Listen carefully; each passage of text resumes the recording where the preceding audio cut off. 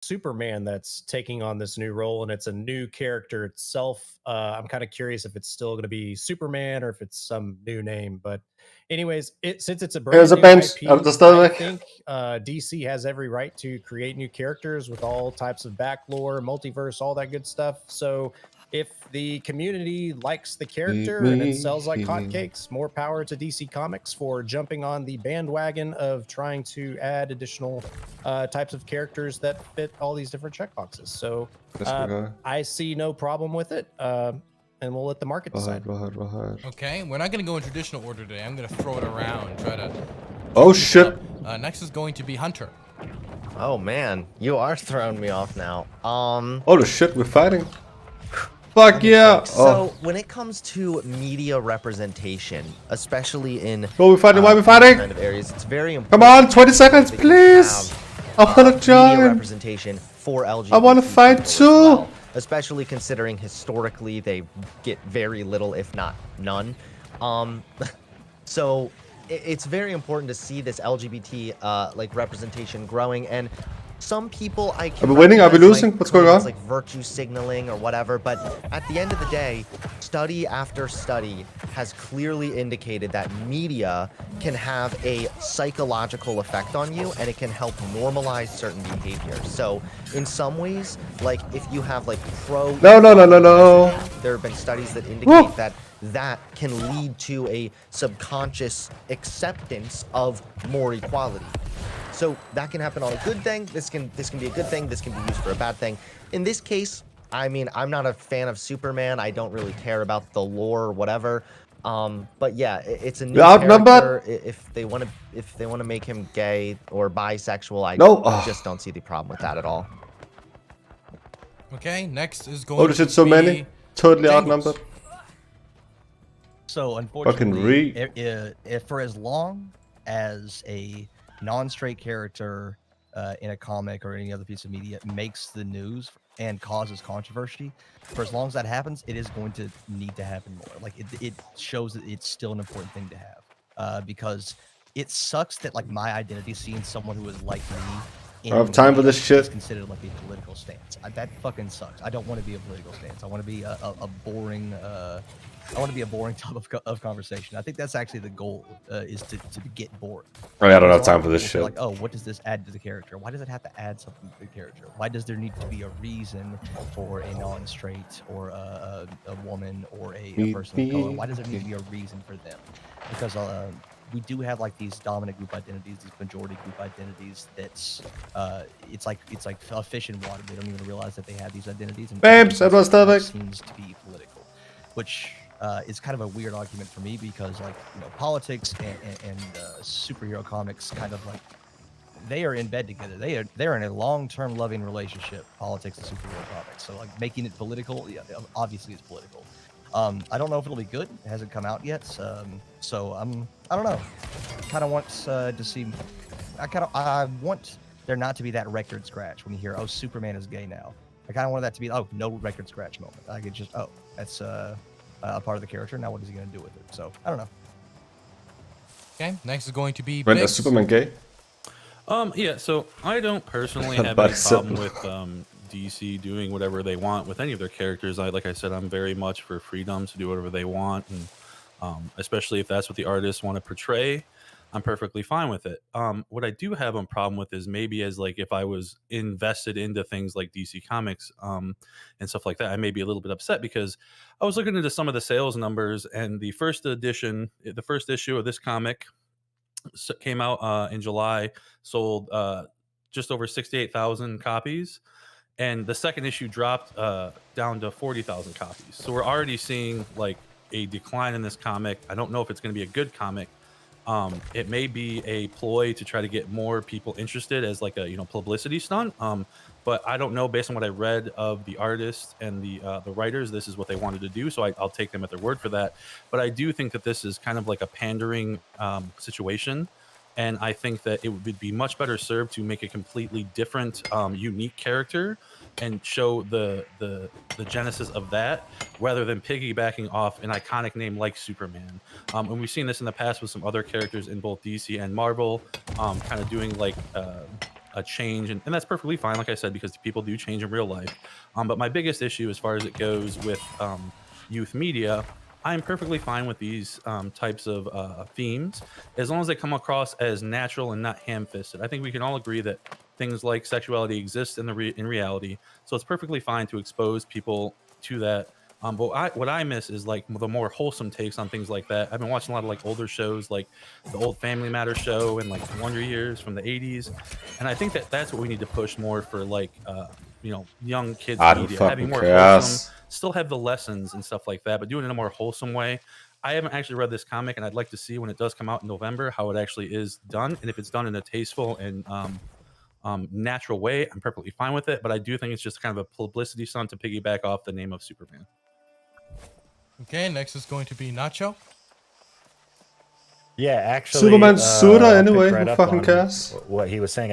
I think so much of this, unfortunately, I know this is for the part of the question is like, should it be represented in youth media? Which that I'm not really sure about. Like, not necessarily because I'm against like the representation, just because it's like to let kids be kids. But unfortunately, that means that like the parents kind of have to step into that role and be there for the kids. And unfortunately, it just happens to be the case that a lot of parents aren't paying attention to these things and would rather like, oh yeah, you should like suppress those feelings or whatever. So I understand that there's that issue there where these maybe DC or whoever's the writers are feel that they're trying to be like the champions of this, and this way at least they can make it through their childhood feeling the way they feel. I get it, but unfortunately, it does feel like a lot of pandering in the bigger picture.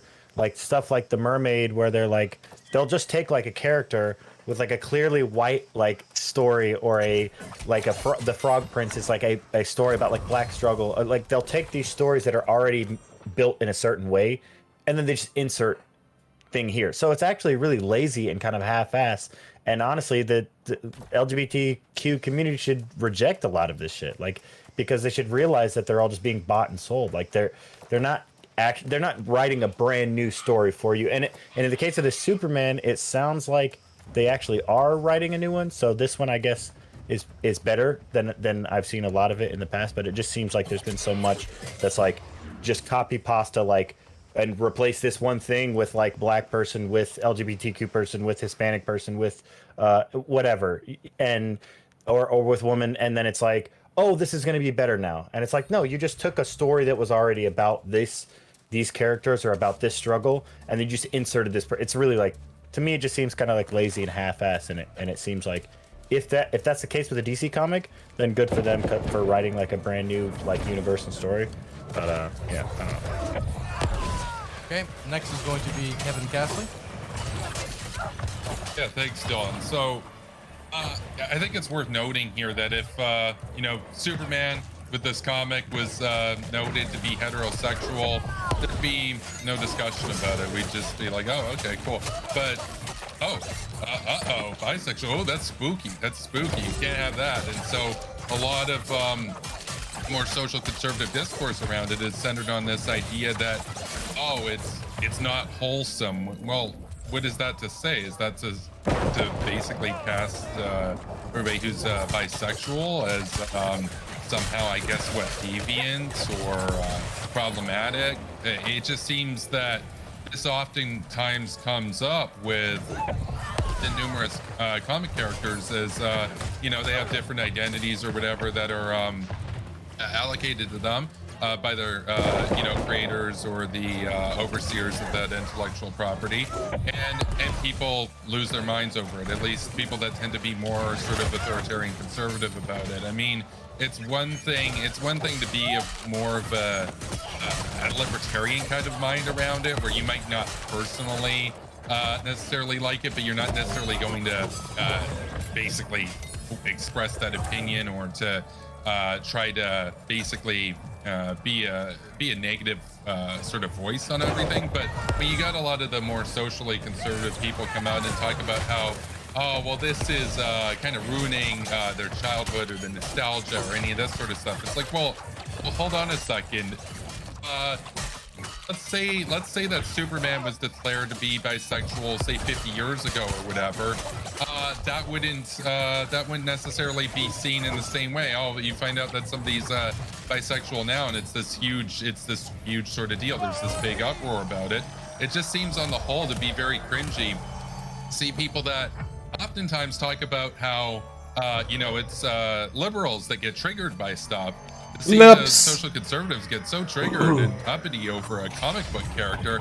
I personally, I'm not into comics myself, but it's hard for me to imagine being particularly concerned about, the sexual orientation of a comic book character. And as far as I believe Hunter's point about having role models, I think that is important. I think that it's not simply just a matter of, so who cares what the sexual orientation is, because the argument that will be levied by some social conservatives is, who cares? Let's not talk about it. In other words, let's keep everything straight. The problem with that is that you do have bisexual people out there. You do have homosexual people out there, people with other sexual orientations.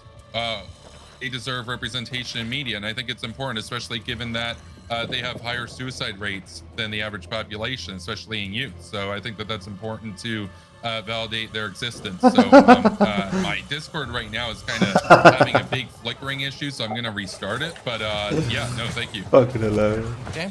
Next is going to be Lumiru. Alrighty, I was ready for some people to worry about, the changing of Superman. Of course, that's not the case here. It is his son.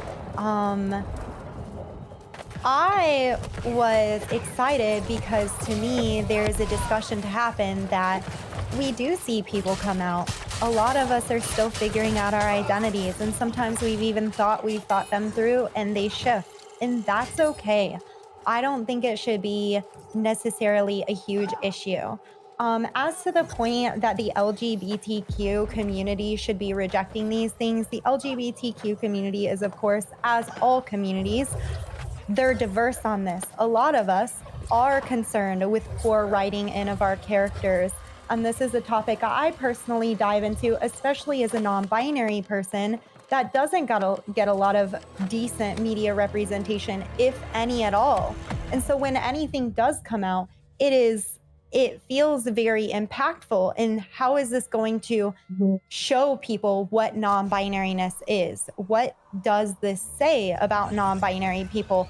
Why are they going to get upset? And so I do want to see those characters, new characters, decent characters, complex characters, and a wide range of those characters coming out and representing the diversity of whether it be bisexual people or non-binary people or Black people. I think that's very important as we expand our understanding of minorities and our representation of that within media. So I was curious, and if we could, I know someone already kind of asked, I'm curious what you meant in terms of wholesome representation. I was wondering because I'm wondering if you're referring to something specific you saw that you were kind of shocked on, that you felt was out of place for children, because I'm assuming this isn't you. I've run into some people who do think just showing a gay kiss is very intense, where I know you're not taking that position. I think that's pretty absurd because we see heterosexual kisses all the time. That's not particularly wild. And I do think it is just letting bisexuals exist is good. Cool. Glad to see it happening. Okay, and we're going to wrap up the intros with Dr. Heemed out. All right, awesome. I thought there was a lot of cool, interesting introductions. I'm looking forward to getting into the meat of it. I personally think representation matters, and politics is pretty much in everything. It's very hard to make something that's not political in some way or another, especially when you're making a fictional world that's loosely based on the real world. This isn't like Osmosis Jones or something where it's taking, or Magic School Bus where it's taking place in a microscopic world that can be unpoliticized, just to be wholesome. Then furthermore, you can see examples with Barbie. Now there's more, Barbies that are in STEM, for example, and you can see that these kind of things have a massive effect on being role models for kids. And I think that, you know, it's kind of hard to measure the immediate impact of these kind of representations for kids in the immediate time, but in the long term, I think we can see that they have amazing outcomes. And then again, furthermore, to talk about the you know, representation, I'm an adult, and my whole life I never saw a brown guy be a superhero or be the main character of any movie unless it was like to meme on them. And then I saw Master of None by Aziz Ansari, where he was the main character as a brown guy, and honestly, even as an adult, I fucking loved seeing that. It was so cool to see that, like, in mainstream media, I can get representation, and I loved that. You know, he had his actual parents in the show, and it was a beautiful thing. To respond to some of the things that you guys said, just to start kicking off the conversation, Lumi, you said that they have some poor writing sometimes, and I 100% agree with you. Unfortunately, I think that a lot of times it feels like LGBTQ characters and shows are done very lazily, and it's just done to check to check the box, you know. And as I'm watching them in real time, I get frustrated because it's like they're basically, this relationship or this identity is being used as a prop when there could be so much more that you could dig into in depth, because like it is a very interesting identity and all the complexities of having to deal with your parents and your family in real life, so they could be done a lot better. And I think that's something that's definitely, I'm glad that you brought that up. As for the somebody, I think Nacho said it was like a publicity stunt, and somebody brought up that the sales dropped from the first one to the second one. I mean, yeah, you could say that, but also you could say that the comic book audience has grown stale, and this might be an avenue to bring in an entire new audience of people who were never interested in comic books. And then so someone said let kids be kids. I found that interesting as well, because like I would be down if superhero movies had no love interests or whatever, but like love interests have always been a part of superheroes, right? Like when I was a kid watching Spider-Man make out upside down with whatever her name was, Mary Jane, was the sickest thing in the world. Yeah, so like, of How the course, fuck do you not know who Mary Jane is? Like The weird, fuck? like sexualization has always been a part of it. So I don't see, I guess, what the big deal is. And yeah, I think I'll just leave it up there. I think maybe we can start the discussion now. Okay. Okay, Now- first of all, What? Nacho. So, now it's going to be an open discussion period. Later, at the end, we'll have a closing segment before moving on to the next topic, which will be the Dave Chappelle topic. You may begin. All right, so I want to address. Go ahead, Nacho. Oh, I want to hear the Dave Chappelle I topic. was gonna say, well, wasn't Spider-Man movie like PG-17 or something? Okay, should you have been watching that? I don't think it was PG-17. PG-13. Well, I kind of wanted to. I'm really sad to hear this because it sounds like you're much younger than I am, unfortunately. Storm is a very popular African-American character, as well as Bishop. Both play very critical and pivotal roles in one of the most important animated superhero TV series, and that entire comic book line is one of the top sellers in Marvel. So I feel bad that you didn't get to cherish that, and you're just ill-informed on some of the diversity that was in place before your time. I think that something to note, though, and sorry, you can jump in if you would like, him, but that's very little, and that's a part of the problem, is that there's so little representation that while I agree or I acknowledge your point that that's one of the top selling ones, so many people aren't necessarily going to see that if you only see the main superheroes. I, again, acknowledge, but I did not see X-Men. I saw Superman. I saw these other Spider-Man, Wonder Woman, those other characters. And so it's like, we do need more diversity and we need more representation. Well, it also sounds like you need a broader knowledge of what's actually out there rather than making a broad assumption based on limited. I'm not sure if that's. I'm really glad that. Wait. That was directed towards Lumi. Allow Lumi to respond. Or him, but my point is, like, when we're talking about kids growing up just wanting a superhero that's their own, like, did you expect teams to go like Google people of color superheroes at the time he was so young? I think They didn't show that in Iran, Lumi. In Iran, they didn't have that. They only had Spider-Man and Batman. Oh yeah, see, this is why I should have let you respond. No, but you're right though. I think I'm not saying that there was zero, right? I think what we're saying is that it's nice. It's nice to have diversity in all kinds of ways, and I don't know. I think it's good. I think it's even. I think it's even more than that actually, because We'll go have Hunter than Kevin. I think it's more than that. I think it's actually much more than just like it's nice to have diversity. Of course it is nice, but I think the best way that we can look at this is just like the most detached way possible, I guess. Someone claimed they were like, this is lazy or whatever. This is pandering. Yeah, that was me. Yeah. Yeah, in my opinion, that's a really lazy argument because every single company is pandering to the base that they're trying to sell to. So comic books for a long time, quote unquote, pandered to straight white guys or the general demographic. They pandered to the outcast. That's why all of these, every arc for every superhero is like, we're the outcasts. We're the only ones with the powers. We have to learn how to struggle through this. I'm not asking for like every superhero backstory here. I'm just saying generally speaking. I'm just saying that every person can relate to this. A trans person, a bi person, a gay person, yes, but also a kid that's getting kicked down in the middle class, or like the emo kid or whatever, can relate to these characters because they are the social outcast. Do you feel more about? It's not just just about like. Do you feel? The other was about building Is this guy okay? a great story. Nacho, you do read comic books, and this is like your minute to. Okay. No, actually, I didn't even get to finish half of what I was saying. I was actually wait. Okay. Hunter, please finish.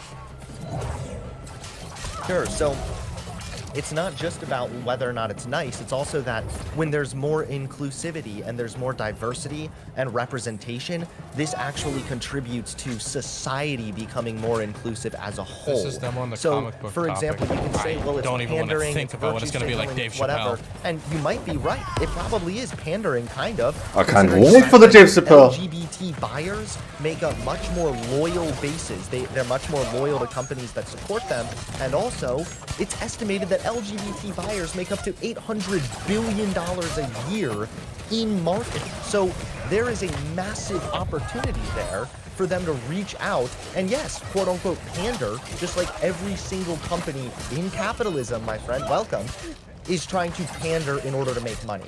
But this pandering is a given. It's about whether or not that pandering is good or bad. And this pandering, in this case, leads to more representation, which again contributes to more inclusivity, and it contributes to more acceptance of gay people as well, or bisexual people. I'm not against the latter part of that statement there. I don't have any problem with that. I'm just saying, like, and that's what I think Lily said earlier, or basically was responding to what I. Or I'm sorry. Lumi? Yeah, Lumi. That's okay.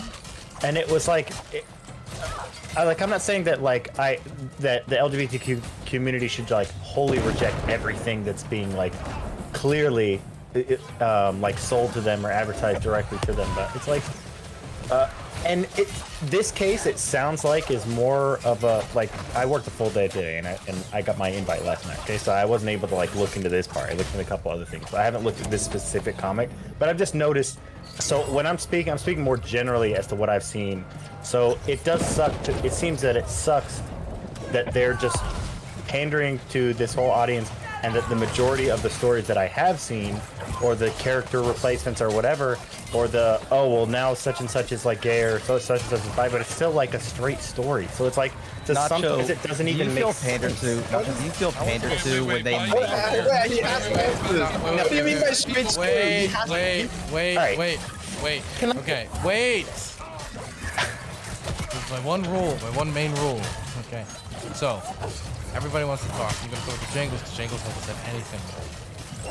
Alright, so that was kind of a rhetorical question. Like, Nacho, do you feel pandered to when they make a character straight? I mean, it's just taking a box. Like, oh, they're gonna be straight, they just make them like that. Let me get out! Let me get out! I can't get out! No, I know, I'm memeing. I'm memeing, it's fine. I'm memeing, it's fine. So, I didn't expect this, but I do appreciate it. Like, there are no I don't think there are any out-and-out homophobes on this panel, which is awesome. I wasn't expecting this, but except for that Mike Pence guy. Except for that Mike Pence. You know what? Yeah, he's the secret guest. I, He's gonna jump he's in. and killing get it. the part. I want to And hear you his do have take. the camo Tennessee hat, so like, come on. But something that is almost equally frustrating is when you have this like, yeah, you know, obviously it's representation is important, but I just hate it when they do it wrong, when they just like tick a box and like, fuck that. No, tick the box. So like, is it pandering to straight people when they make a character gay? Like, you know, these are fictional characters. They aren't just straight. They have to be written as straight. That is a choice that has to be made, just like it would be if there was a choice that they made them gay. So like, you make a character straight as much as you do make a character gay because these are fictional characters. And it doesn't take any more.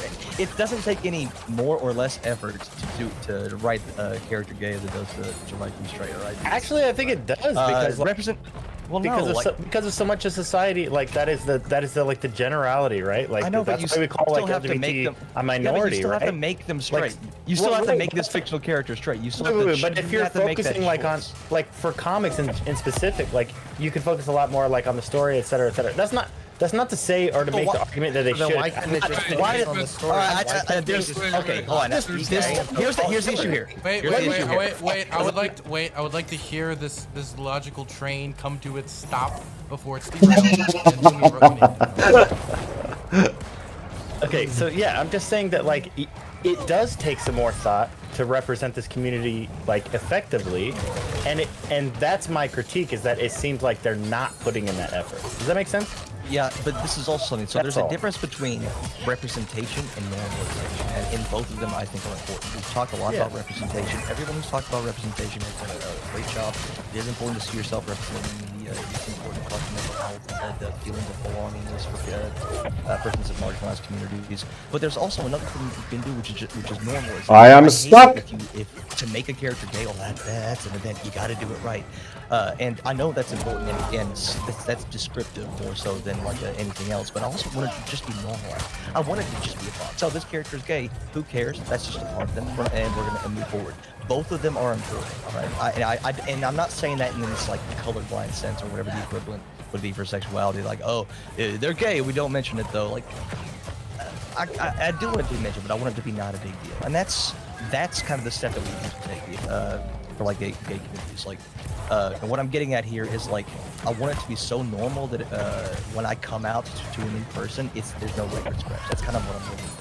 Instead of worrying about like, because marginalized communities have to deal with this. Like, all right, you're a representative of your community, all right. So whatever you do reflects on them. So if you have a gay character and it's written poorly, this could reflect bad on the entire community, and that fucking sucks. And I want it to be so normalized. I'm really glad that he brought up Master of None, because there was a fantastic storyline in that where Aziz was Slash damage pitching a show, and absorption. Aziz is a brown That's person. pretty And as part of the hard. show is like, hey, so here's my friend. So I have two brown friends that are also with me, and I'm going to pitch the show. And the studio was like, well, you can't have all three. Come on, you got one. That's you can't have all three. Because you see what the difference is. Like, there's representation and there's normalization. Like, why That's a can't nut. a straight audience Cheetah. enjoy a non-straight romance? The same way I enjoyed a bunch of like straight romances, like for every piece of media that I've ever consumed throughout my entire childhood. I think that, you know, why does it just have to be for us? Why does it have to be pandering to us? And why can't it just be a normalized part of a character trait that adds as much to the story as a straight romance does, and we can move past it in that way? Thank you, because that's you wording that right there at the end is exactly what I was trying to say. Well, it's Literally, not that's no, exactly- it's yeah. it's not. It's not what you were trying to say. Like, representation is still descriptively very important. We're not there yet. I would like to get there, but until we can just have a gay character exist without it being like wondering, oh, are they paying gays to make up Yeah, the so lost just sales? write it. Or they, And like but you don't have to like like, write you it. don't You have- don't. You don't. It takes as much effort to write a gay character as it does to So write I a just straight want to character. bring up that I think this whole argument kind of falls on its face because you literally see we have Robin, Kitty Pryde, Mystique, Jackson Hyde, Alan Scott, Loki, Northstar, Iceman, Harley Quinn, Poison Ivy. Like, it's not like this is like the first character to be written this way. I think all that this is doing is like, it seems like every single one of these comics feels the need to pander, literally Spinning. pander. They're doing Wait, hi, I gotta this unskip for a it. specific marketing reason, correct? You're doing the master You're- nut Bye. argument. You're doing the master nut argument. We already know what you're saying. Upset because they're It just doesn't- bisexuals, Hey. and then it's a whole ton of, oh no, the bisexual character, we gotta make a big deal out of it. I'm over here, I'm like, I Superman honestly don't care. bisexual. That was Fucking that's the master of none rad. argument. It's like, oh, we already have a few. We don't need any more. They're I know, represented. what I'm saying is, really what I'm saying, sick of I think hearing that you people are so cry and blind whine not about to how- see that they are literally pandering for just marketing and publicity. Of course. They We don't care, and know these- that. and these How are you comics telling failing. me These I'm comics blind are to not failing. see that? Nobody Comics wants to had do their that. best year in 2020. That is incorrect. You know how Okay, so we all wait, acknowledge how. Wait. Lumi, you rose your hand earlier. Was this what you wanted to say when you rose your hand? Just wanted to know. Jangles handled it so beautifully. I mean, this was part of what I was trying to bring it back. This isn't what I wanted to say before. So, okay. So what I'm gonna do is, if that was what you were gonna say, Lumi, then I'm going to have it go Biggs, then Heemed, then I think Hunter tried to say something. So I'm gonna have Hunter slip in there before bringing it Whoa! around. I'm. What? You didn't let me finish before bringing it around to Turk. Okay, and I'll write your name down, Kevin. Okay, so I was just gonna really quickly say that can we please, for the love of God, stop making they're just pandering lol argument, because every single company panders. We live under a capitalist system, so every company is pandering in one way or another to try and make money. Of course, their bottom dollar is the most important thing, but I'm trying to And say it seems that to be working. They had a really good year in 2020, like one of the best years they've had. right, and what I'm trying Comics to aren't say failing, is that yeah. it's good that now their bottom dollar is benefited by supporting the LGBT cause, by supporting LGBT rights. And again, this is a new character being written that's bisexual. It sounds like they're doing it necessary. It sounds like they're meeting all of the like conservative requirements to make this not too cringy or whatever. So can we please just pull away from the pandering thing? Every company panders. That's how they make money, of course. Yeah, but it's like you don't fall for the great value brand right away. You wait till all the brands are out there, and you're like, all right, now I'm gonna pick. No, then I can pick don't. my. I You can don't get my have to at quality all. memes here. Wait, I but- can get my mid So tier. for example, this is no one no, is. so for example, it's straight like up just cheap, low quality garbage. Then I Wait, can but go. one to. sec, know one it's sec. cheap. How do It you? seems like to me. One, you don't know it's cheap. One, you don't know it's low quality. And three, you don't know if it's garbage. So you don't know that at all. Second of all, even if hypothetically speaking, it was actually low quality, nothing but virtue signaling, whatnot, this, that, and the other thing, that still ultimately contributes to the acceptance of LGBT individuals. Again, I would point you to the studies that have shown, for example, Let the even- gays have our trash for too. example, even That's the fine, women, man. there was a really good study that showed women fuck? who watched movies about stalker boyfriends, and then they studied those women afterwards and found that after they consumed that media, they were more likely to accept stalking behavior in their real life. So there is no argument to be made. It's a sociological fact at this point that media can play a role on your subconscious. So even if it is virtue signaling or low quality trash, which by the way, you've never demonstrated that it is in any way, but even if it was, it's still ultimately going to a good cause and is benefiting society. So the pander argument is Society. irrelevant to me. Yes, it's pandering, but it's a good pander. A good And example also- of that would be Q-Force. Q-Force is trash. It's my trash. I love it. I love Q-Force. I don't care what anyone thinks. I actually love that show. Q-Force it was the all gay show. It wasn't great. I loved it. I felt like I had my trash. This was trash made for me. I loved it. So I want like Amen, I want brother. the good stuff, but also I want it to be okay for us to just have our trash. Like, But see, I want better. I want you. I want Wait. But that was No, you Lumi. don't. Hold on, one sec. That was Wait. when How the fuck do you know that? 1 second. Wait, can I? Okay, wait. I gotta. Okay, you all want to talk at the same time, so I have to manage it. You gotta say something, where you gotta Really- hold it off. Okay. I gotta So- say something really quick. Well, that doesn't matter to me. So. So I want to go make sure that we get through the list first, because Hunter, you've said a few things. Some people have said basically nothing. So I want to make sure we get to Heem, Turk, and Kevin. Lumi, Ha. I don't know. Did I accidentally cut you off earlier? Did you want to say something else? Okay. No? Okay then. Heem, Turk, and Kevin, and then we can go around to other people. I was just gonna say, like, I don't understand this whole pandering thing. Like, we would probably all agree with you that on some level it's pandering, but as Lumi initially, the very first thing they said was that it's not good enough. One of the biggest problems is that the writing is shallow and that it needs to be improved.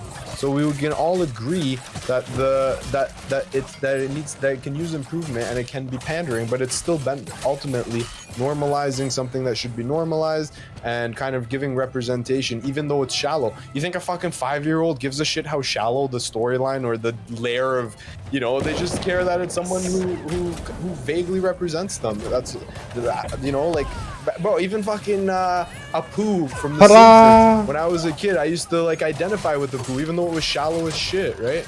So even still, even though it's pandering, like it can still be beneficial, I think. Kirk? Yeah, so going back to what Jangles said a minute ago, I'm glad Biggs brought up the list of characters that meet this qualification. I had no idea that Iceman fit that role, because if you watch the first Iceman movie, he likes Kitty Pryde, and you don't get that vibe of what that character is. So that's normalized, right? That No, that defeats the purpose. There's no representation at all there in that case. But the character is that characteristic. But is it ever depicted? Is it ever shown? Is it ever communicated? Or are they just like, oh, he's gay? Because that would actually be really shallow. This is also a reason why, like, I mean, change the character is not a great argument to use in comic books, because, like, I'm fairly certain the Iceman in the comic books, the gay one, is different than the Iceman in the movies. Like, here, like, there are 20 million different multiverses for superheroes at any given time. Sometimes, like, there'll be like 5 versions of Spider-Man out at once, and they're all different characters with different you're backstories. wanting a higher Let's have normal one of thing that every variety. I think that would be good, right? That would be positive. I think. I just think it isn't was that the entire really purpose of good, the right? Spider-Verse movie? Motherfucker. It was awesome. It was fucking awesome. Yeah, I know. I love the Instead of Spider-Verse. interrupting, can I Yeah. So we continue? can just have everybody have their own variety of whatever superhero, and they could pick, and then what would end up happening would capitalism would prevail, and the most popular ones would thrive, and the ones that would fall to the wayside would probably be the ones that were less relatable. And I think what Nacho was saying earlier was that why not try to relate to the majority of people? Obviously, everybody has, you know, things like race, sexuality, but there's a whole plethora of other things that you can have. You can have religion, you can have social, like, you know, stigmas and stuff like outcasts. Like, So many of the things that they have, like, these one chilling box. Christians. That's lame. Actually, well, next, I was just using it as an example, but I'm just saying, like, we can have a variety of things that people can relate to. We don't have to be so laser focused on these things like race and sexuality and stuff like that. Well, these Not are the main perfectly fine. laser focusing on there's that. a lot of So, people, can I there's other continue my really point? that feel like they're outcasts. These are really important issues as people like have progressed, and that's something that matters a lot. And I find it really ironic that a second ago Big said, well, I just want there to be something better. That is pandering. That's the virtue signaling. My point. You're up here, hold on, wait, Entire stop, come on, I get a second here. debate. You're up Am here I arguing hold on, you're up here arguing against this thing. Well, why don't they make a character who's religious? And then also saying, well, I just want something to be better for the gays. No, my friend, you're up here virtue signaling. You're the panderer. You took an example in with like 7 others. Let me yeah, just of course, Biggs gets to respond to this. Then I want to throw it over to Kevin, who's been waiting. I didn't even get to finish my point. Wait, Am I you didn't muted or get- something? I mean, I got interrupted several You might times. have been. I've Okay, I got several didn't- more points to go to this guy. Okay, I'll make sure to get it to you before I get to Kevin. Sorry about that. Biggs? So, okay, I want to say, I literally was just trying to think of, like, categories here. I don't think that we need religious superheroes. That's not what I was saying. All I was saying is that we can have something that people can relate to that doesn't necessarily have to be focused on these things. But as far as the better issue, is what I was saying was, when I started in the beginning, what Lumi had asked me before when we did the opening statements was, I want it to be the best representation possible. And I feel like what you're getting fed is this fucking cookie cutter bullcrap, and you're buying it and you're taking the bait, and I don't want that. I want the best. And if, like I said in the beginning, if it's something that's good and it's done in a way that is both how you and the majority of people would want it to be shown, I'm all for that. If it's done in a sensitive way, in an understanding way, like, it can be a good comic. I haven't seen it. The issue doesn't come out till November. What I'm saying is we need to have things that are good, and I just think that the whole point is we're seeing all these things getting flipped to all these, like, minority characters and things like that. And I think that the majority is, like Nacho said, is lazy, just carbon copies of the other things. And I want it to be better. What is an example? You're so virtuous, dude. Over what here, is an example? What is an example of a lazy? I'm sorry. Oh my God, I can't wait for the different pill. Because he was addressing me directly. Okay, How? so Go ahead. I'll be very quick. Okay, I'll have you respond, then I want to have Turk finish before we move to Kevin. Okay, really quickly. All I want to say is I hear you, and I continuously fight about, you know, what the next non-binary representation looks like, et cetera, et cetera. I want it to be good too. But one of my concerns is I'm not willing to give up having representation, especially as a non-binary person. Now with bisexuals, I feel like, okay, if bisexuals want to like discuss it and dive deeper and improve those characters, sure. But at the risk of it not being there, I couldn't have had that. I needed non-binary characters sooner because I didn't even know my identity existed. And so for you, I appreciate you appreciating quality. I dislike that you assume the gays don't care about quality, that we don't care about quality, that we can't manage that on our own. That's that excitement that you see, that eagerness that you see is having a lack of representation, and you holding the quality so much higher and acting like you care about it for my interest is really frustrating because it just feels like you're trying to gatekeep the potential for us being on screen. I'm pretty certain that we can have those critiques. Not that you can't have an opinion on it, but it feels really weirdly condescending when you're like, I just feel like you guys are accepting too easily. Like, understand why we would accept so easily and recognize that we are having those communities and those conversations in our communities because it is happening. Look on YouTube, come by my stream sometime. It happens. We don't need you to do that for us. We don't need you to virtue signal for us. But that's my final thoughts on that. Okay, so I gotta throw it over to Turk because I want to make sure that they get to finish the point.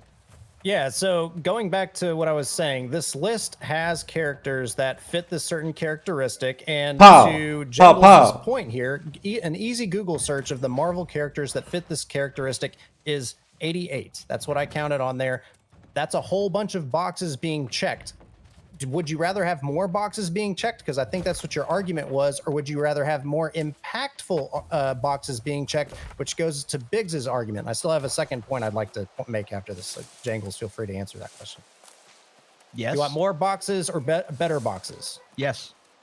Which one? Both. Yes. Why not both? Why not both? Yeah, why not both? Because like, I don't like it. Because you can only have so many gay characters. Yeah, both of you were making the match or none argument that I was just talking about. Well, okay, we already have this representation. How much greedier are you gonna get? Like, no, you made that argument. You said I want more boxes checked.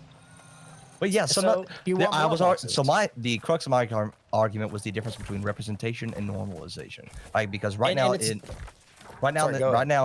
the queer community, like, we do still need representation. Like, any I don't have time for this shit. Representative to a certain extent of our community, in the same way a straight character would not be. A straight character could basically be anything, and it's not going to reflect on straight people the same way it does for us. That's descriptively what is happening. It might always be the case for minority groups, like just numerically smaller groups. That might always be the case. But to a certain extent, I want it to be pushed for normalization. I kind of want to have it be a box to check, because I'm sensing this. So you want your cake and you want to eat it too, right? Yes. So basically, what else are you gonna do with a cake? No. Let me finish. What else are you gonna do with a cake? So Biggs listed a list. There were several very notable X-Men characters on there. Iceman was for one, and Kitty Pryde, I think, was another one. Those are two pretty critical characters in the Marvel universe currently. Should we be happy with that? I don't know. You tell me. Is that box being checked good enough? It sounds like that's as long as we have like one. Like, not I want some more. Those are two very pivotal characters. I don't think you have to like set a specific line here. I don't think you need to be like, well, you have three superheroes that dating back were gay, so is that good enough? Like, I don't think can't have three brown characters. Again, it's about having both the quantity and quality. So let me get to my next question. Let me get to my next question. So with this all in mind, we're taking a high profile character, Superman.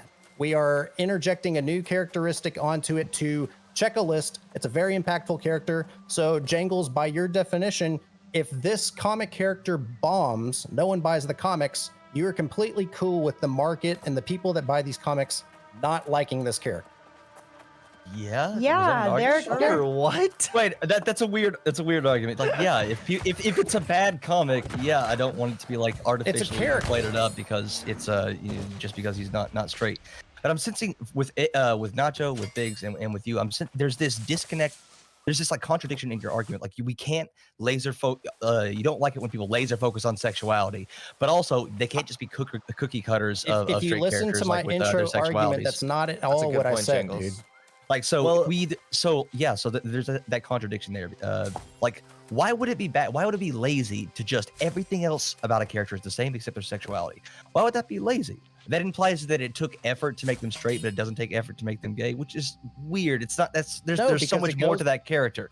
Why is a cookie like why is like a Because quote it goes to unquote, I hate the Nacho's word. argument from earlier. A lot of the characters that have been injected with certain types of these new characteristics, those new injections have not been good for those characters in the markets. Their comics have tanked in sales. Their characters haven't been accepted into the ethos as a Do whole. you have proof of It's that? not yeah, but the comic books just aren't as popular as they were in the 60s. Like, All right, I want to address that comment right away. Hold on. Comics are doing I want to fine. let you guys know. Hold on 1 second. You literally, okay, I understand that argument. Yes, I could be comics wrong. are down. I could be wrong. They're I'm willing not. to be They're wrong. not. That's factually untrue. Okay, They're but doing I want fine. to tell you, for this specific month, in August, the second issue had 40,000 copies, right, of the new Superman, Son of Kal-El. The new Spawn had almost 500,000 copies. Okay, so like What year did that obviously one there's come a out? huge popular. It was the first issue of a new Spawn. It came out the same day as the second issue of the No, Superman, my right? eye. So, but all I I don't know wanted what to year say, that is. Or... Wait, can I just it push was back just a little this bit? last month when it just came out. We're talking about a brand new comic. You know So that. just if one comic sold better than another doesn't necessarily mean that the one reason the other comic sold badly was because gay. That's not what I'm and saying. there's- No, that's not and even what I no, said. no, They my- haven't even- no, they no, hadn't my even main- been brought my up yet. big- That's not even in the storyline. My big yet, so I don't know problem what is you're up talking here about. is that it's a lot of people like Biggs. You don't know what you're talking who's about. up That's here your big trying to say problem. that we're actually just worried about the quality. When no, you're arguing against this at the end of the I'm day. not. You don't even know So- what my argument is, Hunter. So Well, I you don't know gotta- what you you're gotta saying. Make your argument then. Make it because I'm having your trouble argument because following. Okay, I would be let's- willing to bet that everyone would Here- agree that I like what I said sounded generally kind of like okay. what you were getting at. So then what we should do is have Biggs clarify what they were saying, because I think it is the person themselves who can best clarify what they're I could saying. answer it for Then- Biggs too. It's pretty well, easy. I think Biggs would be the easiest to clarify. Then I want to move over to Kevin because he's been waiting so utterly patiently. I'm sorry. Oh, Kevin. that I beard don't has mean to come with hoard it. him, has come with wisdom. The wisdom of patience. And then we have to wrap it up because we need to move on to the next topic. Dave My fellow Chappelle. red bearded brother. I'm sorry, Kevin. I will keep it Dave short. Chappelle. Basically, I think that to me, it's pretty obvious that you're getting second-rate characters, right? I think it would be much better in the interest of everybody if these characters were new, unique characters built from the ground up to be in a way of however you guys want them to be, not to piggyback off these other big name characters. Now it's fine. I love having a lot of diversity in everything, but I think your guys' argument is falling flat because you're saying like we need so many things, we need representation. And what Kevin and I have said, or the Turks and I have said, is that yes, you do have the representation, and more is always better. I agree with you, but I just don't want you guys to be accepting. And I'm sorry, Lumi, I don't want to make it sound like I'm speaking for any community of people because I'm not. I'm just speaking for my own personal opinion. But And I don't virtue think that signaling, these yeah. characters are good. I don't think that they are doing it justice. Okay, What makes But- something that what makes those characters what makes them second rate in your opinion? because you're literally taking recycled characters. Is literally So what it something is. that comics do that All the that's time. Yeah, I what you understand just all the described. time. Hold All the on, time. you just All the described time. you just described comics. They So I've got recycle a characters perfect all the example time. of a good character and a bad character. So a good character would be the guys from Invincible. They take a known approach for creating a character using the same archetypes that are currently out in the market, and the character is awesome. If you watch Invincible 1, you'll watch the entire series, I guarantee it. Then you take Catwoman. Fucking true. You inject a certain characteristic, and the writing stinks and it tanks. That's what we don't want. So we would love for this inclusionary character to be excellent, and we want the writing to be really good. We're not saying that there's a certain quantity of boxes that need to be checked. We want you to do the character justice, make it a great character, and it will sell. And Is that people fucking will Iron? eat it up. Yeah, and Which if is- it's which a is great great, story, but- wait. If it's a great story, because this will be really quick. If Oh, it's a no, I really think great it's story so- and a really great character, and it really brings audiences, it's gonna bring in the straight audience too. It's gonna bring in the cis audience. Yes, but and then all you're gonna three of have you- this. Then you're gonna have a great story, and you can bring you can normalize this. But all Does that three of make you are sense? talking Like- about all three of you are talking about like they need to make it a great story. They need to. Iron. Do you think that like anybody is making the argument that you don't have to write comics well? Why is this only a conversation? Well, no, the plot has to be good. The characters have to be well rounded. Why is that only a conversation that comes up when they make a character gay or not straight? Exactly. Why is That's a why is really that good the point. only Kinda time that comes fucking up? true, though. As if They're obviously they plenty can't write them well. plenty Okay. For us to talk about. Wait. Okay, I need to cut this off because we're running out of time. I want to throw it to Kevin. Oh my Vincent, God, Team, yes. you have your hand up, so I'll make sure you're the first one to wrap up. I gotta throw it to Kevin. to say his More thing. He's waiting so iron. patiently. Okay, thanks, Dylan. So yeah, just to finish off of that, plenty of mediocre, thousands of mediocre comics out there that had straight or implied straight characters that bombed. That wasn't seen as like, oh, the straight community had it reflects poorly on them. But the second that it's somebody who's bi or gay or lesbian, it's Hagfoot, you just sucked on immediately seen bones. as this huge politically charged issue. So I got a few points that I want to say about this. The first one is that the fact that we had this panel tonight that I Dylan didn't and, do it. Danabo You know what? organized, and that it got this heated about this is proof that we're not there yet. Because if we were there, this would have happened and nobody would have made a big deal out of it. But this is proof positive that the point of what people like Hunter and Jangles were talking about, and others on the panel were talking about, is absolutely vindicated there. That we're simply not there yet, and that at the end of the day, in the grand scheme of decades of comics, it's still nowhere near the point of representation that you'd like.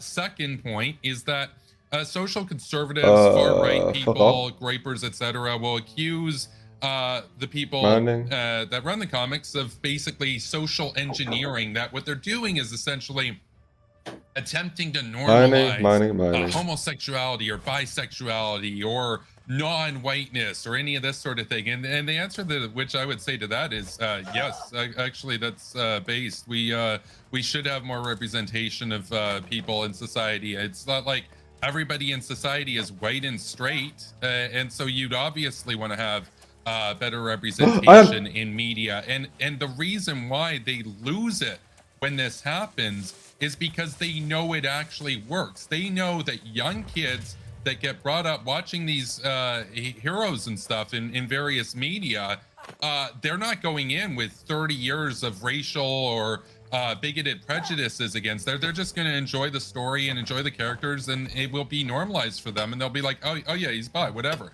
It's not going to be a big deal. And the conservatives know that, and that's why they're pissed, because they're constantly trying to hold back the blood water. Fucking men. And Who is it's this not guy? gonna work out for them. But then Amen. on the far left, on the tanky side of things, on the more socialist side of things, you have the people who freak out about how, oh, well, this is bad because it's just capitalism pandering and everything. And it's not necessarily all the time pandering. Sometimes you do actually have people in those communities that run companies that want more representation, so they make their products more representative. It's not always just pandering. Sometimes it is a good faith, genuine attempt. And the thing is, the reason why that pisses off a lot of more socialist and tanky type figures is that they know that it's also effective, because capitalism is the most effective economic system out there. There's a debate over how well it can work, how well we can reform it, what direction it should move in, etc. But you know, I like to see more representation of people, and I also like to see capitalism, you know, thrive. And I think that in order for capitalism to be a more effective system, the products, the commodities that are produced in there should be more representative. So if you are a liberal capitalist such as me, it's a big win. Big wins all around. Big dubs. And I want to close out by citing the guy Arthur, friend of mine, who does the artwork for my channel. He had an excellent line as he was watching this panel tonight. He said, and I quote here, "Unless a gay character is put into a story with surgical precision, the character should be straight." Unquote. Basically characterizing the view of modern day homophobes that persist to this day, and in their absolute ire and coping over the fact that Superman is bisexual. Also, bisexual people can have coded straight relationships or whatever. That's a thing too. So thanks, Dylan. So. Okay. I'm not supposed to give my opinion, but here is my opinion. This sucks, and it's because $25 for 27 pages. I don't read comic books, but I was looking this up while you guys were debating. I'm not gonna pay that much money for 27 pages of content. That's, I don't know. Like, I could never picture myself paying $25 for the first chapter of a very, very short book where it's gonna be what, maybe like I don't give a 1,000 fuck about your words opinion, in Dylan. that, Shut the fuck mostly up. pictures. Like, Moderate. I don't know. It's just not for me. Have you seen the comic, Dylan? Though, have you actually? Kobe? I actually started reading it right now. Did you see John? Oh, shit. Not yet. He's good looking fella. He's very I'll good tell you. looking. He is Very very good-looking good fella. looking. Yes, I have seen him. He is a very good looking individual. Now, we're gonna do wrap up. I gotta use the bathroom, so I hope you all behave while I'm gone. Keem, you can start up wrap up since you raised your hands. All right. First of all, I'm kind of disgusted that Dylan didn't send me the link to the comic book so I could take a look as well. It's kind of rude of him to keep it for himself. Check out the chat. The private chat. There's a picture of it. Oh, really? Okay, my bad. Oh, yeah. All right. So, anyways, I wanted to say, yeah, like, again, I'm just going to reiterate a couple of the points. First of all, I'm going to respond. I think the comic book sales point is, I don't know. I would have to look more into it rather than just, It's odd as fuck what current it 1 is. month sales or week or whatever compared to another comic book. Like, I think comic book sales in general have probably been dropping over forever. And then when you say make new characters and then make storylines around them, I think that's kind of weird because it's really tough to get shows off the ground or, you know, storylines or characters off the ground. It's much easier to integrate them into already established storylines, which is exactly what's happening here, right? This isn't like Superman himself is like all of a sudden bi now. It's Superman's son. And why can't Superman's son be bisexual or whatever, right? And it's like, how else are you going to introduce these characters into the main storylines? The storylines are from like the 40s. They're not. They didn't have any gay characters or LGBTQ characters in Superman when it initially came out. And this is one way to introduce, you know, their side characters. And then one other thing I wanted to mention was that I wonder, like, do you maybe the conservatives, when you're going around to answer, if you could answer this question, I'd really appreciate it. Whether you think that, like, if there's a gay or LGBTQ relationship on in a storyline, whether it needs to have like more explanation of the underlying backstory versus a straight relationship. Whereas I feel like many straight relationships are often very shallow in TV as well.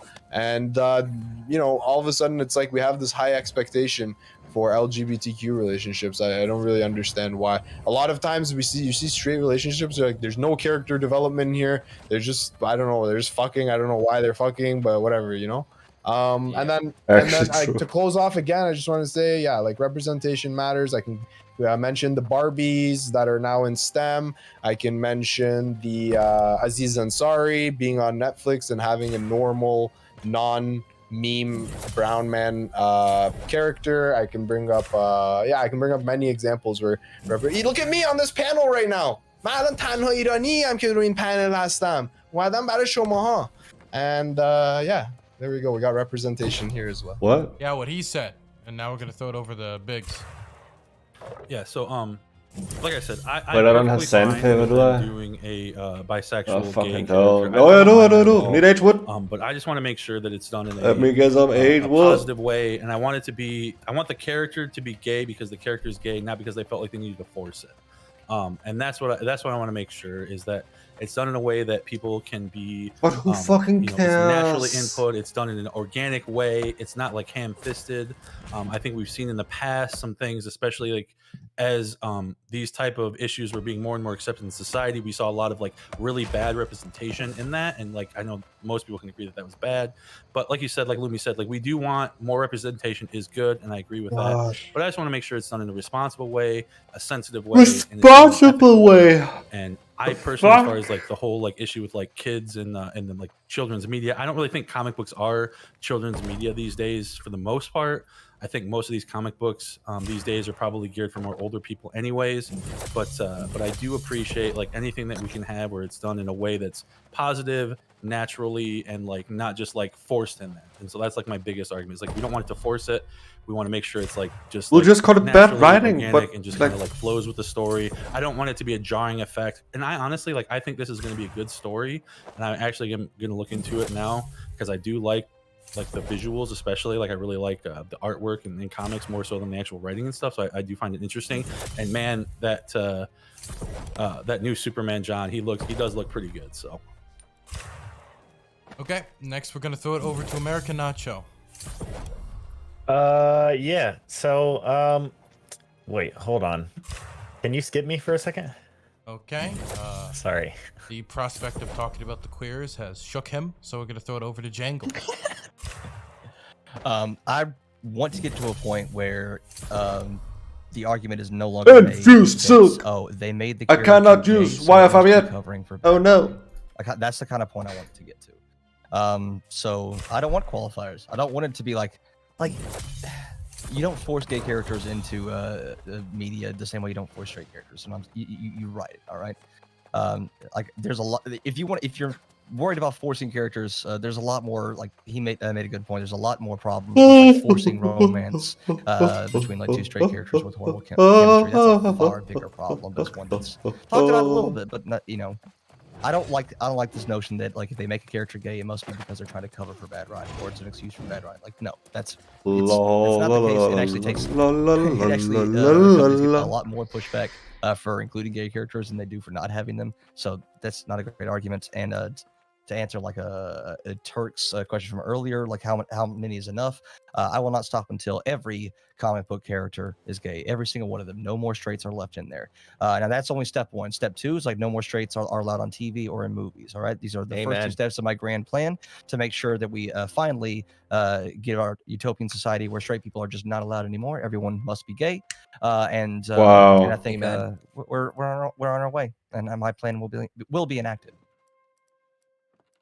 Don't tell them the Next. gay agenda. Jeez. Next is gonna be Turk.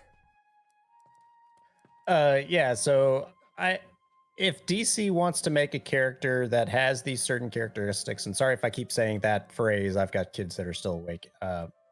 DC can go and do that, and if they want to pump it up as much as they want with marketing, and if the market loves it, hey, I'm all for it. It's an art form, like we're about to talk in just a second. And if people like it, it will become normalized. I was actually interested to hear that there's a list of many very high profile characters that already fit this checkbox that y'all were really wanting to see, but that's not good enough. So I'm really interested to see what a good enough checkbox is for a character, and maybe this Superman fits that role. To answer Heem's question, I might be paraphrasing it. Should we be focusing on the backstory of this characteristic? He might not be listening because his headphones are off. Great for being on a panel. I would say if that's the type of comic you're trying to create, yeah, if it's important to his character arc, the current story arc, and all that stuff, feel free to go down that path. Many comics go in many different ways, and that's the art form of comics. But if we want the Superman to be a BA and go save the world, I don't know if this characteristic is important to that storyline. So I think it's really pivotal for DC to pick where they want this character to go and how that gets adapted by the market. So sorry, Heems, you didn't get to hear my response. Okay, now we're gonna throw it over to. Wait, sorry, I gotta say, I can hear you. I just have my headphones loud so that I was listening. Okay, now I'm gonna throw it over to Nacho. Maybe you can answer this one. Yeah. So all right. So yeah, I'll answer Heem's question too. Like I feel like even the straight characters feel forced sometimes too. Like it doesn't really matter to me. I just want to generally good storyline. Period. So if you're gonna make this some kind of focus, or if you're gonna make this a selling point, then give me a fucking story behind it too. Okay, because at the end of the day, it's more of we want good comics, we want good stories, we want good entertainment. Okay, so I could care less whether the characters are kissing dudes or kissing each other, kissing women or kissing aliens. I don't give a shit. Okay, I'm a Star Trek fan, baby. All right, like we can have humans making out with aliens for all I care. All right, I just want a really good story at the end of the day. So I mean, if you want to buy that, then and support that, then that's fine. Yeah. So and I thought it was weird that like Kevin brought up all these straw mans that nobody was in here talking about, like they're making my kids gay, and but then followed it up with like something about like they're mad because it works. I don't know what's going on over there, and then you added yourself by like telling us there was like homophobes in your chat. So I don't know what's going on over there, buddy, but I don't know if you're in the same panel. That's it. Okay. Next, we're gonna throw it over to Lumi. I am just excited to see more characters representing this and acknowledging there's diversity within those groups. Amazing. One of those stressors is just being that tokenized character. So it's frustrating to hear people saying, well, we already checked your box, move along. Frustrating is just one of those stressors is just being that tokenized character. So it's frustrating to hear people saying, well, we already checked your box, move along through, you're fine. I'm sure they would not feel great is if we checked our heterosexual straight dude box and then swept them away under the rug. That seems horrifying. Of course, we care about having quality. I think that was pretty clear. We had that hashed out, that discussion a little bit. And I'm just excited to see us diversifying and showing people that bisexuality, the LGBT community, non-binary folks, people of color, we're out here and we are diverse and we don't look like just one character, just two characters, but we have many stories to tell. And I think that one of the goals in diversifying characters is telling a wide range of stories. And some of those stories are going to be incredible and some of them are going to be crap. Let LGBT folks sometimes be crap too. Wonderful. Turk, did I miss you? No, you got me. Okay, I think Nacho had the pass. But I gave it back to Nacho. Okay, cool. Okay, so everybody got to go. Okay, wonderful. Hey, me. I didn't get closing yet. Biggs and yeah. Okay. Oh no! How did you forget about your star player, Dylan? Come on, man. So basically, yeah, so just for the closing remarks here, had a few things to say. I also want to quickly address the point that Nacho brought up when he said, oh, I don't know what panel you were on, talking about, you know, homophobia or whatever. Well, no, it wasn't homophobes in my chat or anything. In fact, the man Arthur that I cited You said you were reading your chat. No. I quoted my graphic, the guy who does the graphic design for my channel, who was making fun of homophobes. Because here's the thing. Homophobes in 2021, if they want to be on serious platforms, if they want to get on big platforms, if they want to be taken seriously anywhere, they can't really say the stuff they would have said 20 years ago. They need to be a little bit more clever. This is how the culture war works. Liberals gain ground, conservatives try to adapt to it and retone their speak. And so now you hear things about, oh, it's not necessarily wholesome, or oh, it's not necessarily doing justice, or it's effective to the LGBTQ plus community.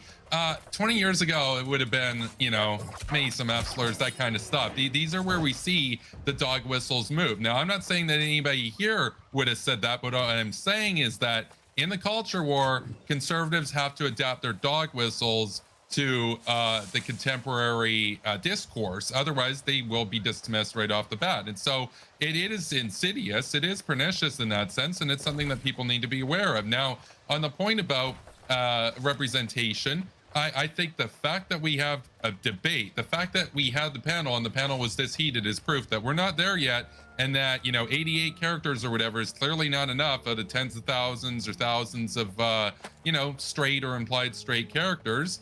I also do think that apart from just the social aspect of this, there is definitely the economic aspect where you'll see people, the more populist types or the takey types, try to say how this is horrible for because it's capitalism trying to basically, you know, instill false consciousness in people in minorities or traditionally less representative groups. No, I think it's based that groups are being more representative and represented. And I think that, you know, contrary to the meme of late stage capitalism, we're in a very early stage of capitalism, basically just coming out of the Industrial Revolution. We got millions of years to go. I would like to see a more mature capitalism. I'd like to see a capitalism go into adolescence and adulthood, be more, definitely more representative. But also, of course, more inclusive. I want to see negative income tax. I don't want to see homelessness anymore. All that kind of stuff. Plenty of reforms that we can make. And I think that all across the board, if you are a liberal capitalist, whatever they call it, quote unquote, woke capitalism. Well, if this is woke capitalism, then that's based, and this is a big dub. And everybody who's opposed to this and losing their minds over this and getting triggered, you know, they can cope and seethe. So thank you. Sure. Okay, and Biggs, you haven't gone yet? Based? No, I went. I went like one of the first ones. Hunter, had you gone yet? No. Okay, what's up with the camera? My camera? Oh, we can take it with nobody me, I can, guess. I can't see you. Wait, me and Hunter are both on camera. I can see both of them. I can see both. Wait, I'm on. So why is it that I cannot see? I can see everybody. Oh, now I can see you. Okay, continue. Yeah, so I just think it's really funny on this panel. It's pretty obvious the people with the right-wing position have not really listened, or at least haven't listened enough to adapt their opinion. We still kind of end with the same thing. Oh, I just want the characters to be better. I just want them to be... That, at the end of the day, is virtue signaling. That, at the end of the day, is pandering. Ooh, because it puts you in a position where you can look like you're on the moral high ground and you just care about the gay people while simultaneously arguing against representation of gay people in media because it's not good enough. It's very contradictory, it's hypocritical, and it's just really ironic because that in and of itself is actually pandering. Second of all, Turk brought up how he was really excited how he just learned about this new list of gay superheroes or something.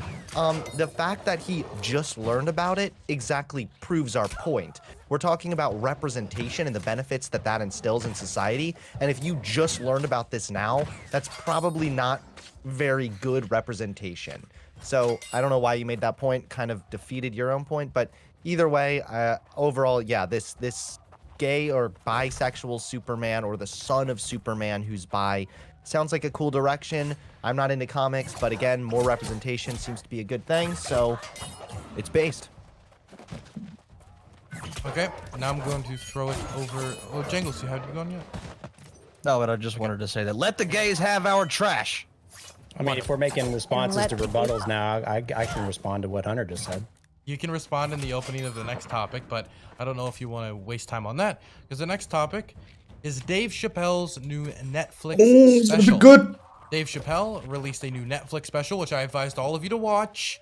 And if you didn't watch it, a mod of mine by the name of Fluff actually did a cheat sheet for you. That's 8 minutes long. That gets you a lot of the content and essence of the debate that I linked in the Discord, which I will now link in Twitch chat for those who have yet to see the Netflix special, but want to know what we're talking about.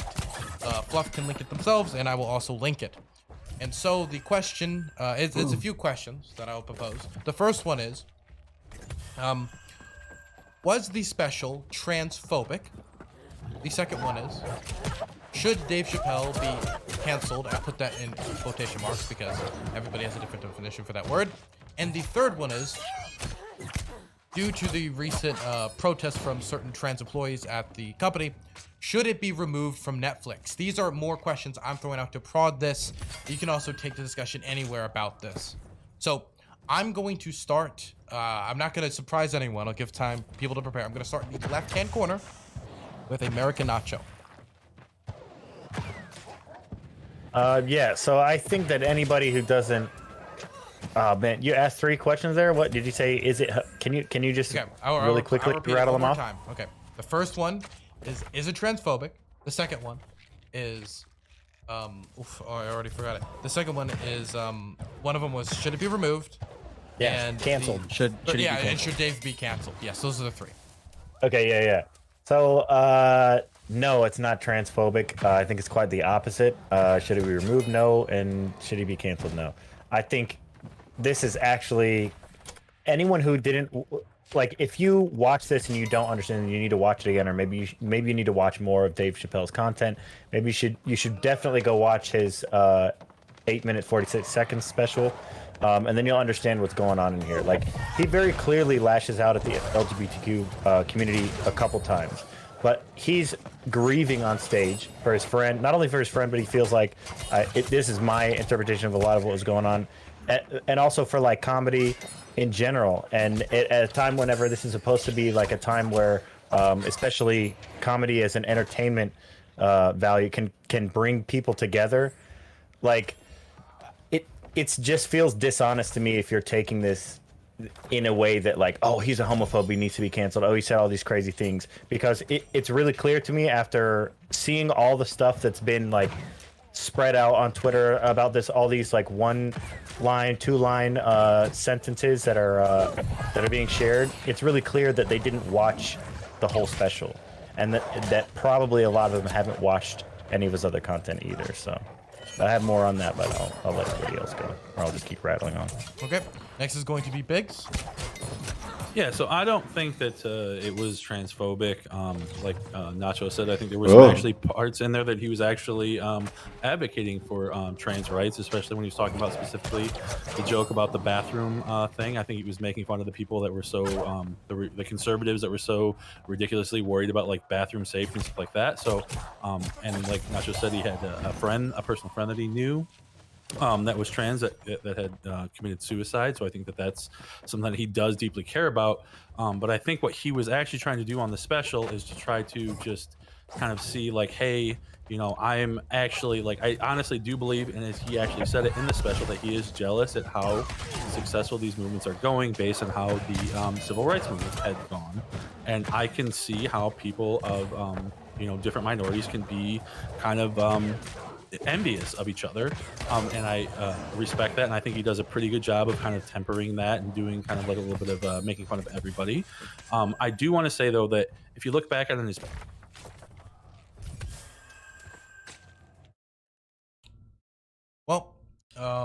hopefully he'll reconnect it a bit. We'll have to throw that to Heemed since he's disconnected. What's going on, man? I don't know. The FBI got him. All right. Well, I'll pick up where he left off, I guess. All right, here we go. You guys ready for this? I am an immigrant. I didn't get to enjoy Dave Chappelle's show when you guys all watched it growing up. So I don't have the clouded nostalgia bias when I make decisions about whether or not I think Dave Chappelle is funny. I got to be honest with you guys. I don't think he's that funny. I don't think his stand-up specials since he's come to Netflix have been funny. I just think that when I see stand-up comedians, I like to see a comedian tell jokes that the funniest guy in the office wouldn't tell. And the jokes that Dave Chappelle tells are a lot of the times the funniest joke that the guy in your office would tell. He slaps his knee. It's annoying as fuck. He laughs at his own jokes to oversell them. I think the issues with Dave Chappelle's comedy are far, far beyond just the fact that he makes trans jokes. Can trans jokes be funny? I personally think they can. Can racist jokes be funny? I personally think they can. However, they have to be crafted to perfection. You have to make fun of the transphobe. You have to make fun of the racist, or the absurdity of racism, or the absurdity of transphobia, not people who are trans. And it seemed like this entire show was one entire fucking stand-up special where he's just taking shots at trans people.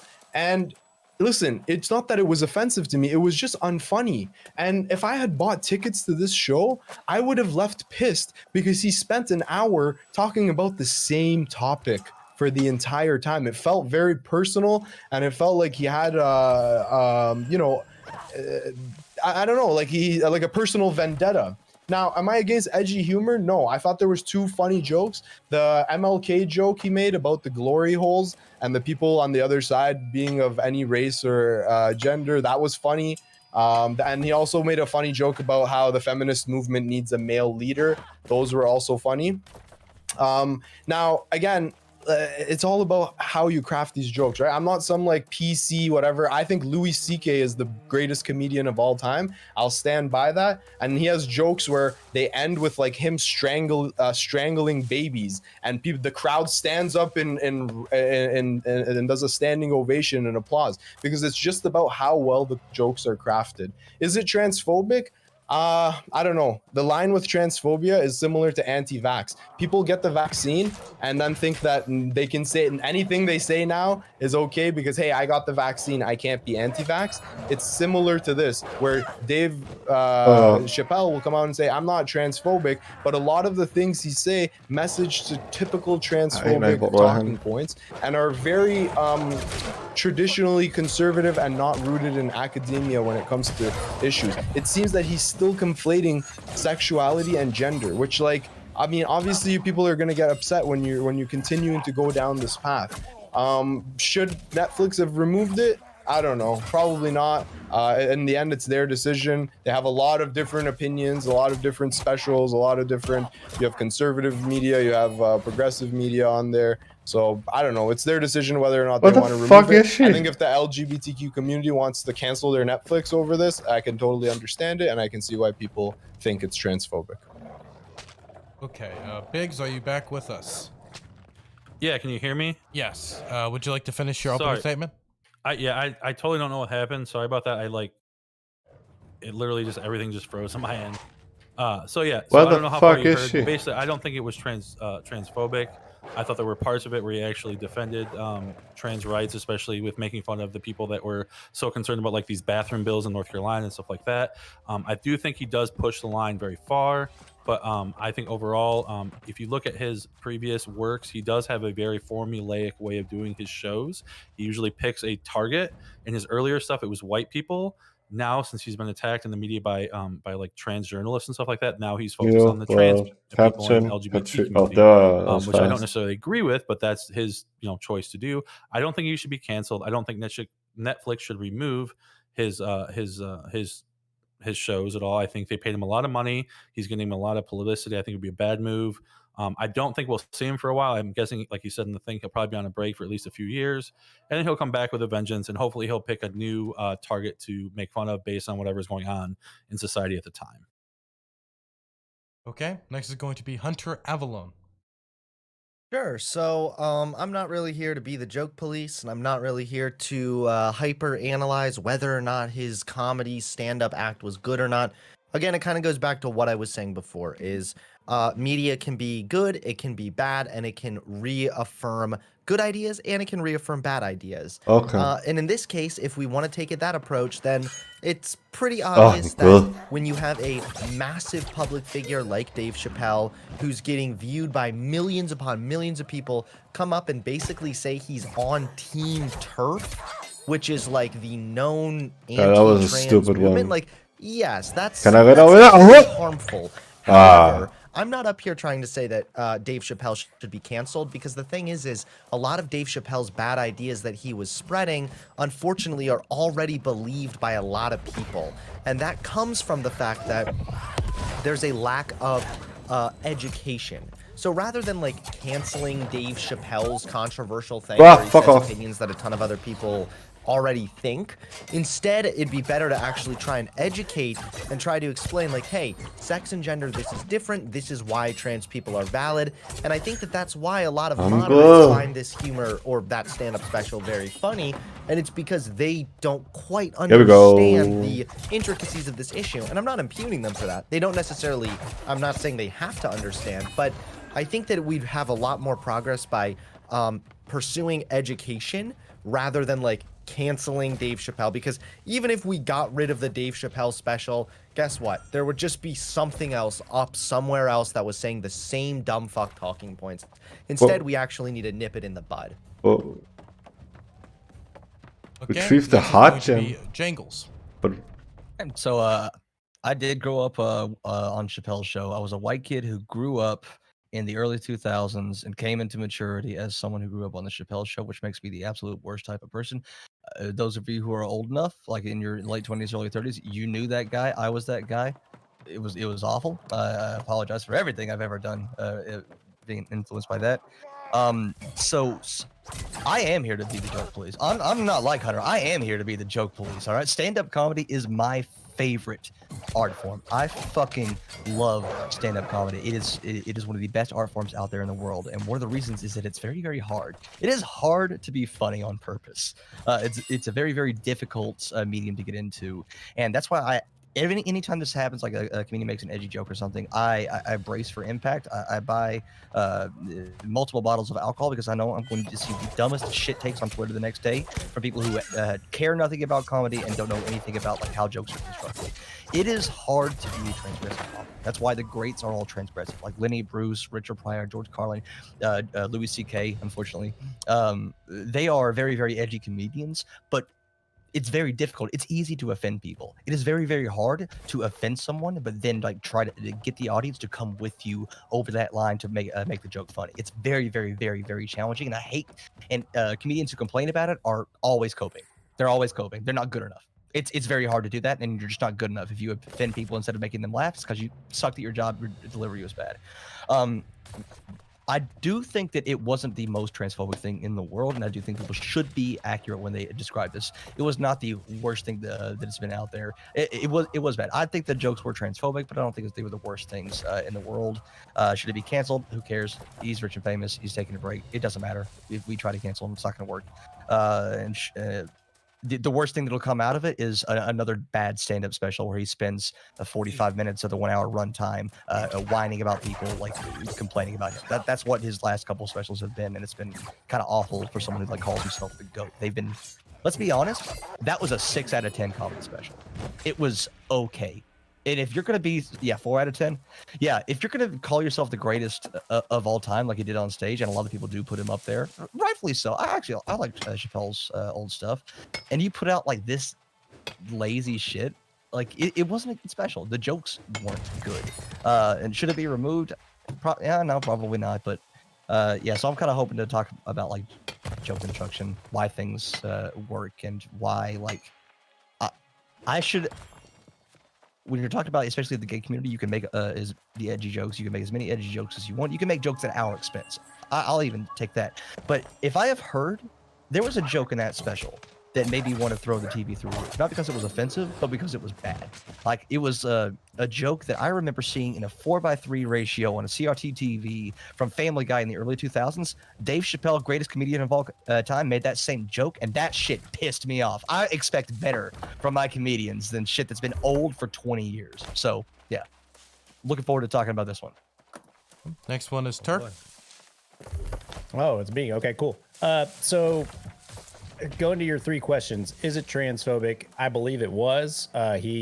Some people say it was jokingly he said it, but he said many times during the special that he was transphobic, and a lot of the stuff he said definitely could be taken as that angle. So yeah, to answer that question, yes, but he's also targeting several other different minority groups. So which one should we cancel him over? Should we cancel him over this one, or saying some pretty harsh words and hard R's on certain words?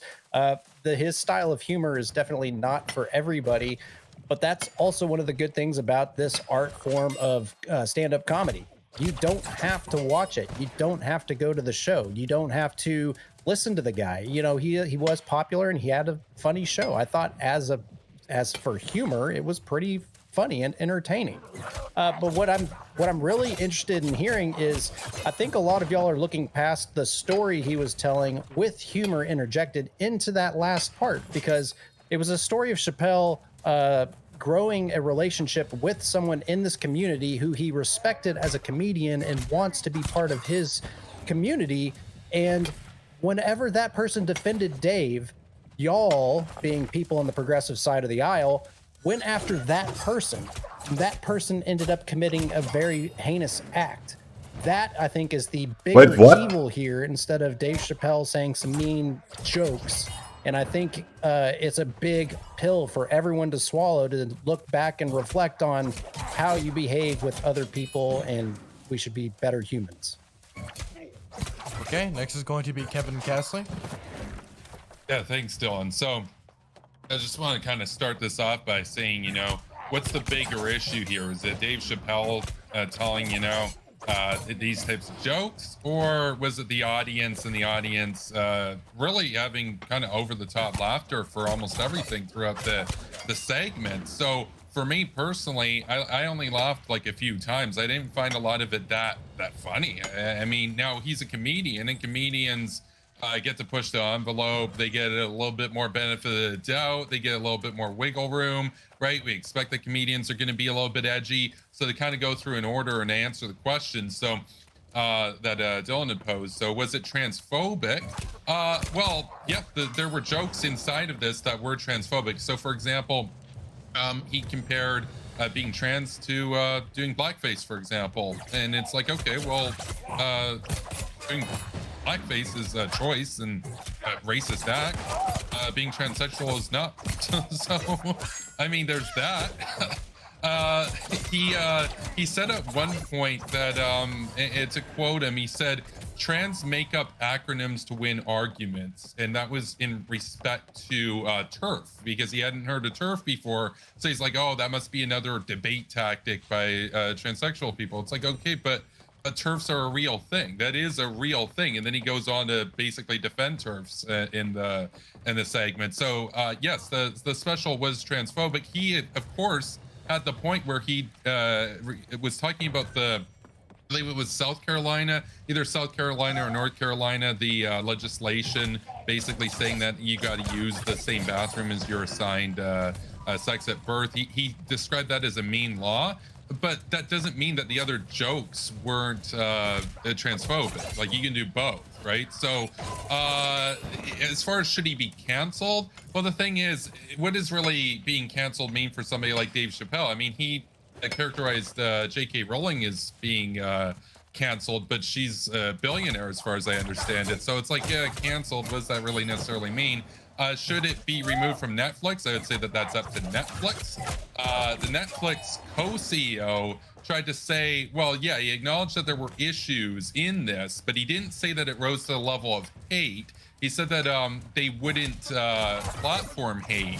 And so he also said that they've got other shows on Netflix that are, I guess, inclusive or intended to be inclusive of the trans community, which I saw as kind of cringy, because it's like, why not talk about the merits of this particular segment as opposed to saying, okay, well, this one's kind of an issue, but hey, we have these other things over here. It's like, but that's not really how it works. I mean, if you do Groyper propaganda, but then you have anti-Groyper propaganda, it's like, okay, well, I mean, whatever. I didn't really laugh that much. I found it, kind of surprising to see the reaction of the audience is that over the top. Now, granted, they're there. They might be told, you gotta hype it up for the cameras. But I think the audience is generally the bigger issue, because it tells you where we are in the culture. But that doesn't absolve individual actors, especially when they have an audience reach of up to 180 million people on Netflix. So that's kind of where I'm at with this. So thank you.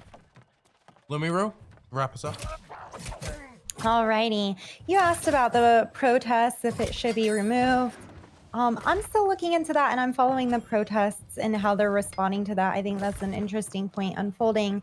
And, I am pretty understanding that if you are working at a company, you would care about what they're putting out and if that's harming you or parts of your community. So,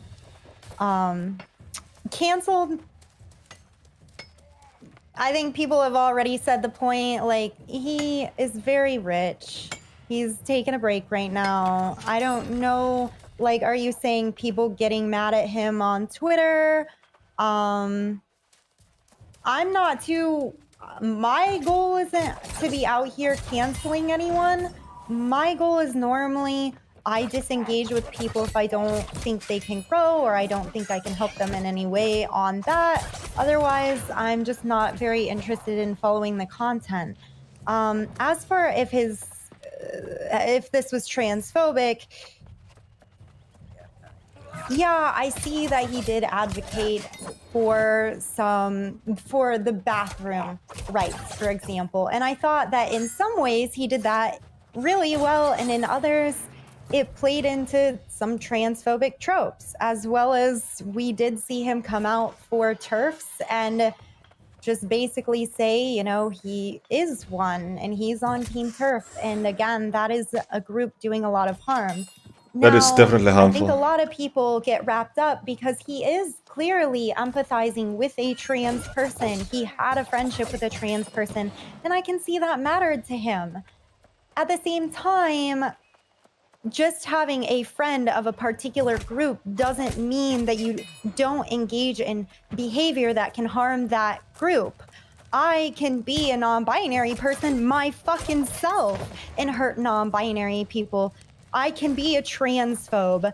That doesn't, having a friend doesn't, of that demographic doesn't absolve you from doing potentially damaging behaviors. I really love his point on empathy, and I loved some of his critiques he had towards the LGBT community, specifically in the racism that we, as anyone in our society, can engage in.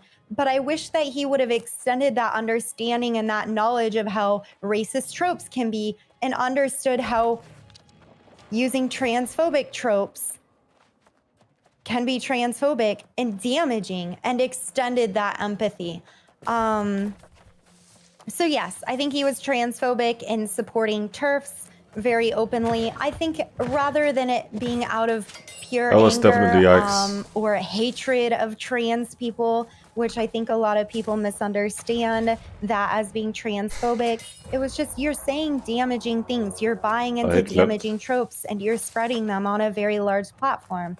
I think it's from a lack of education in this particular area, and a straw personing of trans people, acting as if trans people aren't very acutely aware of their biological differences, which we talk about in terms of sex rather than gender.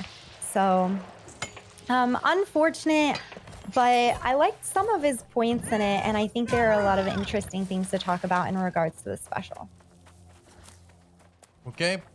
I'm going to ask everyone to be as cordial as physically possible with this topic. I'm going to throw it to him to start, and good luck. All right, so I was gonna say in my opening that I forgot to say. This stand-up reminded me a lot of Dave Rubin's stand-up. If you guys have ever seen it, it's very, very similar. As much as I hate to say it, it was just like storytelling with vague, funny points and like poor punchlines.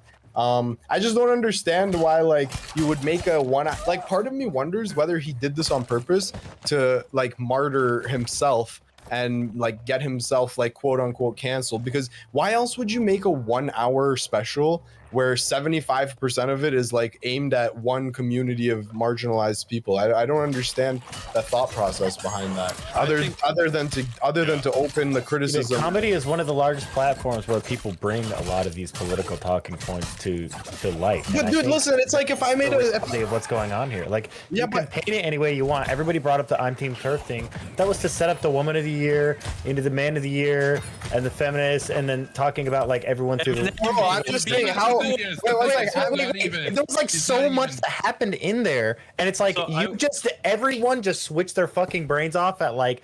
He said I'm Team TERF. No, bro, I watched the whole thing. Their arguments. That's the problem. I'm asking everybody to stop. Okay. So immediately it exploded. So Nacho said something back in response to Heem, so I want Heem to respond. I'm gonna start writing down people's names. My only point, Nacho, is that it's kind of lame to make an entire stand-up special with 75% plus of it aimed at one fucking topic. I find that so weird. If every comedian decided to stop talking about LGBTQ, then every progressive would be. Wait, one second, bro. LGBTQ, like, come on, bro. Are you like, misunderstanding what I'm saying? I'm not saying don't talk about LGBTQ stuff. I'm saying you're targeting one topic for the entire special. That's why he's doing it to spark the outrage from the outrage culture and say, oh look, I'm being canceled by the LGBTQ community. My special is I'm actually it's part of the artistry of like what he's doing. It's literally like Being an the reason asshole why he's is doing not it. part of being a Nobody had an issue whenever he did his 846 special, and it was like super political and it was super serious, and nobody was like, "Oh, And SNL too. Wait, okay, so hang on, one sec. Sorry. Wait, one sec. You have to let me ask you. So what you're saying is that he cares about BLM, so he spoke on it, and he cares about being anti-trans, and he spoke he on cares it. about trans and the LGBT community, and that's why he spoke on it. This is But you see the perspective he this, in my opinion, like this is his way of what I gather from it. This is his way of including them into the community. Like, yeah, come on into the community. Like this is like, are we supposed to just like? Wait, but there's a little bit of a difference though, because 1 second. I want to make sure we go to Biggs first. I had him written down first. I got your name down, Kevin. So I just want Wait, Tuttle. So I think the biggest point on what Dave was trying to do with this special, and his biggest like presupposition, is he is jealous, and he said this, and envious because of the fact that the racial things cannot be hidden, but nobody knows if you're gay or straight or trans or not, for the most part, right? I think that's his biggest thing, is he is jealous at how well. Is that appropriate to lash out? Right, but I'm just trying to get his mindset based on what he said. Okay, That special I understand. Yeah, I got that vibe as well. Yeah, I got that vibe. Yeah. So I think that if we come from that retrospect, I think he did actually a decent job of bringing certain things to light that are ridiculous, as in the same way that like black people were forbidden from using like drinking fountains in bathrooms of white people. What? He was making fun of that with the trans, the same people with the trans people not wanting to do the bathrooms and stuff like that. So I think that if we come from that perspective, I think that we can kind of understand where he's coming from a little bit. And I don't think he's trying to be malicious. Okay, So wait, he's we trying can to absolutely come from that understand perspective. how these issues are and how he can help both the trans and LGBT. We can come from that perspective. We can come from that perspective. Wait, one sec, Jangles. I'll pass it over to you. If the entire community or the majority of the community is offended by it, how is that helping? That's the thing. It's not the entire community. Not the entire. Okay, Do you enjoy. think it's 50-50? Do you think it's 50-50? 50% of people think it was appropriate. 50% of LGBTQ people think what he said was appropriate, and he's including. No, and the bigger community is what he's worried about. He could probably care less of what all the SJWs care about the reception of what he said. He cares very much. That's his entire like past two specials. Yeah. Like that's the entire past two of his specials. All right. Jokes and so billions of bucks out of it, dude. Yeah, I know, but his last two specials have been bad because that's always he's just been complaining about the SJWs. So you had so Biggs had a good point about Biggs had a decent point. Like there was something there. Like yeah, he was drawing Give me a little credit, man. Give me a little more credit than that. No, you had a good point, and I picked up on that too, and Louis picked up on it as well. Like he was like doing a juxtaposition between like how like black civil rights and gay civil rights and queer civil rights and all that stuff, how they have like went at different speeds, different goals, different strategies, and all that fun stuff. And there is something there, but you're almost saying that like, wait a second, it doesn't matter if we come at it from that perspective. That doesn't really change anything. He's still using old tropes. His gay jokes, I should say his. I'll say queer jokes, because he went gay, lesbian, trans, all that stuff. They were bad jokes, not just because they were denigrating, but because they were old hat. They're relying on these old stereotypes. All right. Here's a stereotype. All right, what is the stereotype of gay men that would be used by a hat comedian? Thank you again Or feminine. A super Right, that's Glory hole. Now the glory hole. That was a good joke, but also a lot of the other jokes on the gay stuff was just a gay men or effeminate. Especially like the super dude, big black guy that he didn't want to mess with. Wait, hold on. No, you mean the one he described as like having like resting gay face and all that stuff and being super effeminate? He said he went to a restaurant and someone had his shirt tied. Like that, having the shirt. Like no, it was. Trust me, I understood the joke. It was still one of the punchlines was like, "Hey, gay men are effeminate." The punchline, if I were to say like, "Hey, you're gonna make a joke about lesbians," what are you gonna go with? The point of that joke. Oh no! Don't tell me what the point of the joke was. The racial disparity between. That is what that joke was about before. And it doesn't matter. He's still using those old tropes. Hold on, it doesn't matter. Fuck. Joke, dude. All right, it doesn't matter if it doesn't matter if you get the joke. Dude, I did get the joke. I understand jokes so much better than you. You literally weren't saying that. Stop. I said to stop. Gonna let Jingles finish, and then I want to throw it to. I know comedy so much better than you do. Well, yeah, I got the joke, but there was nothing that the stereotype bringing that up. There's nothing that added to the punchline of the joke. It was just in there because it was a lazy punchline. If I were to say like, hey, what's a punchline about lesbians? Well, That has been old for 30 years. Oh, all lesbians are ugly. All right, and he brought that up as well. Like that was a big part. That was the Family Guy bit. Like, oh, isn't he that meant all this ugly lesbians are lesbian butch? beat her up. Like that was a Family Guy joke. That's the one that made me want to like throw my TV out. He also Like made an Adam's apple joke. yeah, and what's the stereotype about trans people? Like pick one. They Like look these are manly very or old. Like whatever, these, yeah. and don't try to say like, oh, the point of the joke is this, or like, because those things don't add anything to the punchline of the joke. The whole bit about Team Turf, that was not the setup to a joke. All right, that was framing a joke, which is different than a setup. He was framing the joke. What is this? Saying that he was on Team Turf. There was added like nothing 7 to his punchlines commentary. following the Team Turf thing. What are you talking about? Think about, but think Right, about no, even that if, wasn't even if it was for the love setting of up- God, I can. So the 100% Team Turf, it yeah. wasn't the setup to a joke. Even it was if the framing to a setup to a joke. All right, comedy Even if is it was complex set in up that as way. a joke, it doesn't change the fact that you have a massive Nacho. comedian with huge amounts of Holy influence shit. saying This is he's exactly what No. People don't be dishonest about it just because you feel like it. Like it was. What a It's like, coincidence. No, this is the dumb The shit that I was fuck talking is about. that? This is what makes me But I want got- to hate all this discourse. Okay, None of okay, you- him- okay, him- Okay, Sure, wait, it's important. okay. We're not gonna have wait, How? Nacho. Okay. We're not gonna have two people talk over each other. I have no I'm idea gonna what let the you fuck two you guys chill are out for a saying. second, and we'll bring it back around. I have to throw to Kevin and then Lumi. They raised their hands. And I'll write Yes. their name down Okay. under. Yeah, thanks, Dylan. So I wanted to make a point about the whole turf, I'm Team Turf thing from Dave Chappelle, because I think it is worth noting here that, you know, he brings it up, and obviously it's kind of meant to be edgy. It's a little contrarian. It's kind of like, oh, yeah, you know, well, I am that, whatever. He's not actually a turf, though, because at least a turf is a feminist. You know, radical feminist is in the name. He, like 90% of the time, 85-90% of the time, he's referring to women. He's just referring to them as bitch. So like he's not even actually a feminist. So Oh my God, did you not should even it be- hear the part where he should it talks be about Wait, canceled? wait. Should it be Okay, canceled? wait. No, not necessarily, but- Stop. Okay. I understand that we all disagree to this on varying levels, but we're also all human beings, right? We're all human beings. We all, love the good Lord and Savior Jesus Christ. Nobody Amen. gives a shit. They have Hallelujah. skinning So- luck. Who fucking cares? I reject this with Dylan. I know. Okay. So Ask let's- Mike Oh, that's a Pence if good he- one. Ask Mike Pence if Oh. he thinks I'm a human being, bro. Okay.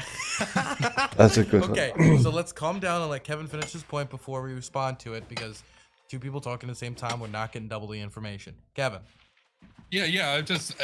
I think for him, when he says, "Oh, it's this acronym," and trans people use acronyms to win debates or win arguments or whatever. Yeah, I guess it's a joke. It's meant to be an edgy joke, but there's a chance he doesn't actually know. Well, what? Well, I think he said trans exclusionary radical feminist at one point, and he's like, "Oh, I'm Team Turf" or whatever. But no actual radical feminist would refer to women as bitches all the time. So it is, at the end of the day, It is kind of weird. Fucking joke. I feel like that's a little bit of a reduction. Oh my thing. Kind Like, of lame pilled though. Here's This is the cancer that I knew would happen.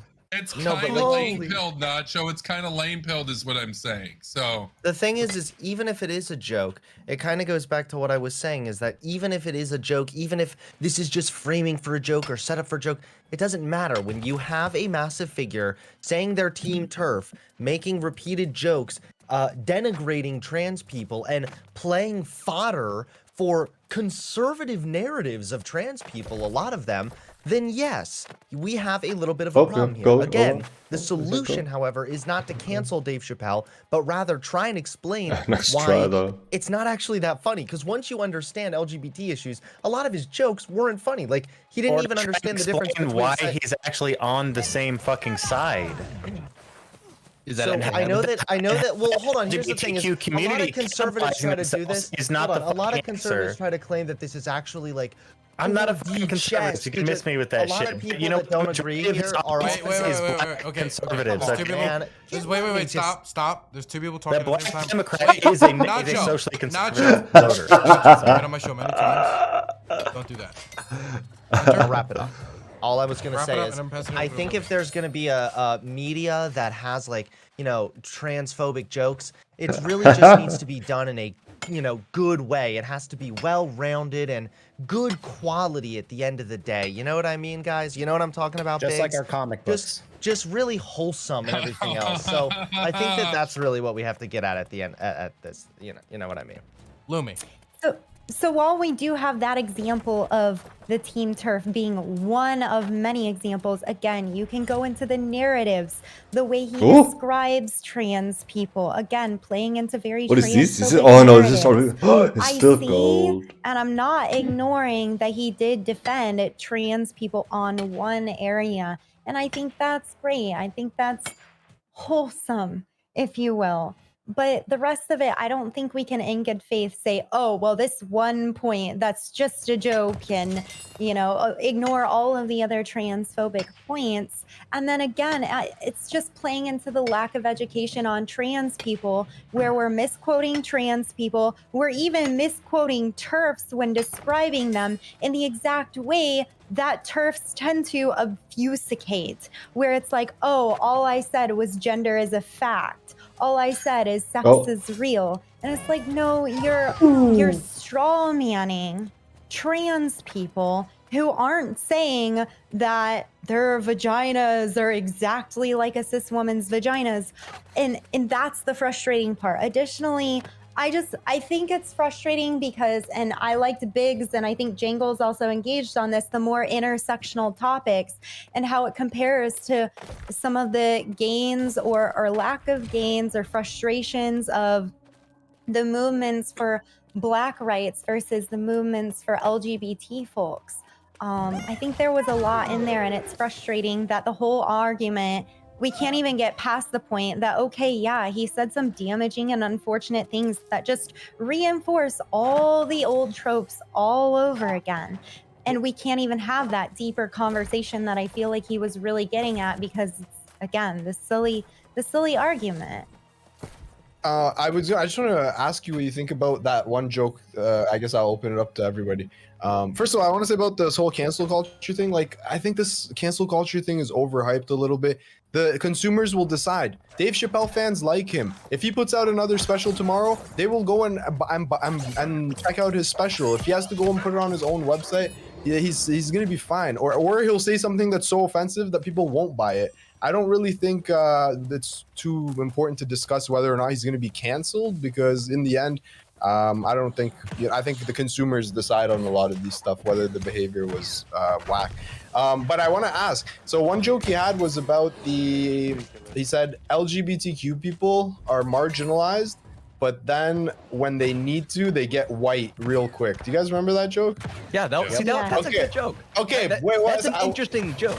It's interesting, but only until you consider that, like, well, what about all of the people of color who are also LGBTQ? Didn't he say right after that, though? Yeah. Except like a black LGBT. A black gay man. Oh, okay. Yeah. On that too, yeah. I mean, yeah, but those kind of recognition of white privilege. I thought that was based. Yeah, that was an interesting joke. See, there are jokes you can make like this.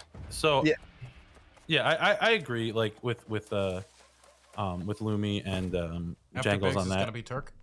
But I think though that I do agree that there are some things that are edgy to be edgy, and that's how comedy is. But I think, especially when it comes to, like, I want to kind of like take this more like towards the cancel culture route. I think that if people want to not participate, I think that's perfectly fine. I think cancel culture, as far as like people not wanting to purchase things because they don't want to, or not want to view things because they don't agree with it and whatnot, I think it's perfectly fine. But what I have a problem with when it comes to cancel culture is this like brigading of something on social media from like a small minority of people that are just loud voices shouting down to like places like Netflix. So what are they supposed to do? What are they supposed to do? Just let me finish. Okay, go ahead. I think that like that's what's happening now, and people are shouting to Netflix, say, "Hey, take this down." They had the one person that was working with the Netflix show said that they're no longer going to work with Netflix as a producer. I think that's perfectly fine. I think that's good for them to stand on those morals because that's what they believe. But I think as a company like Netflix, I think to pander and to give in to like a small vocal minority is probably not in their best interest. I do think it's worth a conversation, which is like, places like we were having this, but I don't think that these companies should fall to this small minority And Wrong I think call. that's where the issue is when companies do. Dude, stop this. Stop this. You know, you can get like people that have bots and like things like that on Twitter and like massively like brigade. And I think that's bad. Both sides do it, and I disagree with it on both sides. I don't agree when conservatives do it either. So I don't think that that's what companies should do. I think somebody should put out things what they believe in and stick behind their people. So I think Netflix should stick behind Dave. I look forward to when you become the CEO of Netflix, I guess, and don't give into this kind of pressure. I think that these are the calculations. Let Turk talk. These are the calculations that people are making, right? Like in Netflix's board, whether or not this is a beneficial thing for them. It's like one of the top 10 viewed things right now. Do you really think they're going to take it down? Like, I just don't think that makes sense, right? No, It's but a I'm vocal saying minority. you're saying that you have a problem with people like going on Twitter and like starting a campaign to raise awareness. No, I'm fine with that. I don't like the companies kowtowing to the vocal minority. That's what I was saying. Sorry if I wasn't clear. Okay, next we got to throw it over to Turk. Yeah, so I wanted to bring back up the feminism thing because y'all keep claiming that Dave Chappelle is not a feminist because he continues to refer to females as the B word, right? Well, that's one of the fun things about the jokes and how he's a master of his craft, because he sticks it to lefties because he actually goes and uses the Wikipedia Webster's Dictionary definition for feminist. And this is why we get to love dunking on lefties, because if you use that as an argument, it's funny, and it adds on in the way he masters the joke. It actually lands and works perfectly because yes, if you stick to the definition, he is a feminist. Calling feminists like man-hating, like used a slur. That's a master. That's such a superficial. I mean, if you're terrified that his audience is like this massive conservative base and that's who he's talking to, he just gave them like the definition of a feminist, and he told them this this reeling story about like how he was attached to this this trans person. And for the love of God, the biggest part of that whole special was when he talks about like the moment that he had with Daphne, where like at the end of it, he bonded like with her, and then like all of this shit happens, and he goes through this whole thing with her, and then she's like, I don't need you to understand or know what the fuck I'm talking about. I just need you to understand that. Okay, we're gonna talk about that a lot. We're gonna talk about Daphne's usage. Obviously, we're gonna talk about it. Yeah, I know, but so all right, I'm gonna lay out some humor theory. I'm gonna lay out some humor theory, okay? Because that's the best of the fucking special, man. Like, Wait, Nacho, were you getting cut off? He can go ahead. I'll bring it back up in a minute. All right, so I'm gonna lay out some humor theory for you, okay? Oh, benign violation theory. This is like the most widely accepted theory of like what makes something funny. Benign violation theory. Benign violation theory states that in order for something to be funny, you have to violate a norm. So you have to be aware of like social norms. You have to violate those in some way, and that violation has to be perceived as benign. It can't be perceived as going too far. It has to be considered. Look, this is why Dave's a comedian and you're not. All right, it's not so because theory. And this is what makes me want to fucking Roblox myself. If you're not interested in talking about like why jokes are funny, the construction of jokes, if you're not interested in talking about all that stuff, just shut the fuck up, okay? We're trying. I refuse to believe. Seriously. Hold on. Yeah, we're on a panel to talk about this. No, but you don't want to talk about it. You want to not. And we're not talking about it. Hold on. You want to vary. No, we're literally talking about it right now. No, you want to vary. No, all three of you. So now hold on. I want to break down like what I think. Nacho thinks. Wait. Jesus Christ. Okay. No, Nacho thinks like you're. Stop. Jangles. Okay, so I can't hear anything that's going on because everybody's yelling over each other. I love your sweet voice, Nolan. So we're gonna move on from both Jangles and Nacho because they couldn't hear anything, and neither of you could do it rulely in an ordered fashion. I'm just gonna move on to Turk. I wanted to hear more about humor theory. This is such a riveting topic for a Friday night at 9 o'clock. Come on, continue to educate me, dude. Well, Turk is super condescending and, passive aggressive this whole time as always. But honestly and sincerely here, I actually am interested in hearing about the humor theory because it sounds like Jangles understands this. And it sounds like the other guy just wants to pivot off of it because he's mad that he can't argue against it. So go ahead, Boat. Always. I don't know why. Yeah, accuse me of ad hom. This is... Yeah, okay. I don't know why people don't all right, I know why people don't like talking about like joke construction. All right, I think it's interesting as all fuck. Like I said, stand-up is my favorite art form. I want to talk about its ins and outs, and I know why people don't like that, because if you explain a joke, it makes it not funny anymore. Like explaining a joke as part of benign violation theory, you've taken away the violation, you've deconstructed it, and you know how it works. And like I understand why people don't like doing that, but it's also super interesting. And it's important when we're talking about it, and we're like, if you're gonna make an argument like that's the joke, you're expressing that there's some form of like humor construction, joke construction that you're understanding, but you don't want to delve deeper into it. And this is why this is so frustrating to me, because like that's how jokes convey information. They make an argument of sorts. All right, they're trying to convince the argument to laugh. You're setting up social norms, expectations. You're trying to make the audience think it's okay. You're trying to like you're doing all this stuff that is setting up information that you're conveying to the audience, and that information does matter. It does have a message. Comedy can have a message. The best comedians of all time had incredible messages behind their comedy, on top of being incredibly funny. That's why, and that takes a lot of skill. But when someone says like it's just a joke, fuck off. Jokes convey information. That's what makes them funny. That's what makes them really funny. They convey social information, violations, re-examinations, deconstructions of all sorts of like things that are in our society. That's what makes them funny. And you're right. So that's what makes all of this shit like so fucking like hypocritical. Like it's fine to like super like psychoanalyze every single fucking like line. It's not. Bro, listen, hang on one second. Continuing How is that theory discussion. hypocritical? Please, rim shot. Oh my god. Wait, The thing is, you guys- wait. Kirk, were you trying to say something? Or... Nah, I'm done with the meme. Jangles proved my point that continuing to go on this little diatribe was pretty pointless. Can I respond to Turk really quickly, please? Because a second ago he and then accused after me we're of going to Hemed. Thank you. Okay, just really quick, wanted to address something earlier. Earlier he accused me of ad hominem. So just to be clear, an ad hom attack would be if I. So who was this? That was Biggs that said Yeah, that. it wasn't me. Oh, dude. so I wanted to Sorry. respond to Biggs on this then. So earlier I was accused of ad homing. An ad hom would be if I didn't make an argument and then instead just insulted. So if I was like, "You're stupid," and that's it. Oh that my would be an God. attack. But rather, Fucking I was just debate calling out bros. condescending behavior. So I just wanted to clarify that really quick. That is actually No one gives a fuck. Not an ad hom. But No one thanks, cares, Brian. bro. So calling somebody. I'm happy to move on to the So next what did you say? What did you just say there?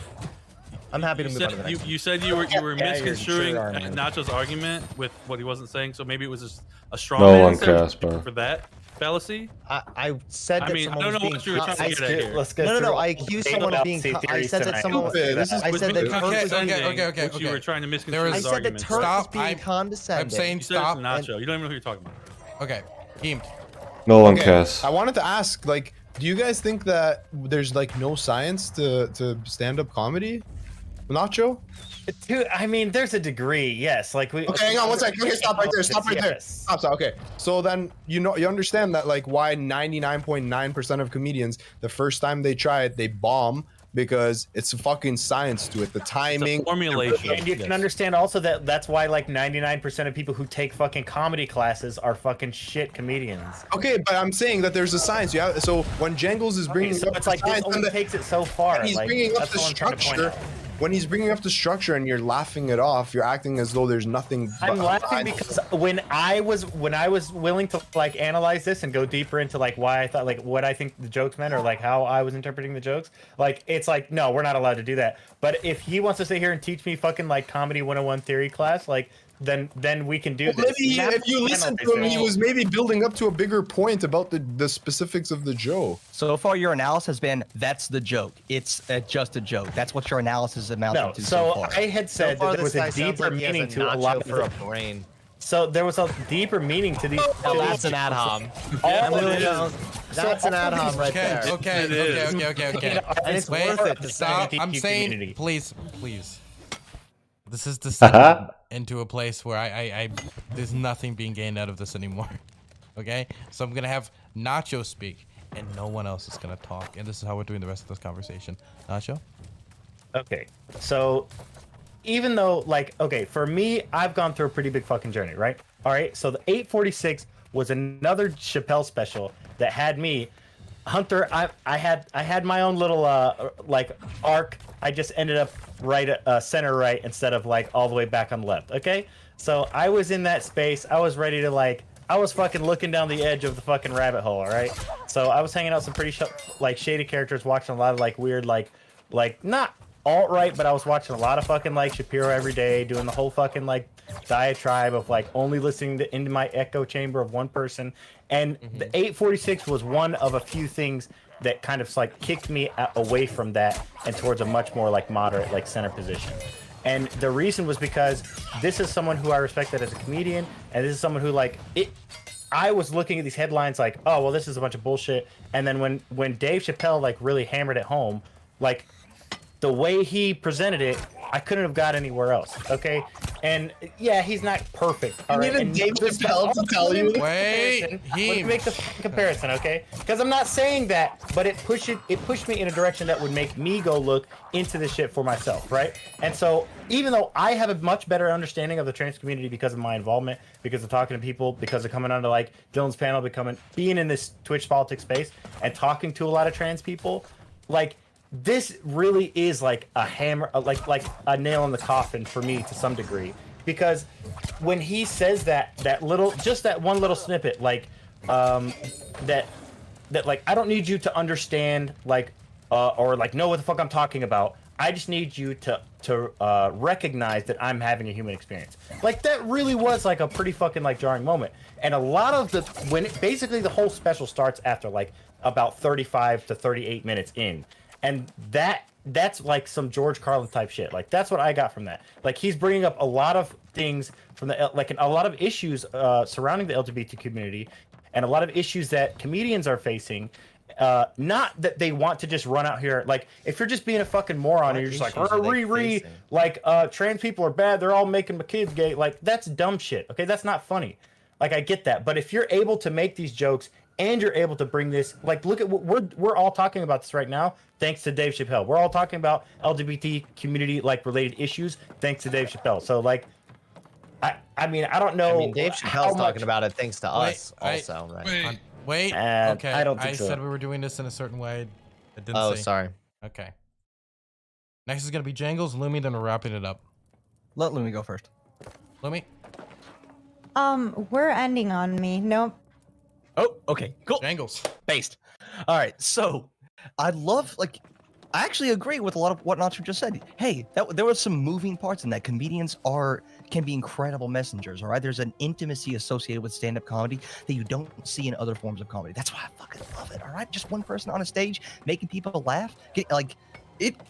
I think that's incredible. I think that one person on a stage making jokes is standing alongside and being just as popular as like highly produced movies and specials.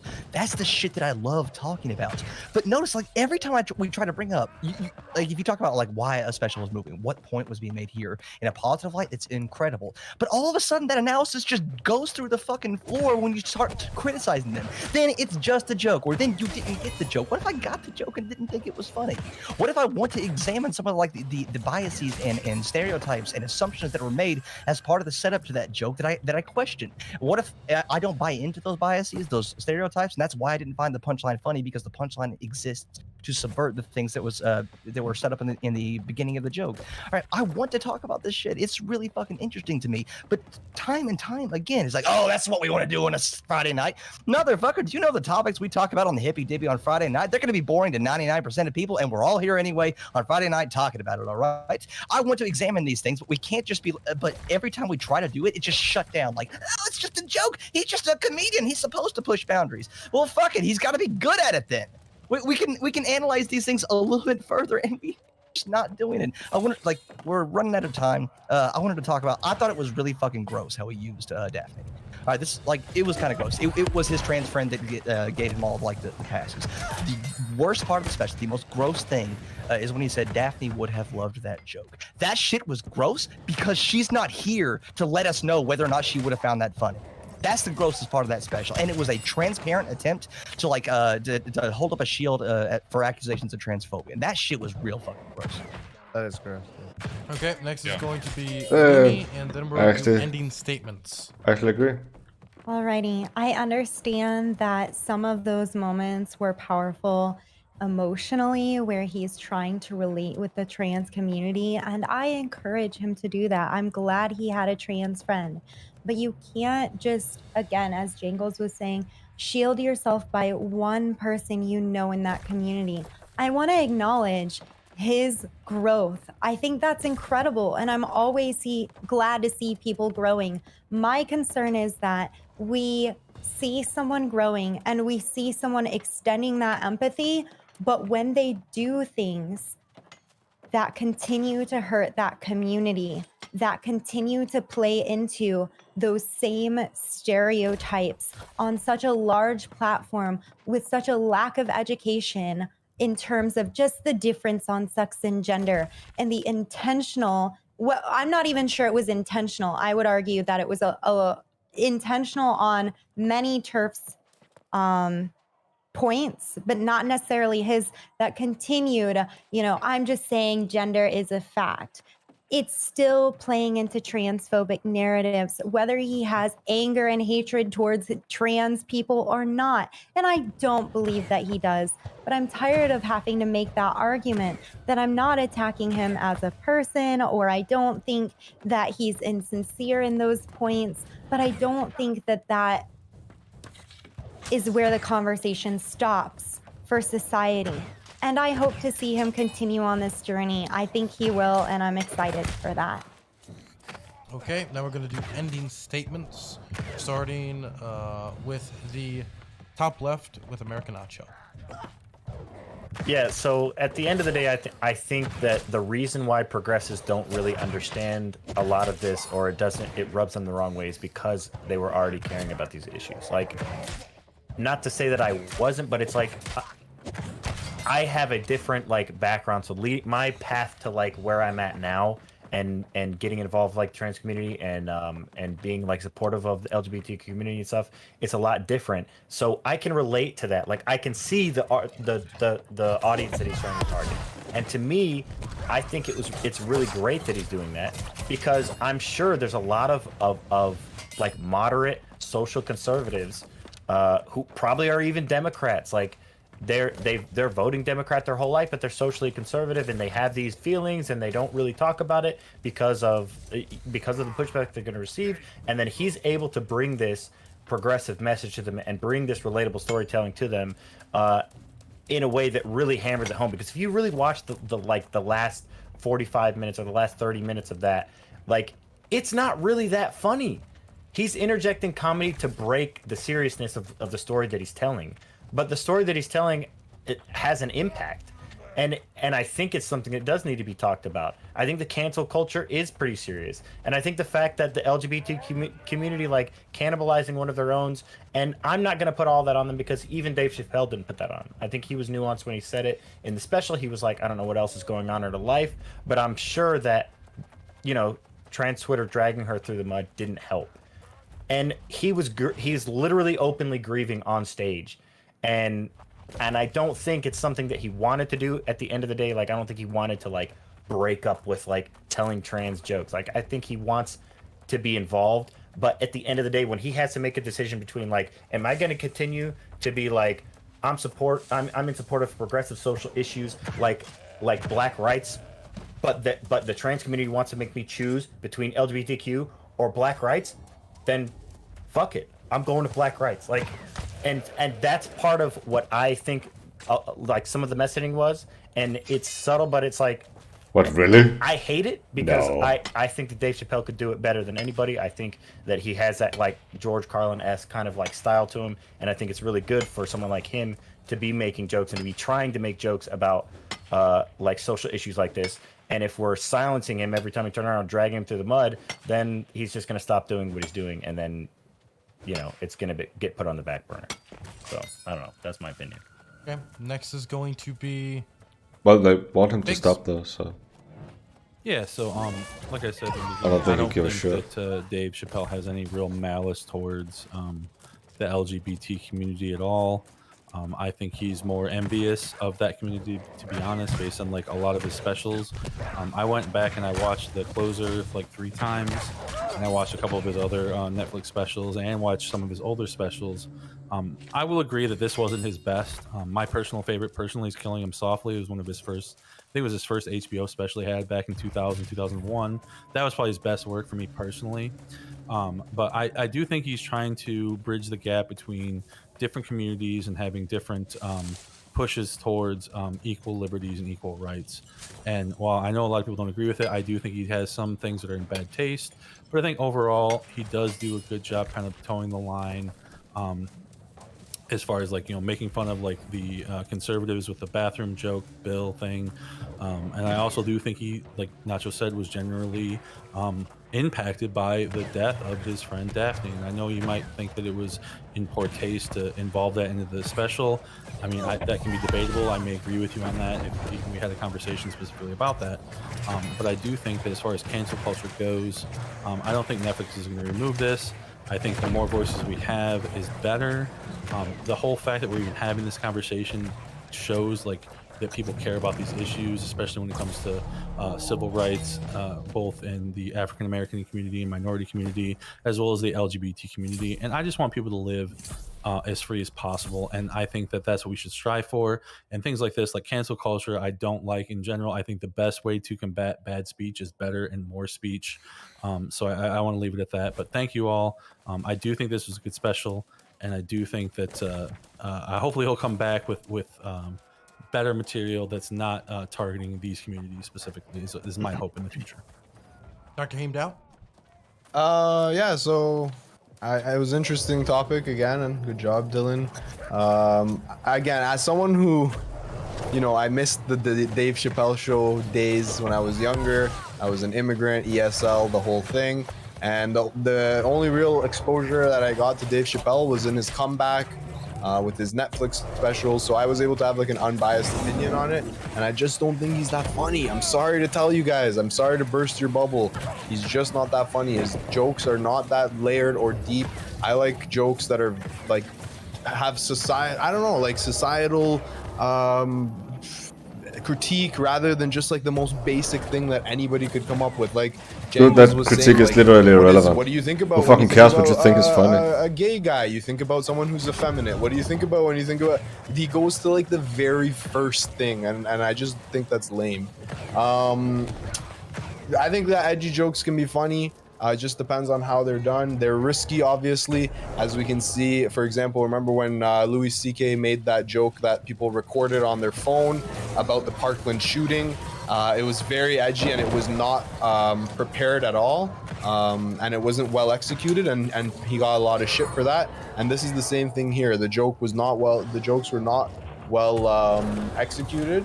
If I bought tickets to that show, I would have been upset that I went to go watch a no one comedy fucking night, cares. and I ended up seeing an hour-long lecture-esque on trans issues that was not rooted in academia whatsoever.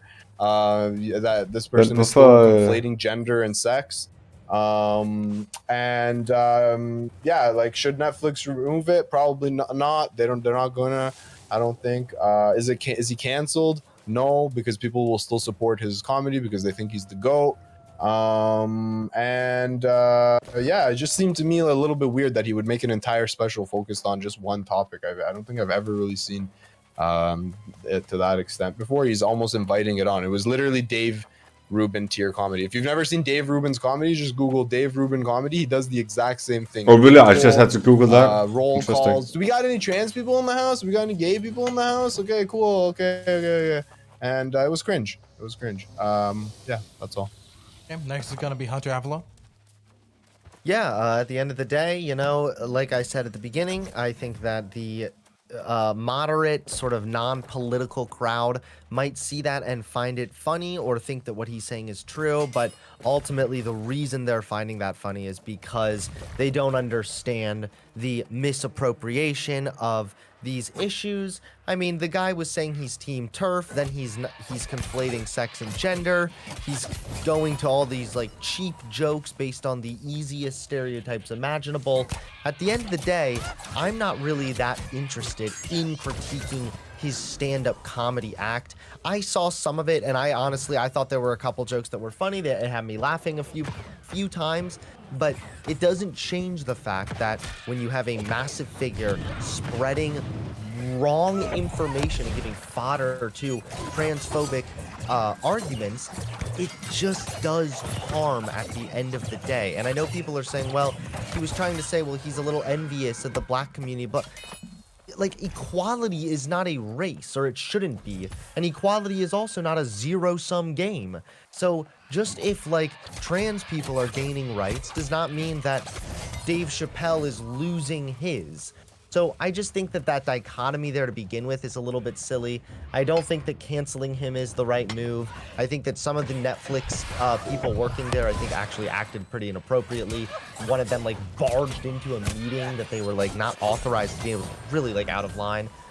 So there was definitely like some shit there, but at the end of the day, no, he shouldn't be canceled. Rather, we should just look at why he believes this to begin with and why so many people find it funny and try to nip it at the root rather than just knock out one guy who would then he was just saying what someone else is going to say tomorrow. Okay, now we're going to throw it over to Jangles. So, comedy is hard. One of the like the first rule that you learn when you're doing stand-up comedy is that you as the comedian don't decide if a joke is funny. That's like that's the heart of stand-up. You don't decide if a joke is funny. The audience does. And that's why it's useful to understand, like, from the audience's perspective, like, why something might be perceived as funny. Because sometimes the reason you intended a joke to be funny is not the reason people found it. Not just like, and I'm not just talking about like, oh, the audience decides a joke's funny, so if people are offended, that means it's not funny. I'm saying that, like, for example, there are people in the chat who think the joke is funnier because it offended trans people.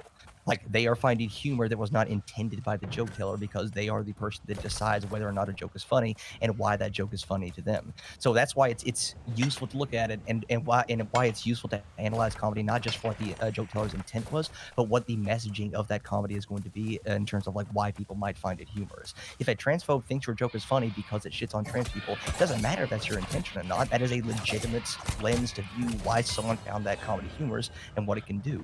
And what the hard part when talking about comedy, especially like offensive comedy, is that like the best is the reason to use offensive comedy in the first place. If you're a bigot, one of the ways that you can get away with bigotry is by making your the messaging the exact same messaging that you get in trouble for with a serious statement, just turn it into a joke and it's gonna be more socially acceptable. And there's research to show that like people who make these make sexist or homophobic or racist jokes are expressing the exact same sentiments that reinforce stereotypes to do everything that a serious statement would, but it's a lot harder to push back on that because in a social context, if someone is being perceived as a joke, they have a lot more leeway. That's not a bad thing. That's one of the best things about humor. It opens you up to more possibilities to push social boundaries, to engage in transgressive acts that can make people re-examine themselves. That's the best thing about comedy, but it's also the worst thing in this aspect of it. I hope it's clear. I love stand-up comedy. I love comedy. I love analyzing jokes. I think that shit's super, super interesting. But please stop making the "it's just a joke" defense. Like, we can... comedy is important. It can push boundaries. It can change people's minds. It can move people to change their opinions legitimately on things. And I think it does the entire art form a disrespect when we just pretend that, like, oh, he's just joking, therefore it has no impact. Next is going to be Lumi, and I will be right back. Nacho, I hear what you are saying in the audience, that he may be reaching, and I have appreciation for that. I think that I come from a perspective where I'm dealing with trans issues and I'm trying to educate on trans issues regularly, and so it gets frustrating that it's, in a sense, conflating a lot of issues, but I try to acknowledge, and when I say conflating, it's like the lack of education on sex and gender and diving back into that and really reinforcing the straw man that I get thrown at me in my community often. It's very frustrating. At the same note, I do acknowledge the growth, and I am very happy to see it. And I was excited to see the conversation with Biggs and, again, Jangles on that more intersectional, and I think Hunter as well, on that more intersectional issue of this isn't a zero-sum game. There is really interesting conversation to be had here, and this is where I think Dave could grow so much in seeing those connections between the struggles that Black people are facing in the United States and the trans and the LGBT community are facing. We deal with those differently, and we do have different issues, but there are a lot of parallels in the way that we are repeatedly characterized in the same ways that dismiss us, and unfortunately he played into that. Yeah, but part of the part of I'm like this? sorry, am I saying my ending Yeah, I don't know why. I thought this was like a. Never mind. No, Oh, it's that's ending okay. statement. I got confused. I thought everybody went. I'm sorry. It's okay. Oh shoot. I think there's a lot of directions to go in terms of intersectionality. I'll actually be having a panel that is focused on specifically LGBT and Black folks on this particular issue, the Dave Chappelle issue, with that intersectionality and with some of the points he was making, the jealousy comment. I did appreciate some of his honesty and some of the raw emotion there. And I will say, I think there's a boldness there. I just find it disappointing that we're seeing the same narrative play out, and there's so many trans people trying to educate on it and other people as well. So there's a little bit of my frustration, and I see my community and I being exhausted that it seems we can't get that education out without these narratives being continuously reinforced. But I understand that this is an ongoing conversation that's just popping up into the public and is newer. So we will try our best to be patient. Next is going to be Kevin. Yeah, thanks, Dylan. So just to kind of summarize my points here on this, Dave Chappelle, I didn't think that this particular special of his was all that funny. I think that, yes, it's very clear that some of the jokes they had in there are, by definition, transphobic. Now, you can do edgy jokes. You can do, you can push the line, that kind of stuff. As far as should Netflix remove it? I mean, that really is up to Netflix at this point. I do think, though, that that this kind of obsession over cancel culture generally does seem to be kind of a get out of jail free card of when people get pissed about something you said. It's like, oh, I'm being canceled. It's like, well, no, he's not really being canceled. Netflix is standing by him here, and I mean, that's their right to do. They're a private company. You can do what they want, and viewers can also decide not to watch it. And they can decide whether to renew their membership or not to Netflix. Also, of course, as I said, and as was noted by the panel, there were a couple moments in there when he did stand against transphobic legislation. It's just, I do find it interesting how when we tried to, as Jangles tried to do, get into some of the specifics of the craft of how jokes are actually constructed and the effect that they have in culture, the more conservative people on the panel it didn't really like that too much. And I found that kind of interesting because you can talk about film analysis, you can talk about literature analysis. These are generally more, I guess, traditionally regarded as serious fields offering, academic precision and commentary on society and culture. But you're going to talk about jokes, and there are people who just say, oh, it's just a movie, bro. But I think in general, films are taken to be, you're going to critique that makes sense, whereas you're going to critique a joke, except jokes also are media through which culture is perpetuated. And so if you've got an issue with the cultural effect of a joke, I think by all means, they should be open to criticism and critique. I mean, that's really what a free society is about. And it does make sense, though, that, if you're somebody that's out there to essentially defend this sort of message, that you might want to move away from that. I do think, though, just to kind of wrap this up, that Dave Chappelle, he's going to be fine. He'll be back, and he's got a lot of money. Sure, he turned down the $50 million back in the day, but he's a millionaire. He'll be fine. Yeah. Getting canceled, it's like, okay, but if you get canceled like J.K. Rowling, that means you become a billionaire, basically. So, okay, whatever. It's kind of goofy at this point to talk about this as a form of cancellation. Yes, Netflix is ultimately really is. standing by him. So, yes, some of the jokes were transphobic. I didn't really find it that funny, but at the end of the day, the reaction of the audience, over the top laughter to them, I think that's a bit more troubling than Dave Chappelle himself. So thank you. I'm going to wrap this up Thank with you. the Turk before moving on to the final topic. Thank you very much. Good night. Yeah, so I thought the special was funny.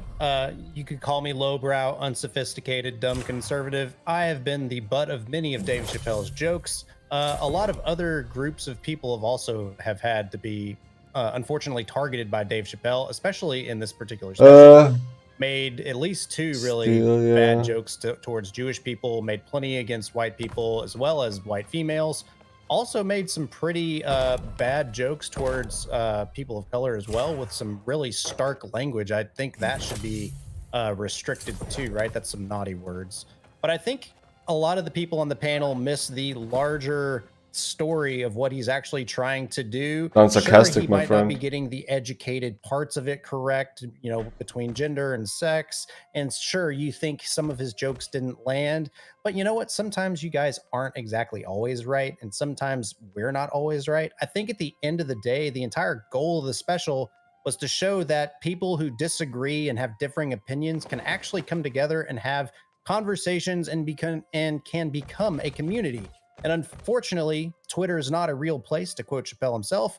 And when people start to defend people in the public sphere, that's when a lot of people on the progressive side of things start to attack people, and that has some really negative consequences. So I really strongly recommend people to take a step back and inflect on how they engage with people, as well as actually like trying to have conversations with people instead of just, you know, thinking people are always wrong and you're always right, because that's not always true. Okay, we're going to move on to the final topic of the night. It is the vaccine mandate ban in Texas. So, the governor of Texas, Greg Abbott, has, through executive order, put in place a vaccine mandate ban. He has also said that he will rescind his executive order once the state legislature votes into place a vaccine mandate ban. What this means is that private businesses in the state of Texas cannot enforce vaccine mandates. That is what the executive order does. So the question is, do you agree or disagree with Texas Governor Greg Abbott's executive order? I'm going to start in the top left-hand corner with American Nacho. Muted. Muted. Whoops. Brilliant. Pro streamer. I don't really like Greg Abbott at all. Although I think the left with the mandates are making it really easy for idiots to gain traction. Personally, I don't really see the necessity for like the mandates, and so it makes it really easy for like people like him to get traction, because all they have to do is say like, we oppose this or we oppose that, and without actually offering like a counter solution or any kind of like any way to like solve the issue, because then all they have to do is say, well, we're not going to do that, and that's it. Yeah, other than that, I don't know. I'm not gonna defend Abbott though. He's a fucking idiot. Biggs. So this is kind of a little bit of a conundrum for me personally. I don't like mandating anything, which is kind of weird. So I don't like the mandate of the non-mandates, which is kind of weird for me. But I don't think that he should have mandated a ban on mandates. That makes no but sense. I also don't think business should mandate. So in the end, I think that it should always be the individual's decision on what they want to do. So honestly, I think it's kind of a moot point, because I think his mandate of the banning on mandates is actually in favor of individual rights. So I do agree with that part of it. So I guess if I reduce it down to that, I would agree with it. But again, kind of like Nacho said, I'm not a fan of Abbott. I don't think mandating anything, whether it be on the state level or the federal level, I don't agree with it personally. But as far as this goes, like I think that the lowest you can go to it and the closest to the actual individual decisions is in the best interest of everybody, I think. So I would go with that. But I don't like mandating anything, whether it's mandating against mandates or the actual mandates themselves. So I know that's kind of confusing sounding, but I just want people to make their own decisions and live life how they want to. Next is going to be Dr. Heemed Out. Okay, so if anybody's watching this on the YouTube, please do me a favor, rewind a little bit and count how many times my man Biggs just said the word mandate. It must have been upwards of 30 or 40. That was brilliant. I guess he hates mandates. Okay, so I don't know, man. It's kind of fucking weird. The mandates, you guys say that you don't see the point of them, but like they actually do work. I'm in Ontario, Canada, and we implemented mandates about midway through last month. And I actually tracked the vaccination rates. And right as soon as the mandates came, which required vaccines to dine indoors, you saw an uptick in people getting their first doses. And I thought that was pretty neat. Personally, in my personal life, I know at least 3 people who were super vaccine hesitant who have been coerced into getting the vaccine here. But that would be I the think whole I'm issue, though. perfectly fine That's with not that. an If we argument against compare these like just some conservatives. vaccination numbers, and if we could just look at the numbers a little bit and dig in a little bit, Texas just a couple weeks ago had their most daily cases and during the whole pandemic, upwards of 20,000 cases in one day. So I found that pretty interesting. And their vaccination rates are really low. So they have 60% of the population has received at least 1 dose. And compare that to New York, for example, 72% have received at least 1 dose. And in California, 67.7% have received at least 1 dose. So you can see that Texas is Stay trailing a there. little bit behind. So I don't know. I guess like just depends if you guys want to get over the pandemic or not. I think a lot of this probably has to do with optics for Greg Abbott. Yeah, I think I'm good to leave off right here. I can't think of anything else. Mandates. Next is going to be Hunter Ablon. Yeah, so you'll notice throughout the beginning of this conversation already, just hearing the opening statements of a few people here, is that we're going to hear a lot about like freedom. People should have the freedom to choose people. Well, people also need to have the freedom not to get sick and pursue employment without getting a preventable disease because brain dead dipshits are too scared to get a safe and effective vaccine.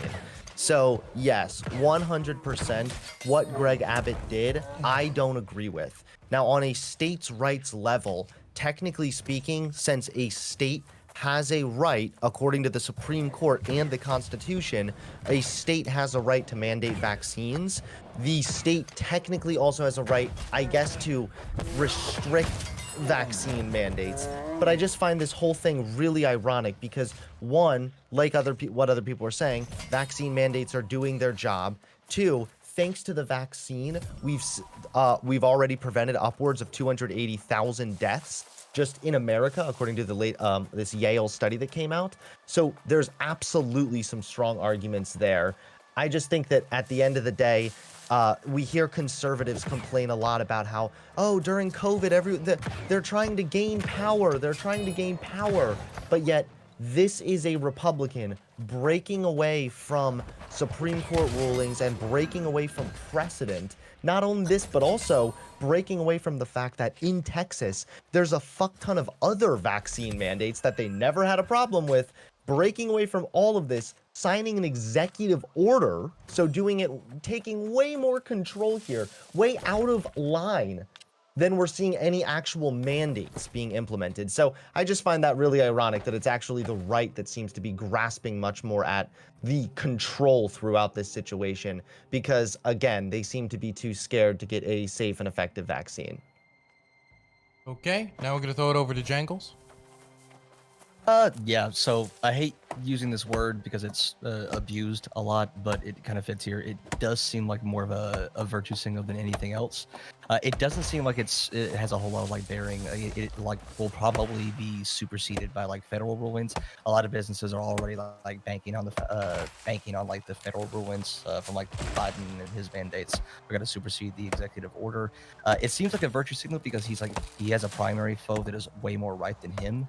And that primary foe has been pushing him right on several different things. So it seems like this is just a way to like play to some of like the more right-wing, more severe right-wing like fears around COVID and mandates and all that fun stuff.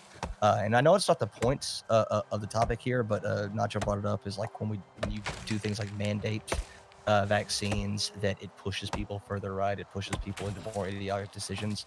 That might be true, but I also kind of want to start using that for us. It's like all the idiots on the right who are like super against the vaccine. Y'all are making us do these mandates. You're pushing us further left and more authoritarian. You're just making us do these mandates.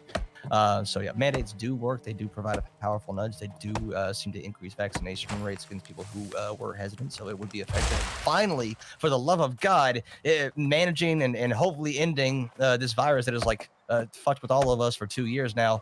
So yeah, I don't think that's the mandates. I don't think his executive order is going to like carry much weight. I think it's just something to some like red meat to throw to his base. Like, see, I tried to fight against the tyrannical Joe Biden for his use in his primary coming up. Next is going to be Lumi.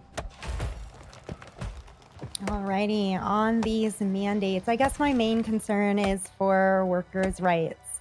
If your workplace is having that issue and I know that we don't have a lot of worker democracy. We do have a very top-down system, but my hope is that eventually we can get more democracy in the workplace. Don't want to out myself as a socialist right before the hyper-capitalist goes, but and so with that, I worry that that takes that ability away from that. However, we're not there yet. I did feel like it was a little bit of an interesting move on Abbott's part, but I haven't followed Abbott very closely. It was interesting to hear Nacho and maybe Biggs was doing this as well, have some concern around and acknowledge like maybe not so great, but of course that's a reflection of us all not always 100% agreeing with the people or the party that we're considered most aligned with. Okay, next is going to be Kevin. Yeah, thanks, Dylan. So on this point, I do find it interesting to note that it turned out that the party that claims, that positions itself as being the most anti-communist, the most sort of pro-American, pro-patriotism, this sort of thing, is the most adamantly opposed to any sort of collective action to mitigate the pandemic or to essentially stave off the effects of what was essentially incubated by the CCP. Now, I'm not saying that they necessarily created this or anything. All I'm saying is that they arrested the doctors, such as Dr. Lee, that tried to warn the world of what was going on, put them in jail for quote unquote spreading rumors, and allowed the virus to blow up, just as the Soviets did with Chernobyl, basically. And so whether or not it was an intentional thing by the CCP, it is essentially, it has had an effect of essential economic warfare against the U.S. and it has benefited on the, on the net, the CCP over the U.S. And I thought it was very disappointing to me to see at the beginning, at the get-go of this, that Republicans and Democrats, conservatives and liberals made it a partisan issue. It should have been the sort of thing that everybody comes together, everybody has the same, more or less synchronized approach. Get over the pandemic as soon as possible. What is the most effective way to get over the pandemic? That is, get the vaccine going as soon as possible and then get it to everybody as soon as possible. And the best way to do that is to mandate it, because there are a lot of people out there that are somewhat hesitant about it. They don't necessarily have the information to make the right choice, and some of them don't actually even have the intellectual faculties developed from schools or whatever to make that choice, even if they were true information. Based. For me to see Greg Abbott come out here, it's like, okay, well, you want to let this virus continue basically unabated for the most part. That's very disappointing, and I would say we should not be nobody should be banning mandates on vaccines. There should be a nationwide in Canada and the US mandate on vaccines across the board, not just federal employees. It should be the sort of thing that everybody goes and gets vaccinated unless you have a medical exemption or you face criminal penalties for it. That's what I would support. And I would say about this quickly on the point about Texas here. I think for companies out there, if you're in Texas, I hope that they follow the federal mandate, which is basically Joe Biden has mandated that large companies, federal employees, that sort of thing, that they get vaccinated. I believe it's over 100 employees. If you are a big company, over 100 employees or whatever, I would advise them to follow the federal government, because what Abbott has done here is just essentially put in place a ban on mandates, but he hasn't banned companies from following the federal mandate. And so private companies can do what they want now, but I would hope that they would synchronize towards the federal government, because in a time of absolute crisis such as a pandemic, the states' rights, all that is essentially division. So what happened to patriotism there, basically? I mean, you look at Canada, where there has been a little bit more effective. We've had about 2.5 fewer deaths per capita as a result of COVID than in the United States. So obviously, countries like Canada are doing something right here, particular provinces, as Dr. Heen had alluded to. So thank you. Okay, now I'm going to throw it over to Turk. Yeah, so I live here in Texas, and Greg Abbott is my governor. So him passing this has direct impact on me. So I should have a voice when it comes to these sorts of discussions. Do we have any other Texas residents on the panel? You can just raise your hand. Did we have any other trans people on the panel? This is so bad faith of him. No, I just want to see who all lives in Texas. Anyways, continuing my statements, I really want to.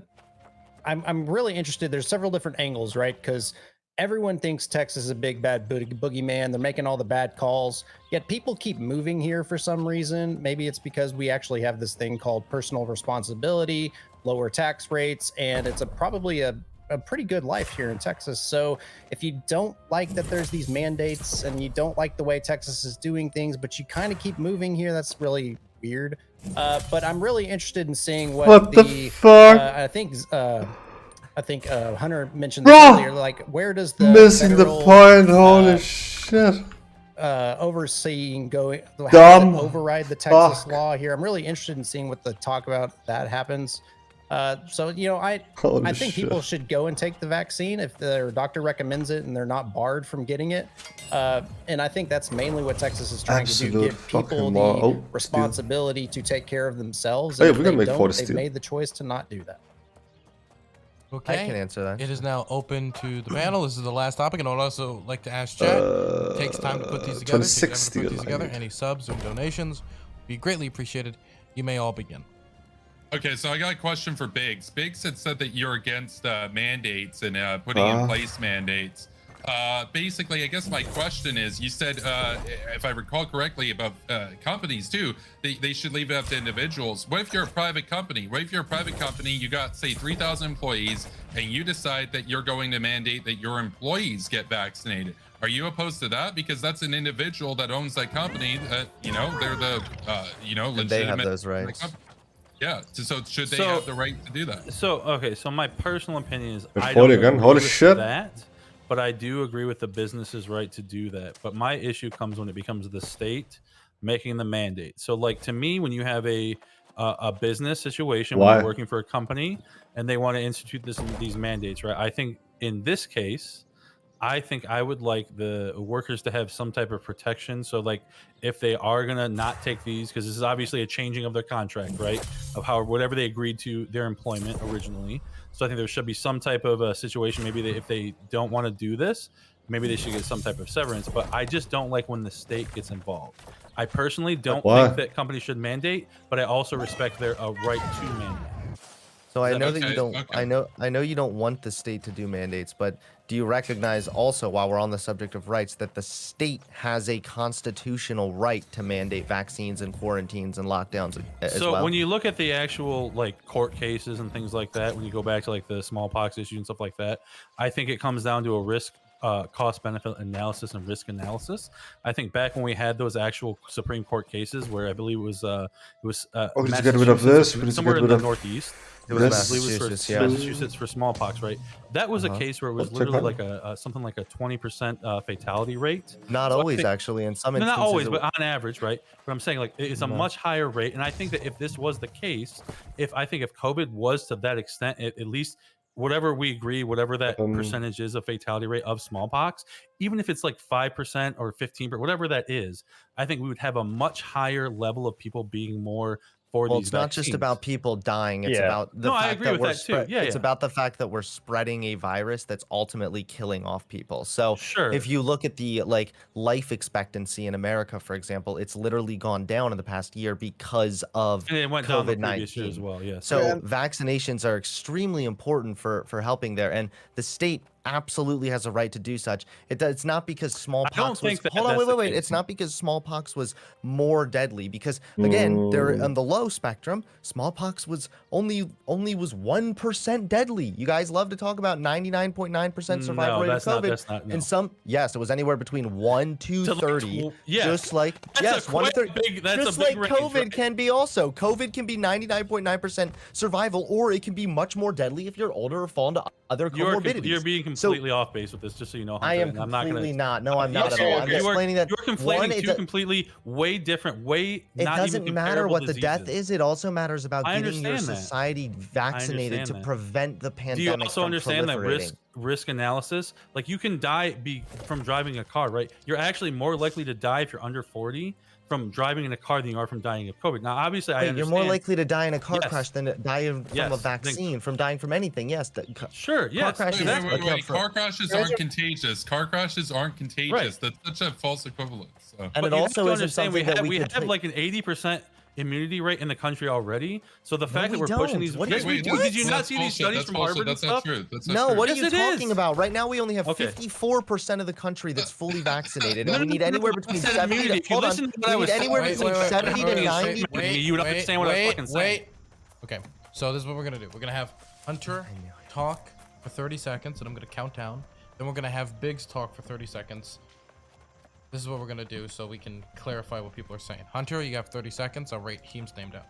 Thank you. Okay, yes. So when it comes to the state's rights to mandate vaccines, at the end of the day, it's not about how deadly the virus is. It's about overall the state's rights to protect public health. And they have the right to do that under the 10th Amendment, the state police powers. They are able to implement quarantine and lockdowns. It's not because one virus was super deadly and this isn't as deadly. It doesn't matter. It's about the right to defend public safety.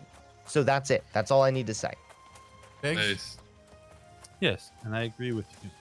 But we could literally say that it's in the interest of public safety to stop people from leaving their house and driving their cars, right? No. What I'm saying is we have to have a risk analysis and see what is the issue and what is the actual ramifications of these mandates. Like, I want everybody to get the vaccine, but I don't think it's necessarily right for the government to mandate, because there are things, I don't especially give a when shit you have anymore. no exemption mandates, things like that. You do have We can't- exceptions, though. There are So- for so- some, but not for all, right? They're No, not all so states. for Wait, example, like Biden's new mandate I thing, was- like, I are we able to go back and forth for a second Well, here? I was saying 30 seconds each, uninterrupted, before we did that. I wanted to make sure that people got to clarify before we went back into that. Biggs, I'll give you 15 more seconds. So all I want to say is I am definitely for people getting the vaccine. I think if that's what you want to do it, right? But I just don't want the government to mandate anything, right? It's not just vaccines. I don't like the idea of mandating. Now, I think if it's an issue like smallpox, where it was a much higher, and I think we can agree, it was a much higher rate of fatality, then in those cases, people will be more susceptible to do that, right? Okay. So no, it's Well, not I'll give about Hunter actually please. like how Some of that. deadly the virus is or anything at all. Again, it's about the If it was interest like of the public flu, there would be safety. no issue. No. That's, Okay, I want to throw it over to Heemed. Heemed was the Thank first you. written down. I have Jangles and Kevin also written down. And Turk. Okay. So actually, what makes COVID such a long-lasting virus and a pandemic that's so ongoing is because the fatality rate isn't at 30% or whatever percent you're looking for, Biggs. If it was, the pandemic would have ended in 1 month because a bunch of people would have died. And that's what happens a lot of the time when viruses are more fatal, is that it never spreads to the entire globe, because part of it is that we're able to stay alive and, we're not dying at such a high percentage. But the thing is that part of the mitigation is keeping the hospitals from being overrun. I can't believe we're still talking about the seriousness of COVID, right?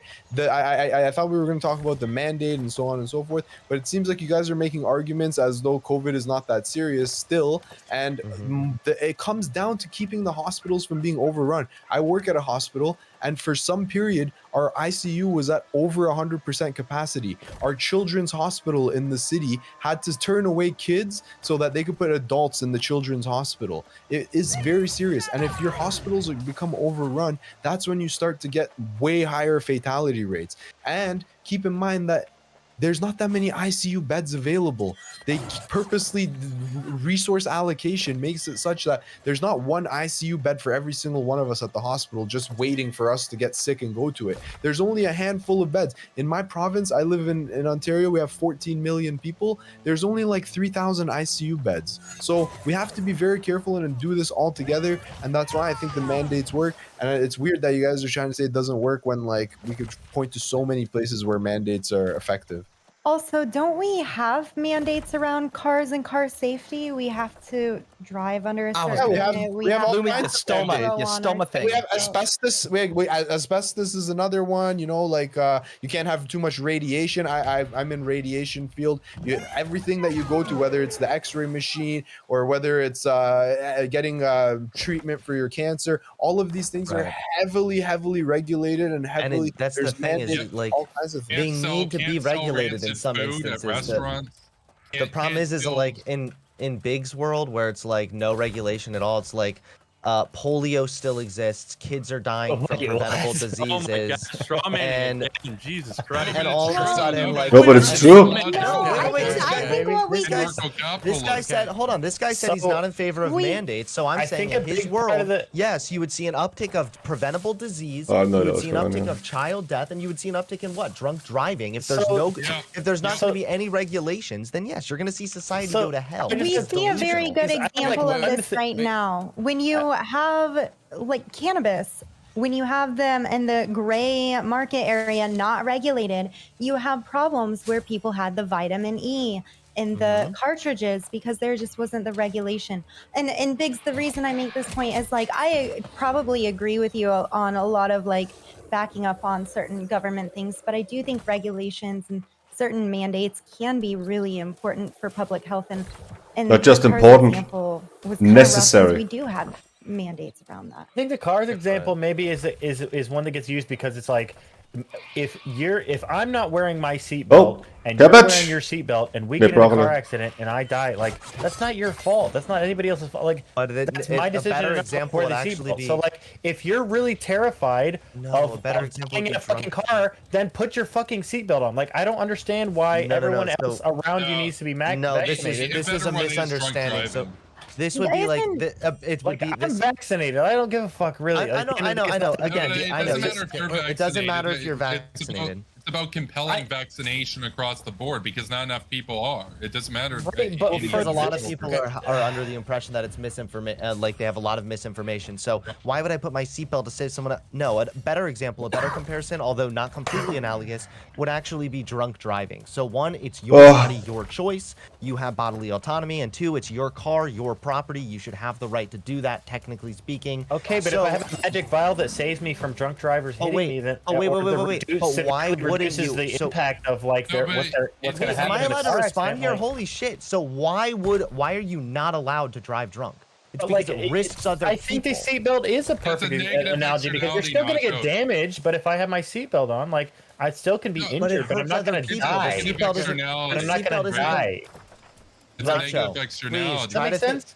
No, Nacho. Empty the cheese out of your brain, please. Okay, listen to me, bro. It's okay. Trust me. Come to the light here, okay? Okay. No, you're not making good arguments right now. You're being ridiculous. You're comparing it to the seatbelt. The seatbelt? Let's stop for a second. Hunter, 30 seconds. All right. Nacho, 30 seconds. Then I'm going to the list. Jangles, by the way, your thing was said, so should I cross your name out or you still want to be on the list? Fucking Lumi. Okay, I'll cross your name out. No, I'll say I want to say something else, but you know. Biggs. It was responding to Nacho saying what was your point, Nacho, about the drunk? Right. So the seatbelt analogy isn't very analogous because you're technically right that if you're wearing your seatbelt, then it doesn't really affect other people. But when you're driving drunk, that risks the lives of other people. So it's the same reason why it's important for you to get vaccinated. So if someone is vaccinated, but someone else isn't, the unvaccinated person is more likely to carry the Delta variant, which is more contagious and more likely for a breakthrough virus to happen. On top of that, you risk immune and compromised individuals, etc., etc. So yes, you do immeasurable harm by not getting vaccinated. It's not very analogous to the seatbelt. A much better example would be drunk driving. We restrict it There's mandates on the fact that you can't do it because it's in the interest of public health and it's for the betterment of society. And lastly, really quick, I'll make this 5 seconds. We cannot have a free society. We talk here about living freely and how important that is. We cannot live freely if every time we walk out the door, we're getting sick. If every time we walk out the door, we're getting infected with a preventable disease. That restricts our freedom and actually hurts your overall goal. Okay, we're gonna have Nacho respond, and then we gotta go to the list because so many people have been waiting, like Jangles, Kevin, Turk, Biggs, etc. Okay, yeah. So I don't know. I don't really see how the drunk driving thing is a better analogy. Like, I understand what you're saying, like, because it doesn't matter whether like, if everyone in the country is vaccinated and someone is still out there, like, or the virus still just comes out, like, someone is still spreading the virus. So I don't understand how you can relate it to drunk driving instead of like wearing a seatbelt. Like, if I'm vaccinated, I'm not at risk anymore as much, especially being hospitalized. My rate of, or my risk of being hospitalized is severely reduced. So I don't really see, wait, one second. The risk is to other people, you dumb fuck. My second, I know we got away from it, but much earlier, there was something said about like the 10th Amendment in regards to like the states' rights. You're exactly right. Like the states, the 10th Amendment basically delegates it to the state, so the state can choose to not implement those just the same way they can choose to implement them. Okay. Their choice to restrict it is a lot more unprecedented. Jangles? No, Lennon, I actually don't. So, getting back to Avid's mandate, I think I actually don't want this. This is kind of fucked up that like dumb. Avid's mandate prevents companies from taking measures they would believe would keep their employees and customers safe. And I think that kind of gets lost in all of this stuff. I know that like there's the thing like if you sacrifice things for safety, that's too much. Truly have liberty, but the imposition here is so. Wait, what am I doing? Like people like comparing like the people who refuse to get the refuse to get vaccinated. People like comparing that to like Rosa Parks. Like, come on, the imposition being placed on you to get vaccinated is a 20-minute trip to Walgreens. It's nothing. The imposition placed upon you is nothing. It's been turned into a culture war issue. I actually thought shit, I forgot your name. I'm sorry. Your lovely beard. What's your lovely beard? New lovely beard. Books? Me? Evan Castley? I'm sorry, Kevin. Superpower broadcast. Fuck, I'm sorry. Even Crowder. Yeah, I thought you made a coward. That guy's a coward. I'm gonna debate me, bro. He ain't. He's a coward. All right, well, I thought you made a lovely point that it has been politicized. We gotta bring Sam Cedar in here. So, like a nightmare. Not a nightmare. Yeah, what a fucking I do want to nightmare. ask.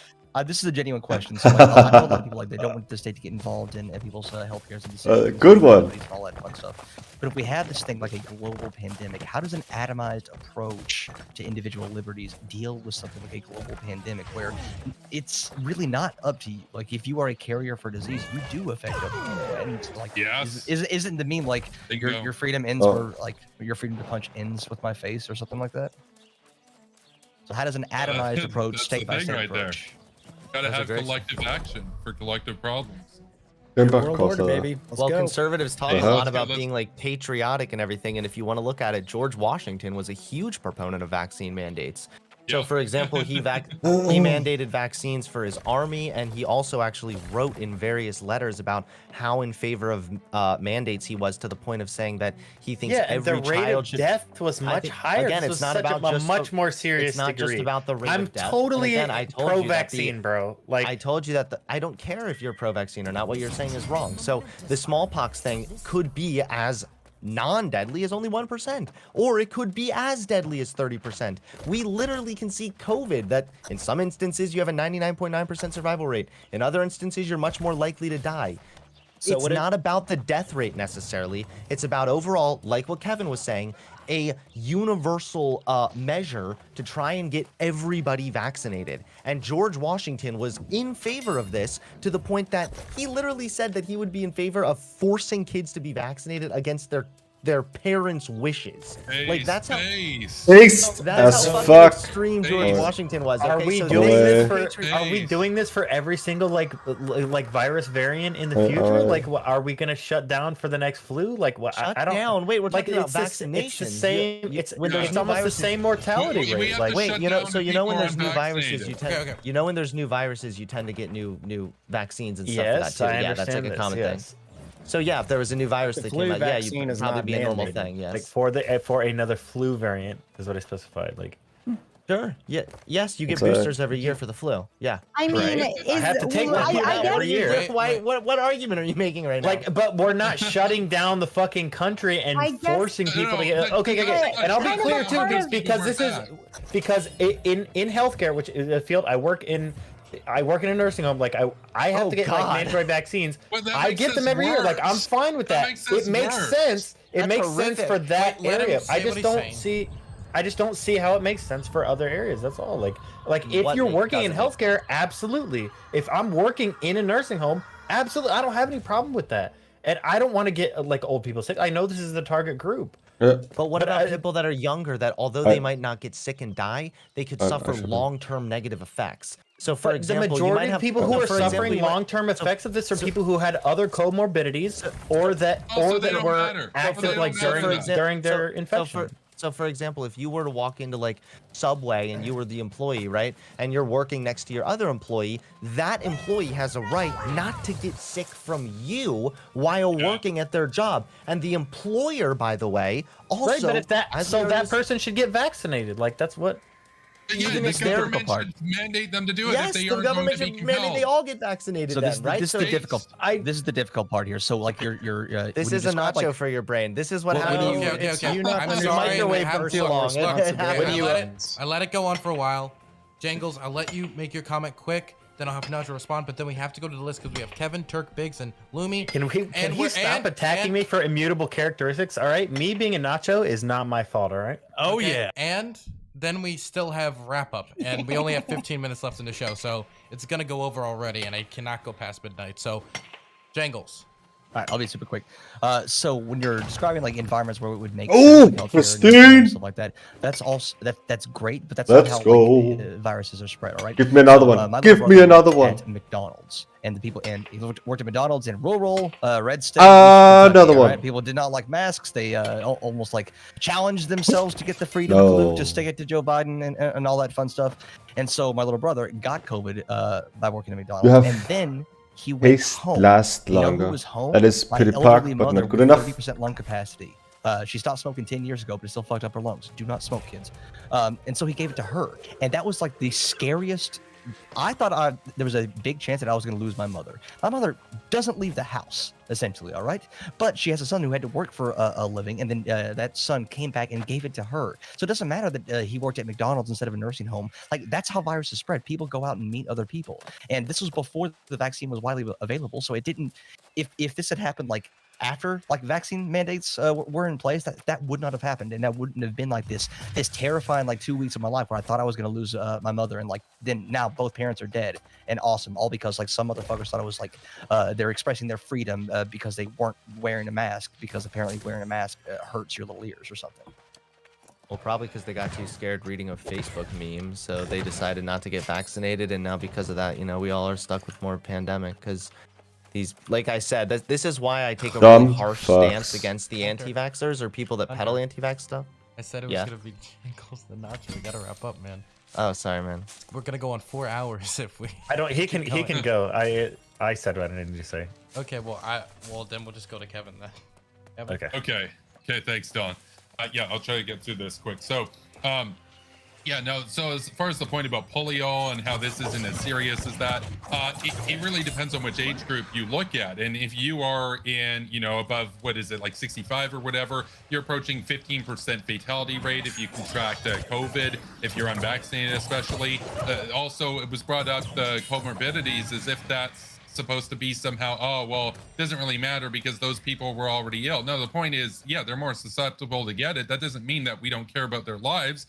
They still might have survived if it weren't for the influence of COVID being contracted. Now, I think, I got to ask the question just in general, and this is more rhetorical because I got a couple points after, but what's even the point in having a government if in a time of absolute crisis, such as a once-in-a-century pandemic, it's not empowered to do its job to protect its citizens? Like, what a joke. And the second, or the third point that I have here is that the Biggs earlier was saying, well, no, I'm just against the government across the board mandating things.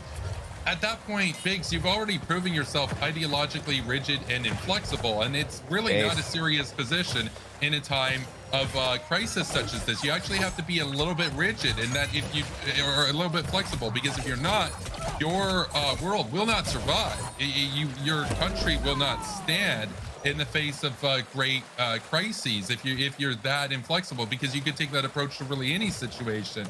And I gotta say, look, at the end of the day here, yeah, does it make me sound like kind of a collectivist or a little bit authoritarian or kind of a socialist or whatever?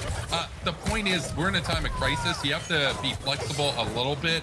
In general, in normal times, I wouldn't necessarily be advocating for such a heavy-handed approach as, say, mandatory mandates, not banning mandates, but actually mandatory vaccinations, rather.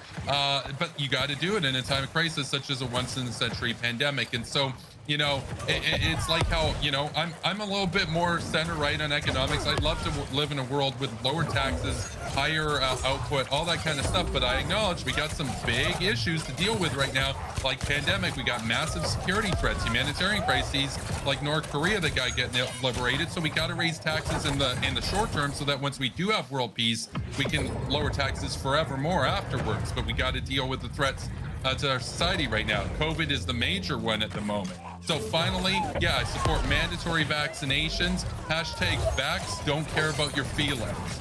So, yeah. Hell yeah. Next is going to be Turk, then Biggs, then Lumi, and then we have to wrap up, and we're all gonna have like 1 minute outros.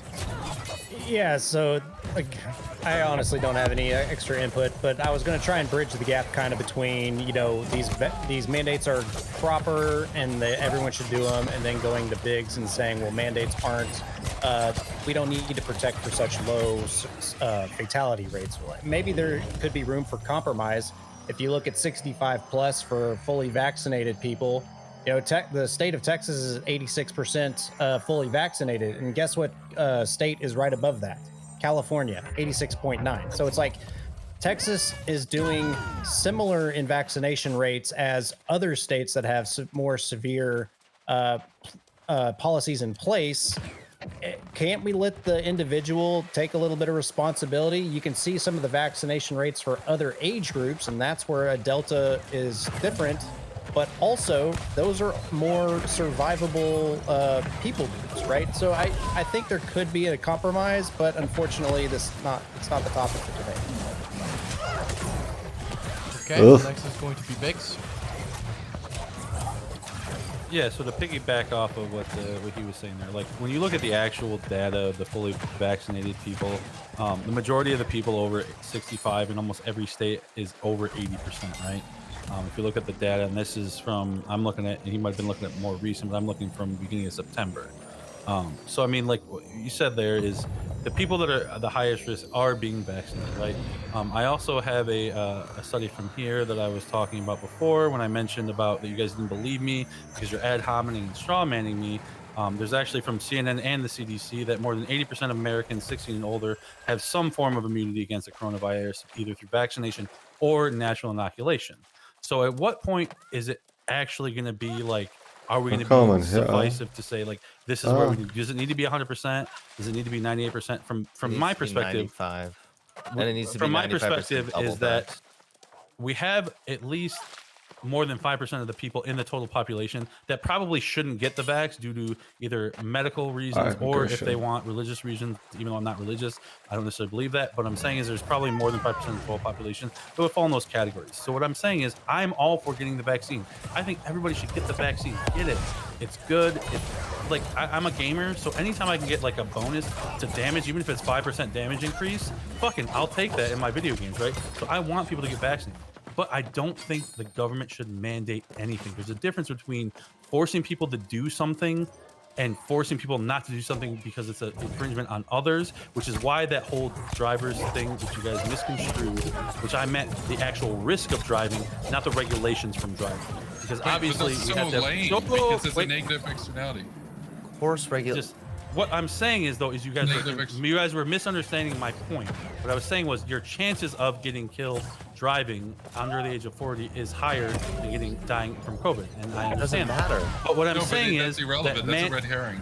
That's so irrelevant. Sure, that's herring. fine. That's a red I was herring. just literally making a point about the risk analysis that we don't prevent people from driving because we don't want people to die, even though you're actually more at risk to die than It's driving if not you're so under much 40. the I'm death, just saying it's the that there is a spreading of it. comparableness there, right? Also, It's if the we're going to talk spreading about of like a Hey, risk benefit, guys, if we're going to talk about a risk benefit we're wrapping this analysis, up. you We're should- wrapping this up.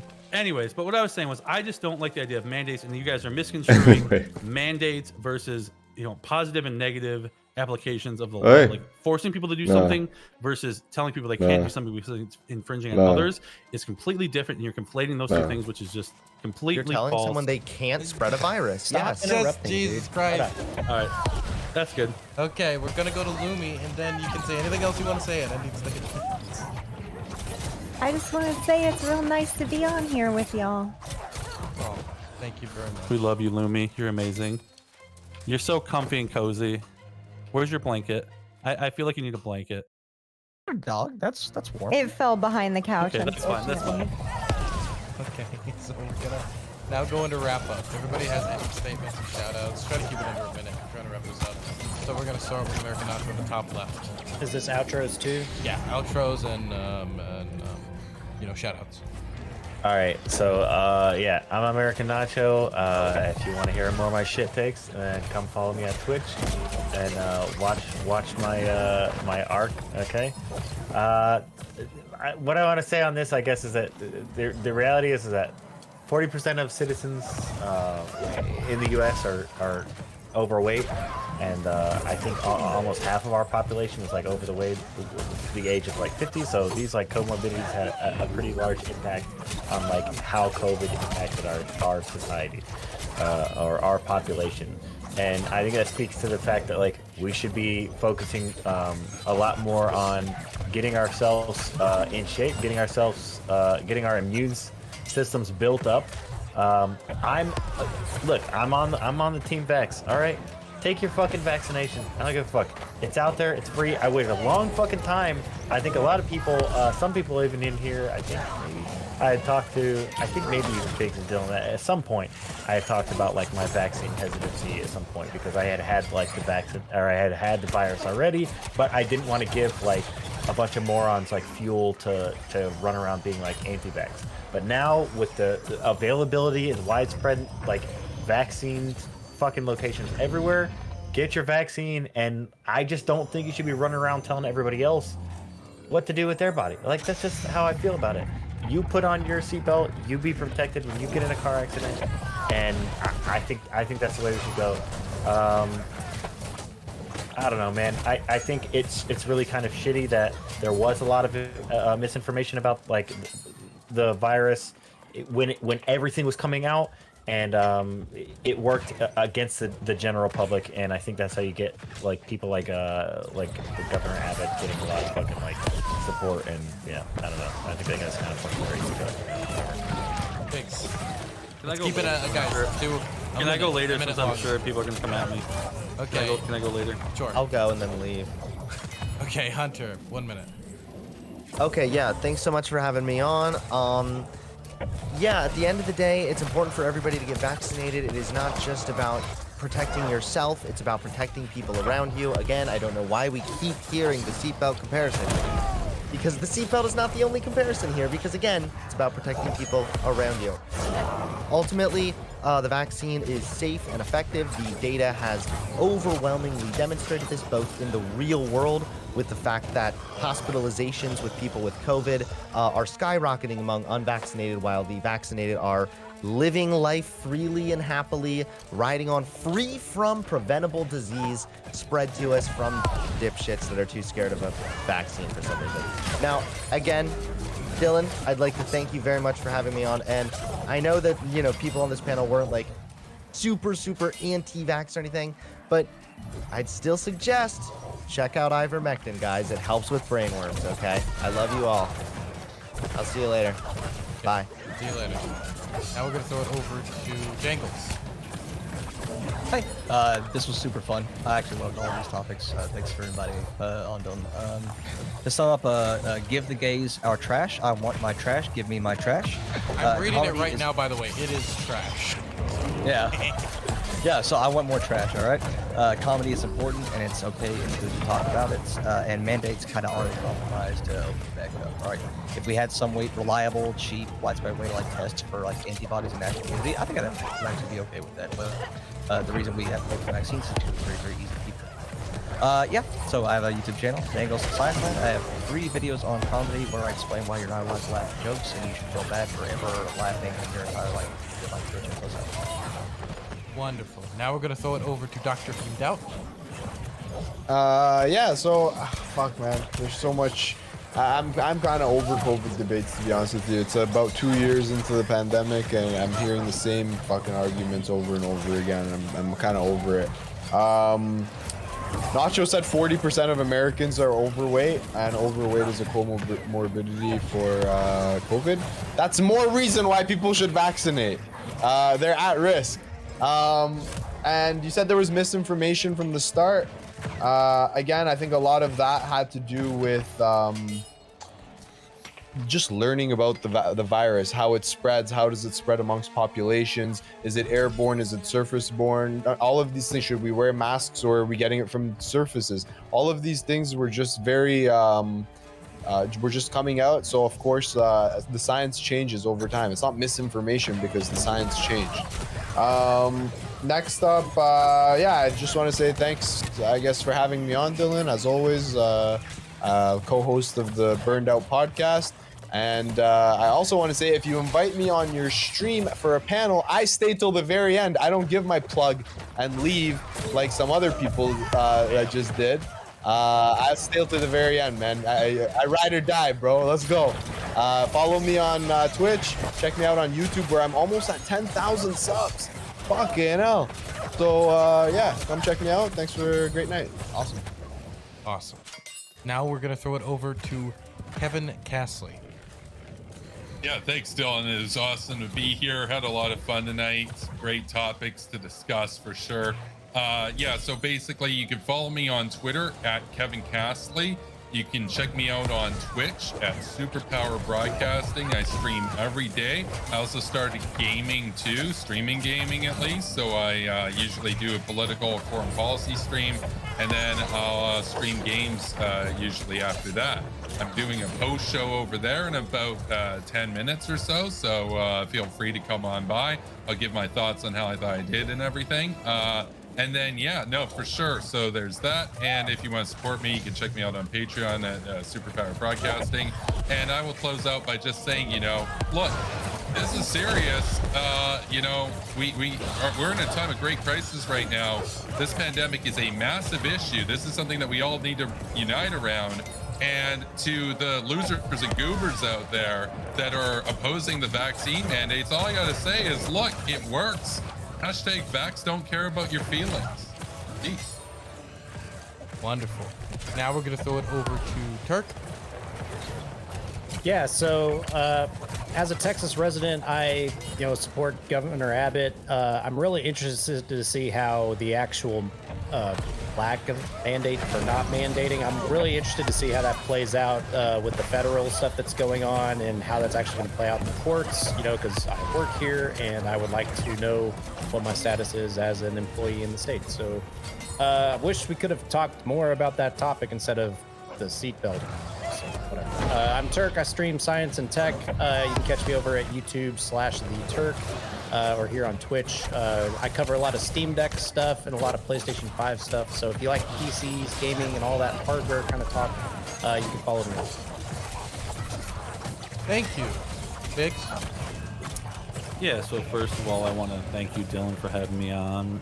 It was a pleasure. I love coming on here. I love debating with people, listening to what everybody has to say. Everybody on here, you guys are all amazing. I know we have our heated discussions, but I know I definitely have kind of caught most of you in different panels and your own streams and stuff. You guys are all awesome. Thank you to the followers. Everybody give Dylan a follow, subs, give all these people subs, follows, all that stuff. You can find me at Biggs8500 on Twitch, Twitter, and YouTube. As far as this goes, like I said, I just want to err on the side of freedom. I know a lot of what we have in this country now is more of a collective this ideology, and I do appreciate that to some respect, but like, I just don't think Governor Abbott mandating a ban on mandates is necessarily good way to do it, but I don't agree with mandates in general.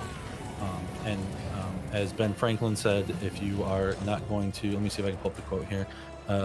Those who would give up essential liberty to purchase a little bit of temporary safety deserve neither liberty nor safety. I think that rings true with what we're seeing in our country right now. I don't think, and again, I know this might be considered being downplaying the virus, but I don't think it's necessitating the amount of push that we're seeing in mandates and preventing people from living their daily lives, especially when we already have 80% of the population with some type of either natural or vaccine immunity. I just think it's kind of ridiculous to force people into these situations, especially when some percentage of the population can't have these due to medical or even religious reasons and things like that. So I think mandates are bad in general, but I do think if you want to get the vaccine, get the vaccine. Whenever you want to up your percentage in damage in video games, you'll do it. So why not do it here? I don't want to be considered this anti-vax because I'm not, but I just don't like mandates. So thank you very much. Okay, and Lumi, can you wrap up the show for us? Absolutely. Thank you, Dylan, for having me, for having us, and thank you, Dylan's chat, for bearing with us through this all. I'm glad it was about 4 hours or something. Enjoyable. Thanks for listening through the gender stuff.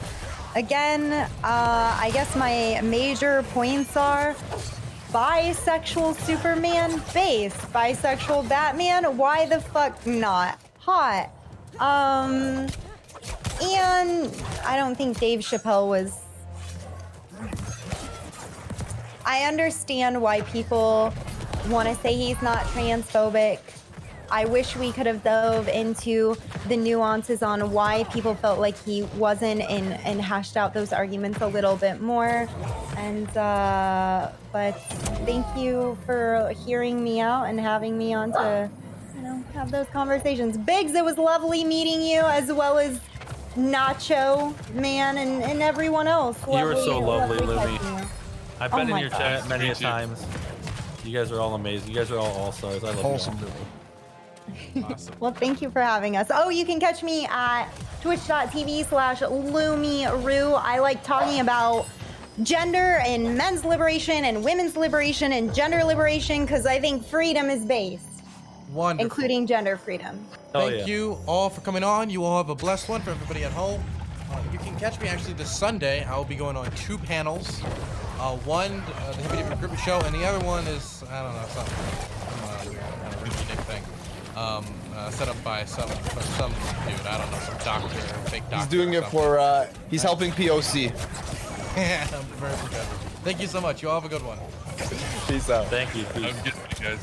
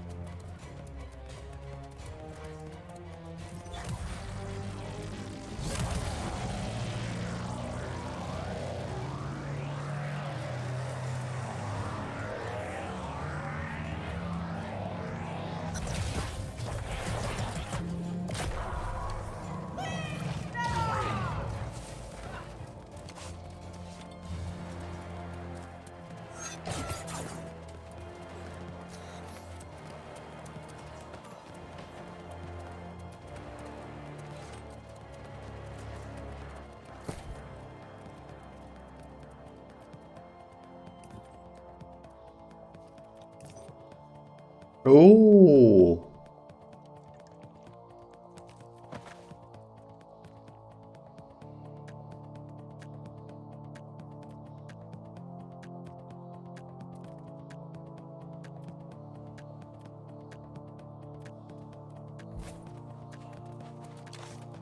Now, I know the island's secret. Now, I know true power. You cannot possibly challenge us now.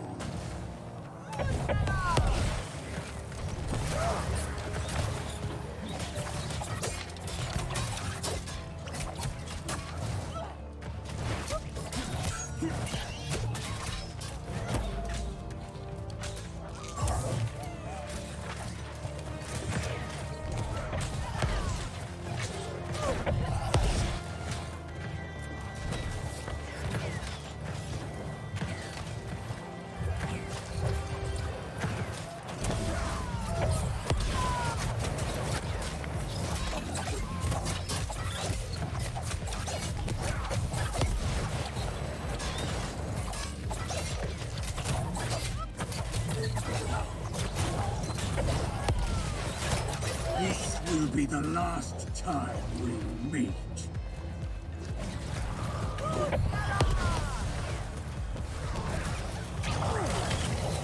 Prepare to have yourself crushed.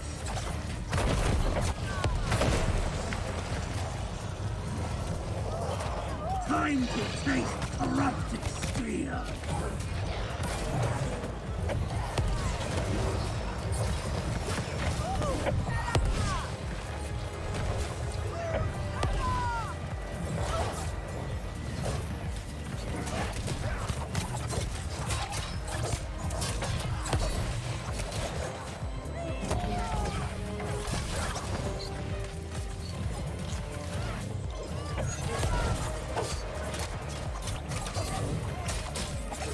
Time to taste corrupted steel.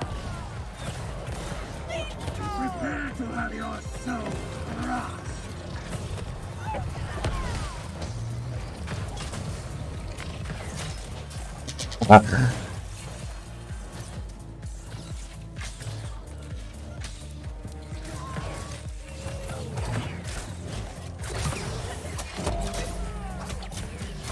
This will be the last time we meet.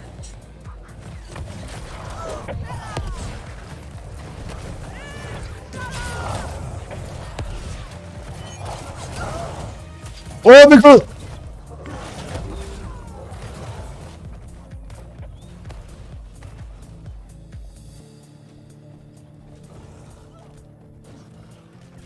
Prepare to have your soul crushed.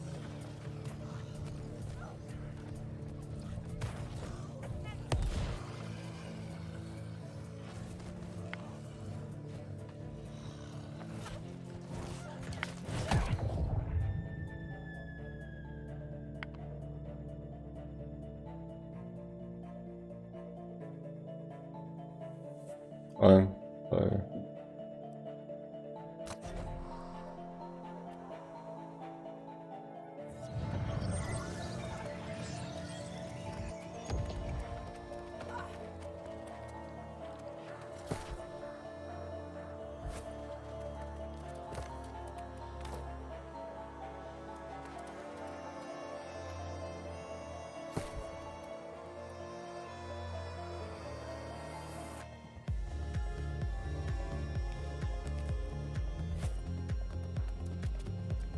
Now, I know the island's secret. Now, I know true power. You cannot possibly challenge us now.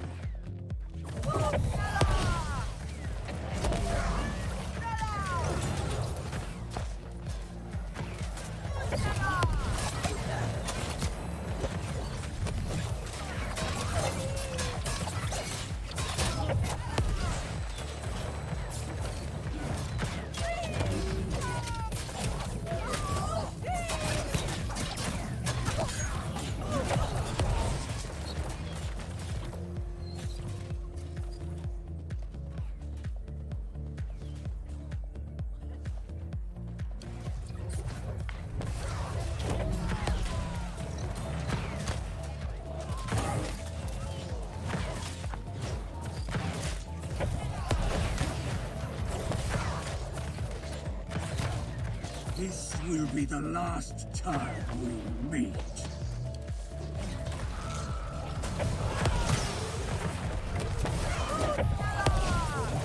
Prepare to have your soul crushed.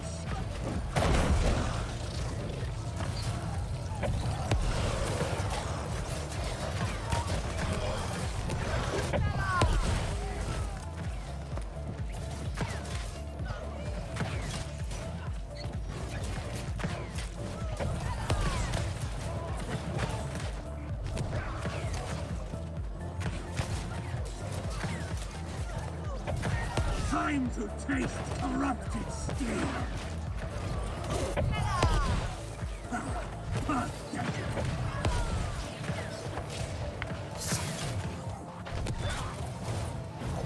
Prepare to have your soul crushed.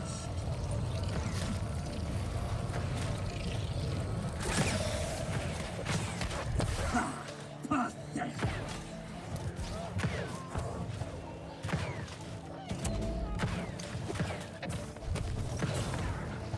This will be the last time we meet.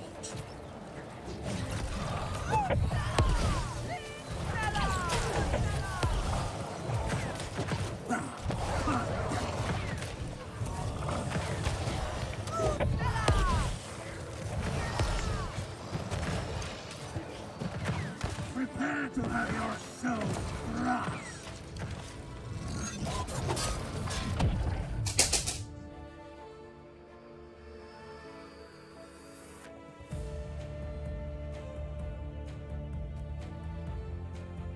What? I didn't do that.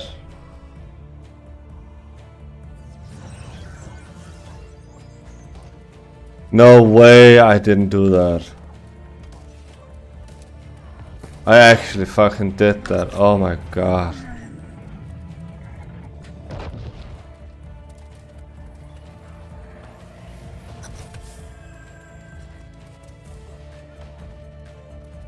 No way I didn't do that fucking twice. How fucking retarded is it? Jesus Christ, man. Alright, let's see.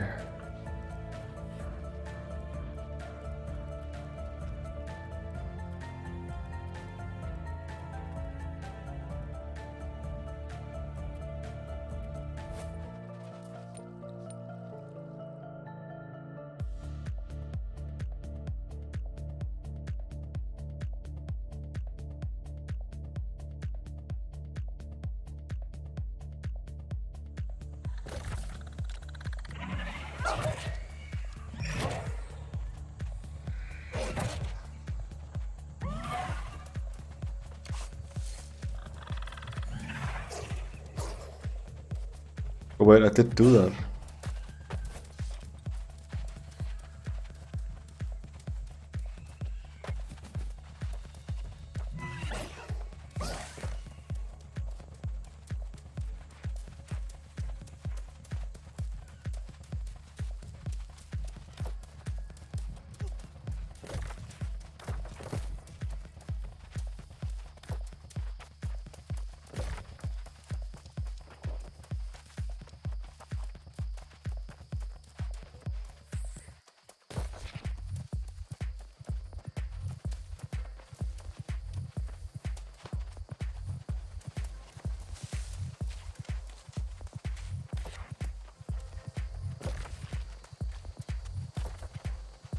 Starting.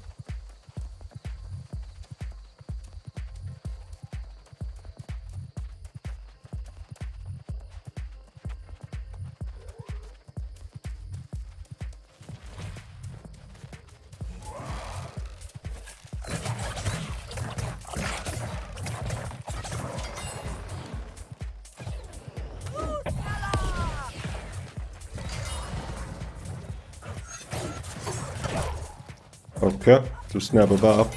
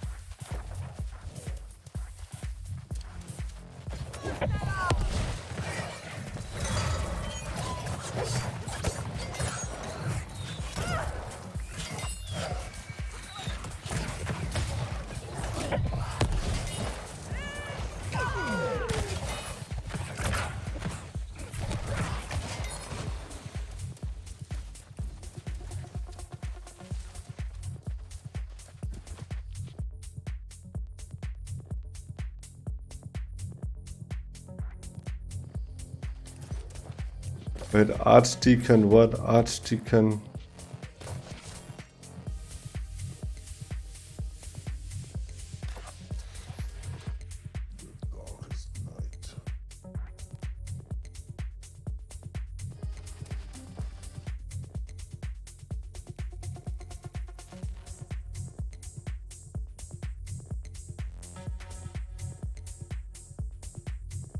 Ja, maar voor voorhand zijn. Dat is dat acht. Fucking annoying.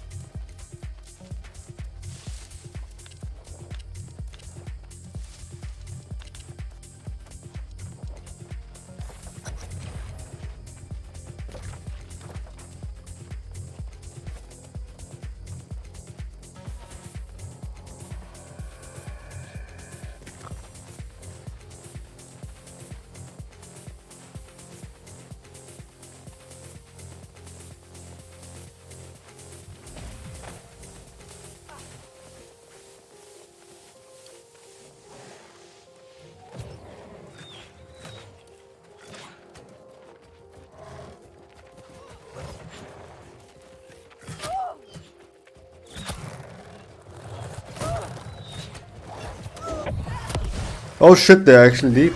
I didn't notice. Sorry, I didn't notice. That was a stupid idea. Especially because everyone heals.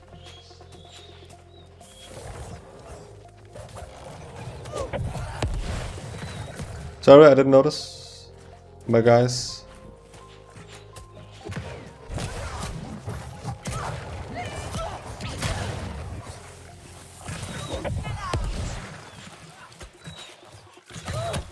Oh my god, oh my god, oh my god, oh my god.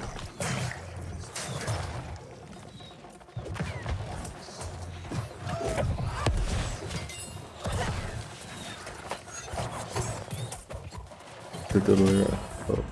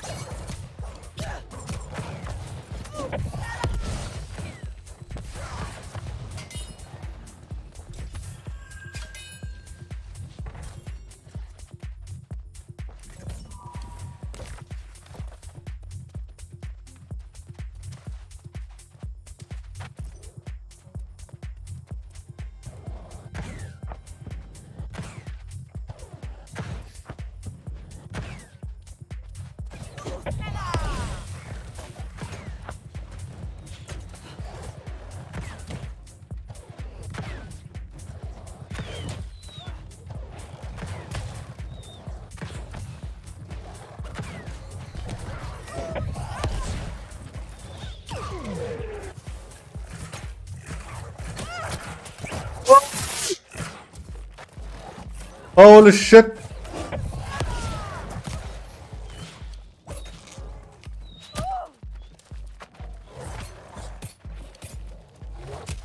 Fuck off for a second, please.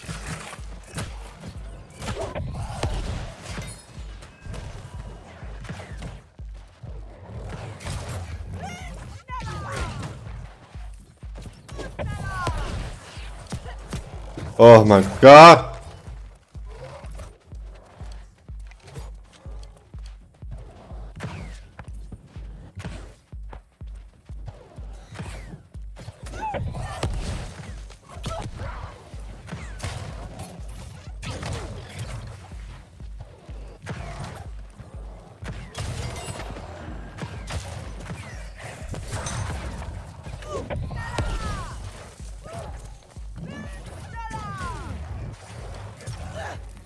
Oh my god!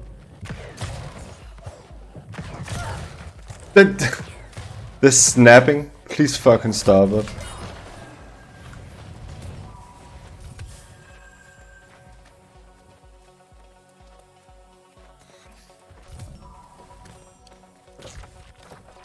Hvor mange der man skal fucking bruge?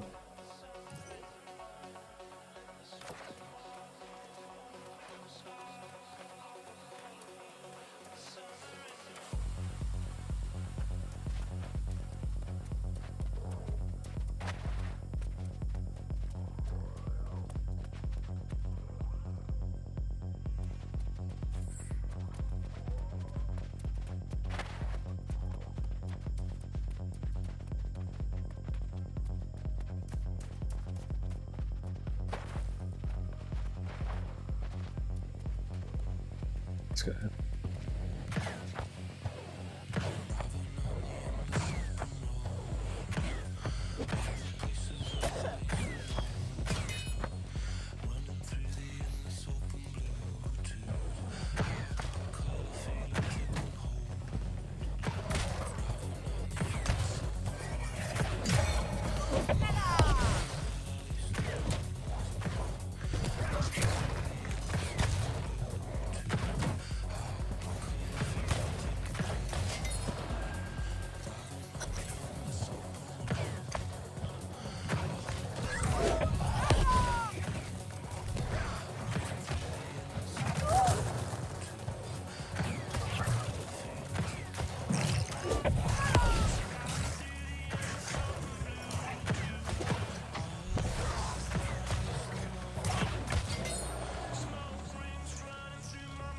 Er vi done? Er vi done? Og vi har lidt herovre. Might as well.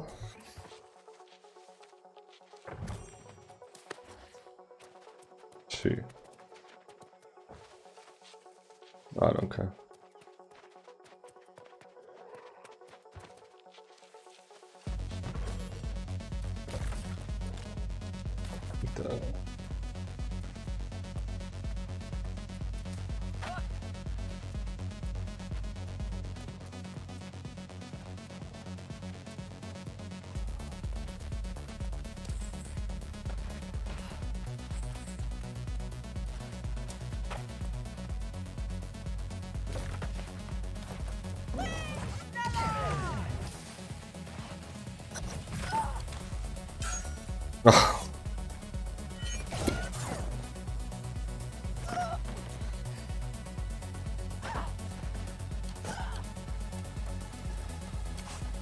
Should change this too.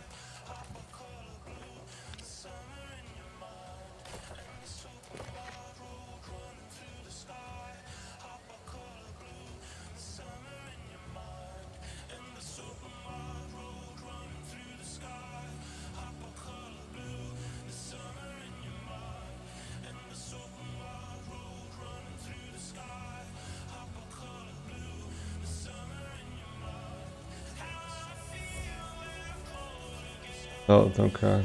Click the notice.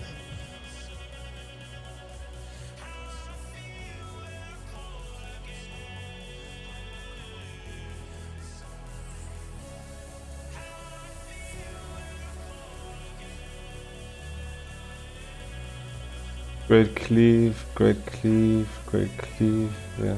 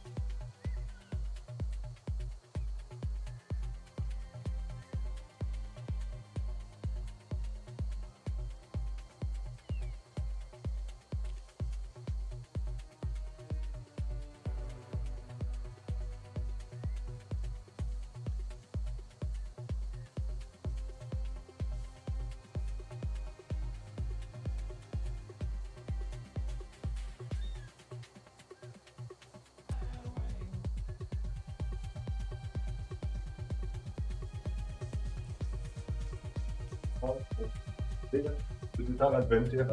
Der er en advent der rører de mennesker sådan så. Ja. Til dernede. Så vil det Mario Vicente. Bare se en barn.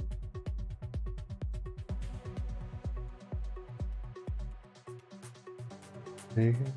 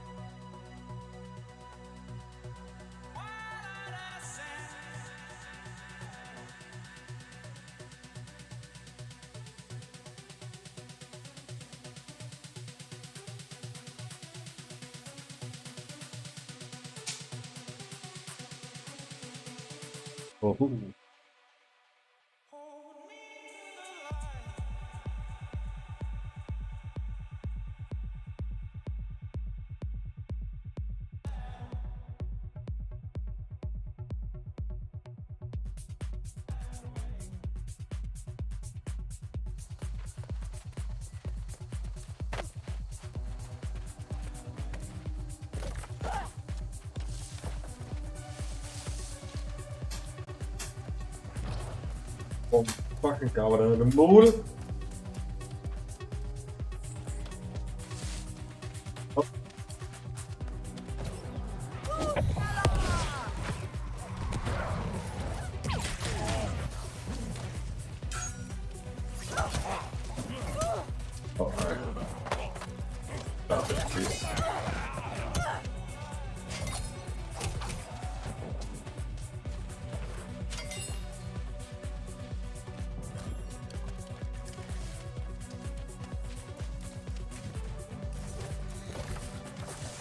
Det er banen, I kan vente på.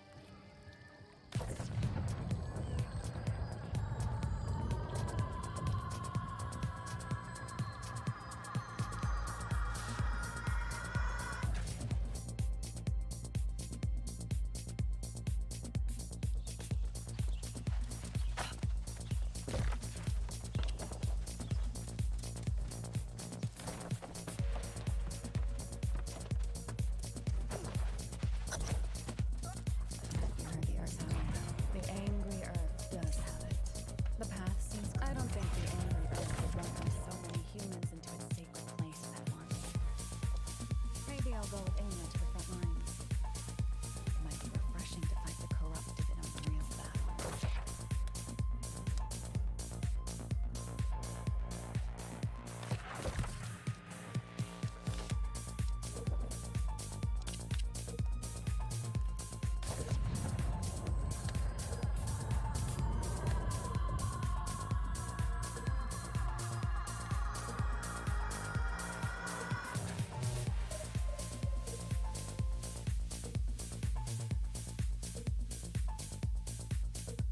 Hey everybody, tonight we're debating whether or not the Bible promotes slavery, and we are starting right now with Matt's opening statement. Thanks for being with us, Matt. The floor is all yours.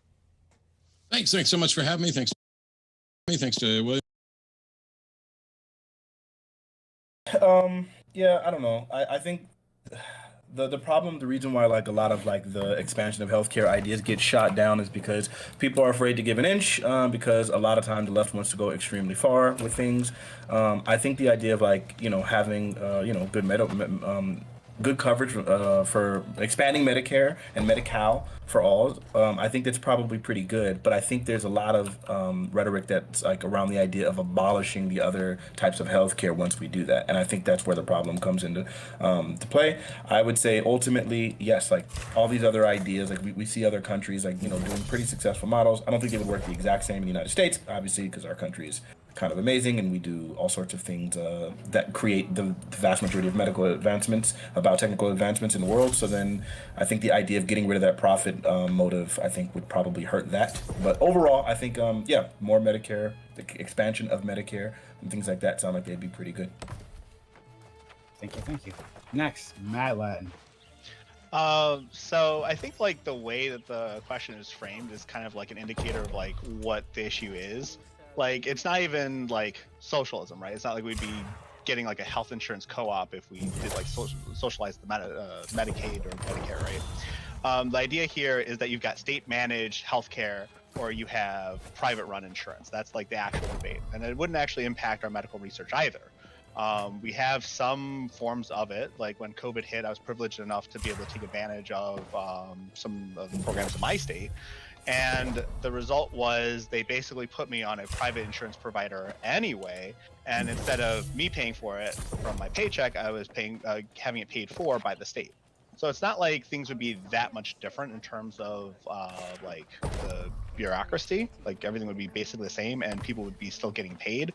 I think the question is, will state managed health insurance work? And I think in our country specifically, it won't work specifically because there's individuals within our system that are actively willing to sabotage whatever systems we put in place, specifically to push the narrative that state-run anything will just like fail by default. Like we saw what happened with the Affordable Care Act. There's lots of harping about it, no replacement plans recommended, and then the end result was a system that's not particularly good and not being improved upon. So I think that state managed would be totally fine in a country where there is unity, but with our divided system where we're actively trying to sabotage ourselves and shoot ourselves in the foot, I don't think it's plausible currently. Okay. All right, Hans. Yeah, at this point, you're not gonna like find this lefty like freaking out that we don't have Medicare for all right now because it's not really possible inside like a Biden administration. I don't think anyone here who argues for that is being realistic, and that's why you mostly hear online people talk about Medicare for all at this point in time are like the Jimmy Dore dumbfucks who really just don't seem to understand how the system works and that we should just try harder to do with socialism. I think while we're waiting for the awesome perfect state solution, which I am in favor of for the most part, obviously take everything that Fnatic suggested, like lowering the age for Medicare, increasing access to Medicaid, like to envelop more people, not just people who say are like in direct poverty, give like a public option to expand care. When we talk about, say, socialized medicine as like a boogeyman, I don't really understand that. We already have like a public-private system that sort of exists, and I'm happy with just shoring up the sides of the public system because, again, I don't see any profit motive that would ensure, say, private companies wanting to insure a bunch of fucking old people. That's why we have Medicare. So we should just keep lowering the age year by year, so that eventually when I'm 70, that the actual age maybe get into it is 40. So just do what we can to keep making things marginally better. And honestly, like, big meme, don't let the perfect be the enemy of the good. Like, just keep doing good stuff right now. And any people who argue against that are really fucking ridiculous and kind of annoying. An enemy to progress. Next, Destiny. I agree pretty much with everything Hans said. I think that well, actually, I'll give one more notable thing. I agree that expanding the ACA and things like Medicare and Medicaid would be good, increasing the eligibility, get more people drafted to these programs. When people see that they work, then they become more defensible, then we can expand them over and over again. Something that I think would be really good to try too, that people on the left often overlook, is more state experiments. We have Medi-Cal. We had Romney Care. If people think that these types of socialized medicine programs are good, maybe trying them out on the state level first, even though there are added difficulties to doing it on the state level, maybe that would be beneficial. And then once you see the proof of concept on a state level, then you can roll it out on the federal level. But otherwise, I agree more so with the expansion of the already existing federal programs in order to get more people rolled into these, so that more people see them in a favorable light. Evie. Yeah, I feel like I agree with just about everything Dusty and Hans said, and Fnatic actually. Yeah, I think that the goal should be universal coverage of some sort.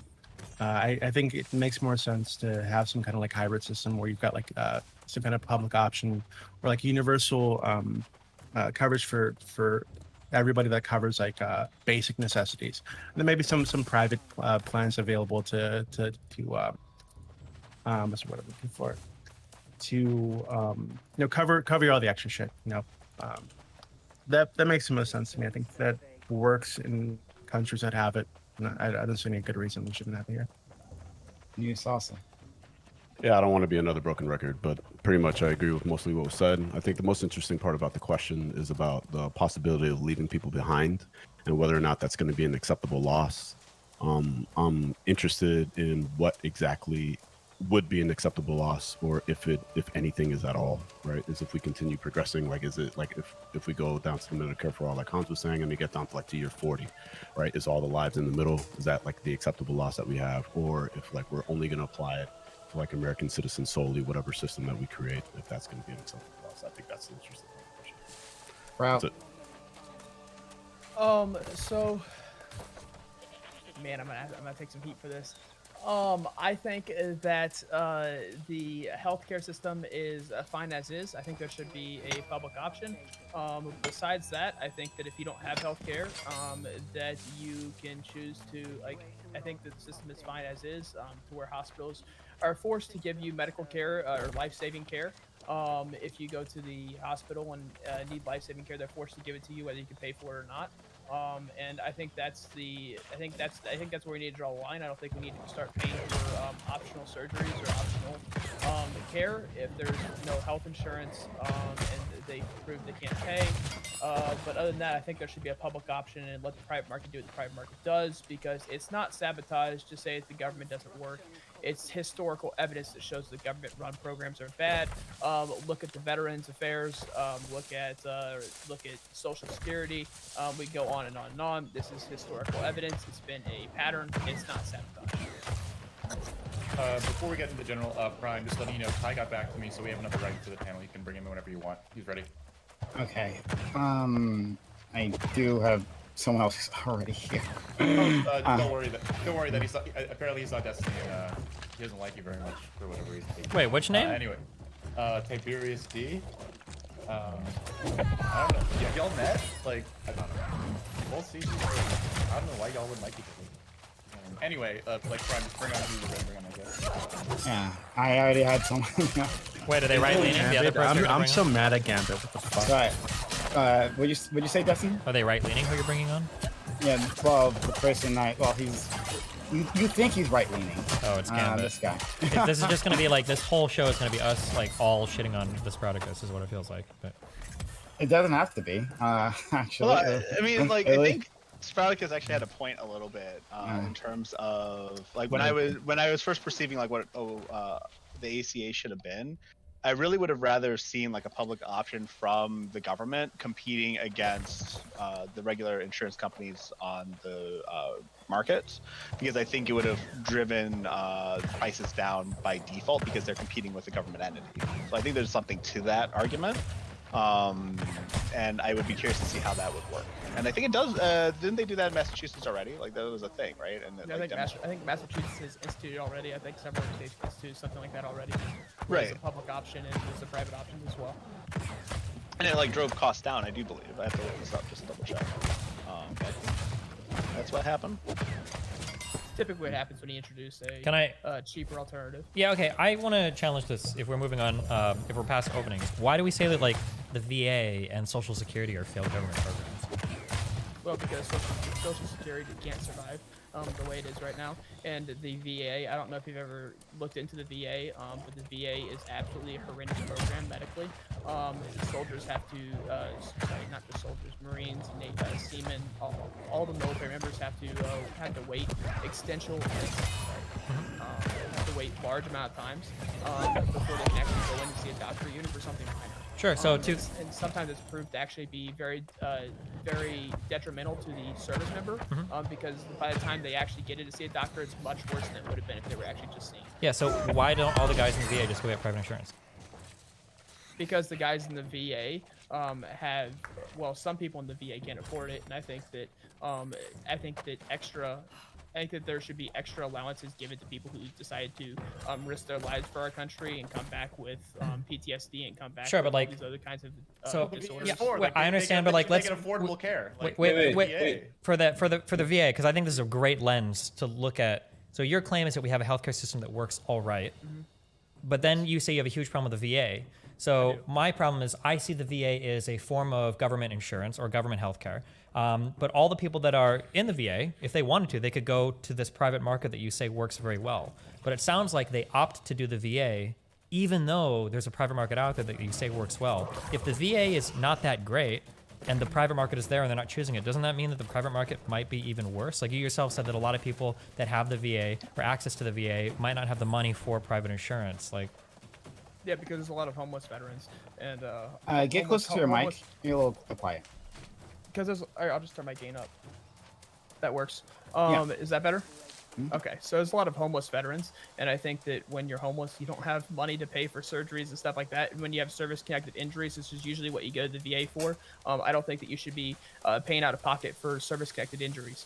And if you decide to go see a private doctor outside the VA, you are not allowed to go back to the VA because you went and saw a private doctor sure, but for like, your injury. yeah, so I understand that, but like, the VA just basically keeps you but just, as like this. Let's just focus on this, right? So there's Okay. a lot of people that might have military service that have like injuries. What about like normal people that have injuries? Well, normal people that have injuries, normal people didn't sustain injuries fighting in Iraq, fighting in Afghanistan. Yeah, but like, for the who freedom of the United cares? Like, States. whether your arm got broken in combat or your arm got broken working in a factory, you still have to pay healthcare. You got to pay somebody to fix it, right? I'm just saying that, like, and I believe that if your arm got broken in the military, I believe that there's a much different a much different standing point at which we should be going about it. Sure. And I think that they deserve medical care for the service-connected injuries that they have received. Sure. So is it fair to say that you don't believe that our private medical system is good enough for veterans? No, I think if the government decided to basically contract out the VA to the private medical care system, I think it would be much better. The VA system is absolutely trash, and it hasn't been until Donald Trump started allowing veterans to go see private medical care that they were able to do that. And now that veterans are able to see private medical care, there's a huge uptick in veterans actually doing that, and a huge uptick in there's a huge downtick in how often, like, the wait for veterans to actually go see doctors. Well, I mean, like, if you increase the pool of doctors by, like, subsidizing private education, like having subcontractors, then obviously, like, there's going to be, like, reduced wait times. If we're trying to, like, solve the problem, it seems like your issue is that the current free healthcare for veterans isn't enough, but you, like, listed systemic issues about them not being able to access the private system, which is apparently pretty good. So that feels like you're, like, suggesting almost like an Obamacare thing where we're like, oh, we're having the government send money to private, like, doctors to expand the pool for our healthcare system for veterans, which I'm not, like, entirely opposed to. Like, if it's working, then that sounds cool. But then you're obviously, like, offering, like, a change to our existing system, and you said it was fine as is. Like, like, you want to rephrase that, or just I'm not trying to, like, do like a gotcha thing. Like, I'm legitimately curious, because, like, I also, like, want to, like, reform the VA. My cousin is in the Air Force right now. He's going to, like, he's probably gonna, like, get a couple, like, dings and, like, shit before, like, he gets out. Like, I want to make sure he's okay. So yeah, like. Yeah. So I think that this has worked magnificently for the VA, and I think that I think that it should be very limited in what we choose to do this with, and when government provides healthcare. Because unfortunately, when the government provides healthcare, the government also provides what healthcare you don't receive. And so I think it's a very dangerous proposition when you allow the government to say who can live and who can't. And you saw this in Great Britain when an Italian citizen was in the hospital for Great Britain. I think it was a baby, and Italy tried to take the citizen into their own hospitals to try and keep them alive, and Great Britain said no, and that they were just gonna let the baby die peacefully. Which seems extremely wrong to me. I mean, Okay, but like, hold on though. Like, you're talking about like letting someone decide what kind of healthcare you have, and I mean, like having a government decide what healthcare you're eligible for sucks. But so does having a private. He's really misciting that baby case. I don't know if I want to jump in on that or not, but that is so wrong. Right? So like, it's not like that baby's brain was water. Your preferences are that much better. I also want to add that like having the government pay for private insurance for individuals has like a side effect, right? So like, yes, you've expanded the pool of you've expanded access, but we did this with education, right? Like, you remember, like the government started giving out loans to people so they can get a college degree, and all of a sudden the cost of college went up because you had a guaranteed way of paying for college. So I think what my biggest concern is with a system like this would be the government causing the insurance companies to up their rates overall. So I would say a public option that's competing actively with insurance companies is preferable to the government outright paying for private health insurance. I also, the government. Just as a real quick thing, that UK baby case gets cited a lot. I'm pretty familiar with this because I read a lot about this a long time ago. I think it was, I don't know if it was some form of extreme like encephalitis or whatever, but that baby's brain, like there were scans, that baby's brain was like 90% mush. The reason why they didn't transfer the child, I think in Italy, it was either in Italy or France, there was some like highly experimental, like they were like, oh, we can try some crazy shit. The reason why they didn't is because I think the country stepped in as a guardian for the child because they thought the parents weren't acting the best interest of the child. That kid was fucking dead. Like I said, I'm pretty sure they scanned the kid's brain. It was like 80% water. Like that kid was completely fucking gone. People try to cite this a lot as like, oh, the government was rationing healthcare. They weren't. They were stepping in to be like, bro, like your kid is dead. Like it's time to let go. One more thing, Spartacus. You're saying that the internet works. You're saying that, not internet. Well, you're saying that healthcare works fine. And my question to you is, okay, so in the cases, like, people are literally unable to afford their healthcare, such that they're like literally dying, right? Or where people are literally unable to afford their insulin, and so then they're dying in those kinds of cases. Do you think that that's like working fine? Do you think that's just an acceptable loss? I would consider that life-saving medicine, but I mean, to continue down this road, I think that a lot of people have issues with the government deciding to provide health care because the government has continuously lied. Obama said you keep your doctor, turns out you couldn't keep your doctor. Obama said you keep your health insurance, turns out you couldn't keep your health insurance. The government has continuously lied about this. And at a certain point, citizens just don't know what to trust. And I think that's a huge issue that people are going to have to deal with if you're going to decide to push this narrative. Is that you're going to have to deal with politicians that have lied continuously about this, and no one ever trusted. So I mean, that's not at all an answer to my question. You didn't answer my question literally at all. I did answer. Okay, well then ask your question again, and I'll do my best to answer. Sure, okay, and do so. But I actually don't want this just to be Owen Spartacus because I want the liberal answer. Like but I want to examine the liberal answer. And it doesn't, do we have liberals here, right? Who have told me Medicare for all is fucking terrible, right? Bad idea. What's your answer? And like, how can we make it actually universal? Is that ever a possibility, or will people be left out? So, Fanatic, ask your question. You can answer it, but I don't want this to be on crowd. Yeah, sure. He's just the only person that says something so insane. Do you think it's perfectly acceptable that there are people who are dying or going bankrupt because they can't afford their health care, or people who can't afford things like insulin and just dying because they can't afford it? Do you think that that is evidence of a working system? Do you think that that's something that could be avoided through a better designed system that would still function well? Okay, and in my mind, that would be life-saving healthcare. I think that hospitals should be forced to take care of those people, and that would be life-saving. Wait, stop really quickly. Yes, we know it's life-saving healthcare. The point is that even though the hospitals are required to provide it, that those people are still on the hook to pay for it. So in these cases, these people are going bankrupt because they can't afford it. Is that acceptable to you? I mean, declare medical bankruptcy.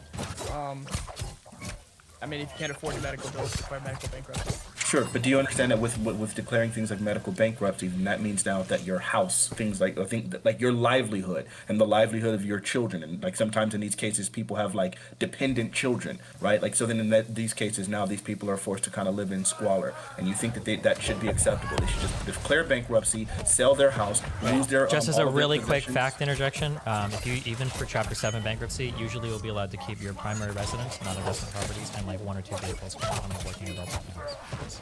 Okay, sure, but even still, like, okay, so you keep your house, but you keep your primary residence, but that doesn't mean that you're not going to be insanely impacted by like all of your other possessions and things like that. It isn't like bankruptcy is obviously not something that we just want to like jump towards as like a solution, like that can't be, right? I mean, I would push to take the public option. I would push the people that need this care to take the public option that is already there.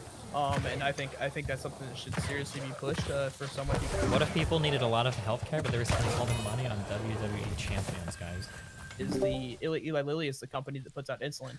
If you talk to Eli Lilly, they will actually lower the prices, and sometimes they make it free. If you can prove that you cannot pay for insulin, Eli Lilly will assist, and they say that in their commercials that if you have problems paying for it, to contact them and they'll see what they can do. So I would suggest maybe taking the public option, and then maybe talking to the people who make your drugs and seeing if you can get a better deal through them and possibly even free. That's hardly a guarantee, though. Like, we'll do what we can. Let's hope for charity. Yeah, I don't. And I mean, the thing is, like, this is a hypothetical question, right? Like, this is like, what's the best healthcare you can imagine? And I'm hearing like something sort of like what we have now is like ideal, and I'm just kind of not feeling that. Like, it was like if I had to create like my perfect healthcare system, right? Like everybody would be covered. In like or everybody would have access to free coverage, and then if you want like the Lexus of healthcare, like some private insurance on top of that, you could purchase that, right? And then you would also have a public option for folks who can't afford like bonuses. And I mean, I guess we'd have to figure out like what the nuances are, like what counts as extra and what should be just like a guaranteed basic right for a person to have access to. Like if someone dislocates their shoulder, they should be able to go to a patient first somewhere and get that thing taken care of and go home and not have to pay for it, right? If someone's about to give birth, they should be able to give birth for less than $200.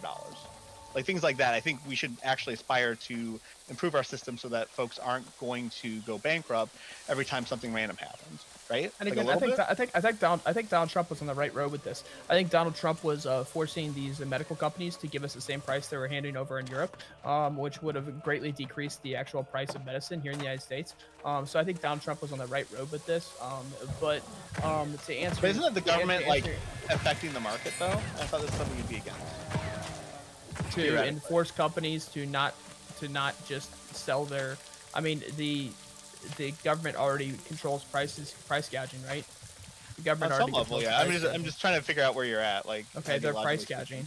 Okay, so I'm against price gouging. Wait, how is it price gouging to offer different rates to different markets? How's that price gouging? That's not price gouging at all, right? I mean, I'm against the ideal of price gouging and similar to price gouging, correct? I don't know how. I just don't understand how that's price gouging. Offering a lower rate to Europe than they do to the United States. You don't So see right now, price if I gouging? buy a latte in LA and then I go back to Nebraska and I buy a latte, those are going to be two different prices. Is that price gouging or? I would argue yes. That if you're gonna offer your latte for a price, then it's that price, and that's the price of your latte. Well, so like if you want to run a business, theoretically, you're looking at a certain profit margin, right? Different markets are going to support different prices. That's just. Yeah. Oh, okay. And then like I mean, the reason Europe has cheaper drug prices is essentially because the U.S. is effectively subsidizing the prices. No, it's way more complicated than just that. Like you talk about, say, like you talk about like subsidization of like doctors and how like under Obamacare, like people couldn't like keep their doctors because some doctors wouldn't opt into like the government insurance. You realize that's because like those rates are like either lower or subsidized. A lot of people don't like say Medicare or certain government coverage because the government pays out less per person than like potentially like either paying out of pocket or private insurance. Like there are problems with that we accept like when we have like larger risk pools, and so I don't know how we solve that problem of like making and this is even what I wanted to talk about. I want to talk about like the catastrophic coverage thing that you were talking about, where we should like keep people from dying. And that's really cool. But a lot of health problems in America are based on like non-essential stuff that turns into bigger things. A lot of like reducing healthcare costs is about preventative coverage. And like Obamacare slightly solved this by getting rid of the catastrophic coverage programs where you would only get health insurance if you were like literally about to fucking die. And they like said that those weren't okay anymore because like those weren't actually insurance. So if you're trying to like reformat the system, even inside like, you know, like this is all lib shit. Like we're not talking Medicare, we're not talking about any of that. We're just talking about like improving our healthcare system like as is. Then you've got to make preventative care more accessible to people. Doctors' offices, like, you know, even if it's like a little bit of a copay, like that sort of stuff, that's still like way better for access. So I don't know, what's your goal then? Like you're okay with the public option, so then you're not okay with the current system. You want us to have a public option for like people like either buy into or like have if they're like too poor. And like, is this outside of Medicaid? I'm just like I'm not trying to pick. I know we're all like asking you questions, so like I'm happy to ask other people's stuff as well if we want to take this off of you. I do want to expand. So you can respond to that. Route, you can respond to that. I actually do want to get to other people. Can we talk about why drugs are more expensive in the United States too? I just wanted to talk about that for just a second. I'll try to. Yeah, I want to talk about that too. Okay. Okay. I mean, so okay, so there's one thing that's undeniable here is that if the American healthcare consumers suddenly started paying the same prices as the European, Canadian counterparts, the world's private medical research would come to a screeching halt. Because the private medical research wouldn't actually be able to take that low of a pay cut to where they're not funded by the United States anymore. You don't have to pay upkeep for defense platforms, right? I don't think you do, right? Americans spent $7,960 per person on healthcare. Canada spent $4,808. Germans spent $4,218, and the French $3,978.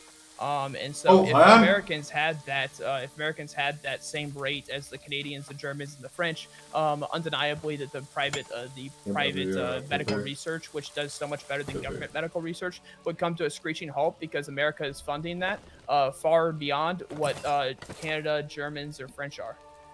Well, no, so like if you look at like what Shkreli did, right? Like there's Martin Shkreli, he would like buy old drugs that were like, you know, invented in the 19th century or early 20th century, and then quadruple or even like I think there was one drug that was like $3 a pill that he made $75 a pill, right? And no additional research was being done on it. So like we're talking about price gouging. Like a lot of the drugs in the United States are at higher rates because of price gouging. It's not just Americans subsidizing it. It's the fact that insurance companies directly negotiate with these pharmaceutical companies. You don't think companies that make, let's say, epinephrine, because EpiPen got into that scandal as well, and I have an EpiPen. I have several EpiPens, and I've actually went to a different supplier after EpiPen started doing that. But you don't think that EpiPen is developing new medicine? You don't think they use the money they get from the medicines they sell to develop and research new medicine? Isn't it just adrenaline? Like, isn't it just something that like literally is produced by like? That's not correct. Like, let's not minimize EpiPen. Yeah. We like I know like we lefties we like doing the meme where it's like, oh, everything is like partially like built from public funding. That's totally fine, but like there is a lot of research like actually done by the private sector as well. So if we want to like increase public funding, I mean I agree with that. I just feel like EpiPen is a bad example, right? Like that's like something that's like very very naturally produced and like not like the research development not. Wait, what? You can't reduce it down. Again, someone please stop me. I do not think EpiPen is just adrenaline. Like there's got to be like if it's that easy, there'd be like a million different people who. I think it's like $3 to get. Don't quote me on this, but I think like EpiPens in like third world countries are like really cheap, aren't they not? So the reason, real quick, so my understanding is the reason why things in the medical world become so expensive is because the fault tolerance is very, very, very, very, very, very, very low. So like EpiPens, like the drug itself might not necessarily be expensive to synthesize, or there might not be a lot of R&D that supports the drug. It's like the whole delivery system is why those are so expensive. Like, whereas for like a consumer gizmo or gadget, maybe you have like a 1% fail rate or like a 0.1% fail rate. When you're talking about EpiPens, that's not really acceptable. You can't have 1 out of 100 people that need an EpiPen dying. So when you have a device and you've got to design it so that the fail rate on these is like 1 in like a million uses or 1 in like 10 million uses or whatever the fault rate is on those, then the costs get way, way, way higher. Yeah. I think you were just justifying. Like it really is just adrenaline. Like I just looked it up. It's adrenaline. No. It's not just adrenaline though. You can't do anything with adrenaline. If I gave you adrenaline, you wouldn't know what to do with it, right? I mean, like it's the pen that. Yeah, exactly. That's what I'm talking about. Yeah. The drug itself is not the big deal. It's the delivery system, right? Using syringes for for like 100 years. It's not just a syringe, But though. it's not right? That's just the a point. syringe. It's a rapid syringe. Mhm. It's a rapid syringe because I'll tell you, I'm feels definitely like justification, I'm definitely allergic to peanuts. I've encountered peanuts 3 times in my life. Each time I went to anaphylactic shock. And I had to use. When's the last time I'd used EpiPen? No, when's the last time it was redesigned? Like you've had one for a long time, I presume, right? No, Yes. you have to get new ones often. I have to get a new one about every year because they do expire. No. He's saying redesign. He's saying like when has it been functionally changed? So Destiny here points out that this cannot fail. Right? We can't have people having a emergency, as our friend Sprouticus unfortunately has had in the past, right? And then he stabs himself, and then it doesn't work. That's a problem. Yeah, exactly. So you have to have an exact system that is reliable. Okay, so what our friend Mad Lad is pointing out, well, okay, then when is the last redesign?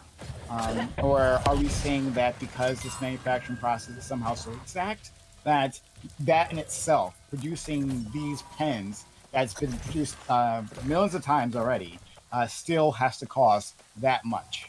I mean, And just he- look at and the here's- whole here's country the thing, and see how right? much it costs, right? Like, I mean, here's the thing, right? Is our issue with like patent law and like having? Yeah, that's what it sounds like. exactly what it is. I feel like everyone's ignoring that point. Yeah, I was getting ready to bring up patent law because the people who made the EpiPen had the patent. Very often the reason why these things are so very different in prices is because within the United States we have specific laws. We're the ones doing the research and development. We're responsible for like literally over 90% of like biotechnical advancements in the world as a sole country. So because of that, like our country subsidizes quite a bit of these biotechnical advances by like funding partially some of the research and development. So when you have like our country doing it, then the people who are responsible, who are actually doing it and putting in their own money as well, they have to recoup their losses, right? Like they're trying to make money, and a lot of times their motivation behind it is because if they think that they can do it, then they can make money in the back end once it's now patented and can't be sold by anyone else. And then as a result of that, they get to set the price, and then now they get to make their money back. And some profits. So I mean, it does suck because again, the profit motive that's at the heart of everything. We can just go ahead and tell them like, no, I'm sorry. And then as a result of them coming up with the advancement, then the next thing is the other countries, China or whoever else, they end up coming up. The technology is there. They recognize what the technology is, and then now they can end up producing the same exact drugs in their own country, and they don't have to respect all of our law, or they come up with something extremely similar. So now at this point, they can do for their citizens using our biotechnical advances. So if we're talking about like COVID medicine, for example, right, or like something that's like high tech, brand new, like antiviral stuff. Yes, absolutely, I 100% agree with you. But we're talking about things that have existed for decades, like Darafram or EpiPens or whatever else. And when we've had EpiPen is protected for when we've got injection systems that have been perfected for decades, there's no justification for the price hike past wanting to make as much money as you can for the patents that you have. And I agree that patent law is a big part of it. Absolutely, 100%. Okay, Matt Latin, is EpiPen under patent? Is EpiPen under patent still? Yes. Okay, so this doesn't apply to that. EpiPen is no longer under patent. I know that because I have a competitor. I use a competitor's EpiPen. The competitor, pretty smartly, right, is that they then designed their product and told insurance companies and people that if this is free to the patient. If you have insurance, your insurance will pay The for it. EpiPen is protected from competition until 2025. So maybe there's something fundamentally different about maybe they did something. So they probably did something. Like important thing, there's like multiple types of brands of like auto injectors. Like in Canada, there's Ultraject, Emerald, and EpiPen. So it doesn't seem like there's like a single monopoly on this. They're probably just like the biggest provider. We have an issue. No, but Hans, that's exactly my point, though. Imagine if EpiPen comes out with their product and then they say, by the way, we're patenting this so that you can't sell anything like it for 10 years. U.S. says, okay, great, no one else can make any competitors in the same way, right? Whereas Canada might say, okay, well, you can't sell EpiPen, but you can do other products that are similar. No, that's not how patent law works. But what's going on right now? Hold on. So what's going on right now is that insurance companies are negotiating with Mylan, the producer of EpiPens, and saying we will force people to use your product and that's it. It's all about what the insurance companies are deciding in terms of if you develop it differently, if you develop it outside the patent, just like PS4 and Xbox. No, Sprout, we don't disagree with this. Nobody disagrees with what you're about to say. No. Okay. But I think Fnatic kind of disagreed.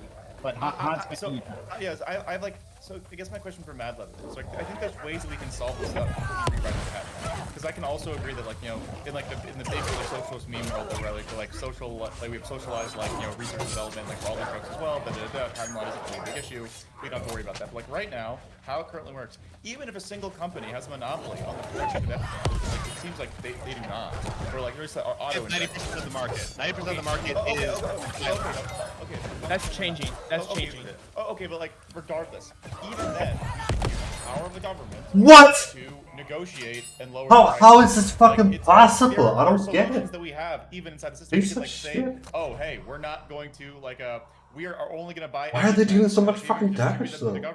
Or just change how if there's a life fucking annoying. That is completely patently owned by one group. This is a meme. Wait. This is a meme. This is a meme.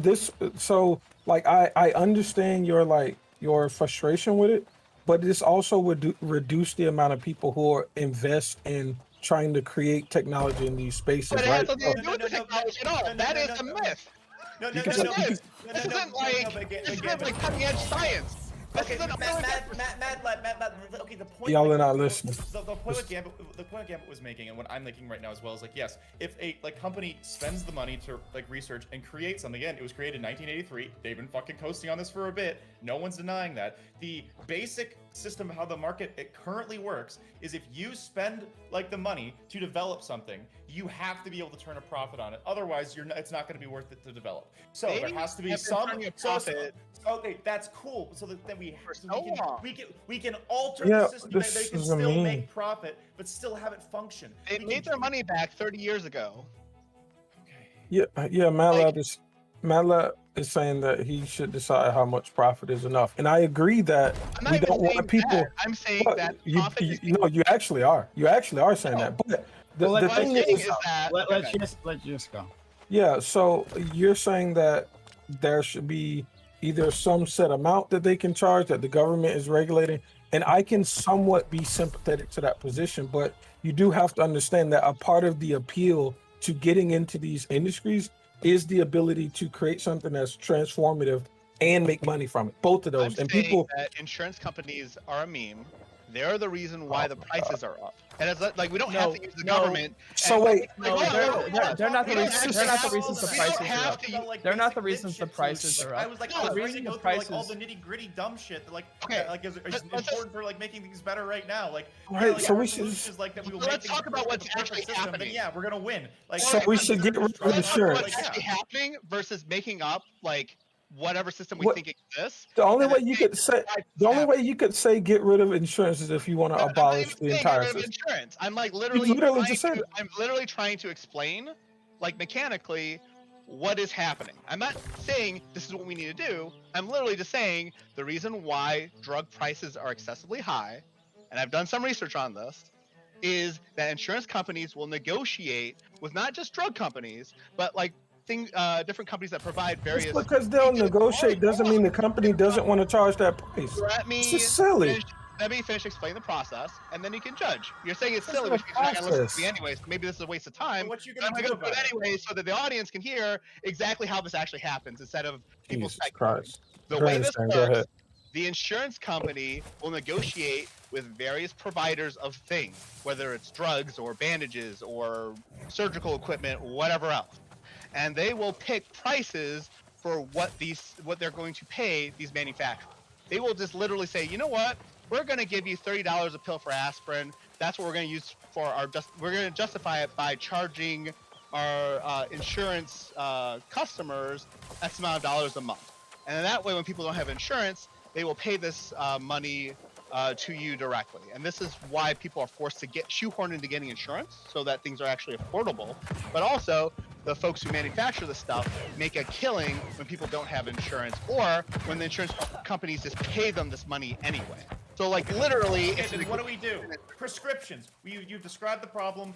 Yes. Like saying like the problem without providing a solution is just whining. We already said Medicare is on the table. No, we're not just trying to whine. I just want to accurately explain what the problem is. Okay, you did. And now Spraukus actually had a good point. If there was a public option added to our current system, it would actually resolve a lot of problems. If there was a Well, it wouldn't resolve them all. Insurance, it wouldn't resolve unless it would resolve a small amount. This just to say public option good, like bro. I'm actually trying to answer your question, and you guys are interrupting me. So don't. You're just grandstanding now. All right, whatever. Like if you, that's what you think, that's fine. I don't care. I'm gonna answer the question now. So my answer here regarding the Bro, you're literally just grandstanding. Right, Please fine, stop. I don't care. Shh. How long are you going to go on? You didn't answer the question I'm originally. trying to answer the First you said you wanted to spell out the question, and now you're just sitting here taking up all the time and sucking up all the air in the room and preventing anyone from having an actual conversation. You can't say that you're not criticizing the healthcare community, or I'm sorry, the insurance, if at the exact same time while you're doing that, you're literally going and then saying, oh, the insurance is the problem, and here's all the reasons why the insurance is the problem, while simultaneously saying, I'm not saying we should get rid of insurance. I don't think we should get rid of it, but you are clearly saying it's a problem. We got it. Great, thanks. Want to answer my question? Okay. He's not going to. Good, we got it. Oh man, there's Fanatic going off again, thinking he's got all the answers, and he can't bother I'm just waiting for you to give one. You won't. You're just talking and not saying anything. Okay. Matt Latt. Fanatic, that is incorrect. He provided one. Public option good. All agreed. Matt Latt. We're talking about the public option and how it impacts the specific problem is if you have a state-managed insurance company that's negotiating with providers of the same drugs overseas at a much cheaper rate will allow us to import EpiPens and import surgical equipment and import pills at a much lower rate. And if there's a hospital that's charging $10 for an EpiPen, people are going to go to that hospital instead of all the other fucking hospitals. That's my point. Thank you very much. No, so I knew he was going to go to this, and this is something that I actually felt strongly about until I thought deeply about it. So I was a big Bernie fan, and Bernie was a big favor of importing drugs like from Canada, and I was as well because I was like, yeah, this will reduce prices, but it circumnavigates the problem of the U.S. companies doing the research and acquiring a patent. If you allow import of drugs made with the prescriptions of said patents in different countries. So it's not as simple as let's just allow import of drugs, because if I create a company in the US and I get a patent and then these things become publicly available, if you just set up shop with a company in another place and then import the drugs, I then lose all of my all of the like foundation for my patent. Like that's the reason we acquire patents. So it's not that simple. GSU, I think you're gonna agree with me. I really do. And this is what I started off saying is that the huge issue is that the United States is not being given the same prices as Europe, Canada, or any other country. The United States is given much larger prices, and we're called on to subsidize these other countries because they're obviously making their money back, but they're making their money back off of us and then giving other countries cheaper options. And so the United States is effectively subsidizing the price for other countries. We are paying more so that way other countries can get it for less, which is why I think they're making that's not a myth. That is not a myth. That is not a myth. They're making money from those countries too. Wait, so I think what you're saying, I think slightly what you're saying is if we do the research first, then other countries are just copying. If they're creating a generic version of the drug, they're copying, and they don't have to do all the initial research that it takes to create it. It's not even that game. But what he's saying is that if you have, if it's produced here and like the prices are higher here, and then other places can like pay less and still make profit. So I guess like the only thing I would say to this is that they wouldn't sell the drugs in other places if they still weren't making profit there. So they might pay like lower prices than like Americans. And then what I would say then is that probably because their healthcare systems are better at negotiating prices, maybe it's because they have like stronger public like institutions that can negotiate better as opposed to like our conglomerate systems, like dozens of private corporations. Or like there's so many things that we could fix this, but like it's not just because like they're cutting the US, it's because like there's other systems in place because they're still making profit. They can still make profit here. We would just want to reduce it. I can assure you there's no medical provider offering services overseas for a let me explain what. So Hans, what you're missing is literally funds research and development for every other country. Yes, the U.S. consumer funds research and development. Hey, listen, for y'all every are other missing. country. Y'all are That, missing. yes, I agree. Oh my Absolutely. God. However, they're Okay, making a Jesus. profit in every single country Yes. they So, operate in. so the question y'all have to ask is, why are these other countries able to negotiate lower prices? And that's because the patent laws don't exist there, and they have other competitors, which drives the market, which drives the prices down. So if you're in America and there's a patent, you're not going to be able to drive the price down as if you want to make your drug available in different places that have other generic options. So that's the whole thing. Like that's why here in the States. It's how bad our companies are at negotiating.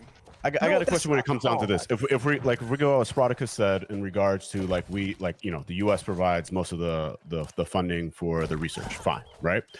But that's not going to come to a standstill if we just drop prices and we're on the same plane, let's say Europe or all these other countries, right? They're still going to do research. Hans is absolutely right. They're still making profits inside these areas, right?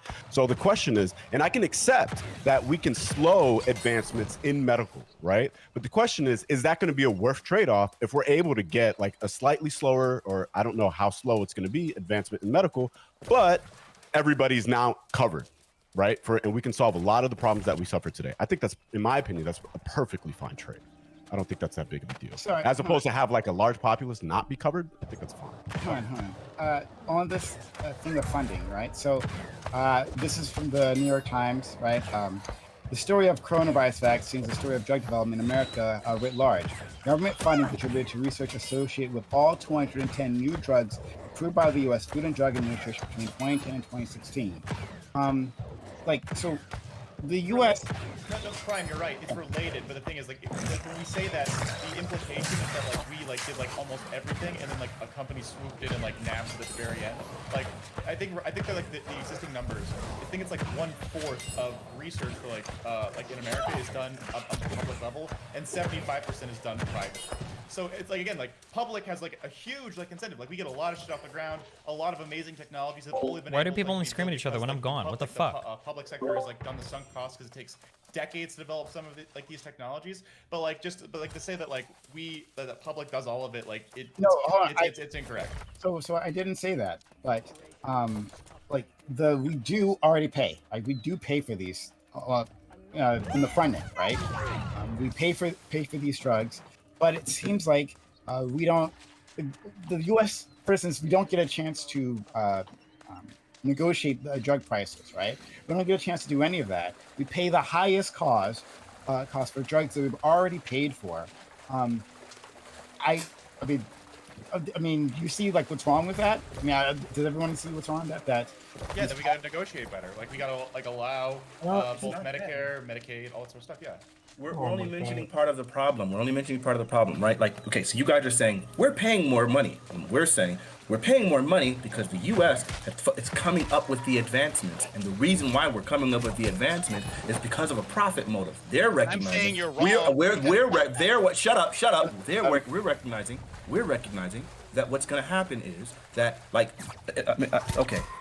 I'm in the middle of this game. I'm going to finish this game, and then I'm just going to go ahead and come back with the data really quickly to support everything that I'm saying right now. I need someone to disagree with me so I can go ahead and shout at them for being an absolute idiot. We are responsible for the vast majority of biotechnical advancements in the world by a lion's share. The United States. If we combined literally all other countries in the world's biotechnical advancements, they still will not equal the United States. I mean, literally, every country in the world combined cannot equal the United States. So we are responsible at a large margin. The reason why we are responsible for such an absurd level is because of the fact that we have specific patent laws that are attractive to the people that are doing the research because of the idea that they will be able to make a profit in the end because of the fact that we have these patent laws. So if we just wholesale get rid of those, then at that point, that takes away their incentive to continue to develop. No, okay, I'm saying that. I am saying that. So if we do that, and so now, if we allow people to import generic versions of the drugs, then that means, as opposed to paying the company that directly came up with the biotechnical advances, we will pay the third party the generic knockoff version, the Safeway Select. So that at that point now, this company's not making their profit back. Then that means, why the freak would I come up with the technology that's gonna help save people's lives if I know I'm not gonna get any freaking money from it in the end, and you guys are just gonna go with a knockoff version? So then as a result of that, that means that these companies would then stop doing the biotechnical advances. That's what we're arguing this whole time. Holy shit, Star, shut the fuck up. Wait. Okay. So here's my problem. One, to think that, that's the only reason. It's because of the patent laws. Oh, that's a big reason, right? Because of completely unfair patent laws to put corporate profits over anything else. No, that's true. That's definitely plays a part in it. So it's 100% that. But on top of it, it's not like the U.S. is picked by random. Like any other country can replicate our laws, right? It's the infrastructure that I see. A part of it is the infrastructure. Part of it is the mines that we have here, right? We already have colleges, college and all that, who are pumping out people who can work at these companies to develop these new drugs, right? If you can't just pick up all this infrastructure and put it somewhere else. So if we change the patent laws tomorrow, right? Pfizer and Moderna, or whichever one is America, but like whatever these companies, all of that, whatever these companies, they don't want to just pack up and leave, right? Because they just can't access this in all the countries, right? Now you can start creating that infrastructure, but the infrastructure certainly is not there. And beyond that, the U.S. is like the center of commerce. It's the center of fucking trade, of everything, right? So I reject that. Well, it's just these patent laws that's the only thing, right? But beyond that, but I guess you didn't say the only thing, to be fair, right? But beyond that, like this idea that actually, I lost my point. Wait, I have a question for you. Wait, one small question, Brian. Is your problem that the people who create these revolutionary drugs and technology have the ability to get filthy rich? Is that the core of your problem? Thank you. I don't have the fact that they're making profit isn't a problem, right? It's the making those exorbitant profits off the back of dead individuals, right? Like that's my problem. So like, it's not that they couldn't make a profit. That's a way to frame it. Hold on, that's not like they couldn't make a profit at a lower price, correct? Right? They could actually make all their money back if we negotiate with them, right? Because right now that's what's happening in our Congress, right? We're talking about changing the rules so that Medicare can negotiate drug prices. That would be amazing. That would be amazing. If that happened, would that destroy the market? Would that be the end of it? I mean, the companies will say it is, but I don't think that's actually the case. You can actually make a profit at a low price. You won't make all of the money. You'll make the money will come in slower, certainly, but you'll make the money. You can make a profit. So, but okay, so I guess my only issue is again, like I also would be in favor of if they're like buying out patents from companies, like in a way that's profitable. If we want to like reduce like the upfront cost to consumer, there's a lot of ways we can handle this. What I am nervous about is like say dramatically changing a policy without like having any additional infrastructure, right? Like if we're gonna have like massive, if we're getting rid of patent law, then essentially what I believe the fanatic and Gambit said about like how individual investment like from private companies won't be as robust because they won't make as much returns on it. So then the question becomes, we have to subsidize that somehow. In the case of this case, public investment has to become, say, greater than 25%. So I'm okay with if we're doing away with patent law in the way that we're suggesting. We have to like think of the externalities that are happening, and we have to say, oh, if we're making it less profitable and less optimal for companies to do the research, we have to make sure that the state's stepping in and doing and like picking up where they left off.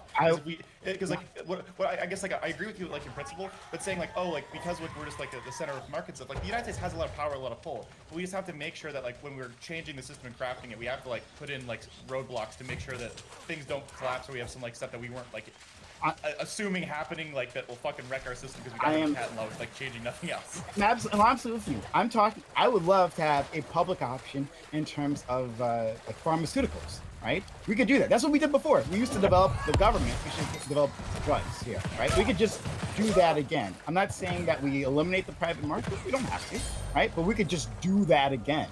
And there's plenty of drugs that those companies that you guys are, sucking the dicks off right now, they don't want to, they don't want to bother developing just because they don't believe it's going to be profitable. That's fine, okay? That's when you have a public option, just like for the mail system, right? There are plenty of places FedEx and UPS won't deliver to because they won't make a profit. They do, but the U.S. government is there to step in to make sure that everyone is served. So why not do that again, like we used to, for the pharmaceutical industry?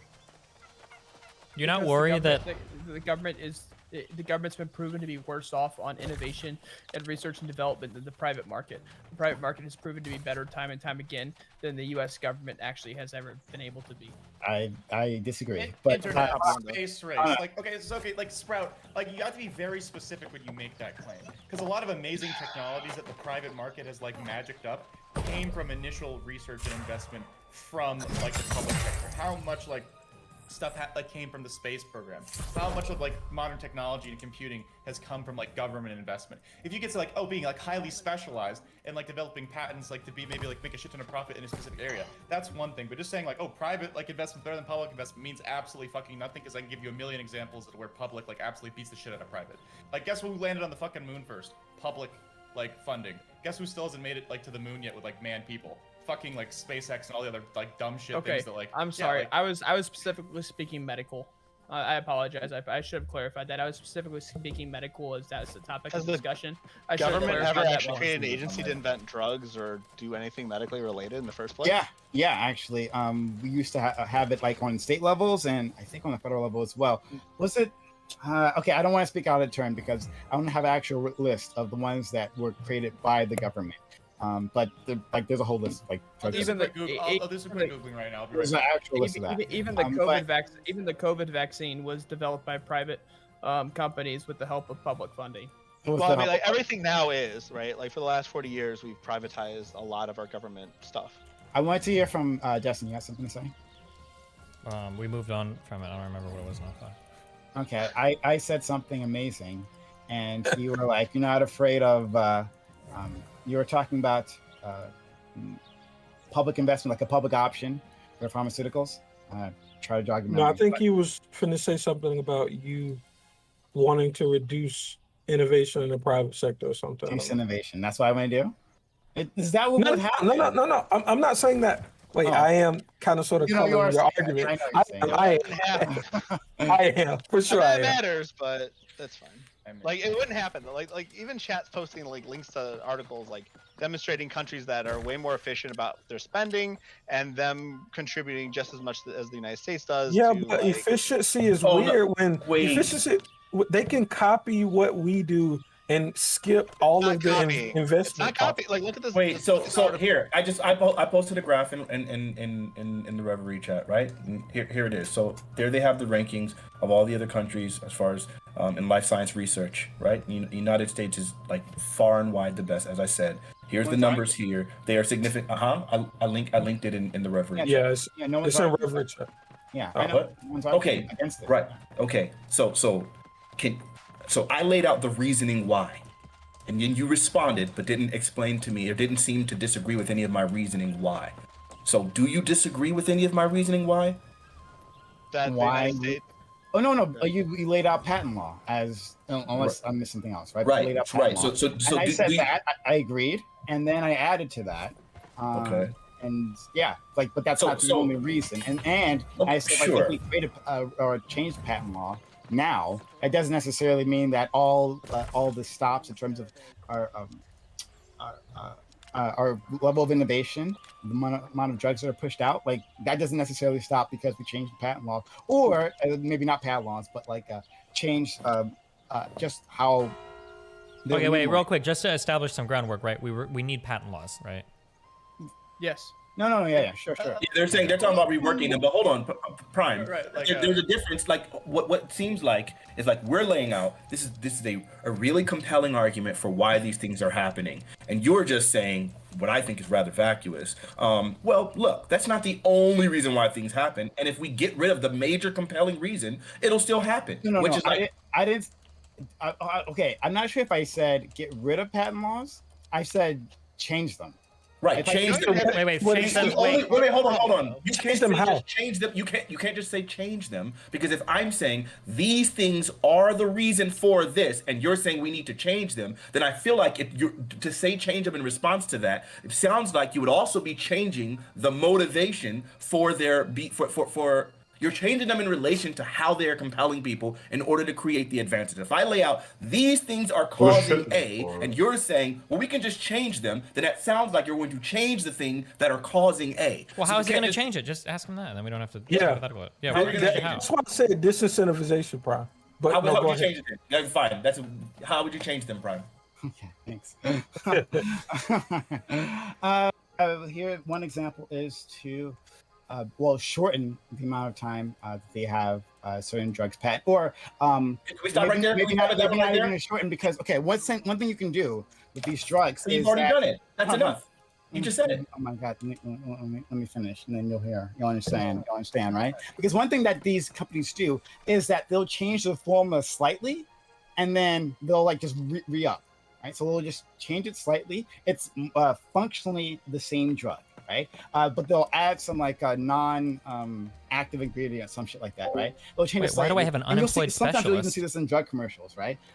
There was one example that was years ago. I don't watch much TV anymore, but I remember there was one example.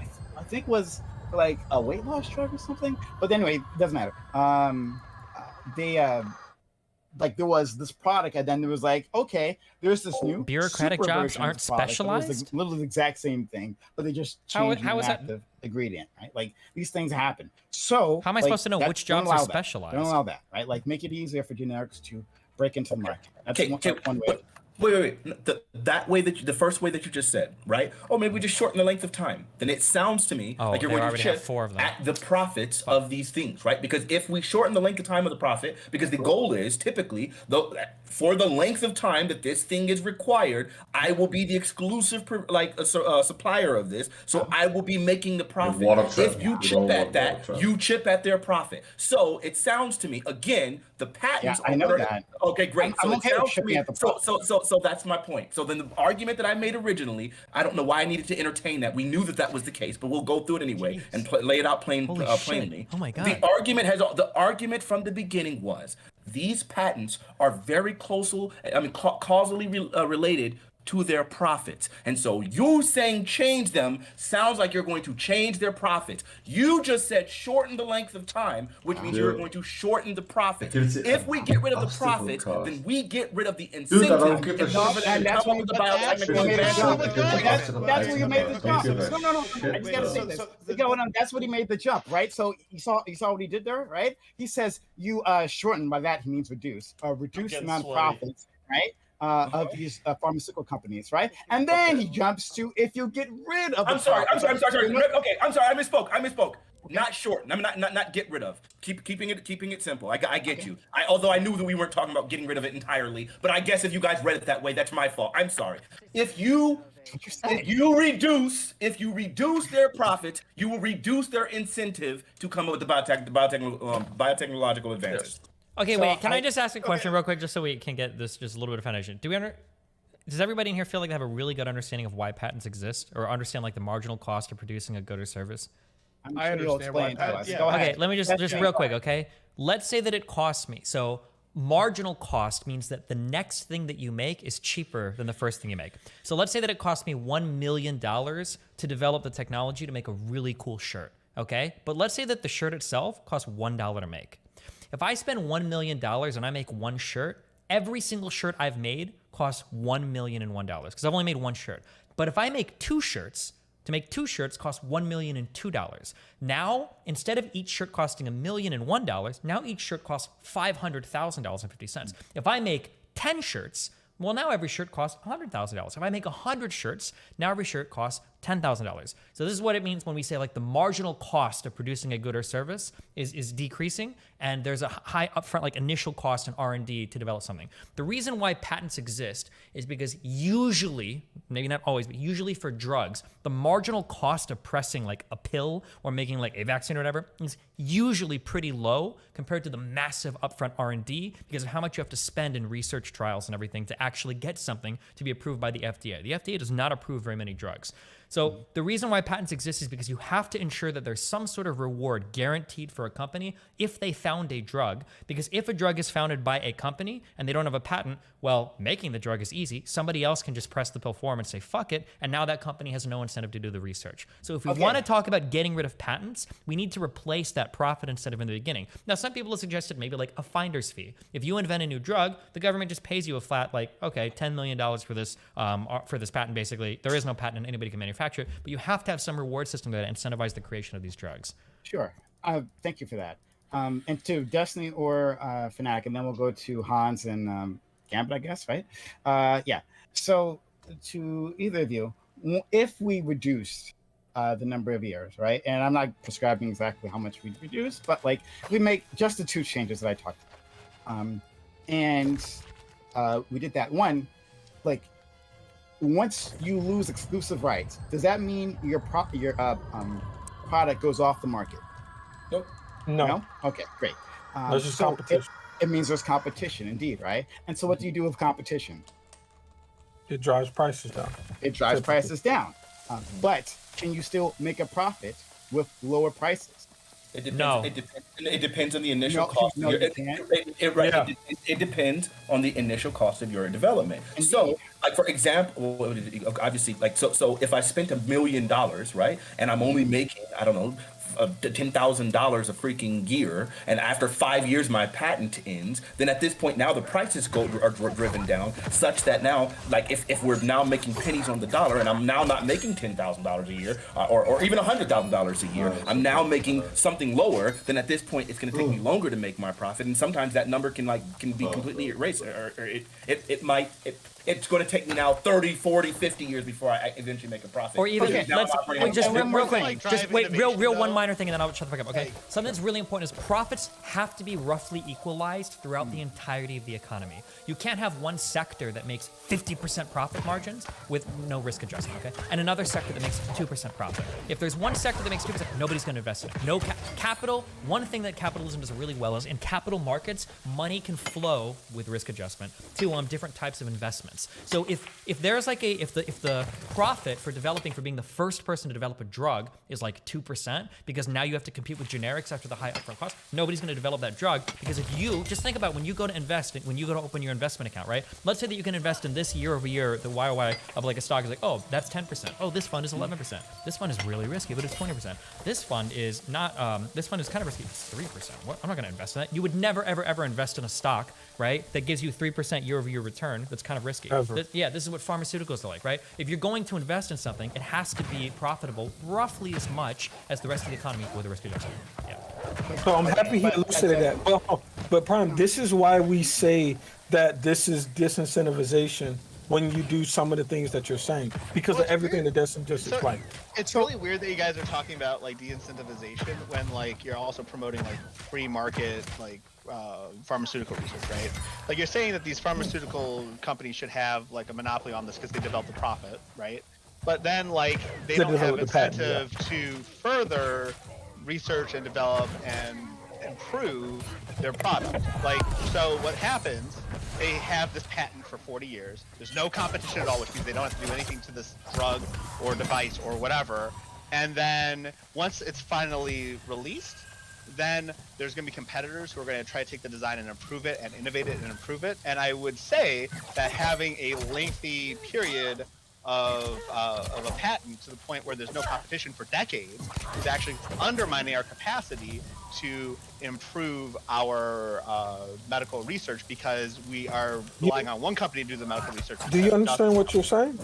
You're saying that somebody has an idea, I want to instantly, or I want to more quickly iterate on their idea without them being able to gain the spoils from the idea. Well, that I mean, I'm not presented. saying instantaneously, right? Like, I I'm didn't, saying, like, I removed instantaneous because I didn't want to describe All right, I it. just want to make sure it's clear. Like, I'm just saying, like, at a certain point. But all of this is still connected to the same conversation we've been having. Right. You're just what I'm saying just here is that, like, new at way a to certain do it. point, there's like a balance between rewarding the research and actually undermining society. That's the point. Mad Laden is absolutely 1,000,000% correct.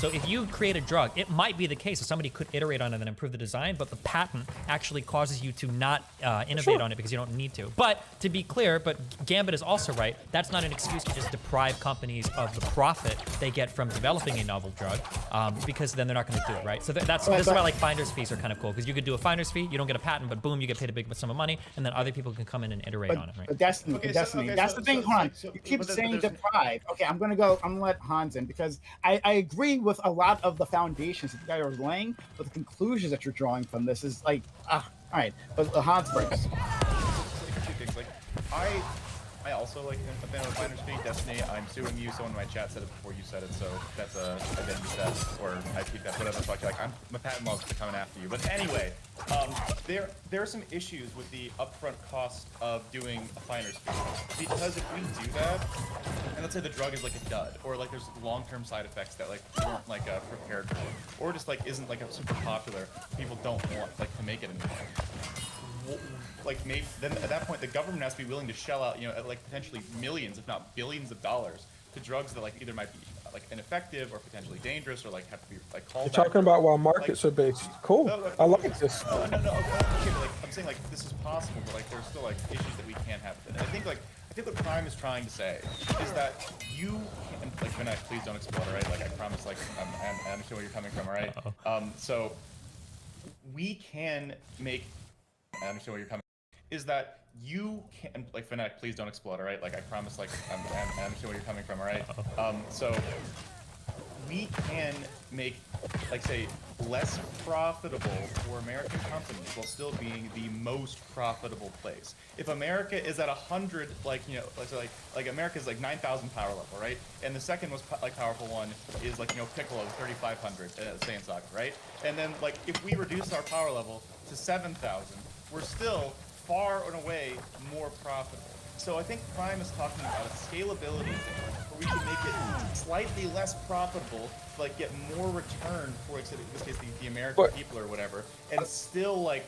I think you're overestimating. Okay, but 1 second, please. Like, and still like have substantial, like, say, sunk costs because we have like American research versus companies use. There are certain things, and Prime like describes some of them, whether it's America's markets, whether it's America's research, or I think Fnatic brought that part up, where there are incentives that keep them here aside from that, and that is a very delicate thing that I think no one on this panel is like particularly capable of like guessing that right now. Where it's like, how much can we slide it? I don't think we're at like where it's perfect right now. I really don't think it's like true. I think like, we can easily like move it like a little bit and see like. We got you, but this is the problem with that. I agree. You're thinking that you know how to strategically reduce this complex equation from 9,000 to 7,000. And I would offer that these things are so complicated. Like the free market is valuable in these ways that once you put restrictions, you actually don't know whether you're reducing it from 9,000 to 7,000. And that's why a lot of these things are better left alone or completely absorbed in something else built. Which hopefully we don't do. Is it 60? Like it's not this simple calculus to. We're just changing the power level a little bit. It's absolutely not simple. There's a shit ton of levers that we have to like be worried about, which is the same reason that I was worried about like the potential pitfalls. Even though I very much like the idea of like the finder's fee stuff. I'm very much in favor of like public option stuff, or like having more public research. There's pros and cons for like literally all of these. Why do I have a trade route when I don't even have a trade hub? And I don't think we should just write off like the entire capacity. Wait, I might have a trade hub in this one. I don't have a trade hub in this one though, right? So why is this a trade route when I don't have a trade hub here? Come on. Yeah. Dusting. I don't think that's dusting whatsoever. Hans, that I can agree with, right? Like, I think the idea that right, the idea that we can just like alter these things somewhat so that we get somewhat less profitable, but at the same time, like still make it extremely profitable and more profitable than any of the competing countries. I think that makes all the sense in the world. I think probably still will cut back. Still will dial back some of these advancements, but I don't know. I think there's a price to pay. Like, I mean, I don't know what that number would be. None of us do. Like, obviously, it's something to work on. I Why agree are we with that. so obsessed with? I think that like American drug innovation, it seems to be like at a really good place. I don't know why we're so fixated on like punishing pharmaceutical. Like we made the fucking, we got the goddamn hero vaccines in like a year. Like it seems like American drug innovation and manufacturing is pretty good. It's just the end cost to consumers is really shit. It's definitely the end cost. It's definitely the end cost to consumers. Which is what I was pushing from the beginning, is that the U.S. is subsidizing these other countries. Sure. Which I think this point hasn't really been argued against. Is that I think Donald Trump is on the right track, forcing medical companies to give us the same price that they were offering in other countries. Well, so this is just bad for a variety of reasons. But that's actually not the important point. Hans brought this up earlier. So the biggest reason why making healthcare affordable to people is because emergency care is like, that is horrible.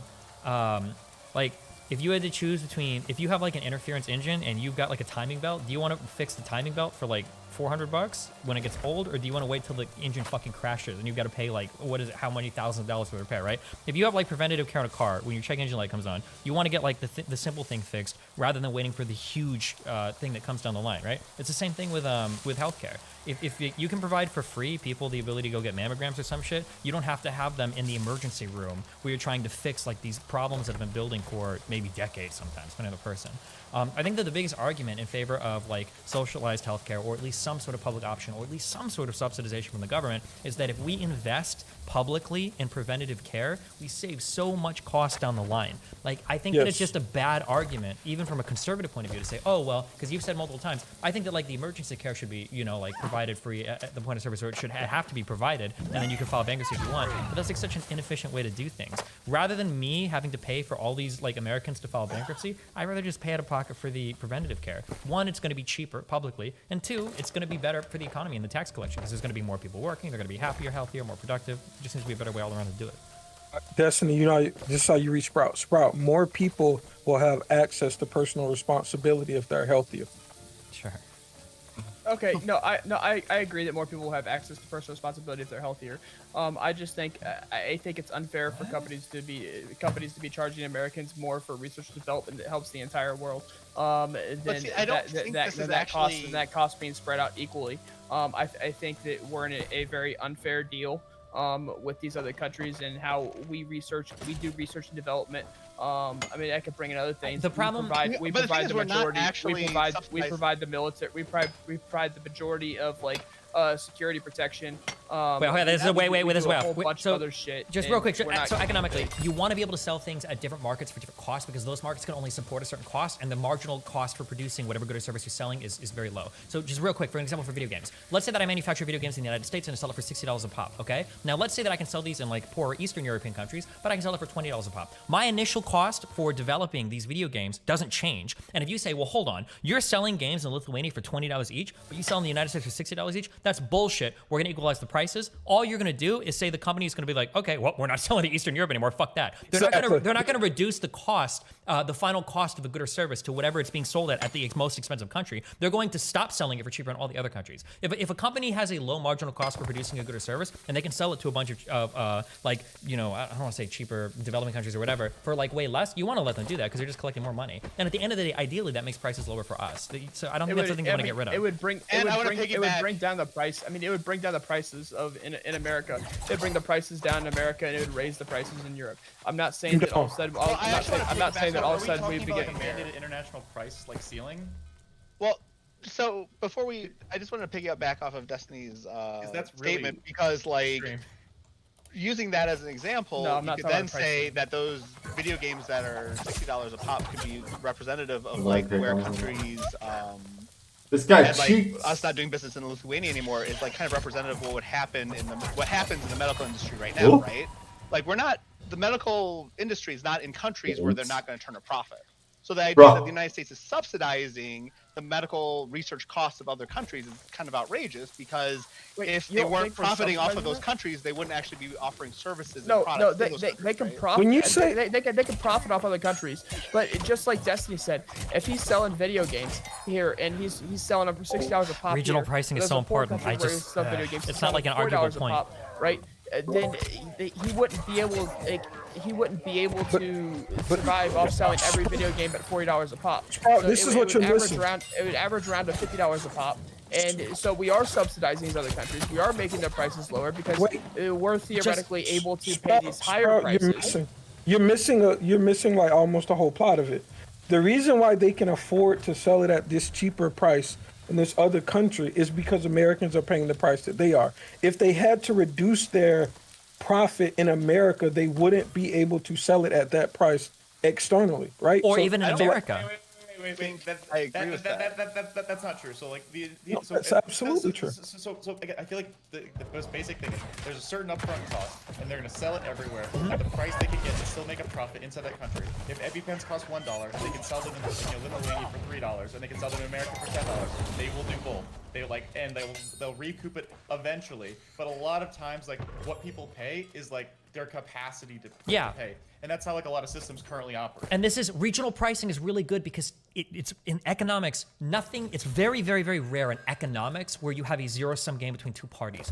Like when you have a high upfront initial investment, but then you can do regional pricing afterwards, theoretically, everybody should win off that transaction. Let's say that an EpiPen costs $1 to produce after we've done millions of dollars of R&D into figuring out how to like make them to the precise formula and the precise delivery mechanism, right?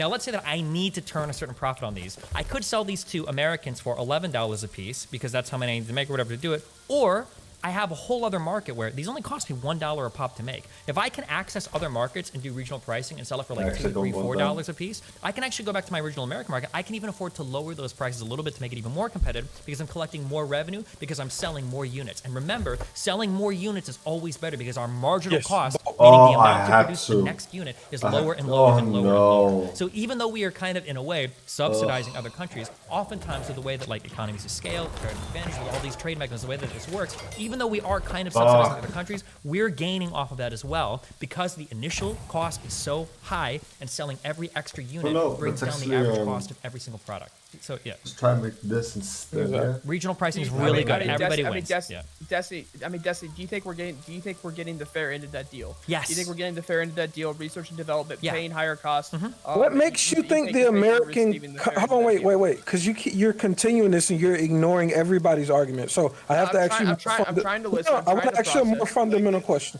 No, hold on. This is an easy question.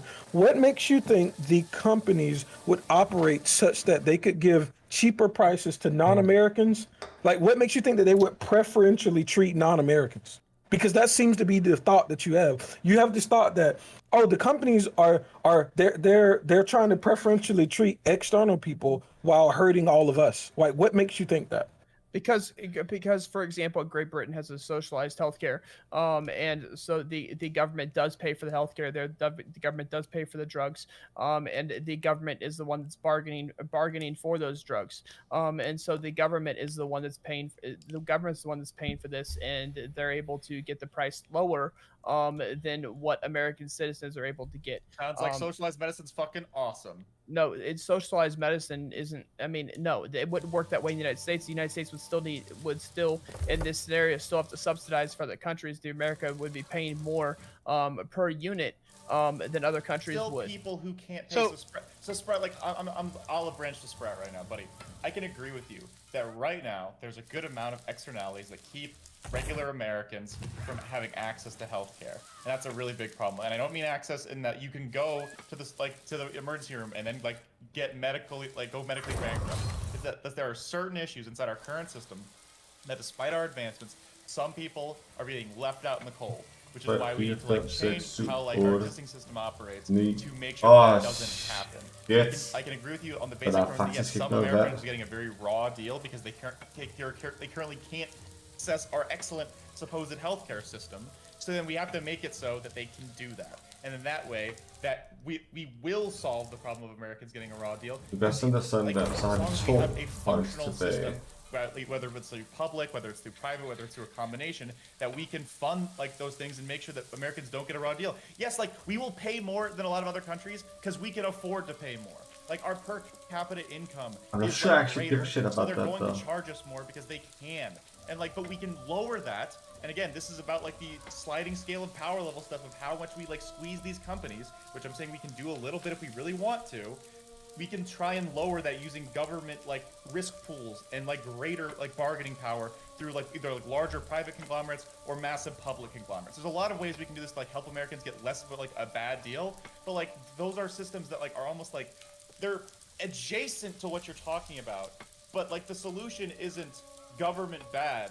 It's we just have to like use like existing power structures to make things good. In this case, like have a public option that can negotiate for drug prices extremely effectively. There we go. Like, and the companies will still make profit. But that means that could be another issue then, right? Because if we use a public system to lower the like yearly profit of insurance companies, of pharmaceutical companies, does that mean that we have to lengthen patents now? Because now they're going to make less money per year. These are all things that you have to think about. And again, I'm okay with squeezing companies a little bit if that means like better like things for consumers. I'm like a huge consumer advocate. Like I love that sort of stuff. Like Consumer Financial Protection Bureau is like my fucking dream job. But it's like your questions aren't like providing any solutions, and like I'm trying to provide them to you. Like I mean, I understand that, and I can't think off the top of my head who makes EpiPen. So I'll just refer them. I'll just refer to Mylan. Okay, so Mylan makes EpiPen.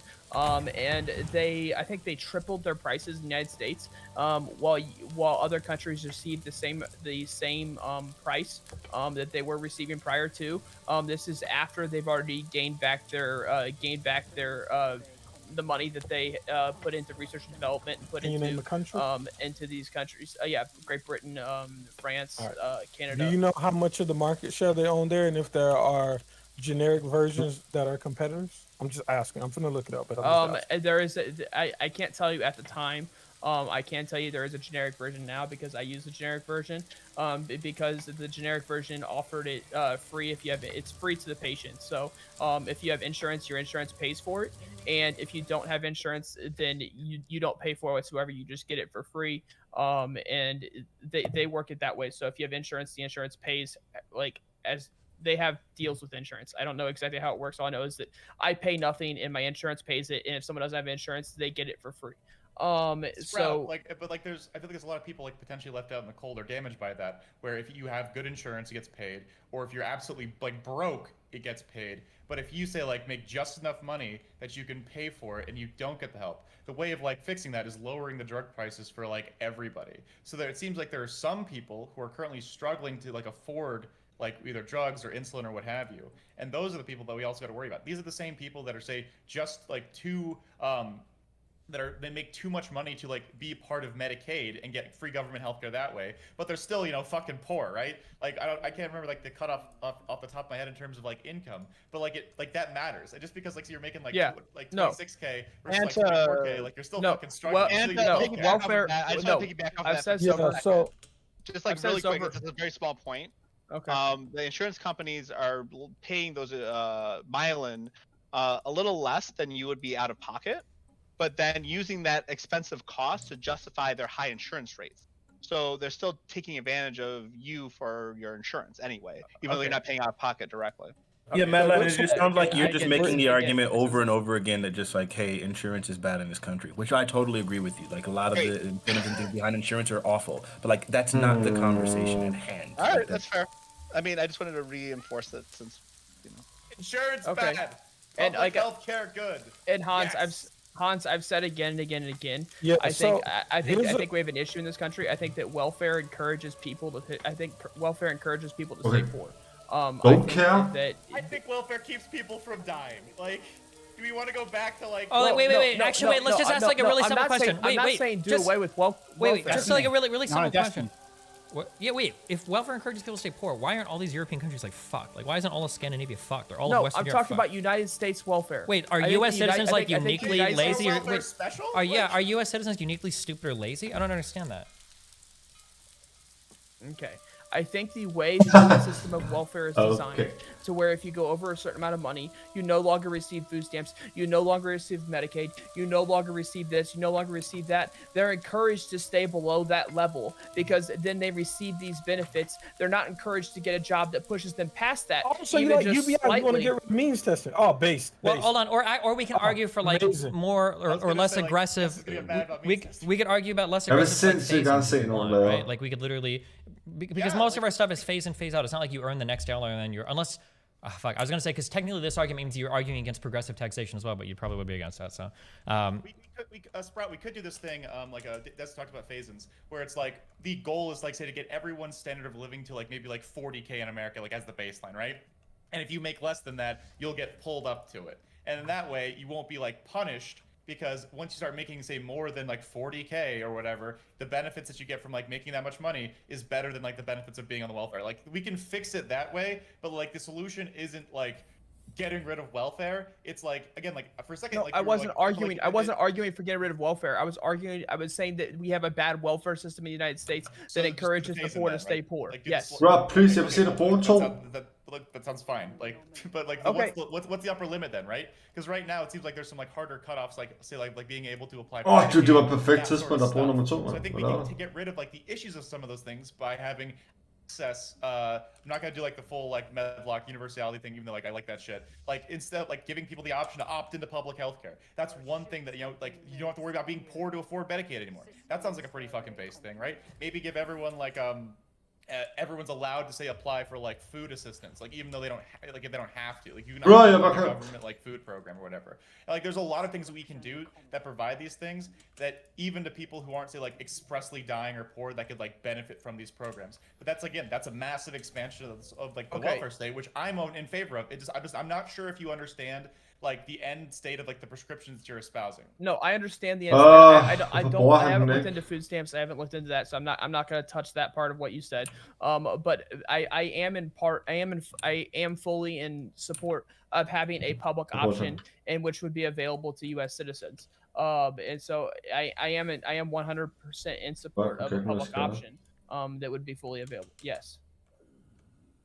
Okay, well then again, like if we're talking about like raising the baseline or having it so that like say monetary assistance isn't like a thing, then like that goes like dangerously close to decommodification territory. And like again, like as a big lefty, I was like told we weren't supposed to talk about that tonight. So like I'm gonna try and like like my solution for like solving that is like, you know, decommodifying like housing or healthcare or food or that kind of shit. But like that's not like I don't want to get into that right now. Yeah, so. let's not get into that. But yes, I posted a link that basically said everything that we've been saying today. You can check it out. I posted it in the Reverie chat too. Basically, they have competitors there. The UK has different restrictions on how they set limits on prices. Yeah, so it's basically everything that we're saying. So you'd have to do what those countries do, which would disincentivize investments and blah, blah, blah. We can regurgitate back everything else we said. So I guess my issue is this idea of disincentivization, right? Like, if I am being paid $1 billion for a task, I am highly incentivized to do it. If I am being paid $1 million for that task, I am much less incentivized, but still highly incentivized to do so. So I think there is a balance here, right? So we're talking about how this works out for the end user, right?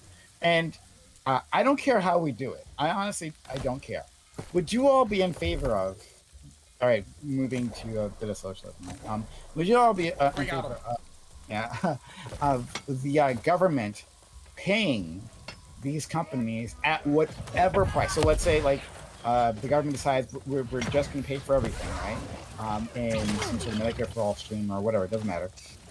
But they're going to pay for the drugs, but paying for it at whatever price that they.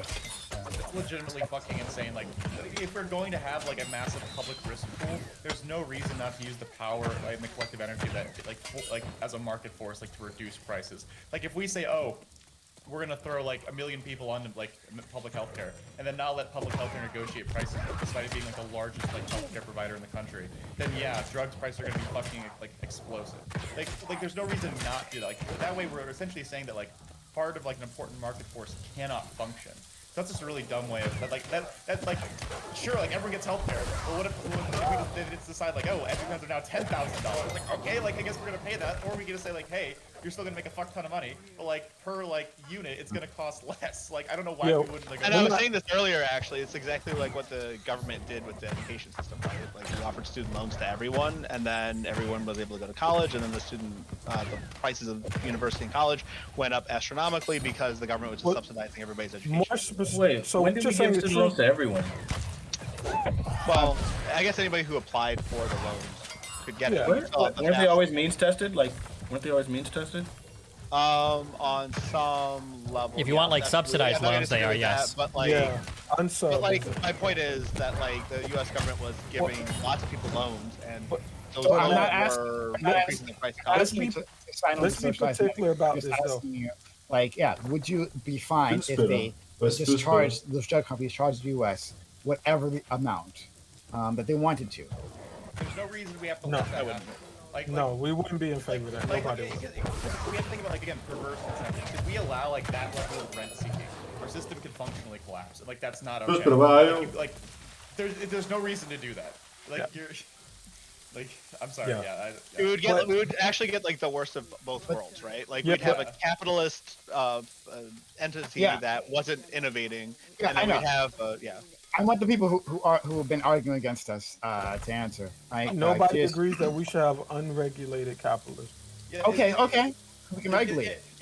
Well, is anyone like again like just like full thing Just with the bill, be again, is fuck anyone like, out. actually against like like groups of people inside like an insurance pool like negotiating for like Whatever. drug prices and stuff? No, I feel like we like barter. yeah, even like private companies like do this. Like, I don't, But all right. you said, but Gambit, you said previously that like putting in, and maybe I'm misinterpreting what you said, so I don't mean to put words out. No, but fine. it seemed like you were saying that if we started to regulate these industries, right, we would be disincentivizing them, and then making the market worse. I see where you're missing me. I see where you're missing me. I said putting in more regulations of the types that have been discussed here would do that. So I agree that we have some level of regulation now. What I'm talking about is Do I need an army to go additional intercept this? Is that what regulation this is? being proposed that I've heard. Maybe there's something that all of us on this panel could agree with. Just the things that we've been discussing today aren't that. The thing I was talking about was essentially profit reduction, right? In the end, profit reduction. Yeah, but so- how you do profit reduction, right? We can agree or disagree on that, right? Yeah, it's just one of the tools. This is all hypothetical. Like, yeah, like I think we can all agree that there's like a level that we can reduce it to where we're still the most profitable country. But I don't think any of us, but none of us are policy experts. Like, Well, again, like, and again, we have to keep in mind. Okay, so people. Okay, when it comes to investment, when it comes to companies, okay, there have to be these risk-adjusted profit margins for things to make sense. Again, imagine you walk into a giant building and you've got 20 companies you can invest in. One gives 10%, another gives 10%. One is twice as risky as 10%, but it gives 20%. One is half as risky, it's very safe, it gives 5%, right? With the risk adjustment, all the profit margin should be roughly equal. If you're reducing the profit margin, stocks versus bonds, right? Yeah. or anything, yeah, or just some companies versus other companies. If you're talking about reducing the profits of pharmaceuticals, then necessarily That capital point will made flow Dutch, into it these is not industries. fucking God So done. if you're just going to cut profits, then people are just going to stop doing pharmaceutical investment because why would you? You could just invest somewhere else. Okay, so then you're in favor of. We could make it less risk averse Destiny by say like maybe in this case like say moving from a 75 public private split to maybe like a 50-50 public private split. So that way even though like you'll get less returns, it's Wait, safer I don't know because, like, what they're public-private split. I don't know what that means. Oh, sorry. I said earlier in the panel. Right now about. Hold on, I'll catch up. I know what you mean when you say there's a lot of general research done, but like, so there is no public investment in creating drugs, right? Drugs, like the actual application of the public sector research, is all done privately. The government doesn't create drugs for the people. Like, if we want to talk about like splitting that up more to give the government some incentive, I think that you run into a lot of weird problems there potentially, in that. I don't know. That's a whole other conversation. If you want to talk about like shouldering more of it on the government is going to have to start making decisions on what drugs it wants to manufacture or where it wants to point that research, which is a different type of thing. Yeah. So I wanna nail this down, and then DB wants to say something. That'd be great. But I want to nail this down with Destiny and with Fnatic to understand their point. So Destiny, you're saying that if we reduce these profits, the capital will flow out. We were posting information like comparing the profits within the group DM that we have, comparing the profits to other large companies, but whatever, right? It doesn't matter. In any case, you're saying that capital would move out, and that would be a bad thing. So would you say that you don't want Medicare, for instance, to be able to negotiate with these companies to lower the price? If that's the case, then because it would damage your profits and then capital will flow out. So that would be a bad thing. Anything to reduce the profits made would then be a bad thing. Anything to reduce, theoretically, God, okay. I'm very cautious talking about this because I haven't read this whole study. I don't know if any of you have. So I see that you linked this, the profitability of large pharmaceutical companies compared with other large public companies. So the findings for this, in this cross-sectional study that compared the profits of 35 large pharmaceutical companies with those of 357 large non-pharmaceutical companies from 2000 to 2018, the median net income earnings expressed as a fraction of revenue, so we're talking about profit, was significantly greater for pharmaceutical companies compared with non-pharmaceutical companies. So every time earlier I said profit, I kept whispering risk adjusted, risk adjusted, risk adjusted. So I don't know if this study does it, so I'm cautiously saying this, but I would be hesitant to compare 10 large pharmaceuticals to 10 non-large pharmaceuticals, because my understanding, this is just layman, I could be wrong, but my understanding is that pharmaceuticals are necessarily more risky. So let's say, for instance, I had 10 different companies in the P sector and then 10 companies in the T sector. Let's say that for the P sector, the chances of one of those companies making it is 10%. Let's say that in the T sector, the chance of one of those companies making it is 20%. Well, let's say that I compared the top 10 P companies to the top 10 T companies. Let's say that the P companies were twice as profitable as the T companies. Well, if I look at that, I'd be like, wait, holy shit, P companies are they're twice as profitable as the T companies. That's insane. But the problem when we compare the top 10 largest is that we're not doing the risk adjustment necessary for all of the initial startup costs, because only half of the companies that start compared to the only half of the P companies, the pharmaceutical companies, are going to make it compared to the T companies, let's say tech companies in this case. So even if the top ones are more profitable than the other top ones, that's because they overcame a lot of initial risk. Yeah, sorry, the risk adjustment is really complicated. Yeah. No, it makes sense. Hold on. I got to nail this down, right? So that's fine. I understand what you're saying, but still, in the end, talking about like reducing profits, that's what I want to nail you down on. Like, is it bad? I mean, would that be detrimental, and would that be something you would not want to see, that the profits reduce of these companies in any way? No, I want profits in pharmaceuticals with risk adjustment should be in line with the profitability of any other sector. It has to be. Otherwise, if they're lower, then that sector will just dry up until only the most profitable things are invested in, and then everything else just goes away. We would have to find we would have to find some way, if we make it less profitable, like to reduce the risk of it. Otherwise, it's not going to work. So, Destiny, I guess I have a question about say for like legacy or older pharmaceutical companies, right? Because I could totally understand, say like a smaller pharmaceutical company having like a lot of like initial startup costs, and like if they don't make like their one or two like drugs like being a hit, like it is not even close how do we to feel being about again? Larger companies, or at least like legacy companies like Johnson & Johnson, those kind of things, I don't think they're going to, say, immediately collapse. So let's say, maybe a pharmacy company gets through like the riskiest phase of development, would we be okay with taking some money from them? Yeah, but the problem is that these companies are still, and I think it's gotten massively higher year over year over year, these companies are still funneling a fuck ton of money into R&D. My understanding is that none of these large pharmaceutical companies are sitting on like a fuck ton of money, like cash, like Apple. They're constantly reinvesting this stuff into R&D. To comment on something earlier that was said a little bit, and this is kind of a separate thing, people have this idea, for instance, that pharmaceuticals will just tweak drugs, and they'll just, they added like a minor, they added a compound, they added a fucking amino acid group, like, it's the same thing. People say this over and over and over again. I haven't found great examples of that. People oftentimes will go to insulin, and they'll say like, oh my god, like we've already got animal insulin, like blah, blah, blah, ignoring the fact that these analogs actually provide significant benefits over the traditional insulin that was found 40, 50, 60 years ago. I don't even know how long ago it was. It was ironic because I've seen there was a Reddit thread that popped up that showed that oh my god, this guy died because he couldn't afford his normal insulin, and he went to Walmart and he bought the shitty insulin, and people were like, oh my god. And in that very same thread, people are talking about companies just make this new insulin just to make it more expensive, blah, blah, blah. No, they don't. That guy was a type 1 diabetic. The longer lasting slow release insulin is so much more important when it comes to regulating your blood sugar than just pumping you full of fucking pig insulin and being like, oh look, it's your blood sugar levels go crazy when you're using the shitty version of insulin. Yeah, sorry, go ahead. Hold on, but yeah, I wouldn't be clear. That's when I was not referring to something like that. Now you're talking about. It seems from that example like two different types, right? That do two different things, right? Mm-hmm. And there were basically two different product lines that you're referring to. I'm talking about the same product line with pretty much the same name. I'd have to find you examples. I'll look that up for you later. Mm-hmm. But this is the thing that's done. But I'll have to look that up. But let's just get the DB, and we're going to wrap this up to go to our next topic. So I was just kind of curious as to what you mean by reducing profits, because you guys talked about a lot of patents and about how much it costs to get a drug through R&D. So I was kind of doing some research on the back end here, and it says that when the average cost to get a drug to market, right, through research, through clinical trials, to market to actual people is about $1 billion, right? But that doesn't really account for the fact that 90% of drugs that start clinical trials, which costs upwards of hundreds of millions of dollars to even get through the trials, 90% of those drugs fail. Right, so they need these drugs that do get through the trials, that do make it to market. They need the profits from those drugs to make up for the losses that they've incurred on 90% of the other shit they've been doing. So a lot of these patents have been going on for 20, 30 years or so, right? The profits from these patents are still being used to fund research on new drugs, and 90% of these new drugs fail. So I'm wondering, like, when you said that you want to reduce profits or you want to, fuck with the patents, like, what exactly do you mean by that? Again, so I guess what I would say again, I'm not like an expert in pharmaceutical products, right?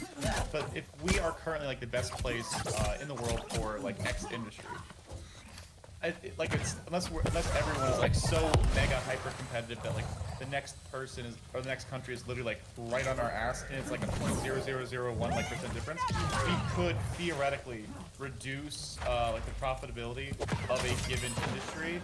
And still, they would still like want to exist here, and like as long as we don't like fuck it up like ridiculously badly, there's always going to be diversity in regards to like how like the benefits and incentives versus like the detriment that Destiny was talking about, where it's not the same for every company regardless of like their industry. So like there's a potential for us to move it a little bit or fuck with it a little bit. Again, this isn't even like my like big solution.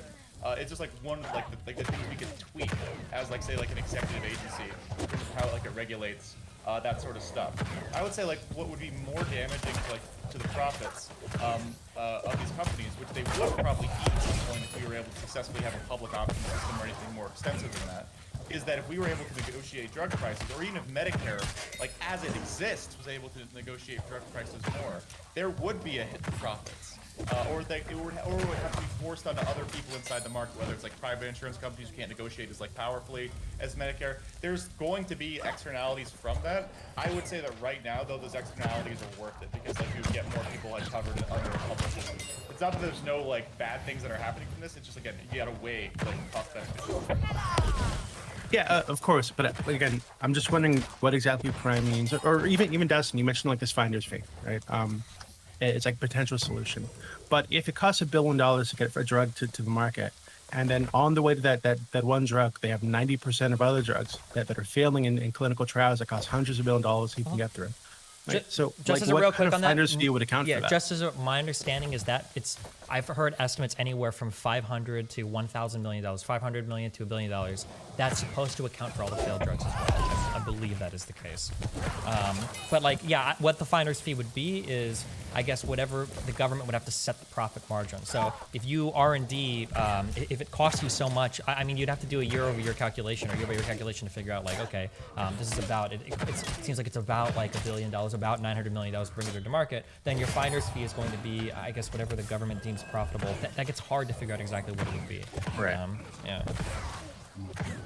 Yeah, I'm just wondering because we're talking about like de-incentivizing these things. So if these companies have these old patents are using the profits from these really old patents to fund new drugs, and 90% of these drugs are failing, it just seems like stripping those patents away, right? Like whether it's the EpiPen or other thing. Well, that's what I'm asking. Like, what do you mean? What do you mean by? I'm sorry. We spent a long time talking about it, and like we're at the end. But I'd love to go at you with us again at some point. We just gotta move on to the next thing. And like I said, this didn't have to be a conservative stomp on our friend Sprouticus. There are plenty of disagreements to have all across the political spectrum here. But anyway, I enjoyed that. So thanks, guys. All right. To my audience, we're going to go on to our next topic. But before that, if you've been enjoying this content, hit that follow button right now. Make sure notifications are on so you know I'm going live. I do 6 nights a week. We always have content for you. Always, always, always. I have not missed a day in a year and a half plus of streaming. I have not missed a single day. You always have content here. So come back at some point in time. Hit that follow button. Make sure notifications are on so you know live. Especially for social and chat. To follow us on social media. Follow us on Twitter for channel updates. Jump into our Discord, which is the heart and soul of our community. We're constantly having conversations in our Discord about politics, but also about anime, gaming, anything, right? We're talking about all kinds of things. Be a part of the community that we're building there. Jump into the Discord, like conversations on text and the voice calls. It's all happening at literally all hours of the day. People are engaging. So we want you to be a part of that community. Be a part of the Discord. Finally, the YouTube is where you'll find the VODs. The VODs live there. They don't live here, right? So help us make YouTube a sustainable platform by subscribing, liking, comment the videos that you see there. So thank you so much. Again, hit that follow button. Thank you. All right. So we'll go on to our next topic. And again, I really appreciate your participation so far. It's been really good. Topic 2. Not from you. Yo, are these guys only in this like 1 or 2 systems? Can I just like kill them in that one system and win? Topic 2. And they're gone? Or do they have like a huge empire somewhere else? A subreddit exists called the Herman Cain Award. In this subreddit, posters track the lives and eventual deaths of people who have been infected by COVID while publicly being anti-mask or vax. This has been criticized as a celebration of the misery of political/cultural opponents. But is that so terrible? Is there value in demonizing political adversaries? This subreddit focuses on private citizens. So does your answer change when dealing with public figures? For example, when a politician exerts their power against the downtrodden, is it wrong to revel in their misery, even though they are a fellow citizen and have a family? Okay. Yeah, so Herman Cain Awards, we're doing this. I was just introduced to this by someone. Who was it? Gambit, was it you? No, I sent you the Facebook. That was me. That was you. Okay, Fanatic. Thank you, Fanatic. I was drunk at the time. You were, yeah. Okay, I thought maybe it might have been topped off. But okay, so I had just been introduced to this very, very recently, and exactly what it sounds like. Herman Cain, in case you don't know, was a he ran for the Republican presidential nomination a few years back. Eventually jumped in the Trump train. During the COVID pandemic, he publicly talked about how, it's a scam or whatever the fuck, hoax, nothing to be worried about, until he was infected by COVID-19 and then died himself. And so now someone has created a subreddit where they're cataloging all of these things, right? All of these incidences that they can find like on Facebook, right? So many, like your aunts or your very Republican aunt or something. Their fleet power is like overwhelming. It's all a hoax. But then again, I don't have like any fleet, so maybe I should start building ships. Letting the world know that they aren't going to take the vaccine or aren't going to wear a mask. But then they get infected, and then for many of them, for oftentimes, they pass away. So lots of getting a Herman Cain Award. Is it right for that to happen? And we're going to touch on all kinds of things here. So we'll start with introductions. Let's go Fanatic. Okay, as a sober man, I can now talk about this soberly and recognize how absolutely atrocious it is.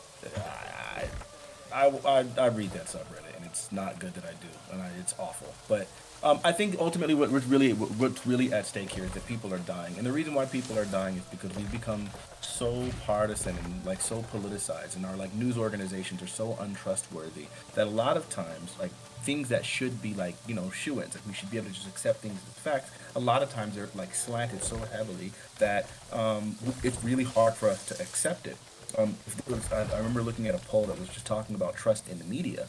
And if you look at the difference between Republicans and Democrats, it's insane, stark differences. And so I think, when you have these news outlets like that are just so incredibly biased, you're encouraging this kind of behavior. And then the fallout is when there's an actual threat, something we should be really concerned about, instead of us actually being able to have this concern, instead of us being able to all get on board and decide like, hey, this is what we should be doing as a country, we're instead like distrustful and everything is propaganda and so on and so forth, to where, people are literally dying as a result of that. And I like the pompousness and the disrespect of these individuals.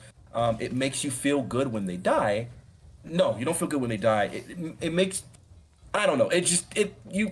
You feel some type of way when you see the results, but ultimately you should, I would hope, if you have a conscience at all, you should also feel like a sense of loss, like, wow, we're so far gone that we can't get people to do such a mild inconvenience as wear a freaking mask, right? Like that's it's I don't know, I'm torn.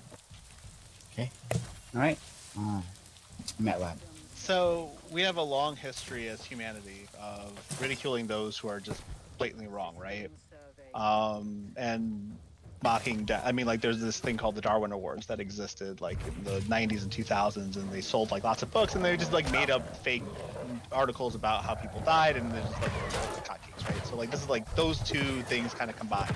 We have very public figures who are saying, oh, this isn't anything to be afraid of, you're not going to die, and they're proceeding to die. So like, of course, it's like a gold mine for those who find this sort of dark humor kind of appetizing, right? So ethically, it's wrong to get enjoyment from, or like derive pleasure from the deaths of people you disagree with. But No. there is this other Not belief necessarily. that exists where we are informing. It's definitely not a hard line. that people are dying because of their choices, their incorrect choices, and perhaps these deaths can save lives. That's a great pleasure in some So of it's the like science really stuff. hard to draw like a line, like what should be allowed, because we don't necessarily know what people's intent is when they're I don't know what you posting this mean. stuff. But I would say, ethically speaking, if you're deriving enjoyment from this, that's bad. And if you're trying to inform everyone that, yeah, I mean, I just said it. Like, if you're informing people that this is a danger and they should be aware of it, then that's good. Hans. Yeah, so I think Fnatic brought up a really good point that honestly, like, the state of like a lot of this stuff is like, it's like legitimately like horrifying. It's like you're watching someone like run off a cliff and you're trying to tell them to stop and they just keep doing it. And there is like the basic instinct to say like, oh, the leopards eating faces party voter like is now getting their face eaten by the leopards. And yeah, I think at some point you have to laugh, otherwise you'll go insane just by watching people like willingly like making themselves like infinitely worse off. But I don't believe in spite-based like politics from a policy perspective, and I still want them to get healthcare. I still want to make sure that they're all right. I'll probably chuckle like, when I see like someone who told me that like potholes don't exist and step on them and fall in their face, but it doesn't mean I'm not going to try and fix the fucking potholes. So I think we have to be very like specific in like differentiating laughing at dumb fucks, and say like actually still trying to help them and understand they're still people. Like I don't think I've ever gotten to a point, and I hope I never get to that point where I'm so black-pilled I'm like, fuck it, no Republicans get healthcare because they fight so hard against it, right? Like, I don't believe in that sort of policy, even if I will laugh at people for being stupid. I think that's a pretty basic position that most people hold, and anyone who says that they don't laugh at someone like who's expressly ridiculous and dumb, doing dumb stuff and like seeing the quote-unquote consequences of their actions, I think that'd be like kind of virtue signaling to say. Cool. Steven. I think that the responsibility is different based on who you are in society. I think that as content creators, which sucks, but like if you're a content creator, it's probably not a good look. If you're like a big public-ish figure, I don't think that's good. But if you are just like an individual, I think it's okay to laugh. That's what I would say. Because if you're like a thought leader, or if you're like an influencer, or if you're somebody that's directing people, then making fun of people dying is always going to be a bad look. Optically, it's just horrible. But if you're like an individual and you're having a little bit of a schadenfreude because you see somebody dying after making fun of vaccines for so long, like, it's probably okay to point and laugh. I mean, like, yeah. Okay, and we'll touch back on that. Doobie. Yeah, so I can understand the temptation to check this out and giggle at it or whatever.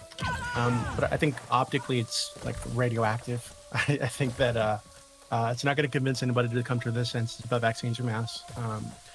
Anti-vax types who stumble upon this Reddit, or stories about this Reddit, and go in there and see people celebrating the deaths of mothers and fathers and grandmas and whatnot, they're going to be further convinced that you guys are heartless state drones that's just fueled by demon fuel or whatever.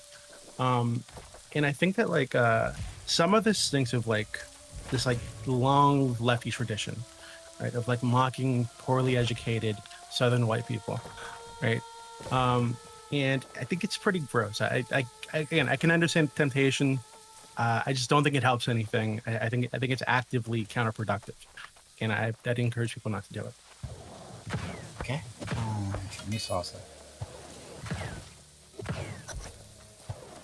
You're muted, buddy. Awesome. Lucky, yes. I was quiet on last topic because I didn't really care too much about it or know too much. We're not gonna make. Regardless, I'm not gonna be this here. I think the Herman Cain subreddit is hilarious. It's to be clear, right? You're not going against somebody who was like the Herman Cain subreddit is not going against somebody who's just like, oh, I didn't know if the vaccine was right for me, so I wasn't going to get it. That's not what it's focused on. It's focused on people who are advocating and actively involved. Don't do this. It's a conspiracy or whatever, blah, blah, blah, blah, blah, right? And then they die. It's that group of people. It's not somebody where they're out in the sticks and they don't know any better and they don't make any posts or whatever. And you just happen to know through a friend of a friend that they're like anti-vax or whatever, and they die. Those aren't the people being featured. It's the same thing, just like leopards ate my face, right? It's the same way like idiots in cars. You got people who are actively doing something dangerous and promoting a type of lifestyle. Then they said for the punishments of that lifestyle. And that's funny. You know better. The information's out there. You don't need to advocate for it. Like, fuck them. Like, that's the way it is. And to be clear, if a left person was doing this, if I live in Miami, I have a lot of left friends, right? A lot of them don't get the vaccine, right? But if I know, like, if they're out there on Instagram throwing out like that, like, I personally won't because I don't submit on subreddit like this, but I'll put their asses up on Herman Cain Award just the same. Left, right, it's irrelevant. It's your position that actually matters on the vaccine. It just happens to be most of the people on the right, so people like to focus on that. They hate the right. No, they hate idiots that are trying to get other people not to accept the vaccine, so we still got to wear these dumbass masks. Okay, let's go to Sproutus.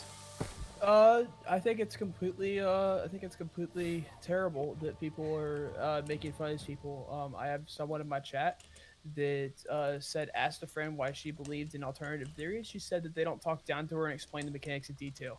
And I think that's where society has failed in totality is that they don't talk down to me. Who make fun of people who are vax hesitant, call them science deniers, call them anti-vaxxers, call them any name you'd like to call them, because just try and shame them into getting the vaccine, and then eventually try and force them to get the vaccine, which is double wrong because you shame them to try and get the vaccine, and some people who, when you shame them, it has the exact opposite effect, where it's like, no, I'm definitely not gonna do it. Now you're gonna try and shame me to do it? No. And then you've tried and force me to do it? Hell no. Nope. Try again. And so I think if we would have gone about this with any other medicine, where we show the benefits, we show these stuff, and we don't like try and shame people into doing it or force people into doing it, we would have a much greater success rate. Unfortunately, we don't have that. But to the people who are anti-vaxxers, I mean, I'm not going to laugh that you died, but I am going to give you a fair warning that that I've said before in regards to a different topic is you play stupid games, you win stupid prizes. So I would go talk to your doctor. I would go see if the vaccine is, if you're good to get the vaccine. And if your doctor gives you the okay to go ahead and get the vaccine, it's FDA approved for you, then you know what? Go get the vaccine, because the science has shown that if something else, it keeps you out of the hospital and it makes the side effects less. So again, I would go talk to your doctor. GSU.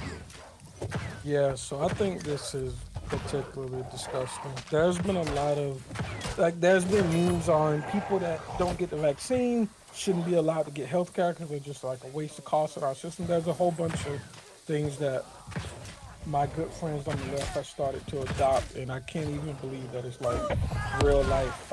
But to speak a little bit to the partisan shit that we have that is somewhat exacerbating these issues, we can look at things like the Facebook whistleblower today that showed that they understand that they are incentivizing partisanship. So the idea of advertising and how it affects our culture it's overlooked, I think. And people that advocate for some of the censorship and things online are pushing people to like the recesses of the internet, and then that's where these ideas start to fester. So it's kind of similar to a conversation I had with Hans yesterday, but I think that our prescriptions politically that we have are making us further and further apart, and that's why things like anti-vax is manifesting and spreading. So yeah, I think a lot of people get swept up into those things, and it's maybe just the fact of proximity, but yeah, I think that these people should be, treated with respect, and I don't think mocking somebody's death is a way to do that. I think it's disgusting. Open to the... Yeah, So Gambit, I don't do this at least, right? But you've heard of the concept of triage, right? Where like you have to make the decision like to save X people, and like say like I'm a medic, I'm not, I'm like, but like there's 3 people like on the ground, they're all injured from like a car accident, and I can save like 2 of them who are moderately injured, or I can save like 1 of them who's like devastatingly injured. I'm gonna probably pick someone that I can save, and there's a limited amount of care in that scenario. I absolutely think it's abhorrent, like for someone to say, oh, you like didn't get back, so like no healthcare for you. But it's like if I have to, like, if with all other things being equal, and I had to pick between, say, helping like a gunshot victim that's dying, right, versus say a person who got like through no fault of their own, versus someone who got COVID, like, and they were aggressively like against like getting the vaccine for no discernible reason aside from like the misinformation that exists in our society. I'll probably, if I have to pick one, I'll pick the gunshot person. I don't think we have to make that decision a lot of the time. There's like the anecdotal stories that are popping up here and there, but in general, I don't think we really have to make those decisions. And because I don't like, so basic thing for that. I don't know if there's anyone on the panel that like is like of that position, so I'm just making sure that we're not arguing against like a straw man for like the purpose of the. What? I think that it's fair to say, I don't think you can. There's a whole bunch of problems with turning away people that have quote unquote made bad choices to get there. But I think that when resources become strained, I absolutely think that unvaccinated people should be sent out to the parking lot and they can figure it out there. Then go to Walmart and try to buy some. True. Because like, I mean, I think that's a basic, I think that's pretty basic. People that are taking like minimum precautions to keep themselves safe, that end up not being able to get into an ER because other people that haven't taken those precautions are hogging all of the beds. I think that's pretty disgusting.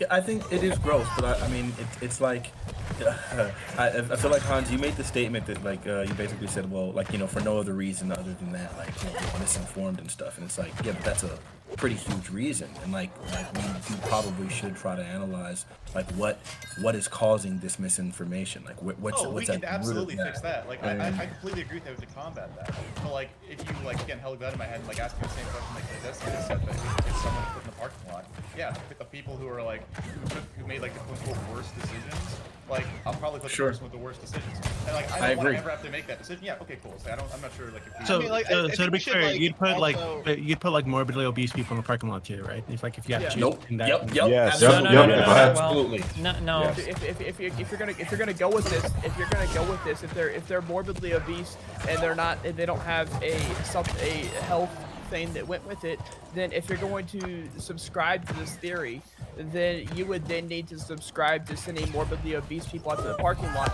because they made bad health decisions. Or what about a drug addict having an overdose?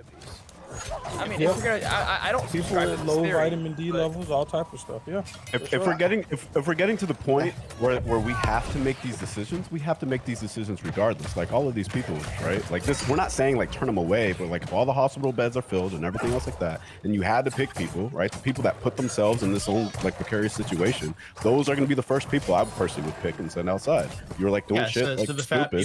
people, When stupid drug games, addicts, yeah. I mean, like, okay, so like, It's like if you have to pick, it's not an option. Though, right? Yeah. Do you prefer like a lottery? Like, They're privilege.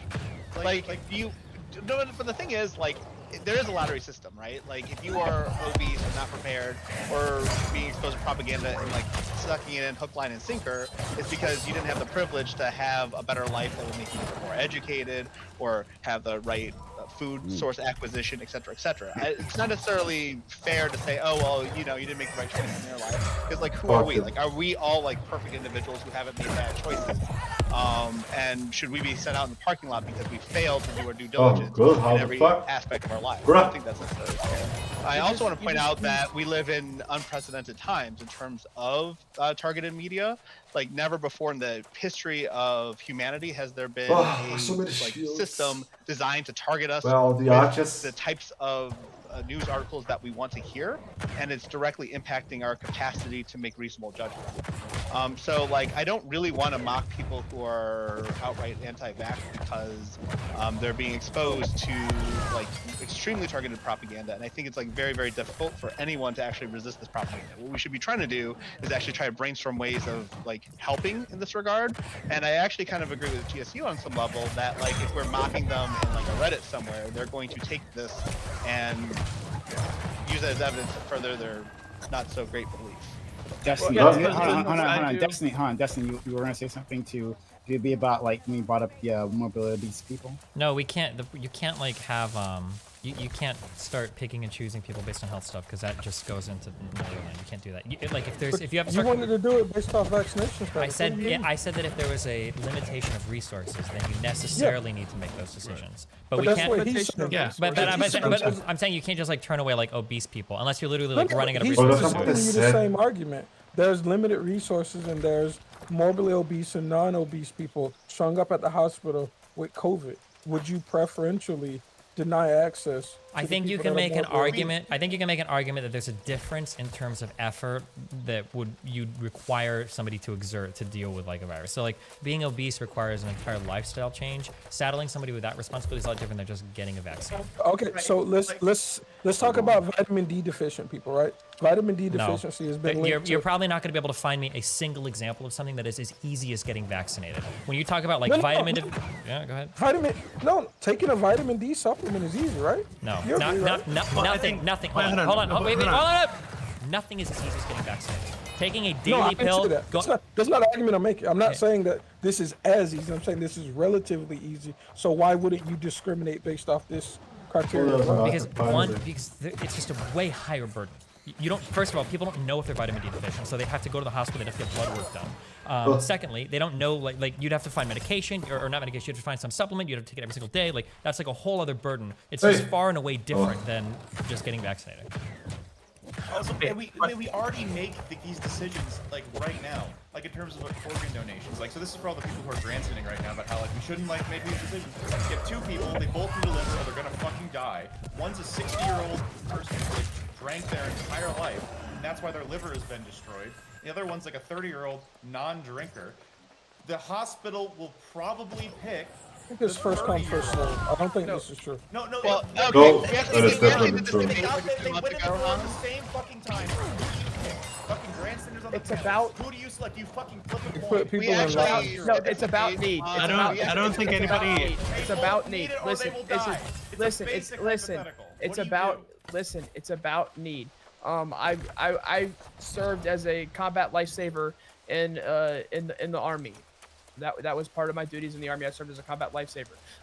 If I was ever to get in a firefight with the enemy, I would treat the patients prior to like they would be set up in accordance with need. Even if that means that an enemy combatant needed medical care before any of my friendlies, I would have to treat the enemy combatant first with medical care.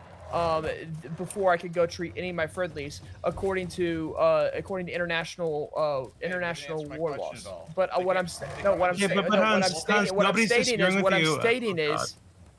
stating is it's about the need of the care. It's not about external circumstances. It's about the need of the care, and that's how doctors will actually prioritize their patients is by need of the care.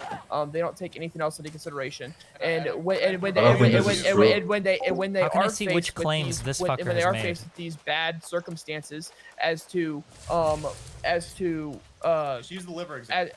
When we're provided with these bad circumstances, as to they have to let one patient die, and they have to choose which patient they're going to work on. Otherwise, they're both going to die. They choose one that's going to live and one that's going to die. They prioritize that off of which one would be more lethal. If I ever had to go to, I'm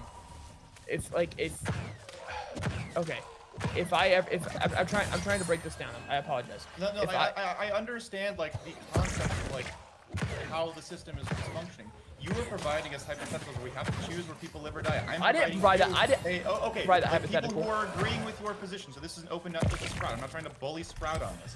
But again, to the people who say like, oh, we can't do this. We shouldn't like prioritize. Like you're like freaking out about like pushing like some people to the parking lot.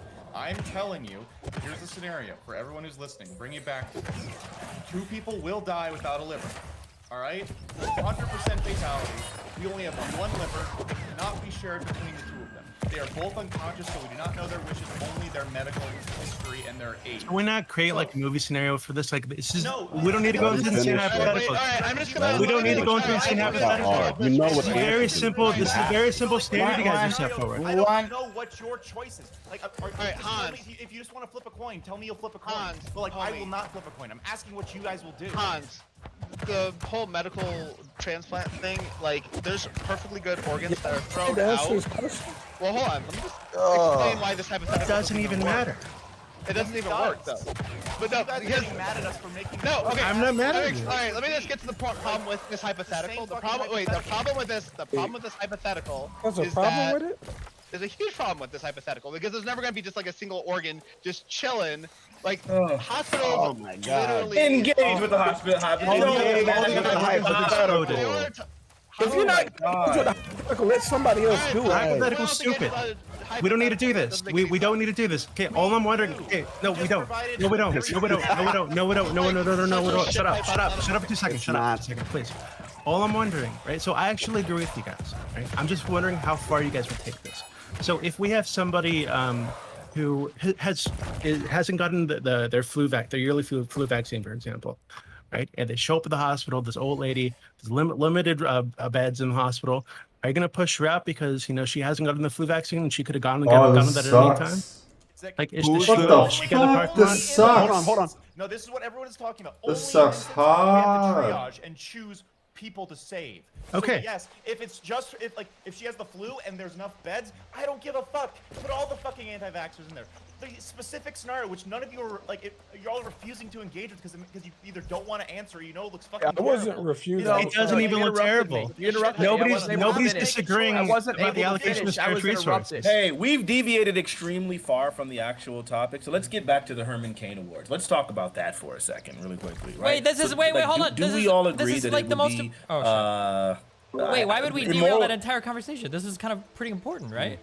No, because it feels like the original topic was about. They don't want to answer. The original topic was about the Herman Cain Award, and it sounds like now everybody just shifted into specifically this one specific thing. Like, wait, it's not a specific thing. It's whether or not it's okay to withhold care from somebody or make choices about whether or not somebody's taken. That's not necessarily related directly to the Herman Cain Award. It is absolutely directly related. The Herman Cain Award is about making fun of people that didn't make those choices. So if we resolve the argument of like, should we withhold care or should we not withhold care? The argument is that we should never withhold care from anybody or ever make these decisions. It should just be first come first serve. Then it seems like making fun of people under the Herman Cain shit is pretty shitty. Why would you make fun of anybody? Whereas if we say like, well, we actually can withhold care, like we should actually triage, we should make these decisions. Then it's like, oh well, fuck it. We should also laugh them in the parking lot because fuck them. They made shitty decisions. That's why they're there. I think this conversation is pretty relevant. No. The reason why that doesn't actually work is because these two statements are not necessarily synergistic or synonymous. I can absolutely hold the view that one, we should withhold medical care, but also recognize that we probably in cases of medical expediency, but still recognize that we don't necessarily need to make fun of the people. These things do not necessarily correlate automatically. So then just going down this rabbit hole, we can get down to the very end of it and then all come to the agreement, hey, we should be able to withhold medical care for medical expediency, but still recognize that these things are not no, we shouldn't be making fun of them. So that we don't have to go down this rabbit hole. It's a complete digression. Doctors do this every day. Doctors do this. Okay, Hans, listen. I was trying to explain this, then I got interrupted. Okay, doctors. Okay, I'm trying to break it down in the simplest terms I possibly can. That way there's no miss. Let him go. Go ahead. Doctors literally do this every day. When they have to choose whether they got two people that need to go on the surgery table, otherwise one of them dies. They have to make this choice every day. And what doctors choose is how lethal something might be. Like if this person needs the table right now, and there's a possibility that this person can stay behind, and once he's done with this surgery, can possibly get that person. He's going to choose the person that has the greater need. Now, if they're both in the same exact predicament, if they both need the table right fucking now, they go by quality of life afterwards. How young someone is, the quality of life afterwards. Why have you is this all just so you can say the 30-year-old? Because dude, yeah, if it's quality of life afterwards, I just said we have a 6-year-old lifelong drinker versus a 30-year-old healthy non-drinker. Who do we give the fucking liver to? I was trying to explain it. I was trying to explain it to you in the simplest terms and building my way up to it. But now you can answer it. The 30-year-old. Quality of life Cool. afterwards. Fucking thank you. So we're But- not but- crazy for but pushing, even- like, but when we have even- to even- triage, we're not crazy for making that decision. But even- and but anyone who's even- saying but- that we're insane is off base. Wait, no, Hans. The reason why you needed to answer the question is because you needed to explain the reasoning underneath it. It's not just simply, oh, well, if you understand the underlying principle, explain. Now, try to apply that same underlying principle that he just gave you to the COVID situation. It's not the same. It doesn't apply. That's why you have to wait for someone to fully answer a question so you get the underlying principle, so then you can see if it actually holds up. Jesus. Yeah. It literally already granted all things being No, but equal with the exception they provided. You're He just listening. provided You're all the listening, things Hans. that were already accounted You're for. not listening. Quality of life for two people post-treatment could be It's the exact amazing. same. It doesn't necessarily mean that both of these people, vaccinated and unvaccinated, will have a different quality of life post-treatment. So that's why your hypothetical doesn't necessarily apply here. That's what Sprout was trying to tell you, but you continually interrupt him and won't allow him to answer the question. You just want your answer. And quality of life is different for the 30-year-old versus the 60-year-old. I understand that. But that's not necessarily so, like, how does this apply to this COVID? conversation. How does this apply to COVID? Explain to me It how doesn't. your hypothetical This applies applies to to COVID because, He again, answered the Destiny question. and You I gotta- both fucking said that if we have to pick, we have to triage, we have to send someone out into the fucking parking lot, we'll pick the people who are the anti-vaxxers, who refuse to get the vaccine. No. Okay. Hans, Go ahead. Hans, Go ahead. you're missing this. How You're is missing this this hard to entirely. Oh, I understand? got you. I'll explain why it's so hard to understand, because you're the one not understanding it. It's really simple. He gave a specific principle about quality of life afterwards. So now you just really restate. All you did right now was just restate your original position that we would give it to the unvaccinated. I mean, we would put the unvaccinated out to the thing. Now you have to be able to make the argument that the unvaccinated person will have a lower quality of life after their treatment, and you can't make that argument. So that means you're not engaging with his actual principle, with the actual principle that he expressed. All you're doing is just listening to it and then restating your original thing, in which everybody here is trying to explain to you these things don't apply. It's not immediately applicable that an unvaccinated person inside of a hospital is necessarily going to have a lower quality of life after you treat them. That's why it does not apply. You gotta engage. Jesus! You really need to engage. Now, bro. I will say, here, Hans, let me take care of you. One fucking second, Matt, but I'll respond to you in just a second, buddy.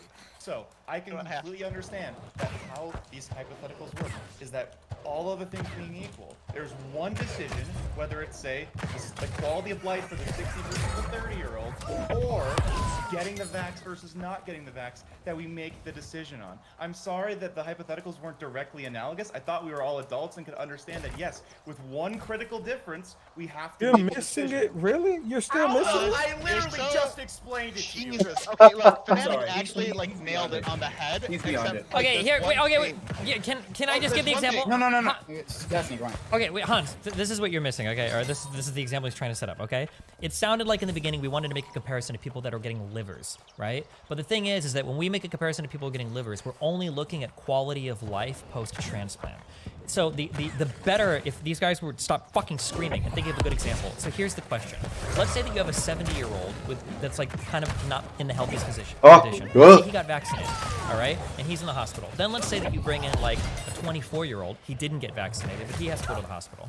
Even though it's more likely that the 24-year-old is going to have way more longevity ahead of him, who didn't get vaccinated, are you going to prioritize treating the 70-year-old over the 24-year-old? That's the question. Got it. Okay. In that specific case, we would do what you said about comparing, like, say, how easy it is for, like, say, like, deal with obesity versus getting vaccinated. And so if we can like pinpoint, like, this obesity one... had nothing to do with that. No, okay, no. So I'm explaining Let him that finish. there are a collage of factors and the ease of dealing with them that you brought up earlier, Gambit. So I know. So here's the question, right? So we have a list of things we have to take them into account when we do the triage. If we can say, hey, like someone was like super obese, someone was like, say, like vitamin D deficient. Can I ask you the simple question? Because this is the I'm simple ready. question. You're not answering, This is the simple question. The simple question is, There's you have. Wait, I'm gonna give you. Destiny tried his best. I'm gonna try to. Okay. All right. His simple thing that he was giving you is, when you're saying that you would always prioritize the vaccinated person, he's giving you a situation where the quality of life of the vaccinated person post-treatment could be worse than the 24-year-old who typically is going to recover faster. And he's asking, wait. He's asking, wait.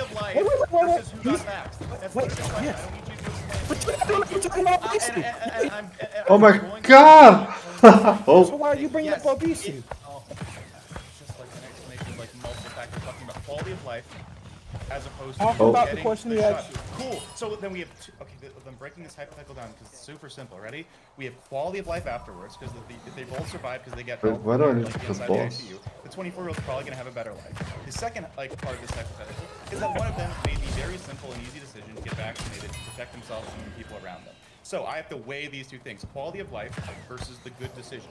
And in this case, I would pick the good decision. I'm fine fighting them. Okay, hold on. Wait, hold on. Wait, You've been taking years to answer that question. Wait, hold on. One sec. Can I?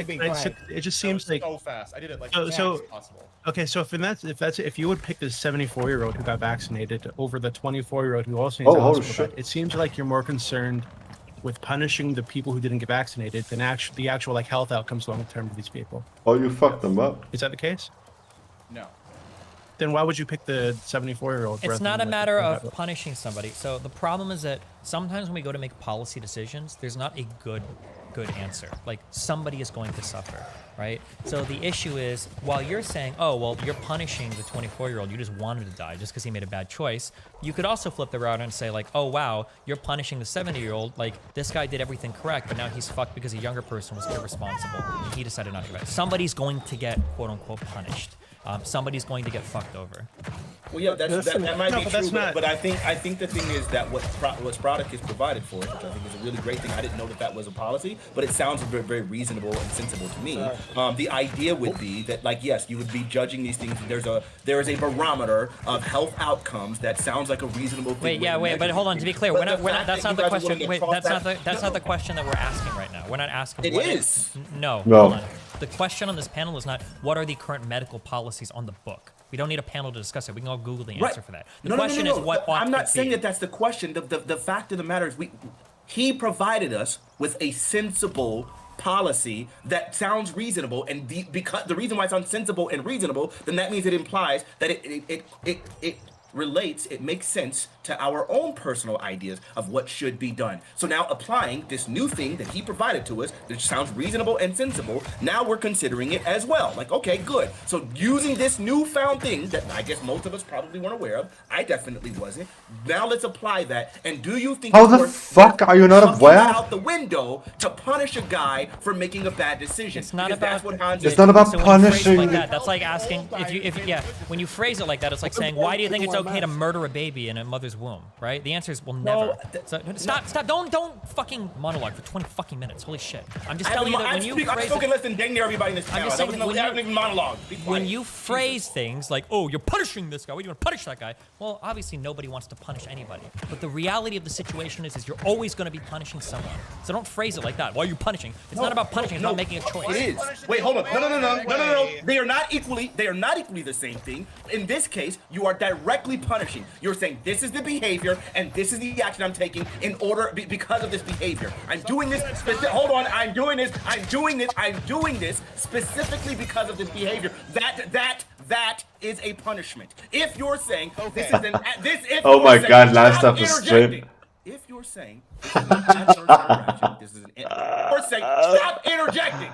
If you're saying this is an adverse interaction, this is an adverse reaction specifically because of an action that you took. So this is a reaction. This is a word. If this is a reaction specifically to bad behavior, then by definition it is a punishment. In the other case, it's not a matter of punishment. It's a matter of just the merit of the decision that quality of life matters, and that's what we're doing. That's why one is a punishment and the other one is not.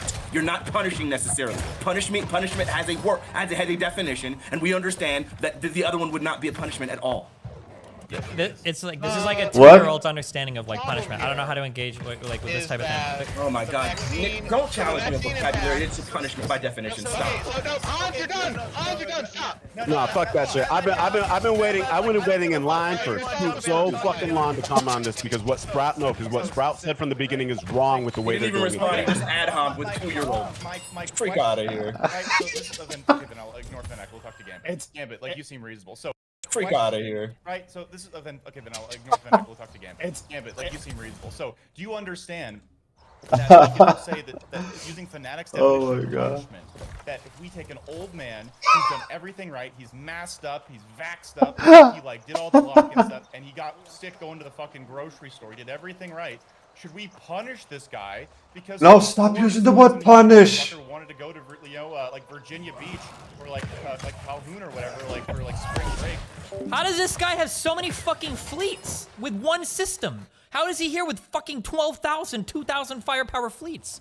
Like, Yeah, so to the death. Okay, hold on, really quickly. The definition of punish. Hold on. We're getting lost behind some stupid sauce when I know everybody's vocabulary. Destiny's vocabulary is not this stupid. So let me just go ahead and make sure we understand this really quickly. Punishment is to inflict a penalty or sanction on someone as retribution for an offense. So there has to be an initial offense in order for you to say something is a punishment. So in this case, we are saying the offense was your decision not to get vaccinated, and as recompense for that, we are inflicting a penalty, which is to deny you health care. That is not a 2-year-old's understanding of a punishment. That's just what the word punishment means. So in this case, directly related to the offense, directly,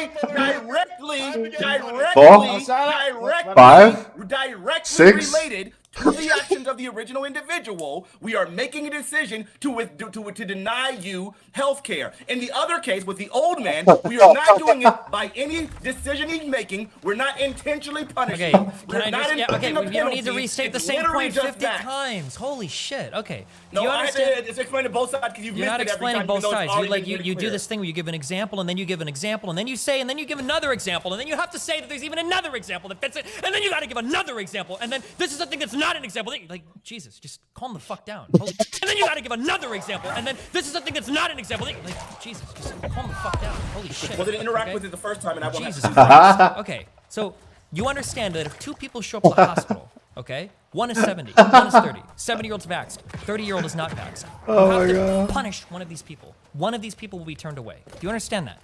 So that's why I always repeat it. This is why you were so quick to jump in. Jesus You were so quick. Christ. You were so quick. You were so quick. Dude, you're teabagging. You were so quick. I started speaking first. You were so quick to you were so quick to jump in when you completely missed what I said. Actually listen this time. I'll say it quietly. Because that might get you to listen a little bit more. Okay? It's really simple. Okay? A punishment. Shut up. I get you to listen a little bit more, okay? It's really simple, okay? A punishment. A punishment. Shut up. A punishment is a direct response to an action, right? It needs to. I'm sorry, I'll read it one more time just to make sure we're clear here. There needs to be retribution. Gambit, can you come in and do interpretation? Direct response. No. Okay? A punishment. A punishment. Shut up. A punishment is a direct response to an action. I'm sorry, I'll read it one more time just to make sure we're clear here. There needs to be retribution. Gambit, can you come in and do interpretation? It needs to be. Gambit, can you come in and do interpretation? It needs to be retribution for an offense. It needs to be retribution for an offense. So in this case, when we are punishing the vaccination guy, it is retribution for him refusing to get vaccinated. When it's the case with the old guy and just the 30-year-old guy, we're not punishing any offense. The old guy didn't do anything offensive. So this isn't a punishment. It is just us applying a basic merit to the idea of quality of life afterwards. In order for there to be an actual punishment, there needs to be a direct retribution. Now I am saying it twice to make sure we're clear. Okay, we don't need to say it. We're not talking about. Okay, we're not talking about doing a punishment. We're talking about triage. No, you said punishment. You said punish 1,000 times. Please don't try to change that now. I'm not. Hold on. You got upset because you said the word punish. We got to punish. I don't remember when the fuck I said the word punishment. That's not. I promise you did. You watch the tape. You said it. That's 1,000 good job. times. Go clip it and post it somewhere. I don't give a fuck. Okay. The reality is that if 2 people show up to a hospital and Oh my there's God. no bed available, do you acknowledge that one of these people is going to be turned down or punished? Yes. Turned down. Wait, hold on. One person is going to be turned down, but not punished. Wait, no. Hold on.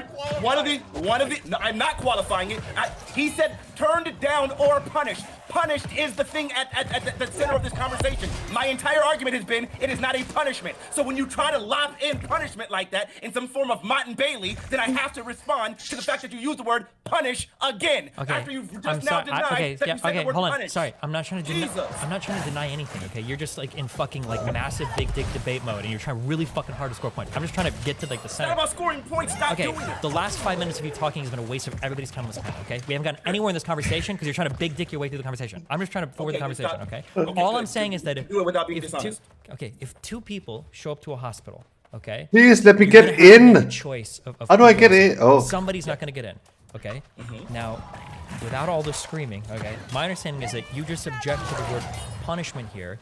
If you don't let in the 70-year-old, but you do object to the word punishment if you do let in like the 24-year-old. Or if you don't let in the 24-year-old, right? Because you're saying that you're not letting the 24-year-old in because of an action, but we wouldn't let the 70-year-old in because of like policy that's already on the books. Is that what you're trying to say? Okay, it's basically what I'm saying is there is a basic principle that Sproutacus applied that we all agreed to, and it sounds like we are penalizing the other guy and deviating from the principle in order to punish the bad behavior of the person not getting vaccinated. Okay, you're so in restating what I those said. cases, I I would understand, be yes. right. Okay. So I'd have a problem with that. Okay. I'd have a problem Yes. with punishing a person. So okay, that's great. Okay, so now my issue is that wouldn't the old person feel like they're being punished? They wouldn't feel like they're being punished. It would feel. I can't tell. I don't care about how they would feel. It would not be. They would not be being punished. So if they felt like they were being punished, they'd be feeling that in error. Because ultimately, if we have a system that is designed around a specific form of merit, and we're applying that merit towards why am I not then at that PvP? point, it's not. No one's being punished. So if they feel that way, they're feeling that way in error, and I can't be bothered with your feelings when we have a system in play that's accurately being employed here. So can I ask just a quick question to maybe? Oh my God. Boil down like what we're talking about.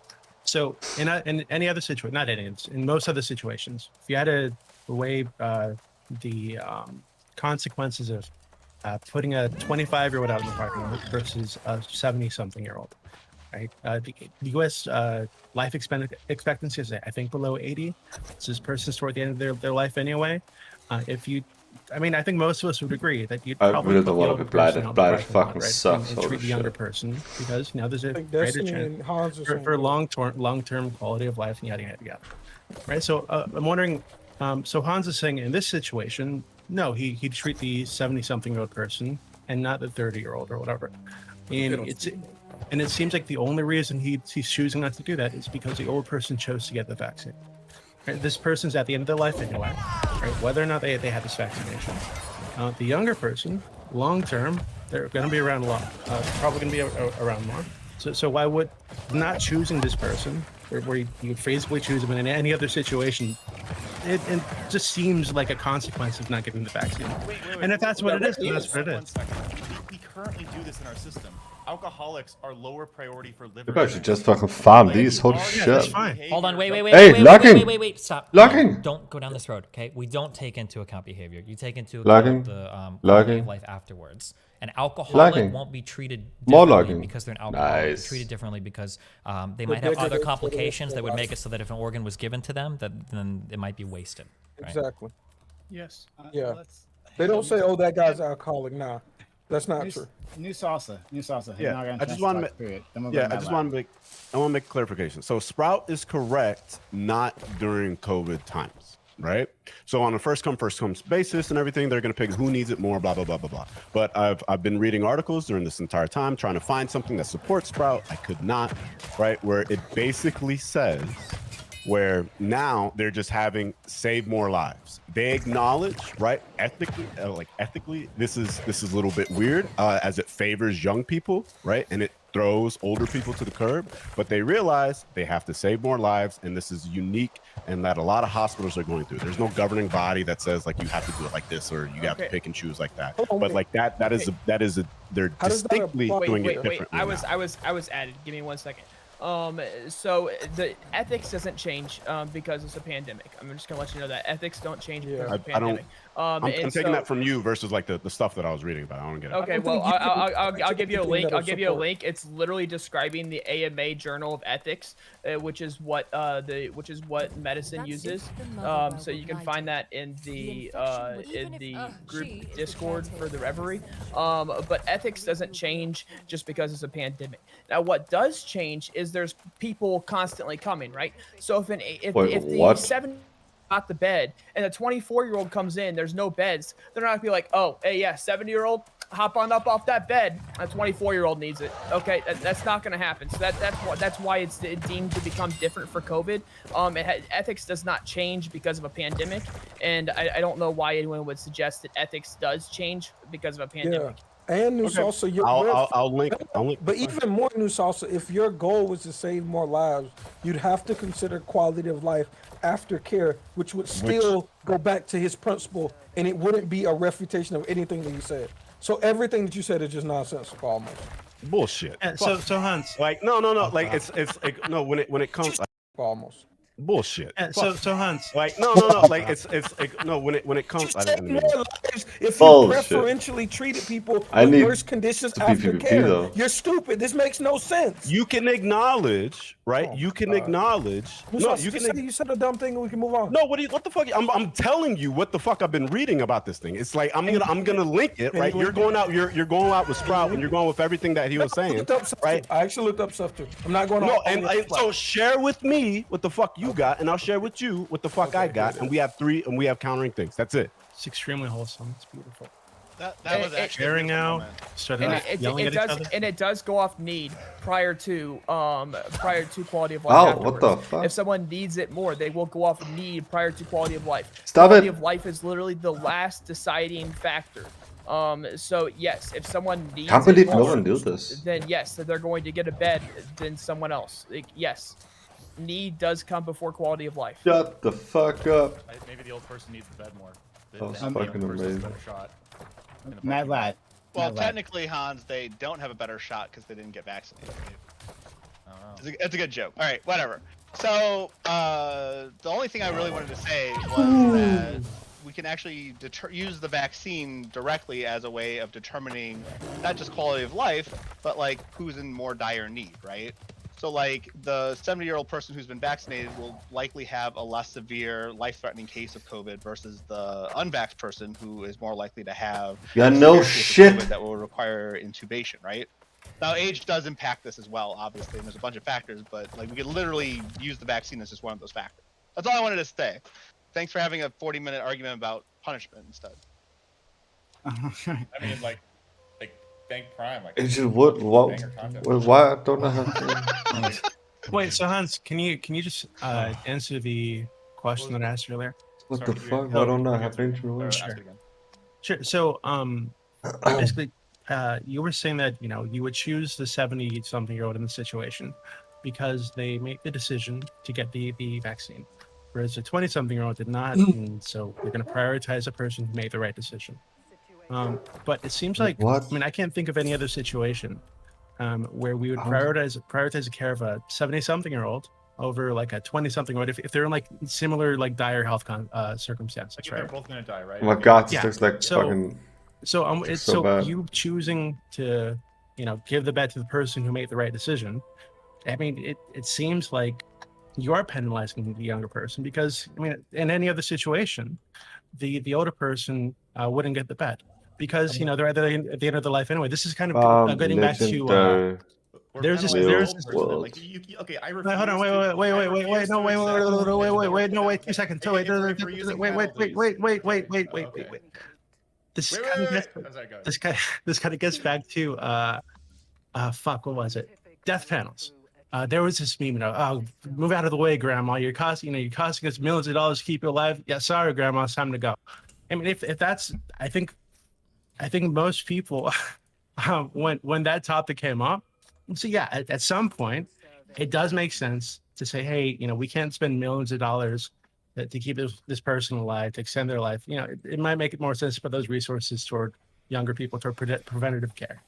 Right. Hey, So Hans, if that's all you're saying, then I agree with you. But it just seems like in this specific situation, you're saying that because this young person that didn't get the vaccine, they're lower on the totem pole, morally to you somehow, Yeah. and therefore you're going to put them out in the parking lot. Yeah, Hey, Hans, is there Hans, any- really quickly, can you tell me when you Wait, say that what? we're penalizing the old guy? What are we penalizing the old guy for? What did he do that we're penalizing him for? So the guy is getting sick in a society, and it seems like that there would ordinarily be resources available to him, but those resources are being consumed by people Oh my God, that were less it's right there. responsible than he was. Oh, the shit, it's right That's what here. it seems like. And so at this point, you would say, Hold on, step on. I'm sorry, I didn't need, you guys both spoke at the same time. Can you say the beginning of what you said again one more time? So the problem is that he has the expectation that if he gets sick in a society, somebody will be there to take care of him. But now he's being deprived of those resources because people that were less responsible are now are consuming them. Okay, you just laid out for me the circumstances. I'm asking you, what are we penalizing him for? That's not a direct answer to my question. I'm not gonna play the dictionary game with you like you're 4 years It's not old. a dictionary game. I asked you. Okay, fine. If you're not going to why answer are the you question, yelling? Hans, I originally asked you the question really quickly. You said that the guy was being penalized. What are we penalizing him for? Penalizing. For being old and sick at the wrong time. No, he's got No, like no, no, the no, I dictionary got you, I definition, got you. and he's No, no, like, no, it's oh, fine, in it's order to great. penalize Okay, someone, that's they have to cool. do something That's explicitly cool. Yeah, wrong. I know. and I he's do just have the gonna dictionary harp on the dictionary definition. definition. I love when people. I love the idea when people want to just create arbitrary definitions that like completely deviate and then try to hammer a person on a word that they're using and use it improperly, like Destiny's doing now. But anyway, so Hans, so you said because he got old. Now, is that something, or is that? Would we ordinarily do it that way? Is that a penalty, or is that just the system as it is already fuck laid this out? guy Is up, that the man. already accepted system, or is this a direct penalty for an action by the individual old man? For an example of how we use the word punish, Can Hans answer the questions that you for don't an want to example of how answer? we Do you use the want to word engage punishment, Destiny? there's literally no point in engaging with this. So like when somebody works for a company their whole life and then that company ends up going bankrupt and they don't have a pension, somebody might utter the phrase, "Why did I get punished for this? Like I feel like I did everything right." People will say phrases like that sometimes. Like you would walk into the room. Use a word that way. You, But I guess it's- okay. So you're Oh, saying that shut people the use fuck word up. incorrectly sometimes. That's fine. But we're not. So I would like What I would the mute fuck? Fnatic and move on because this is like unironically I can't believe that somebody's trying to throw the dictionary around in a conversation like this, like a civil war. It's not about throwing the dictionary around. We're using the word punish. No, okay, all right, fine. this Let's isn't get rid of the how word punish. anybody- Fine, let's get rid of Can the we word just punish. talk about the prompt? Fine. Yeah, let's get rid of the word punish. Let's get rid of. Let's get rid of the word punish. Let's get rid of the word punish. Why would we penalize? Oh, well, I'm sorry. What are we penalizing? What are we penalizing the old guy for? Just quickly answer that, but also we're gonna have a hype train. How about the hype train? Tier 1 hype train, or level 1 hype train. We got 2 minutes left. Help that out. That's how I provide all this content. Money. You never see Okay. shit like this anywhere else. Yeah. You're welcome. Give him The simple answer is we're penalizing him for being an old fuck. Okay, that's literally it. But so I think I know what you're gonna say, right? You're gonna say that yeah, because this person made the right decisions, they're responsible, yada yada yada, right?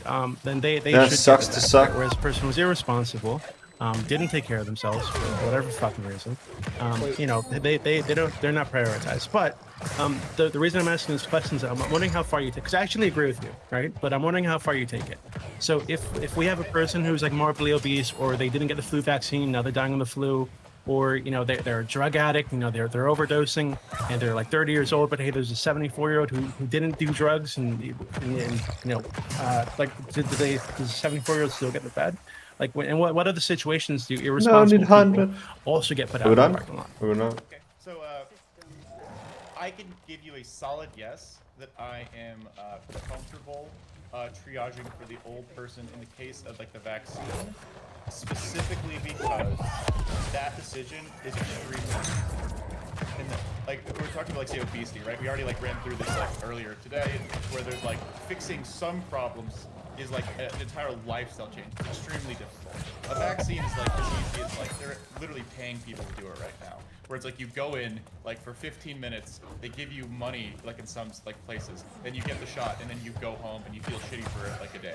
And like that. Okay, so I would say that's like a different standard than say, oh, this person was more obese. Again, we have to make those decisions. I think that would fall under what Sprout talked about with quality of life, right? I would say in this specific instance that it's so simple do I have a that. question for you. In the same question, like again, like if I could ask like you, right? What if we could only say in this specific instance, say a 70-year-old man who got in an accident because of a drunk driver versus the 24-year-old drunk driver, and there's only one bed. Who do you save? I'd probably say the drunk driver. To be honest with you. I'd say the 70-year-old man.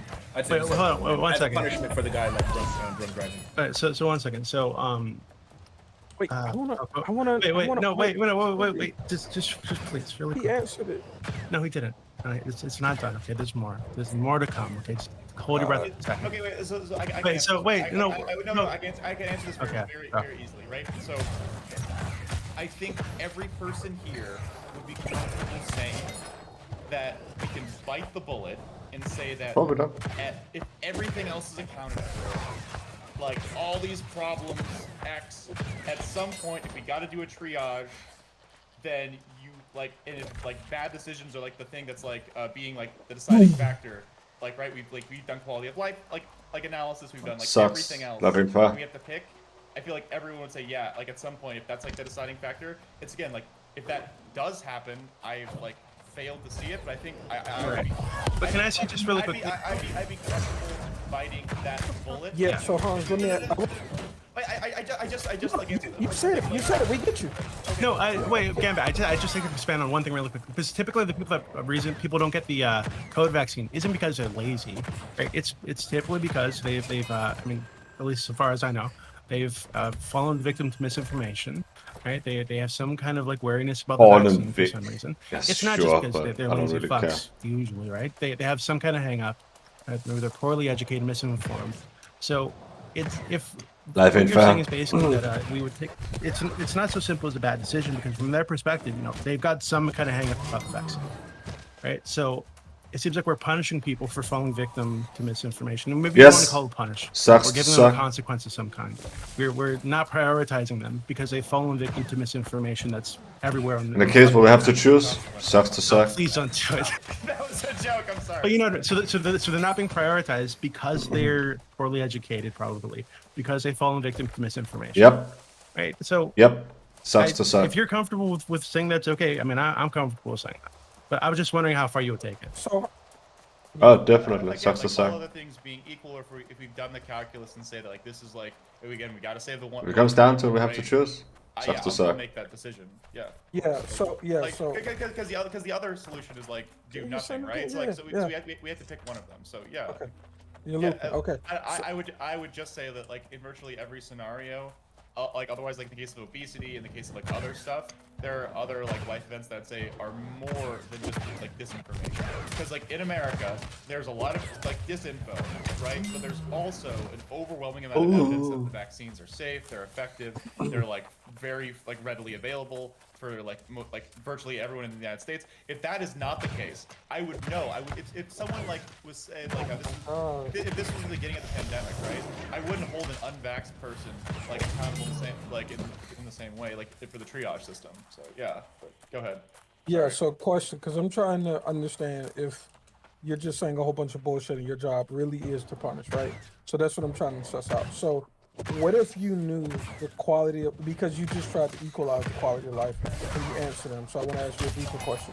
What if you knew the quality of life of the person that's 70 and vaccinated was going to be terrible or short? So you're trying to, your argument with Sprout is that you're putting the behavior over quality of life somewhat, right? Like that's your fundamental argument. So I'm asking you, what if you knew the quality of life of the 70-year-old was compromised solely because it was a breakthrough case and they're old and blah, blah, blah. What if you knew that their life was going to be terrible or they were going to die maybe shortly thereafter versus you knew if you gave birth to the 24-year-old, they would recover and live a full life? Would that change, would the quality of life change your prescription at all? Or is there no limit? You don't care if he was going to die the next day after you gave him treatment. That still doesn't matter. He made the decision to get vaxxed. So we're going to let the 24-year-old die and let him live one more day. Okay, so Oh, wow, holy shit, it's a stagger on you. It's Bulgarian like My that. God. So if you can tell me that like old man is going to die one day after, right? Like he leaves the hospital and his complications kill him regardless. Then at that point, I would say that man is almost dead anyway. And like I would say like if compared to say like 10 years of maybe like living a decent life, like into his 70s and 80s, what's the average lifespan of an American person, right? Like if they're expecting say like 1 day alive left versus say 7 years alive left. I would say that fundamentally changes the situation, right? Because if we're essentially saying like, oh, we're gonna like let someone again, like, because we have to weigh all the things, right? So you're saying that just because you're saying a lot, so I think I understand what you're saying. You're saying there is a quality of life modifier that would supersede your principle over punishing someone for their decision not to be vaxxed. True. Basically. Basically, yeah, because they're all factors. Like everything is a factor, right? Well, earlier you were acting as if it wasn't a factor, so I had to present you with something to try and push you to understand that there is a factor. I got you, yeah. And like again, if we're talking to the old man living for 10 years, like relatively happily, versus say 1 day after like and yeah. Look, at that point you're asking like do we save one person or do we save like nobody, right? Like yeah, sure, yeah, of course. So, okay, have you finished? Yeah. Okay, great. I would continue, but there's too many people here. Yeah, no, I mean, it's just like, yeah. I mean, I think we've hit this hypothetical hard. Holy crap. And there was literally a lot to this question. There's a lot to the question. We're not going to be able to get to all of it. Because this shit. That's fine. Okay. So we can go back to the Herman Cain Wars itself. Go back to that. Again, there's so much to this question. But we'll focus on that for a moment. I wanted to ask Destiny a question on that. Okay, go ahead. Destiny, you said you're okay with in private these things being like kind of laughed at, but we understand that this is how movements fester, such as the Reddit or whatever we're talking about right now, right? There's a whole bunch of anonymous or unknown people who have now collectivized, and even though they aren't a streamer or a president or whatever, a content creator, that their influence has now created a meme on Reddit, which is probably viewed a lot, right? Do you take that into account at all, or solely because they are individuals is still okay? I mean, like, it's unfathomable to me that people wouldn't be making fun of people that are just like so obviously like asking to be made fun of. I'm not saying that I'm not asking will they do it. I'm asking do you like your intro statement seemed to be that you think it's an okay thing. I mean, like, I like when I say like it's an okay thing. I mean, it's neutral. It like provides some level of entertainment for an individual. I mean, like, this is always gonna happen. Like, this will always be the case. That when somebody does something that's so obviously self-destructive and then rots that self-destruction upon themselves while simultaneously making fun of other people for avoiding the self-destructive behavior, like, I mean, to some extent, people are gonna laugh at them for it. But I mean, people, like, there's tons of other behaviors that this applies to as well. People might make fun of you for drunk driving and getting in an accident, or people might make fun of you for like a number of things. Like, there's probably some level of social utility to like bullying or making fun of people that do really stupid self-destructive things to discourage it from happening. Yeah, I don't know.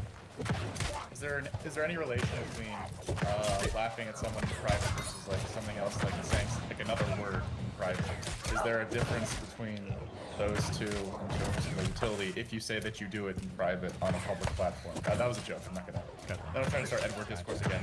Like. Hey, but Destiny, really quickly, let me ask you this though, like, because you're saying that you think it's okay, like, for people to do kind of. I will. There's a very big difference between the idea that something would be okay if someone did something, as opposed to like whether or not something should be done, right? And I think like whether or not something's ethical, whether or not something's like a good thing to do. And I think in this case, like you can recognize, like, I've heard you say that like you're personally.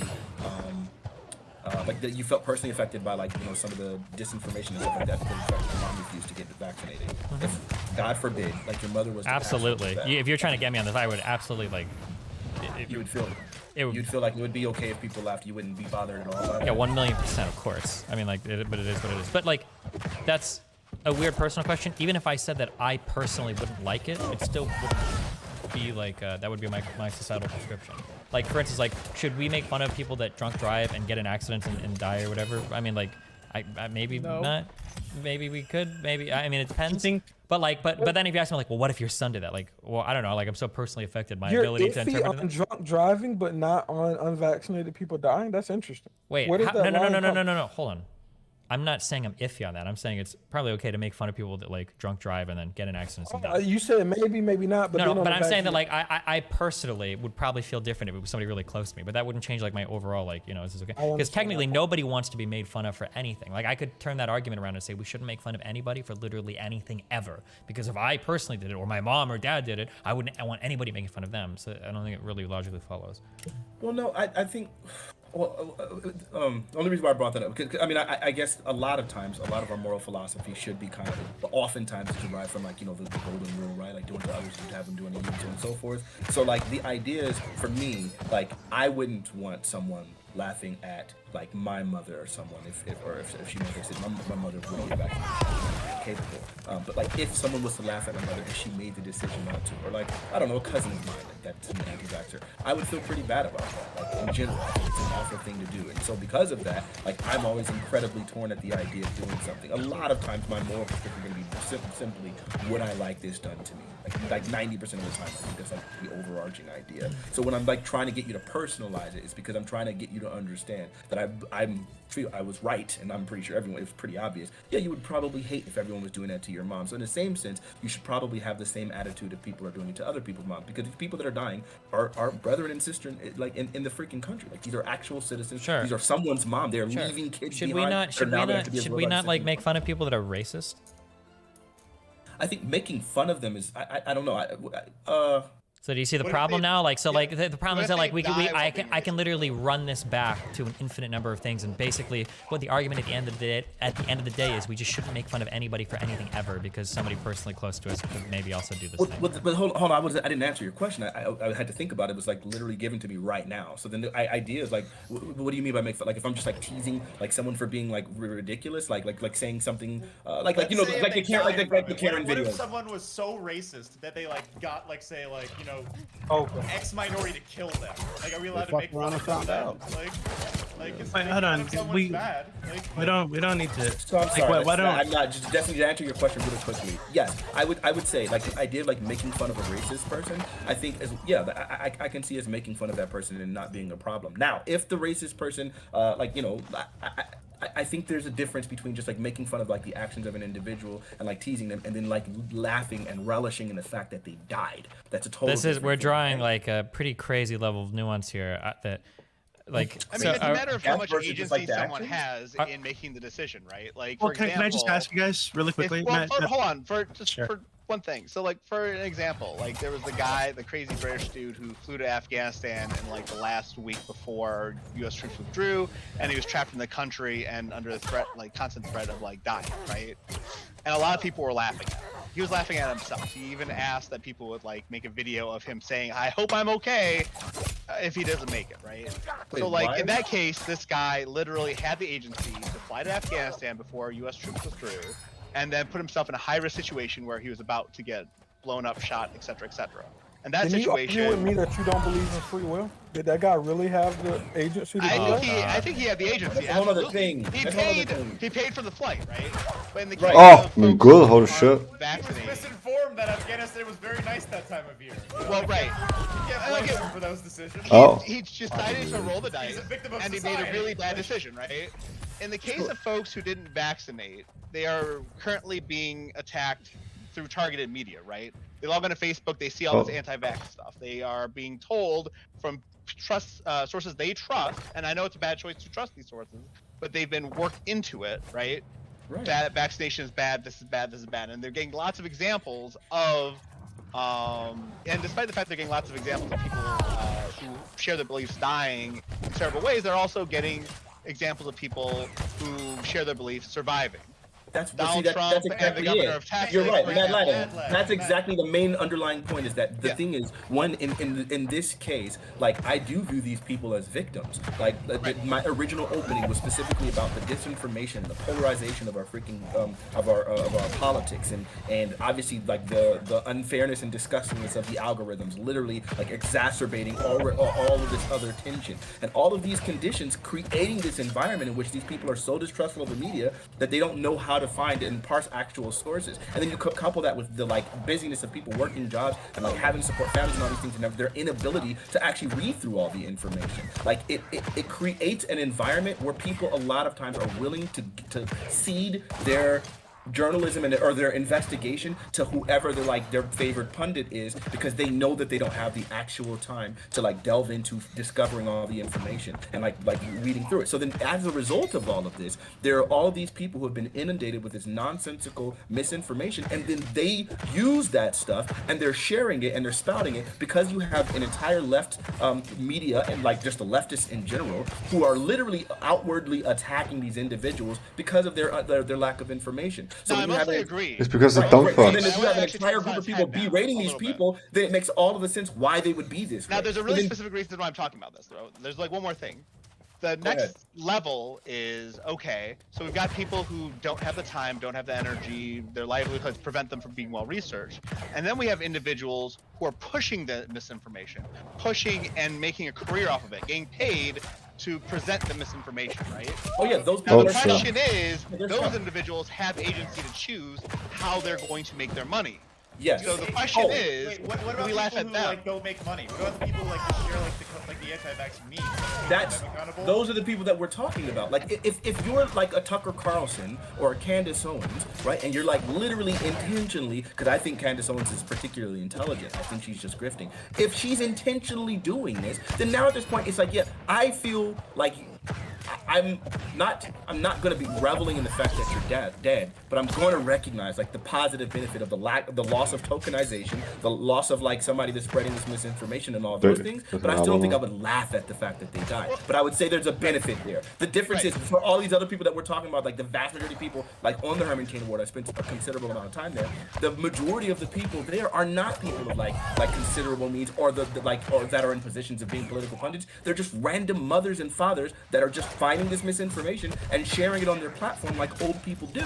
So then in this case, it's like, yo, I don't look at this guy, like, yes, he's doing something harmful, but there's a difference in intentionality and a difference in awareness and difference in even ability to get aware. Like people work regular 10-hour jobs. How are they going to freaking come home, after needing 8 hours of sleep, and you got 6 hours and you're going to spend all that just trying to research like the nuance of like the application. Wait, hold on. Just to be clear, just to be a little bit more honest about this, people aren't making fun of them just for sharing misinformation. Usually they're making fun of them for being incredibly smug about it. That's why it's the sure. Well, and I think there's a so I'm just saying that undermines a lot of the like, oh, you don't have the time to research. Well, okay, well if you don't, then you probably shouldn't be ultra smug posting about something that you yourself don't have the time to research about. Well, but sure, but their smugness is a reaction. Like if you have like that's what I was going into with all the leftists and the way that they react to these people, we see it. Like we see the Herman Cain Awards and look at the comments in them, not just the video, not just the slideshow itself, but the comments in there where people are like, yep, good riddance, da da da da da. People literally were going and finding, because originally they weren't bleeping out some of the like names and stuff. People were literally going there to the people's actual Facebook posts and mocking their death in their timelines. Imagine what that looks like to your family. And when you're a person that's at the other end of that, before you even die, when you're at the other end where people are calling you second-class citizen, literally recommending for you to die in whatever, like we've had in this panel, when you have all of these things where all these people are berating them on a constant basis for their lack of information, now their fight or flight is already activated. Now they feel particularly defensive. Now they actually like don't want to give in. Like now it's like, man, even if I do start feeling slightly like, man, y'all niggas might be right, it's like I don't want to give you the satisfaction of changing my mind. Now I'm so bolstered into this opinion that I'm unwilling to do it. Who the fuck cares though? The problem is who cares? Right? These people are contributing a harm. You Sure, have to understand so both is the ends of it. leftists. I'm calling them to do this. Then your argument is just saying that every single person should be nice to everybody all the time. Like No, that's not, yes, no, that is not- I'm because not making because that I can statement. run this Okay, I same guess you wanna I can correct it to run that way, I this guess same fine. I can argument. make it I can run this same argument back for literally any other thing where a person You couldn't. makes a choice. You tried it with racism earlier and it failed. It didn't fail. Like everything that Well, I didn't feel the same way I did. every single thing that you're saying now, I could argue literally translates 1-to-1 to that white moderate comment that Martin Luther King makes. The idea that like you're making the argument that some people would say he argued against. So the idea is like, oh well, we need to be patient with these people. We need to be nice to these people. We need to be chill, right? And then I could literally counter and say it's not fair that you put a timetable on somebody else's life because somebody doesn't want to get vaccinated because they have their own crazy preconceived notions or opinions. You can literally run. I can do 1-to-1 with this, or we can run it back with any other type of thing, right? It absolutely does go 1-to-1. The problem is that like you can say at the end of the day, oh, they're just sharing memes, oh, they're misinformed, blah, blah, blah. That's fine. They're also contributing very real material harms into the world. There are people that might see this shit. Are they doing it purposefully? Doesn't matter. Yes. Who the fuck cares? People didn't hold slaves purposely because they thought that like black people were evil. They might have had just some dumb fucking ideas about like, whoa, who deserves to be a person, right? Plenty of people do some things. Some people do. Some people do. Some people do. I'm doing the fanatic thing where I just repeat the same word. Some people do. Some people. Okay, cool. So some people do a lot of harm. They're not doing it intentionally. Other people like make fun of gay people and they use bad slurs and all this shit. They're not necessarily being intentional about it. We never look at harms and say whether or not we never look at harms and go were they intentionally levied. Sure. We never look at a harm and say was it intentional or not to figure out if somebody has a right to be harmed by it. Yes, we do. We have a difference between manslaughter and murder. That's literally the difference between these two can literally be intention, right? We use intentions to determine. Whoa, no. Whoa. Phonetic, you just said something. Oh my god. Let him finish. We use intention to determine degrees of murder, right? We can say first degree, second degree, third degree, and varying by state, depending on intentionality. You just make one point. You don't have to expand on it 50 million times. This is what you ramble on everything. You made a point. You made your stupid racist. Let me help you. No. Okay, let me help you. But you could have just said. Listen. Okay. Jesus Christ. Now you're doing it again. Okay. All you had to say. Listen. Okay. When you make a stupid statement about a racist person, I immediately wanted to counter that, and then you did the repeat tech, and I recognized you're right. Holy shit. Fair. Okay. So I let you finish. All I'm saying.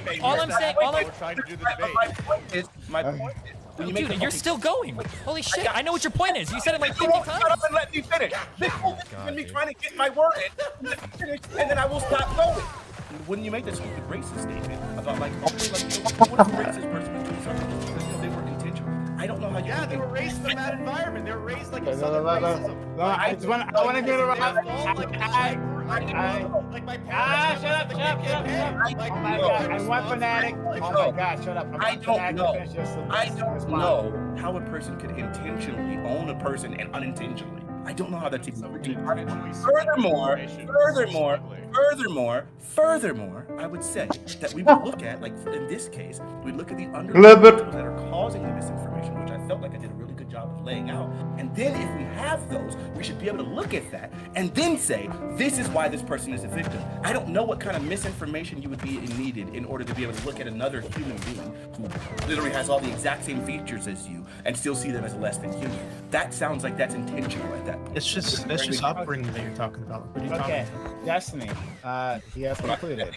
Yeah, fine. Okay, all I was gonna say is that like the only thing you had to say was that like, oh well, there is a difference. There's a difference between, for instance, manslaughter and first-degree murder. Okay, but my initial thing that's all you had to say. But I said you gave like 50 million times expanding on it. I don't know why you would do that. I don't know why you did this because you think it makes your argument stronger. Okay, but my response is that what I was saying is that we don't look at intentions to figure out if somebody felt like they suffered a harm, and then you countered by saying, well, actually, we do look at intentions. But when you talk about the difference between first-degree murder, second-degree murder, and manslaughter, that actually is the exact same harm every time. The same harm is that somebody died. You're talking about looking at a difference in how you would punish somebody.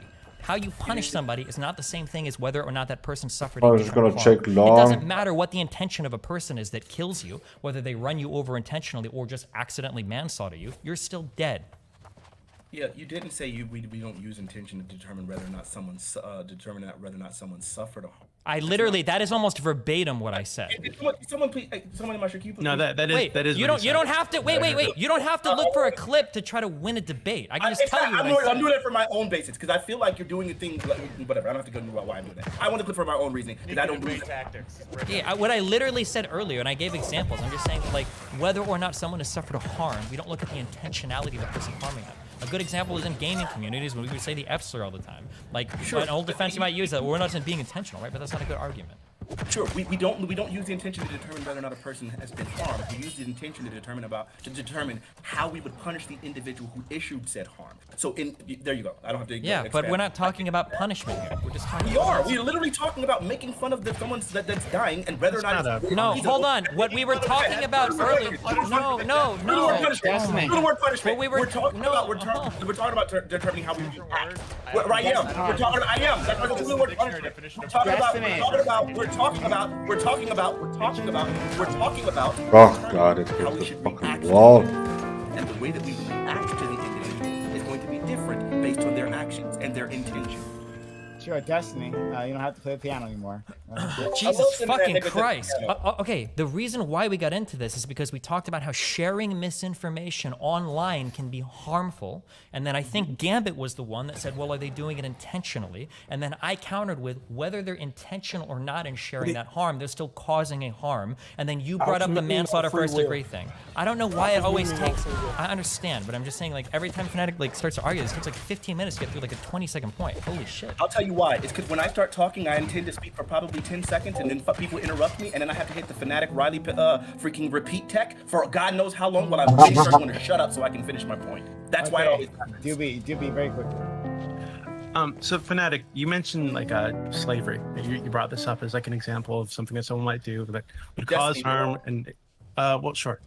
But Fnatic, you're telling me that you couldn't understand someone being raised in an environment where they're taught to see another human being as subhuman, right? And so they grow up thinking this way, this other person is subhuman because they live this way.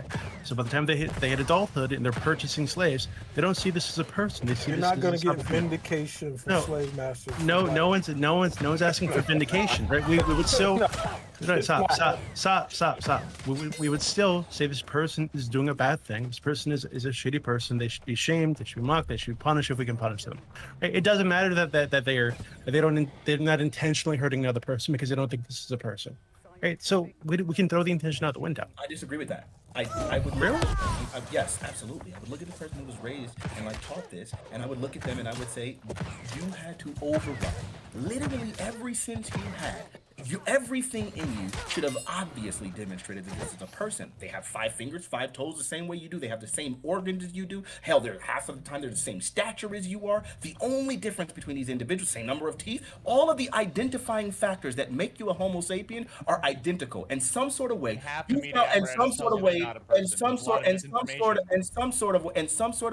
you found a way to ignore literally every piece of information you had, which clearly indicated they were human, to come to the conclusion that they weren't. Yeah, I'm sorry, I can't give you that pass. That seems. I don't want to say. I don't think you're being dishonest, but I think that if you're going to be the sympathetic, right, to COVID, like anti-vaxxers, whatever. What's the limit of intentionality? Attempt to put yourself in the shoes of a young boy growing up in the South that's surrounded by media, that's surrounded by newspapers, surrounded by preachers and mentors and parental figures that are all telling you that these people, these farm animals are beasts because they're black. You know, they're that way because God punished them, and they're below you like your fucking donkeys for your entire fucking life. Right? And you're telling me that you couldn't see a situation where that person will grow up to think that this black person is subhuman? Of course they would. Okay. And they did. We have evidence. We have evidence that these people genuinely thought of black people as subhuman because they grew up in this environment. Okay. Does that remove the damage that they did? No. Does it remove the fact that we punish them if we could? That we like more like castigate them? We'd shame them? No, of course not. So the difference between these two things, number one, is obviously, again, like what you just said had literally nothing to do with all of the objections that I brought up. One, again, as we were even having the abortion conversation, I specifically mentioned that typically we tend to extend rights to the things the more similar they are to us, which is why, like, if you look at like I said, people get very sympathetic about things like dolphins because they exhibit so much intelligence, right? Or apes, right? Because they exhibit so much intelligence. The more self-aware something is, the more consciously we view it, the more it resembles resembles us, the more we have sympathy towards it. It's just like biologically embedded in us. So there was so much, like the intelligence in Africans, as I said, like all of the other identifiable features. We all of the other identifiable features that were literally visible to our eyeballs, which is why I made this statement. They had to override all of that, literally everything they could see that clearly demonstrated it in order to arrive at this false conclusion that these things were beasts. In order to be able to do that, like that sounds like you're intentionally being dishonest at that point. So yes, I'm sorry. That's why I would not be able to give them a pass. So yes, and the difference. And I know I do. So shut up. And the difference, I know, I love me too. And the difference between this and COVID is that, one, you don't have like literal visible access to all of the information regarding the COVID stuff, right? Those things are not the same thing. You're telling me that like in like the the pre-Civil War South, that like there wasn't an absolute collage of misinformation, indoctrination, and all sorts of stuff that were You didn't listen to me at all. I'm not ignoring that. Hans, you didn't listen. Okay, no. You didn't listen at all. I'm ignoring everything you just said. Ruby, do you want to respond? I let him go. I was nice. I don't think you're gonna make any progress here, but Hans, everything you're saying is absolutely correct. This is the dumbest thing I've ever heard in my entire life. So you're, hey, Doobie, you actually listen here to me, buddy. Hold on, let me try to respond.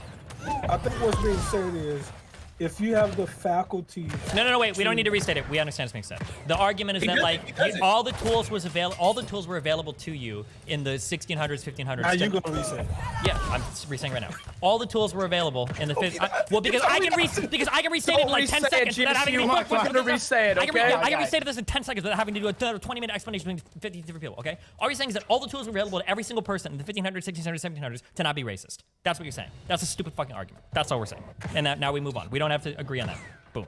Yeah, and if that is your argument, they have the internet. All these anti-vaxxers have the internet. They have medical professionals all over the fucking world. Yeah. So if that's your argument, then you know. No, Doobie, hold on. I got it. I love it that you guys did that. Because now this thing comes full circle. Do you remember the initial? Do you remember the initial? Do you remember? Specifically about people not having time. No, but I assume you're gonna tell us. Hey, shut up, Hans. Like I said, it wouldn't take that long if you would just shut up. Not having access to actually being able to read all the information and be able to parse all the data, and literally being targeted with misinformation. So there's a very big difference here. They don't actually have the access to information, but all of these racist people, the slave owners, they had their eyes. They could see all of the identifiable features that clearly indicated black people were human. There's a difference here. That's the disconnect. But it's not about the eyes, you dumb fuck. Identifiable features you're talking about were also indications that these people were not human, i.e. the different hair, the skin color, the fact they couldn't read and they could barely speak, right? Like they were treated as like farm animals, right? They were dehumanized intentionally by the entire fucking society that these people grew up in. Like, what are you saying? I just want to say, I think it is so fucking funny. The idea that like people in the 1600s had enough information to not be racist, but people today don't have enough information to know if a vaccine works. That is very funny to me. I don't know, buddy. This feels like a big leap. I don't know why we're all interrupting. Hans, wait, seriously. Hans and Destiny, are you seriously like intentionally interrupting Fnatic? It's not really just a matter. It's not really fun. Please just respond to a simple question. I'm not going to respond to you, Hans. You're not going to interrupt me in order to get me to listen to you.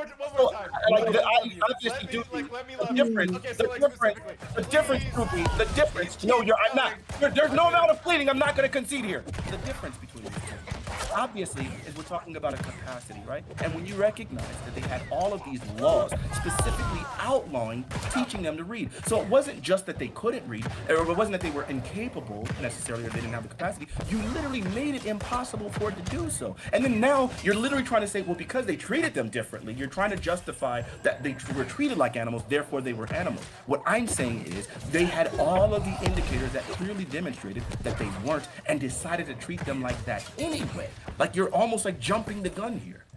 I mean, they also had medical professionals and scientists measuring skulls to say that how they were closer to apes and humans. Like, what do you? Why didn't they just use I don't know. ingenuity, dude? Like to find out that like all the scientists were wrong. Why is No, hold on. Wait, I have a better question. Hans Hans is being a fucking troll. Let me ask the real question, okay? Sorry. Can you bring up a dictionary in the year 1600 and see how they define you? Sure. So I could, and I bet you a black. 16. Hans is being a fucking troll. Let me ask the real question. Oh, hold on. Why didn't they just use I don't know. ingenuity, dude? Like to find out that like all the scientists were wrong. Why is No, hold on. Wait, I have a better question. Hans is being a fucking troll. Let me ask the real question, okay? Sorry. Can you bring up a dictionary in the year 1600 and see how they define you?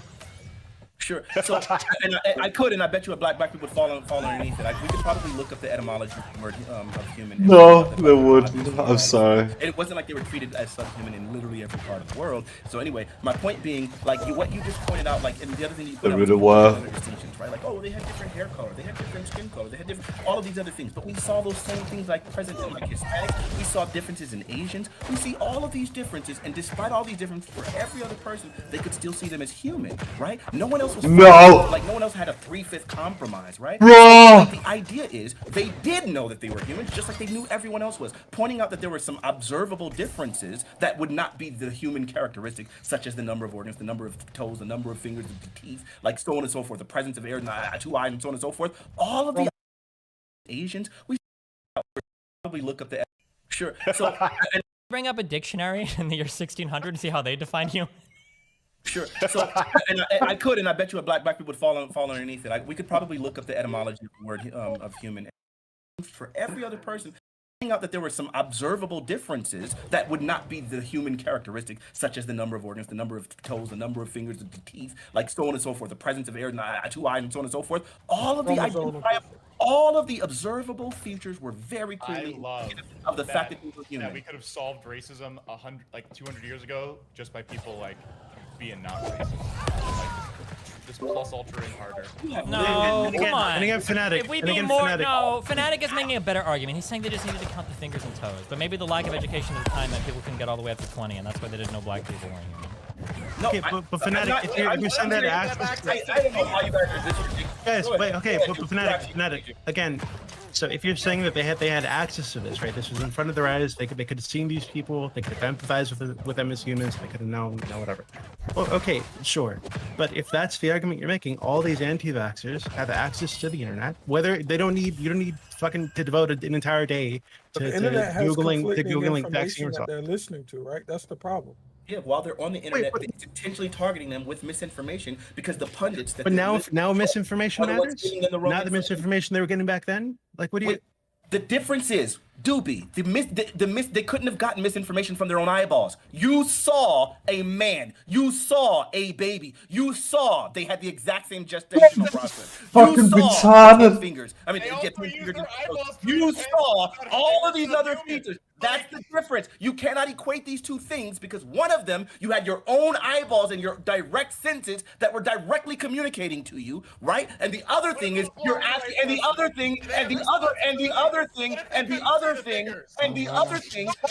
thing is you're asking them to parse through information where they're required to do research. They're not the same thing.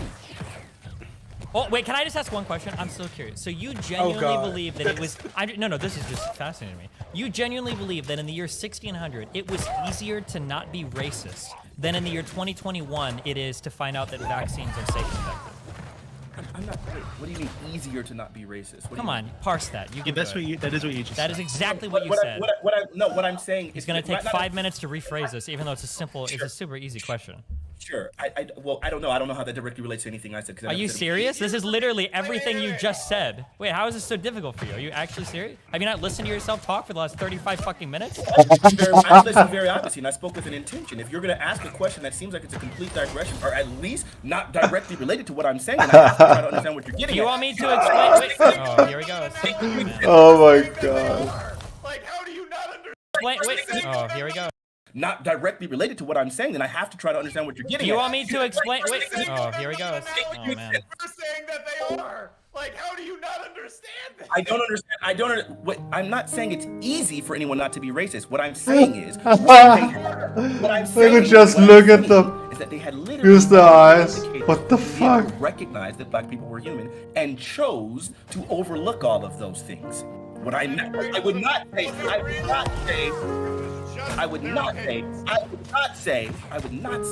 people have the exact ease of information regarding COVID. Like, one is you're literally just by existing, you will see them when you just interact in society. You will see the human being. All right, the other so one let me requires information and do research. They're not the same thing. Oh man. Okay, so let me ask again then.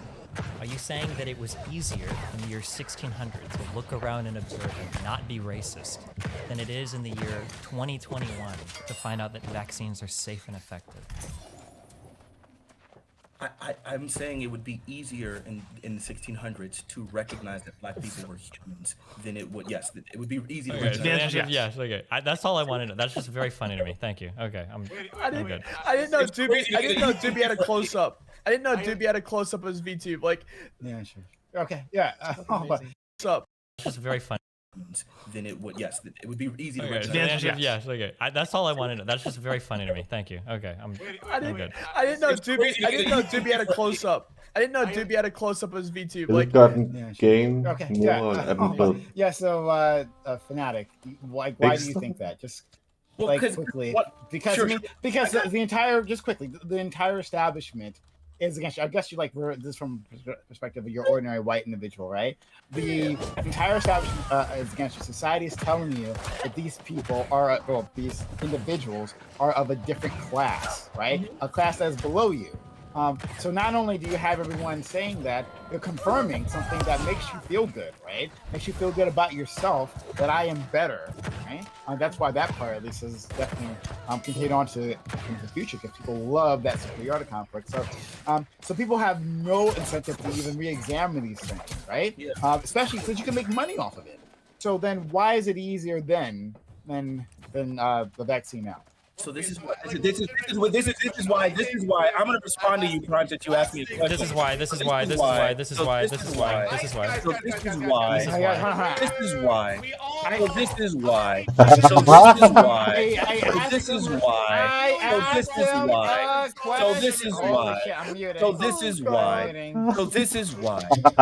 why I feel like it's so important to make sure that you frame the questions properly. I think there's an obvious difference between the idea of someone viewing something as black people as human and still being racist. You can be racist and still see black people as human as they do today, right? Like, you know that they're human beings, but you still think that they're beneath you. And so what I was pointing out I think the racist today is equal to the racist from 400 years ago. Dumb fuck. To recognize that these people were human, yet they still tried to define them as not human. There's literal 3/5 compromise. Those two things are not the same, which is why I kept wanting to rephrase when Destiny was trying to paraphrase incorrectly. Oh, so you're saying that it's easy for people not to be racist? No, I'm not saying that they wouldn't be racist. Society created a scenario where they would still probably be racist, but they should have been able to recognize them as humans.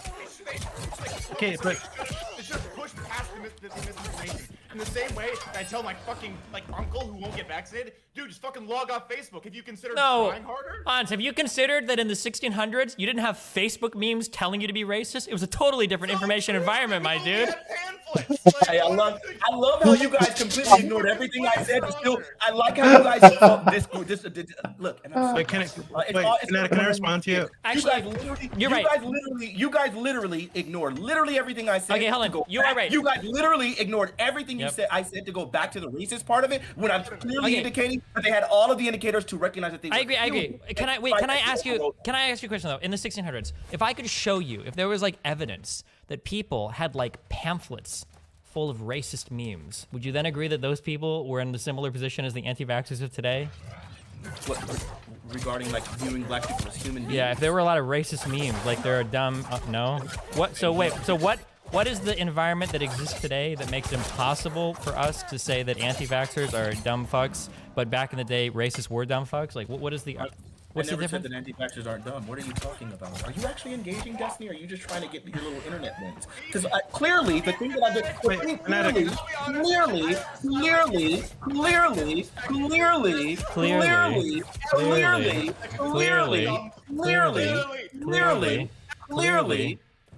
the thing that I pointed out this entire time was specifically that we're talking about establishing. The thing that I pointed out this entire time was specifically that we're talking about establishing someone as a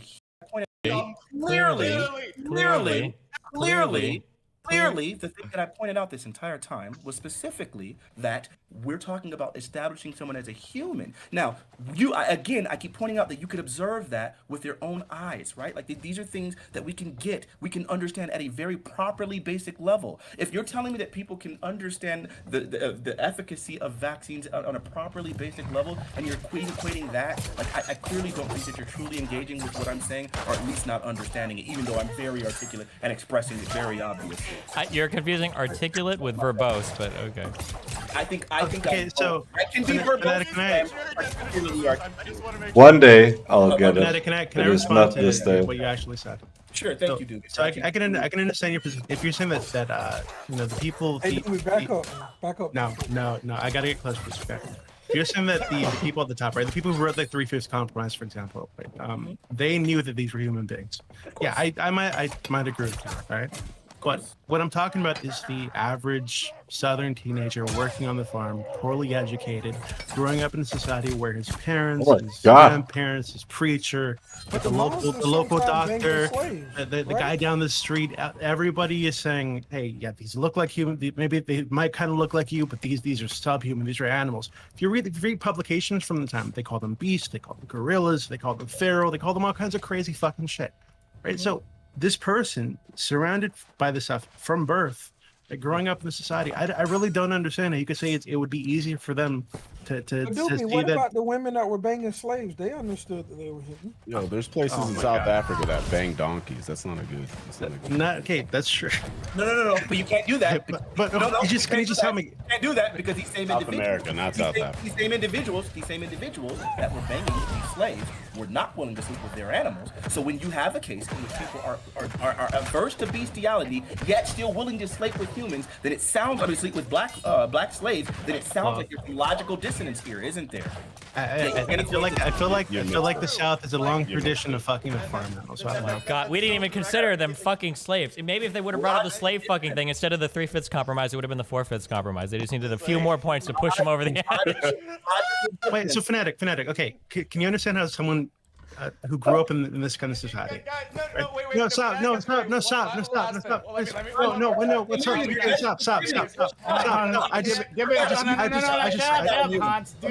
haven't got a chance to talk. Okay. So someone who's grown up in the society, right, where they said, hey, where they're being told these people, right, who might look a little bit like them, right, are actually subhuman. The Bible says so. You know, the preacher says so. The doctor says so. The guy down the street says so. Your parents say so. Your friends say so. The neighbor says so. All these people have been telling this for your entire fucking life. You really think that'd be easier for that person to not be a racist and not think black people are subhuman than it would be for someone today to just go on the fucking internet, watch some YouTube videos about COVID? I feel like I've said this far too many times. I just don't understand how you're making that leap. You're re-asking the question, and I feel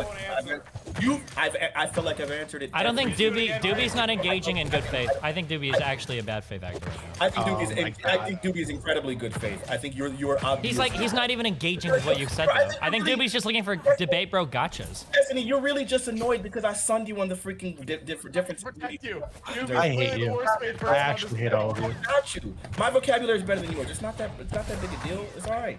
I'd put you all in the parking lot. Every single one of you. I mean, when you spend as much time as you do in the dictionary winning debates, I'd expect you to have a better vocabulary.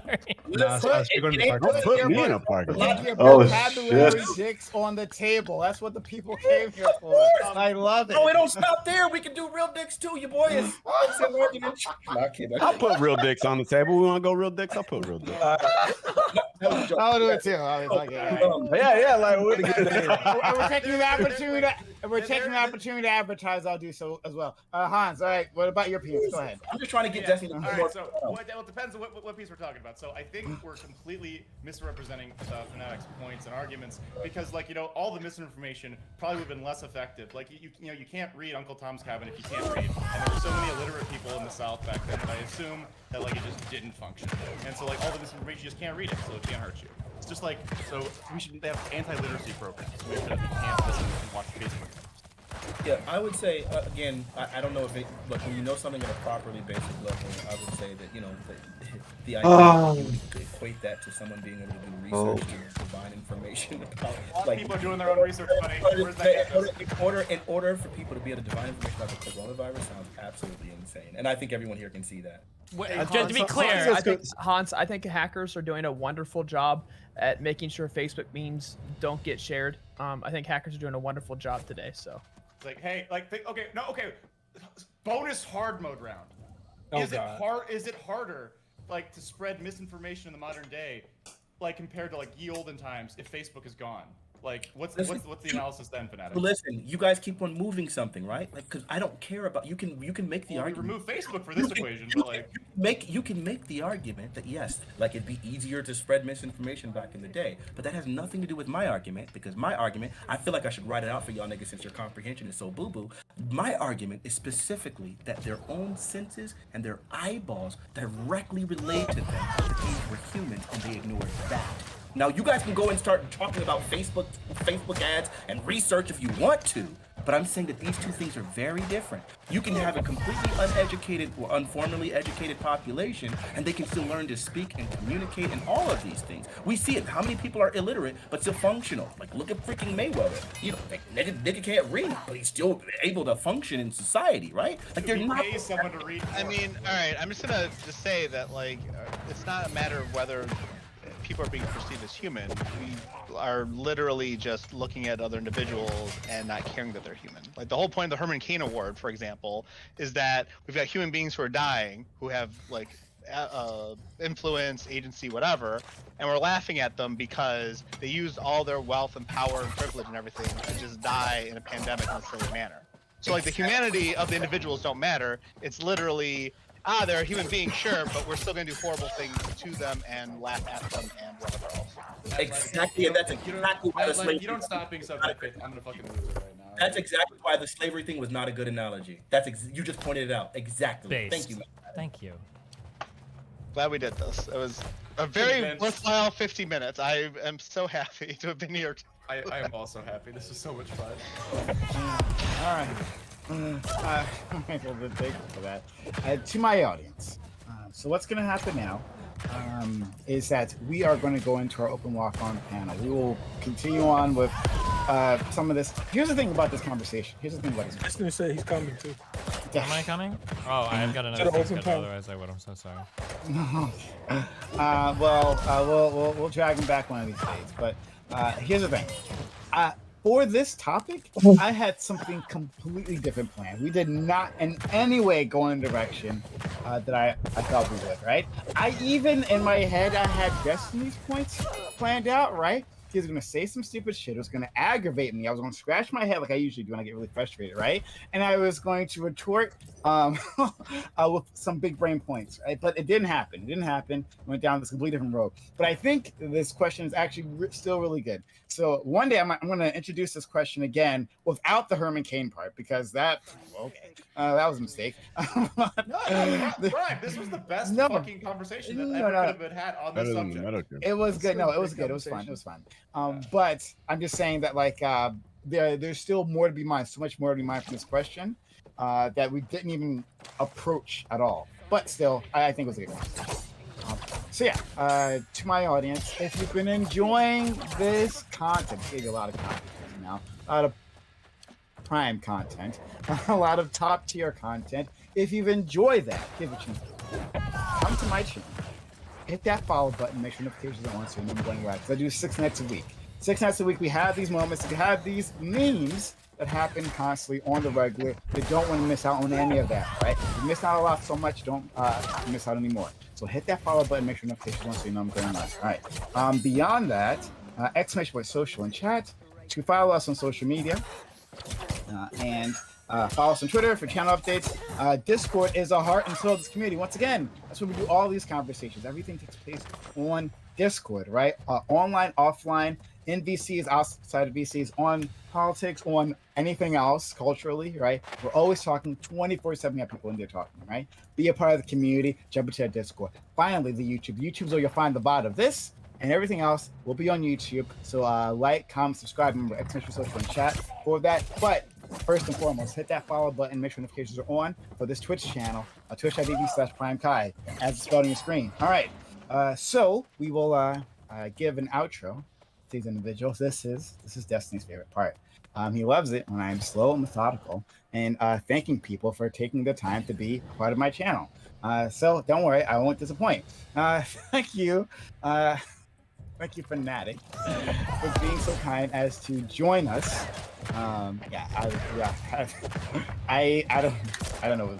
Those arguments, I don't know. It was hitting for me today. But still, the passion was what brings us in, right? That brings all the boys to the yard. So, Fanatic, thank you for being so kind. As to help us out and be here. You made the stream better. Fanatic, tell the world about yourself. Now it's time to be quiet. My bad. My name is Fanatic Legend. I do music primarily. That's like literally what I do. But I like having fun arguing with niggas over Twitch because, you know, bored and coronavirus and lockdown and hadn't been able to perform for God knows how long. So we're getting back into the music grind. I just made a brand new song. It's not 100% finished, but I feel like it's a banger of a beast of a song. You can check it out. I'm gonna link it to you right here on Prime Kai's channel. You can download it there. I would advise you not to play it on stream because I stole the vocals from Katy Perry because I am now a pop nigga. Okay, because I pop. Anyway, follow me, twitch.tv/Mr. Fanatic. You know, I have a channel, Ask Fanatic, on YouTube where I talk about politics stuff and I upload like these conversations and commentary and things like that. I'm not always cantankerous, it just depends. Panels I think bring out the worst in me because I just hate niggas interrupting all the time. But yeah, it was really great. I enjoy it. Subscribe to Prime, you know, all the good stuff. I think I'm gonna ask Destiny to help me prep for something I got coming up. I think on the 14th, so 10 days from now. I don't know. I might have probably burned that bridge. Destiny, I hope you still love me, bro, because I do respect you. And I'm trying to get you to play more piano. All right. So I'm hoping he'll be able to help me prep for something really, really soon. Hopefully, he'll be willing to do that. It'll be really good. Play me in the future. Destiny's a damn good sport. I have been more cantankerous and aggravated with them, and it keeps coming back. So yeah, no worries there. But thank you, Fanatic. Seriously. Fanatic, is our bridge okay? Is what? Is our bridge okay? I will never be angry over panel. Trust me. I promise you. I think panels bring out the best in Fnatic. That's just my opinion. All right, so or at least my my concurrent viewers say so. All right, let's move on to Madeline. Madeline, thank you so much. Also being here, ES mod to this community, great supporter of the channel. He's going to introduce himself and he's going to do a thorough job of this. So yes, I actually even typed it all out. So first of all, thanks for having me. I'm a professional chess coach, so if you're interested in learning chess, I can teach you. I can help you with that. I have a business. It's called Hype Chess. You can go to hypechess.com and sign up for Wait, is this a reality? We do offer one free trial, and then you can sign up for as many classes as you like as you have the scheduling. If you want one-on-one lessons, I do offer that as well. So you can always feel free to hit me up in DMs, etc., etc. Yeah, there's the links. I put them in chat. And now that I've plugged something, it's finally time for me to deplug something. I've been waiting to do this for a long time. I've been waiting to do this for a very, very long time. So you see, 4 months ago, I was hurled into my desk by this chair that I had, right? You see this? This is metal, right? And you see how it broke? Yeah, this is a DX Racer chair. And now that I have thousands of people watching me right now, I'm gonna let you know that DX Racer chairs will break underneath you and hurl you into death. And when they throw you into the desk and you call about the part that you want them to replace, they will insist that you pay for it, so you can pay for the privilege of being hurled into your desk again. So I'm thankful for this opportunity to let thousands of people know that you should never buy DX Racer's chairs. And I will send them an email letting them know that I have done this and will continue to do this for a very, very long time because they're insisting I buy the shit part. And also, they don't even have the shit part in stock. Anyway, thanks for having me here, but seriously, sign up for chess lessons. I'd be very, very happy to teach you. Hypechess.com, hypechess.com, that's his website. Check him out there. He's actually really good at his job. But you should clip it and ship it, all right? Clip it and then send that. That's exactly what you do. All right, moving on. Hans, we're going at great speed. Hans, thank you as well for coming here. Also for your passion. That's why I love having you here. I'll have it here every time that I can have you here. Thank you so much for your kindness. Go ahead, Hans. Thank you. My chair is better than Mad Lab's chair.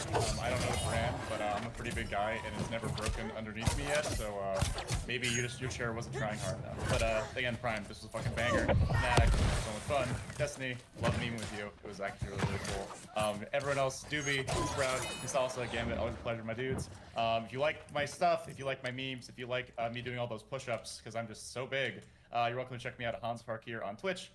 Twitter, where I have like memes and thirst traps and shit, and I play Pokemon, and I do real debates sometimes. I just like the last ones I've been in like in the last couple weeks have been pretty memey, but I'm willing to do both.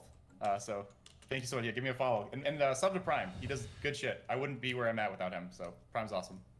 Thank you for the kindness. All right, Destiny, Steven, thank you for making it here again. You were, just coming off a vacation, and you were so kind as to join us. Really appreciated it. Thanks for bringing your style to all this. So I'm ready for you to just mumble in Destiny like you usually do. Go ahead. Yeah, I'm Destiny. Twitch.tv/Destiny if you like debates or boring video games. That's all I do. There you go. You didn't disappoint. You never disappoint. Thank you so much. All right. Next, Doobie, our Dark Lord and Savior. Thank you for coming through. One a little day, quieter today, but I will still, get when you, the fucking legendary interject, item. you do so. Like you put us on this whole thing with the beast comment. Like it only takes one comment from Doobie to like send the panel to chaos. So Doobie, thank you so much.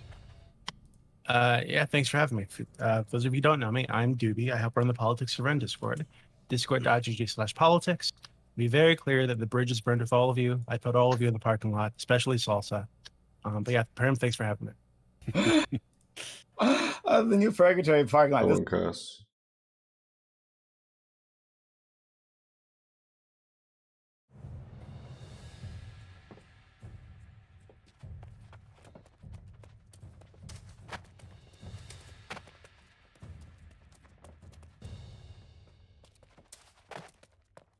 Pose. Oh. I have no idea. I can't see shit.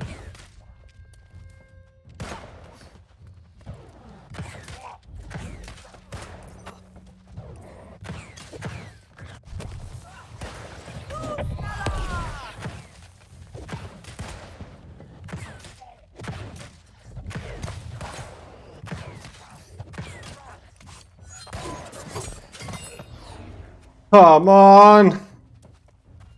Please.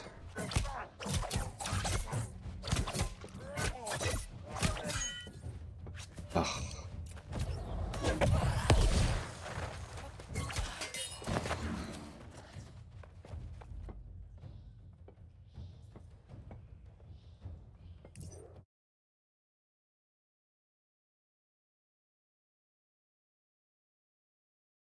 For suggesting this.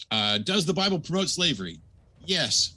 And frankly, it's strange to be having this debate again because from my perspective, there's nothing to debate, but clearly people disagree. On some occasions, the apologists I've talked to about slavery will try to massage the word slave and talk about servants or indentured servants or soften the biblical practice or claim that it already existed or needed to be regulated or was the best thing for slaves.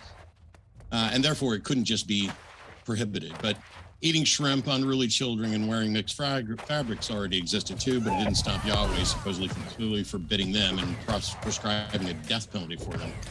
On other occasions, they'll try to go after the second word in this issue here, that's promote. So let's start there. What's it mean to promote something? Well, in the sense that I use the term promote in this case, it's to further the progress of, or allow, or encourage, sanction, support, to back, endorse, advocate.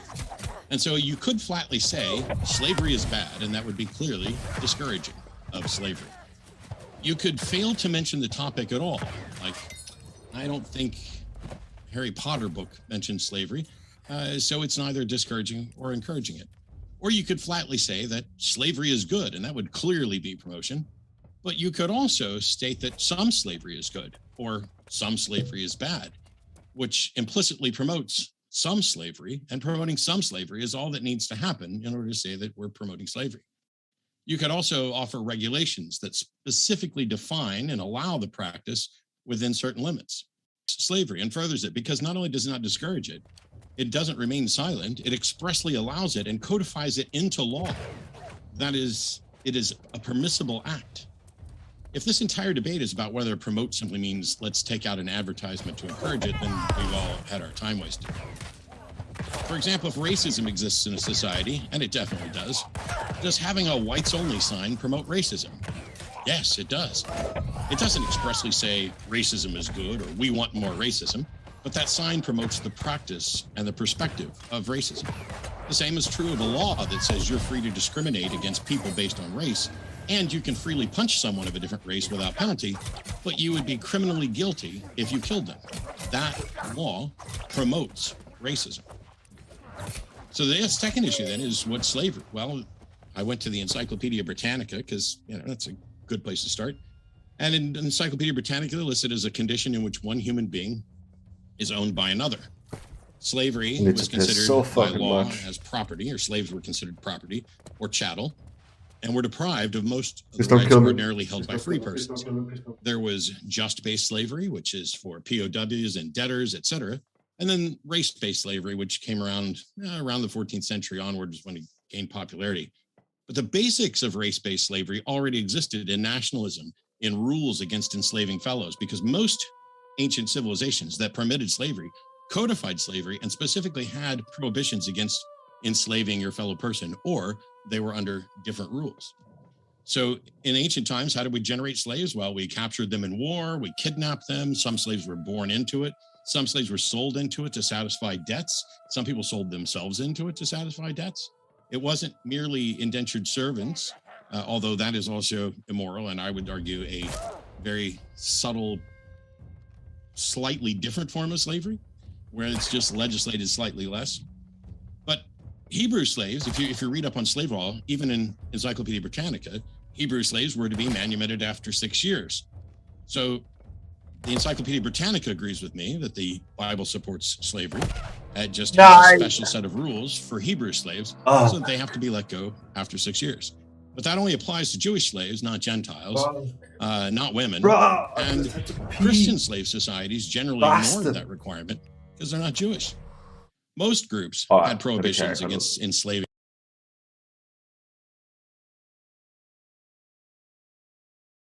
Leave me. What the hell?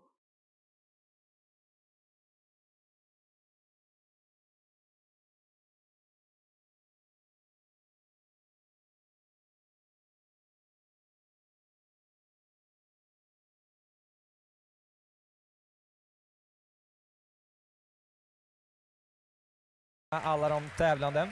Det är 7 tjejer den här gången istället för 6. Och det beror på att vi har en tjej som är med utom tävlan. Nämligen Jeanne Godejean från Frankrike. Hon kan alltså vara med i den här tävlingen och tävla, men hon kan inte bli svensk mästare av naturliga skäl då. Det är ett starkt startfält. Det var ett väldigt tajt kval. Där Cordelia Manja från Solna klätterklubb gick vidare. Nanna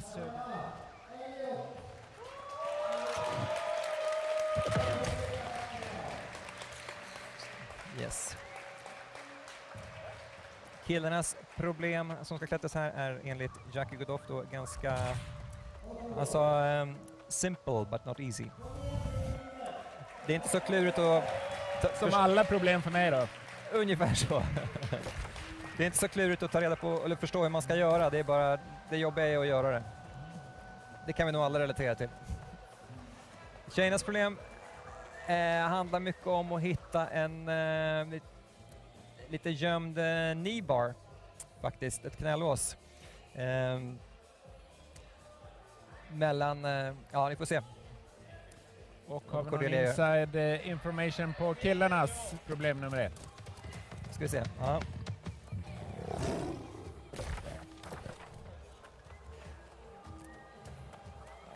Då har de gjort sitt första försök. För de gäller att ta det lite lugnt där och fundera på vad man lärde sig. Det är, tanken är alltså att pressa med vänster hand här och sträcka sig upp till ett bra grepp på den lilla boxen där, ja, precis. Det där är faktiskt ett riktigt bra grepp. Men från den positionen är det inte så himla lätt. Då får vi se på Cordelia. Där ja, precis. Nu gäller det att få på knät. Där har hon knälåset, precis.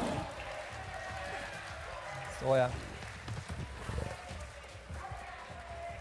Där. Ja. What? Det är tydligen ganska...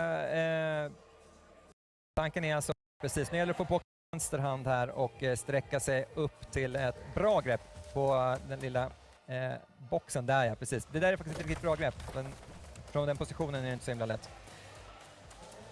Då får vi se på Cordelia. Där ja, precis. Nu gäller det att få på knät. Där har hon knälåset, precis. Så ja. Där. Nej! What? Då får vi se på Cordelia.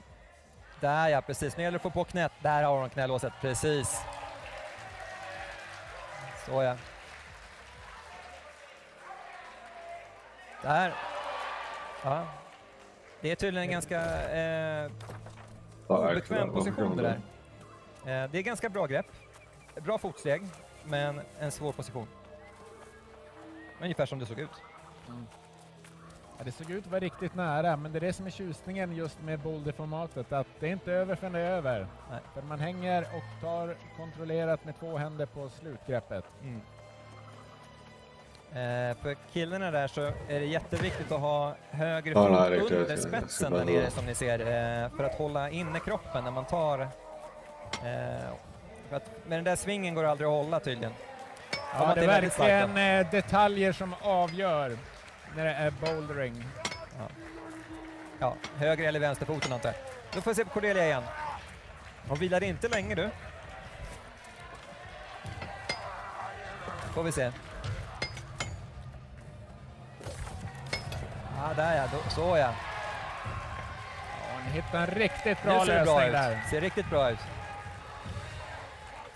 Nu gäller det att hålla tungan rätt i mun. Nu ska hon alltså ut till greppet det står stopp på. Ja. Det är bra. Vad nära. Samtidigt utanför bild så tog Elliot zon. Han kom förbi starten. 1 minut kvar. Och då är det alltså så att när tiden är ute, då är den ute även om man är på väggen. Han har fått i sig någonting tydligen. Det kom väldigt mycket rök ur munnen där.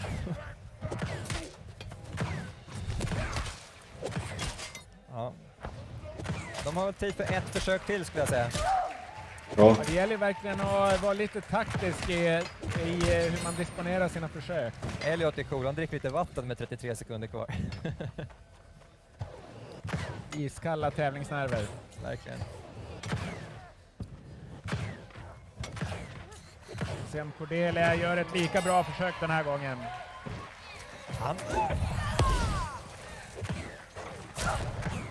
Kom igen nu. Nu vet hon ju exakt hur hon ska göra den här biten. Så det är inga problem. Säger jag. Nu gäller det att komma ner med kroppsvikten där. Bort från droppa knät, ja. Precis. Ja. One day. One fucking day. Ja, absolut. Både Elliot och Cordelia på zongrepp. Och då laddar vi om för Nanna Söderin, Östersunds klätterklubb, och Emil Abrahamsson, Solna klätterklubb. Ja.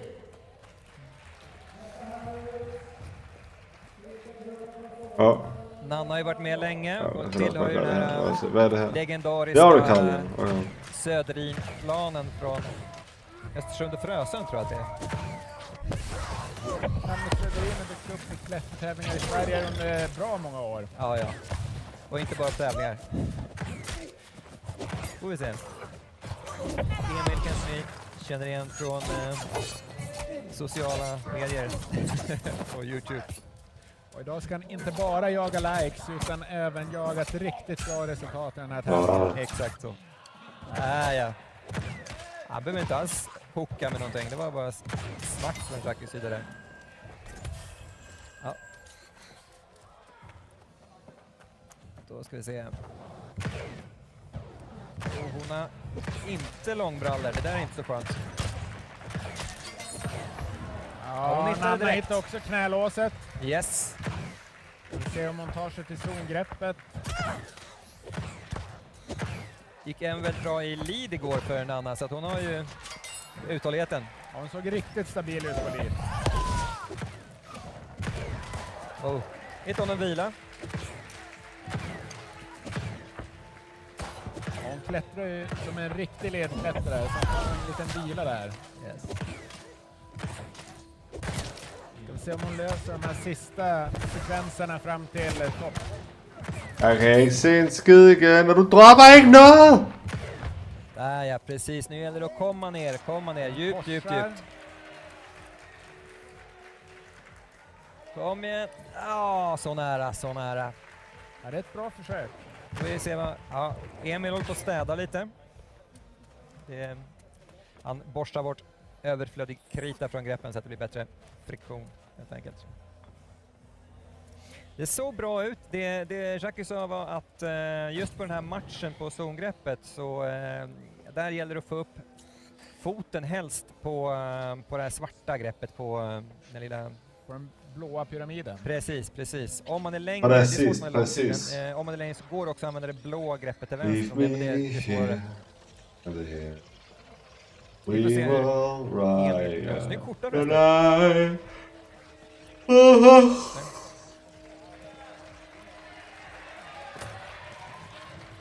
Ja.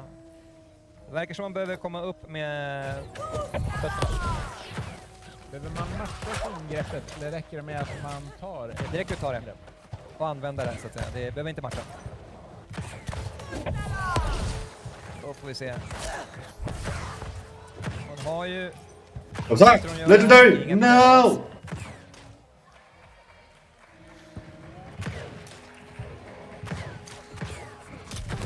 Axligt där.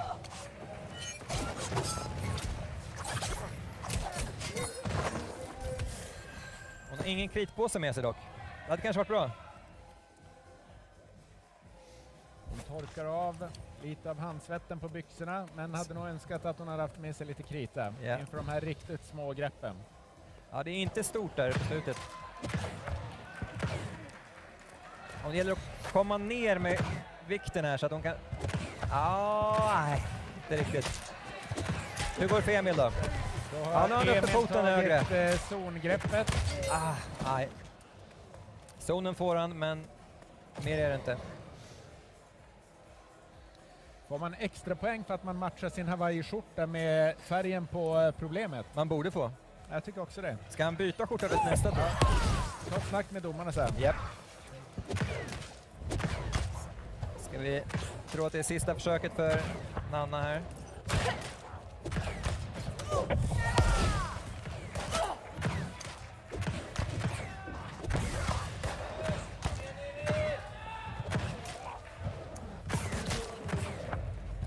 Så Emil faller av i bakgrunden, men nu fokuserar vi på Nanna.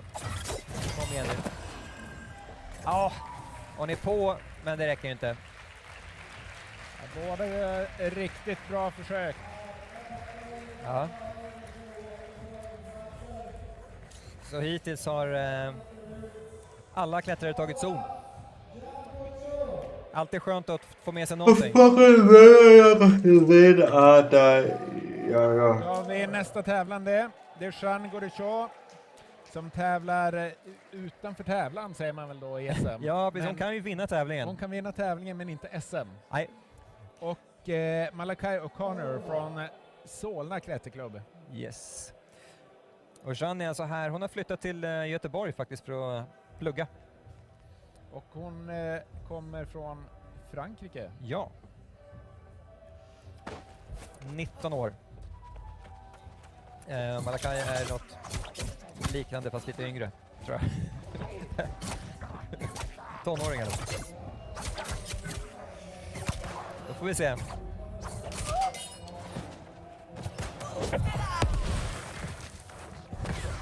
Från den här vinkeln ser man ju också att det är ganska brant vägg som deltagarna klättrar på. Ja. Kan inte vara en överraskning för dig. Du borde köra till väggarna här. Jag känner till väggarna väldigt bra. Ja. Och jag vet hur hög gravitationen kan vara här uppe i Luleå. Just det.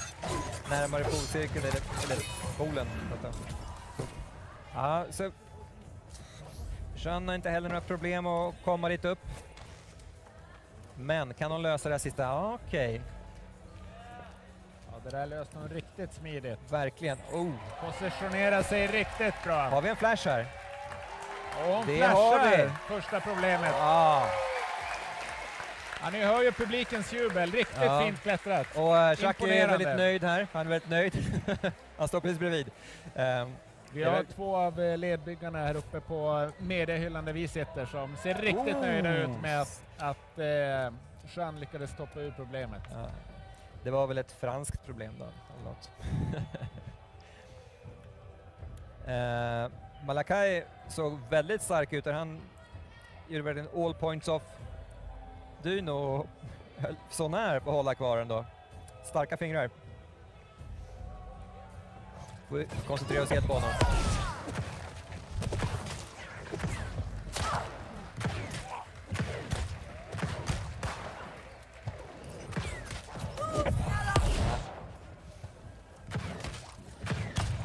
Även Malakai är ju i final i lead imorgon.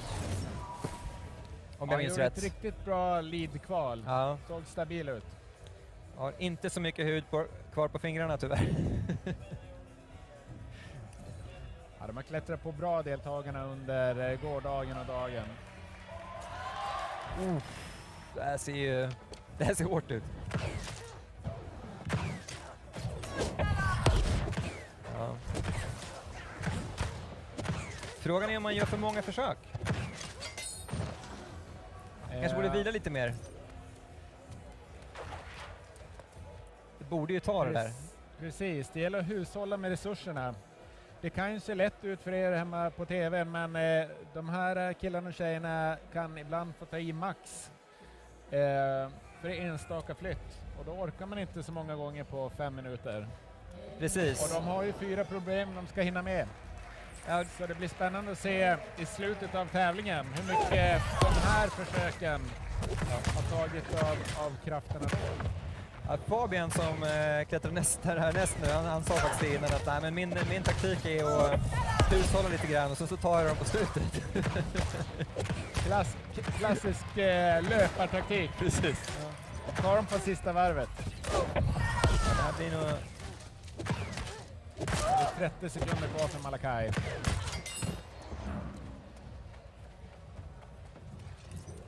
Han verkar inte riktigt ha hittat en bra lösning. Nej.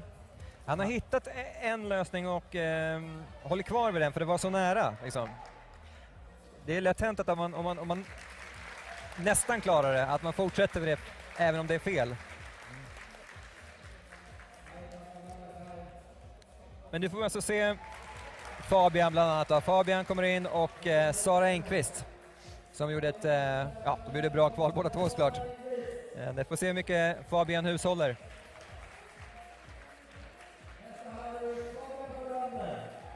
Ja, Fabian kan jag säga, han pluggar till veterinär. Trivia om honom. Han har 2,5 år kvar, gått 4 år snart. Han gjorde också hela Lead-världscupen i år. Enda svensk som gjorde det. Imponerande. Specialisera sig på Cragdog. Det verkar som en lönande sysselsättning. Finns ju en del. Ja. Ser bra ut i början i alla fall. Det är samma lösning som Malakai, men vi kan hålla kvar. Det är riktigt stabil. Här har vi zonen på första försöket. Any day now, please. Säga att man gör det. Just want one item. Han hittar hälen där. Nu är det korsa. Och samtidigt så Any day now, please. ser vi Sara tagit förbi början.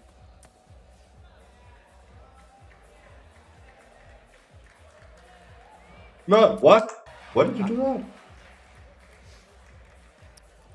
Och samtidigt så ser vi Sara tagit förbi början.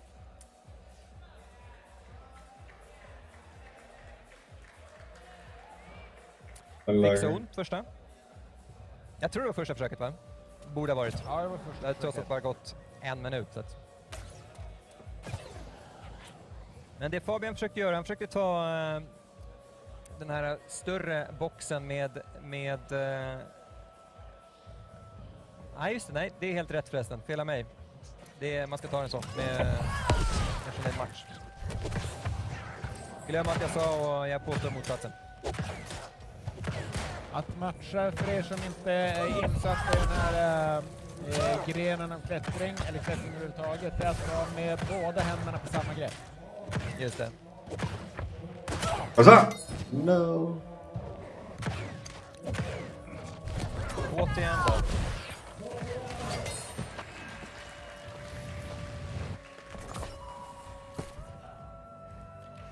Han får ju börja nu så lätt ut. Ja, det ser riktigt stabilt ut. Mm. Ska vi se om han kör på samma lösning eller om han anpassar någonting efter förra försöket. Han kör med samma Lösning.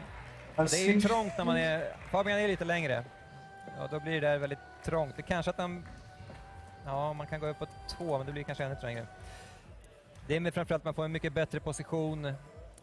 Om man nu håller den här boxen så då är det bra foton där. Sara igen då. Tredje försöket. 30 minutes of farming. Hon använder inte knät för den där, just det. Nej, och det kan ju kosta henne senare på problemet. Ja. Att hon har fått ta i betydligt mer så att hon har fått bilarna tillräckligt. Precis. Ja, hon får inte riktigt till det där. Nej. Men samtidigt så är det det som är lite... Alltså tar du bara... Ja, när han tagit zonen liksom. Ja. Och det gjorde hon ju på första försöket. Så att Nothing. det är bara Sean som har gjort bättre. Och samma sak då för Fabian som också tog zon på första försöket.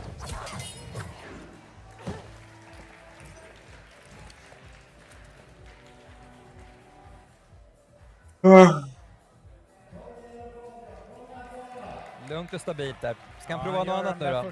Han kör samma lösning. In med höften nu bara. Nej. Det är tungt move där. Han tappar hälen på samma sätt igen. Ja. Och gör inget mer försök. Enkelt men svårt. Nästa tävlan på väg in är Katrin Amman från Eskilstuna klätterklubb. Väldigt meriterad klättrare, både nationellt och internationellt. Har ju bland annat nordiskt mästerskap under bältet. Den som kanske såg mest stabil ut under ledkvalet igår. Ja. Och på herrarna är det Hannes Thuman, även han från Eskilstuna klätterklubb. Ja, även han är väl måttligt är väldigt meriterad. Har varit i final både i VM och världscupen då i lead. Han är även med i Sveriges OS-satsning, så han är en anställd. Oh my god. Just det. För att satsa på idrotten. Så är det. It's the wrong earring, you bastard. Får vi se hur det går. You absolute bastard. Lite kuriosa att Hannes har What does en it do? inflammerad visdomstand som har stört han under både gårdagen och under kvalet. Och tandläkaren vägrar dra ut den. Så vi får se hur det påverkar han nu i finalen. Okej, ja, det roligare kan man ju ha det. Han var riktigt blek igår. Mm. Nu får vi hoppas han har ordentligt med adrenalin då. Sen får vi se. Ja, snygg låsning där. Ja, så ska jag slå han till. lägger tån där istället för hälen och det ser Yes. riktigt stabilt ut. Ja. Och så är det en bump nu, vänster här som är tanken. God, I'll try. No luck. Nej. Ja, han halkar till precis No, innan no. bumpen på slutet. Men det bästa försöket hittills av herrarna på första Absolut. What the fuck? Vi ser om Katrin kan få till slutet lika bra som Jean fick då. Jean gick vidare med höger hand där nu.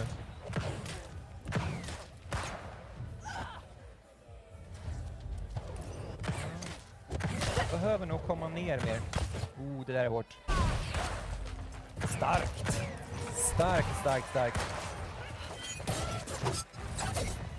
Kom igen nu, Katrin. Nej. Ska vi tro att de sätter det på nästa? Ja, de gjorde ett riktigt bra försök. Verkligen. Det är ungefär så nära man kan komma utan att... Ja, man kan komma lite närmare. Man kan missa matchen också. Får vi se om hon gör ett till försök för att eventuellt hinna med 2. Eller om hon sparar in till ett sista bra försök. Hon var så pass nära. Ja, men precis. Hon vet nog att upp dit är det inga problem. Antagligen tar hon ett försök till, men sparar så pass mycket tid så att hon, om hon bara halkar av början, att hon kan... Ja, hon går på igen alltså. Vi har fel. Eller jag har fel i alla fall.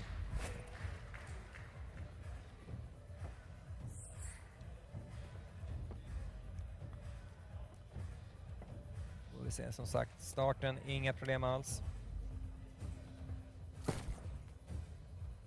Se om hon försöker på samma sätt.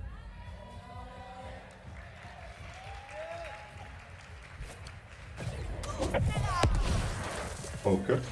Vad ska vi se då?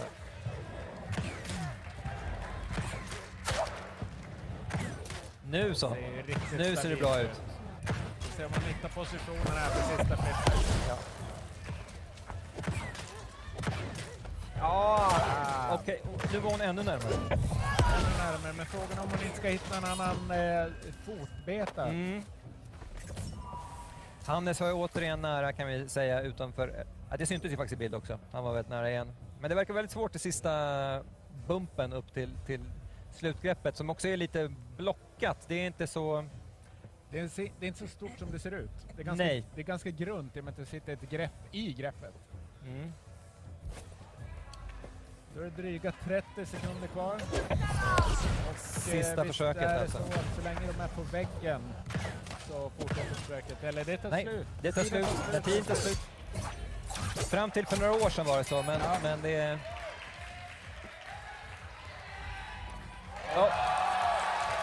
Nice. Där tar Hannes Puman och hoppar ur problemet som första herre. Och Katrin gör ett riktigt bra försök, men lyckas inte hålla i slutgreppet. Ja, Katrin gjorde ett antal riktigt bra försök och jag hoppas... Nu får hon ju ordentlig vila i och för sig. Det är det som är bra i finalen, att man har en ordentlig vila. Kan återhämta sig. Nästa klättrare är den sista herren i herrarnas tävling, och det är Fredrik Selakius från Solna klätterklubb som gjorde ett riktigt bra kval och såg stabil ut. Precis, och för tjejerna har vi Linda Sjödin som är tillbaka från skadeuppehåll. Var jättenervös i kvalet, sa hon, men det flöt på rätt bra sen när hon väl var på väggen. Linda pluggar till läkare och Fredrik pluggar till sjuksköterska. Började precis med det.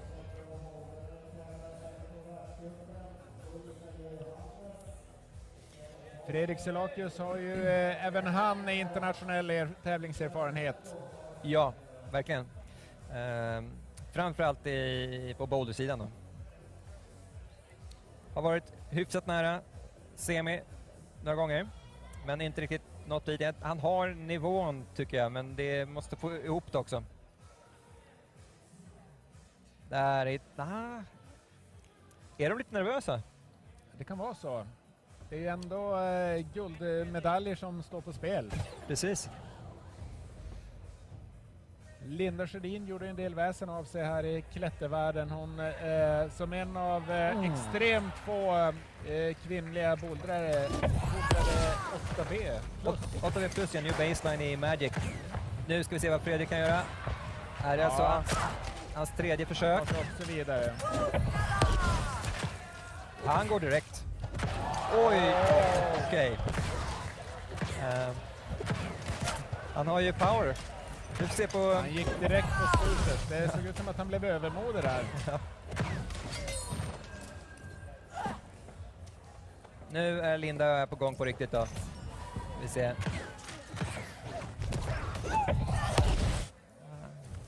Lite tävlingsvan Linda. Hon sa det att när hon var uppe på i kvalet, ja men det här greppet, kan jag hålla i det fortfarande? Det borde gå. Går det?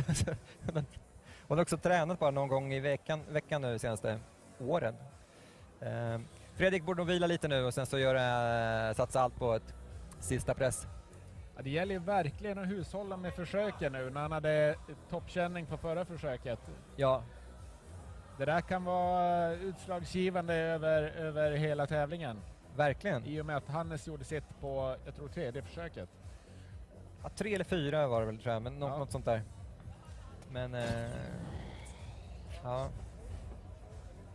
Kuriosa om Fredrik är ju att han är faktiskt, när det kommer till att göra pull-ups och särskilt med belastning med extra vikt då, så är han faktiskt, han spör alla i världscupen. Han gör väl med 70 extra kilo. Då ska vi se. Imponerande. Han använder hälen. Lyckas hålla kvar.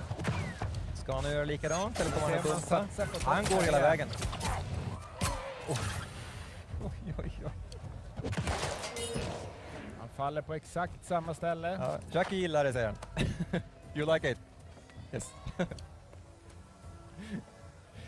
Ja.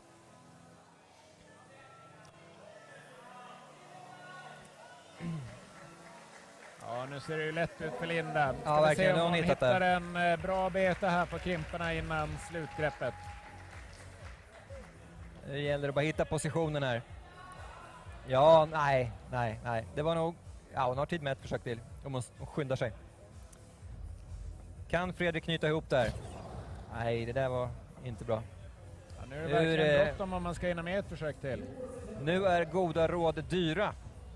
Nej, det är... Nej, han går på igen. Nej. Nu är han inte nöjd. Ja, han är besviken med det där, tror jag. Han var ändå upp och kände på slutgreppet 2 gånger utan att lyckas hålla kvar i det. Intressant att han valde att skippa det här näst sista greppet. Ja, fortsätter med det. det. Kan kosta honom placeringen framöver. Hannes Thurman stabilast insats hittills på herrarna och det är väl Sean som är... Ja, som har gjort det. Hon flashar den. Ja. Nu är det bara Johanna då som får komma ut ensam som vann kvalet. Johanna Sörbom från... Hon har jobbat jobbar fortfarande lite grann som ledbyggare. Så att, hon vet ju hur man bygger. Det är så bara abuse shit. Att farma shit. Då ska vi se. Harvest. No. Om hon hittar det här. Oh gosh.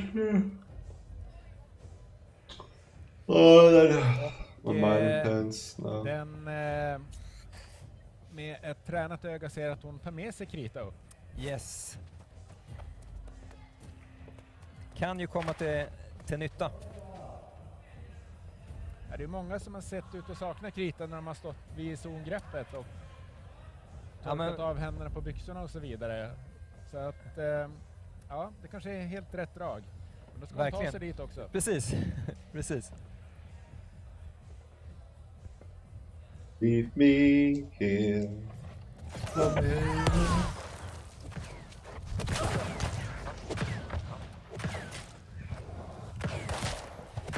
Då är den på gång då. Se om man hittar det här knälåset. Det är... Knälås kanske är mycket sagt, men ny skam. Det hjälper till.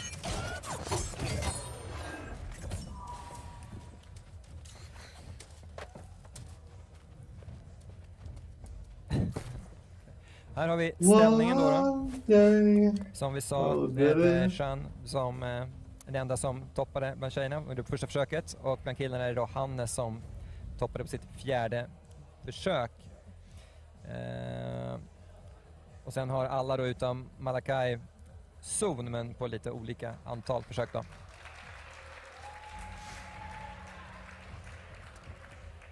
Då har vi Johanna igång igen. Man vill ju att de ska hitta det. Lösningen såklart. Oh.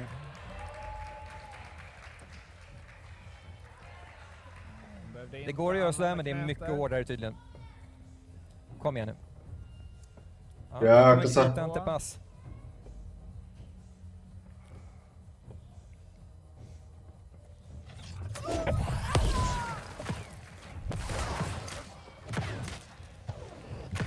Nu ska vi se, hon kan rädda sig till zon. Nej. Kommer de väl dit kan ju vila lite grann. Kanske... Nanna Söderin klättrade och hittade en riktigt bra vila. Precis som en press. Det är lite plats förstås. Ja, som ni ser, det är alltså svenska mästerskapen 2021. Om någon hade missat det. Och det är bouldering SM ni ser framför er idag. Exakt. Igår var det kval till lead som avgörs på söndag imorgon. Och idag var det boulderkval hela dagen och nu kör vi boulderingfinal. Ja. Och det är damernas och herrarnas första problem vi tittar på. Och vi har Johanna Sörbom från Solna klätterklubb som gör sitt fjärde försök tror jag. Ja, hon har ännu inte tagit zon. Om jag har sett rätt här. Nej. Jag tror att det är ofta så att om du tar ledningen i kvalet, det blir en extra press. Att man ska gå ut och vara bäst. Leverera. Och då kan vi ju komma ihåg att tjejerna hade i princip identiska resultat. Alla hade 4 toppar och 5 zoner i kvalet. Ja, så var det med det. Nu är första problemet avklarat. Både män och kvinnor, killar och tjejer, damer och herrar. Så vänder vi sida, eller byter sida på... Ni där hemma behöver inte göra någonting. Det kommer att lösa sig. Vi behöver inte byta sida. Vi kan sitta kvar i samma sida soffan. Ja. Däremot behöver all publik här vända sig om och titta på den andra sidan väggen. Där både herrarnas och damernas andra problem. Oh my god. Yeah.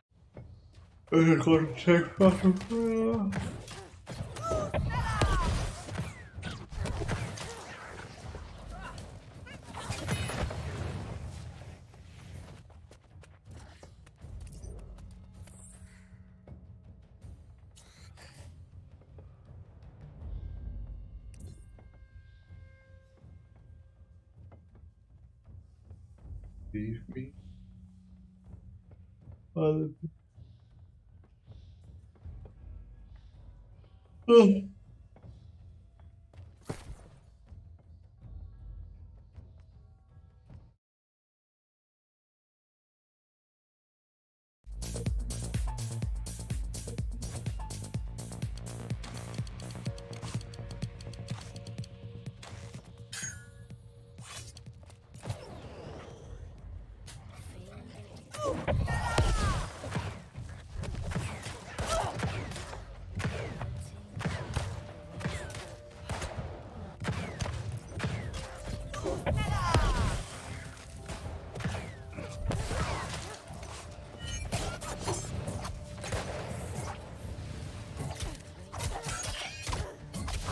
But no. Oh.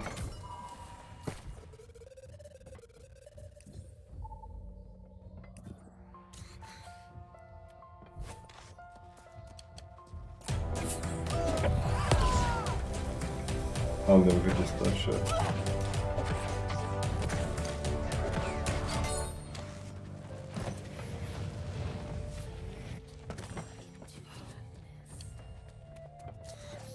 Ja, ser så bra.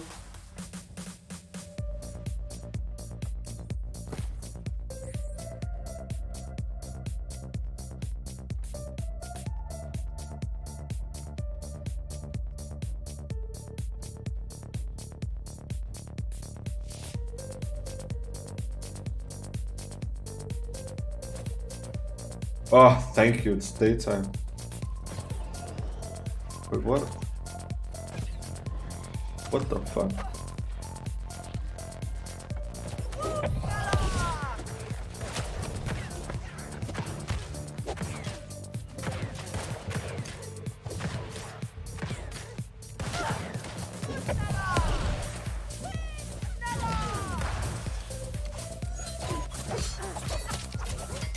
Come on, hit me then. No.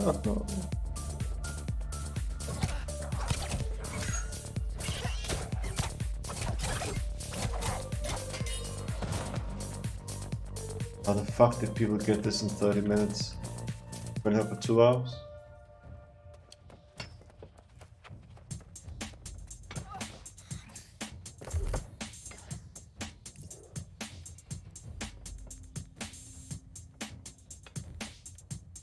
See?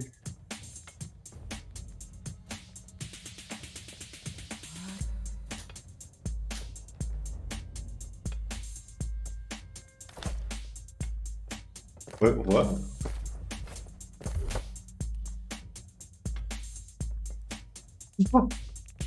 Oh, fun. That's great.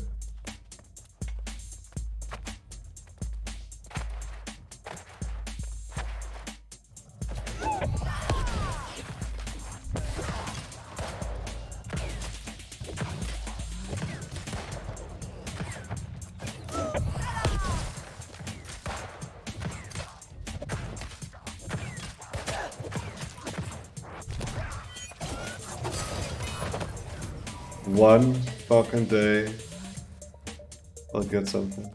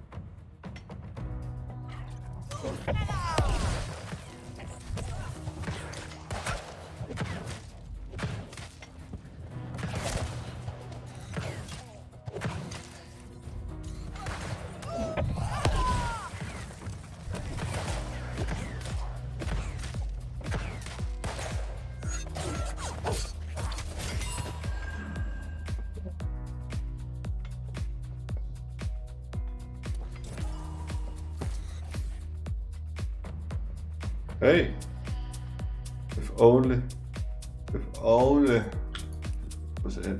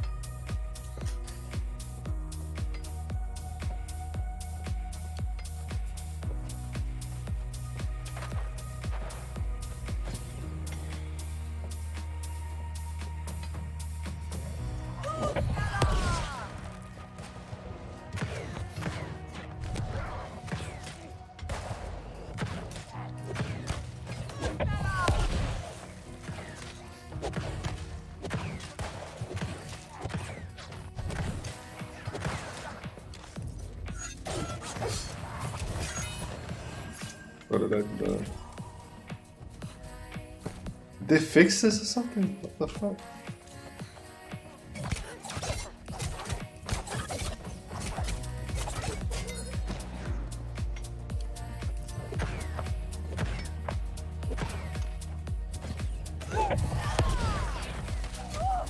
Oops.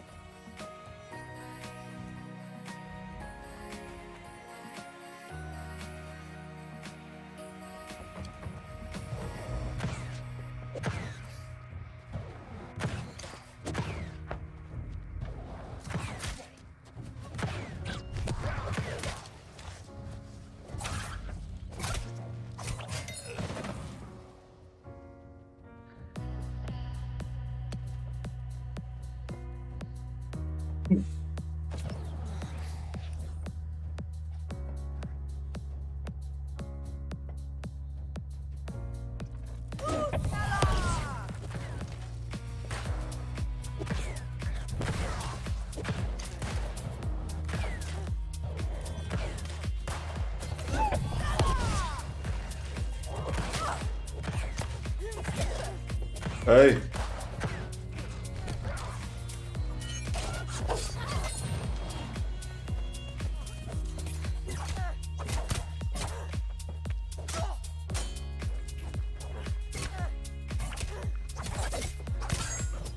Oh my god. You piece of shit.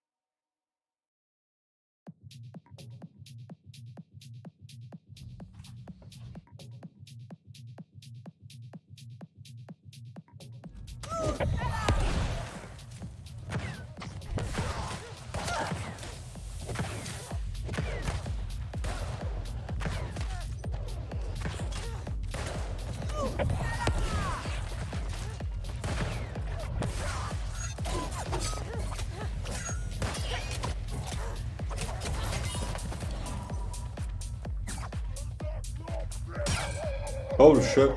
Alright.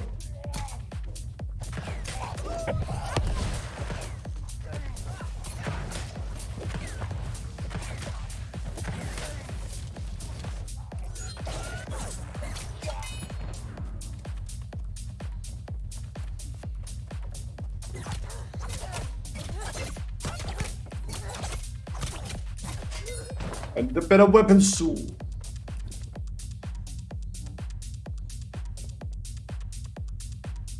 Or do I?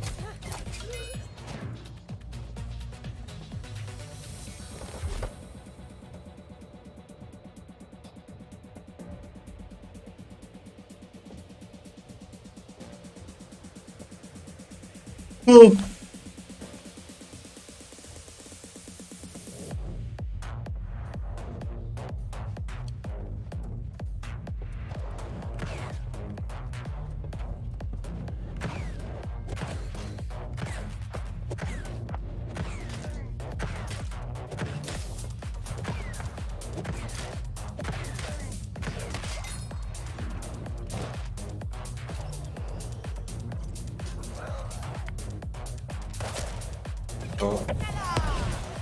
Oh.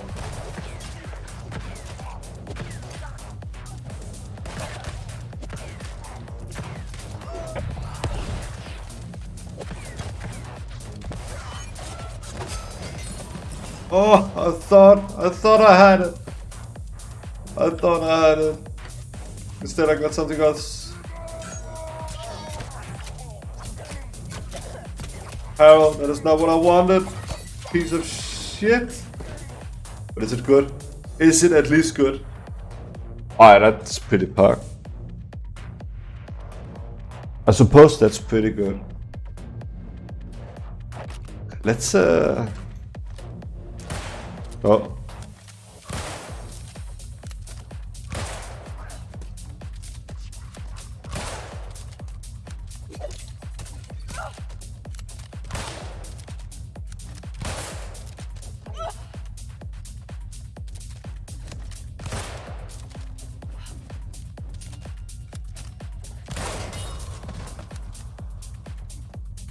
August. What? Oh.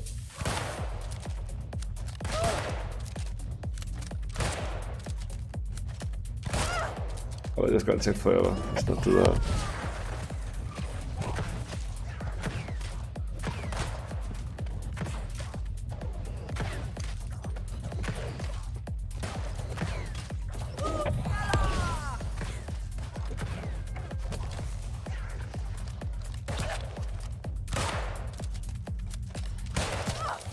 Yo, Harold.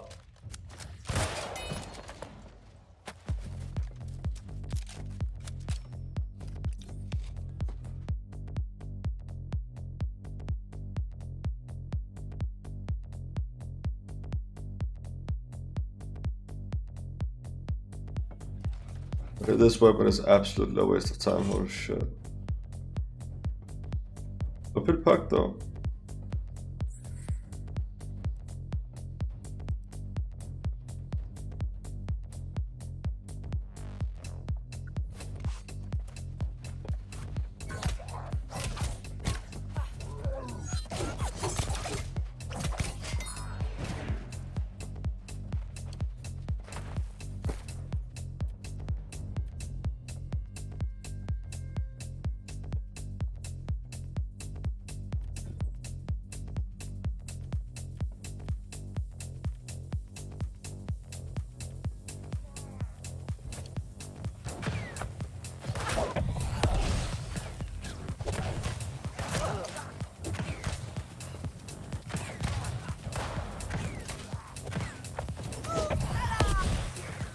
Harold, stop being so annoying.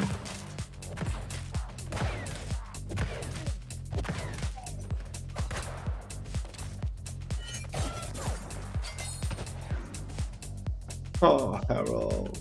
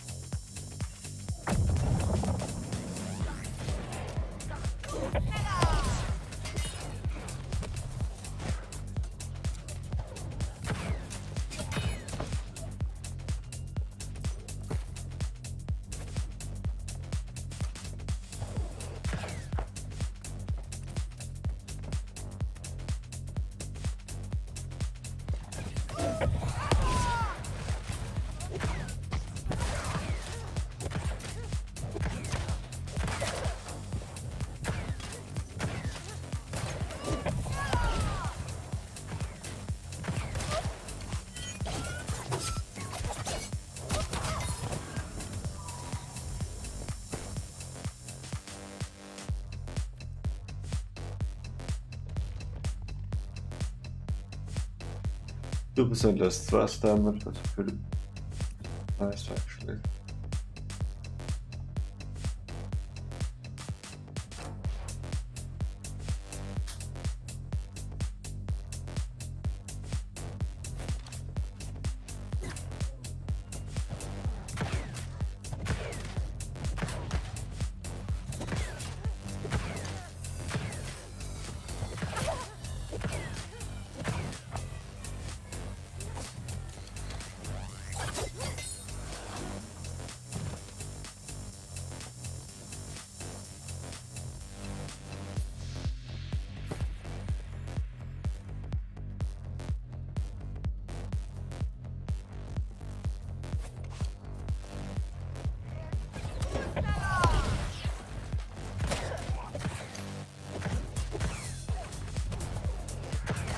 Ugh.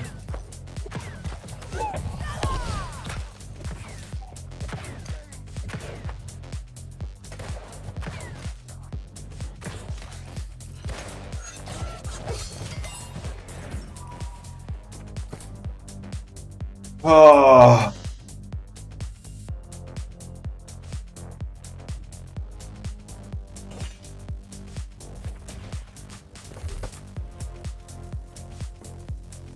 I don't.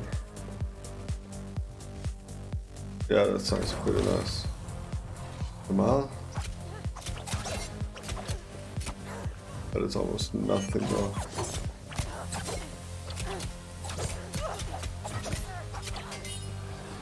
With almost no health. Wait, what?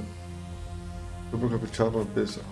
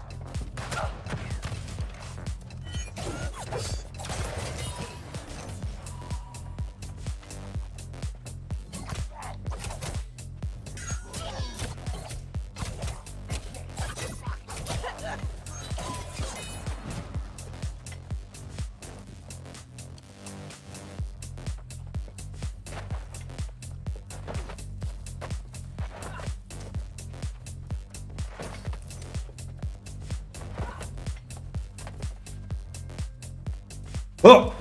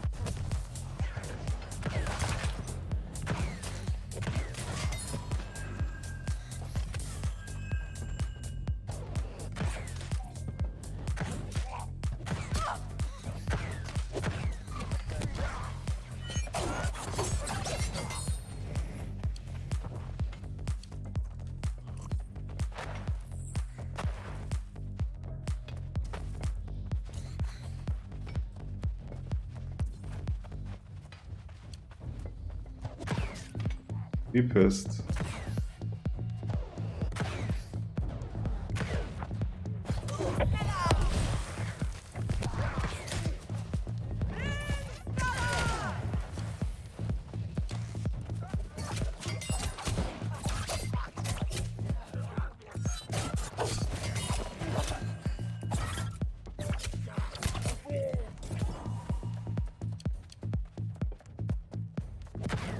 Oh, what do you think?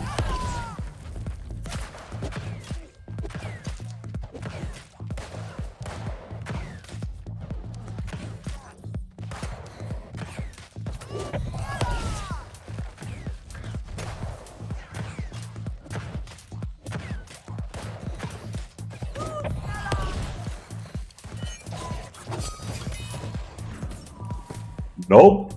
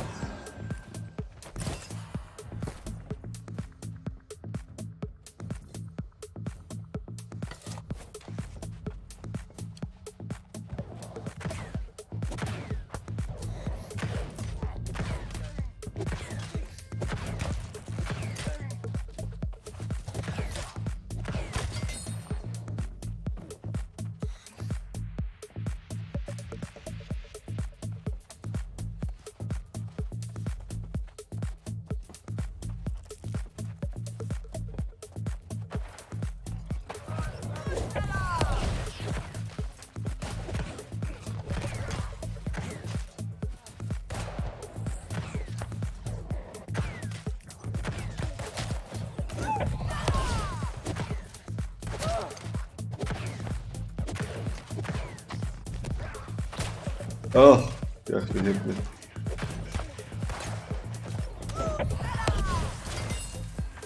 Let's go! No!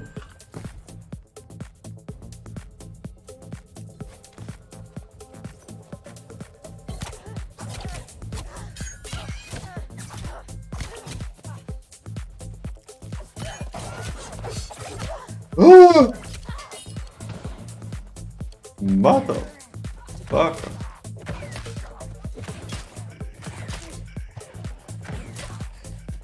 Get the fuck away from me.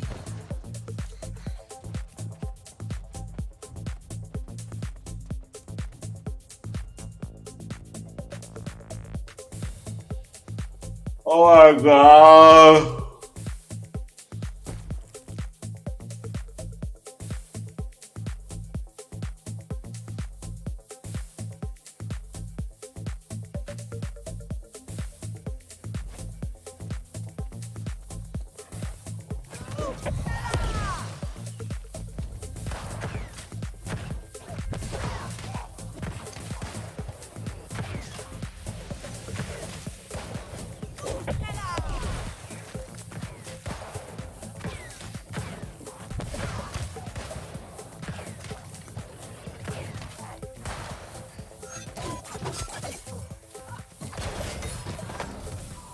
Anytime now. Anytime now. Alright, what was that? I've killed it 80 times now. 80 times now. Actually, not that much.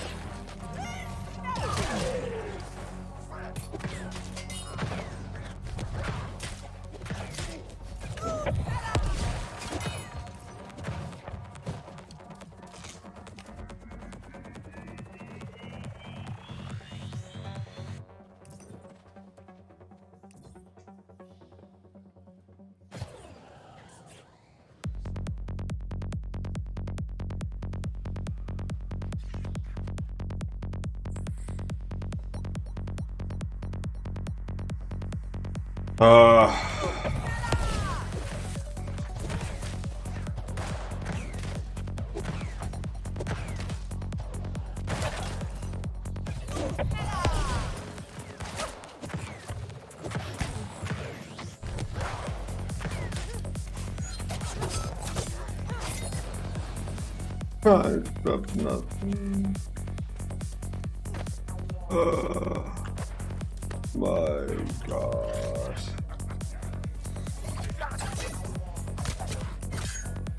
Fuck.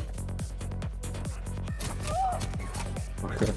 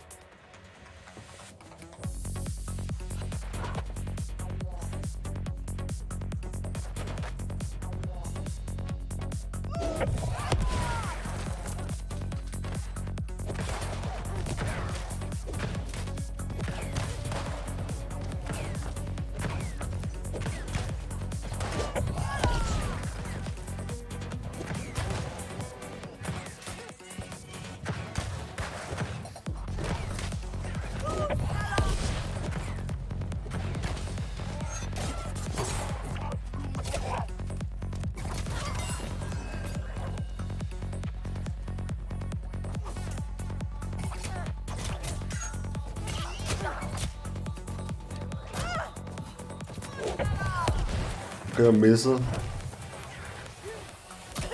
Ah!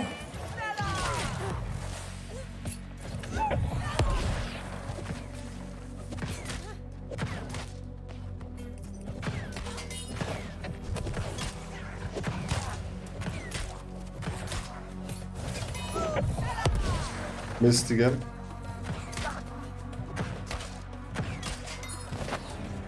And we've got nothing!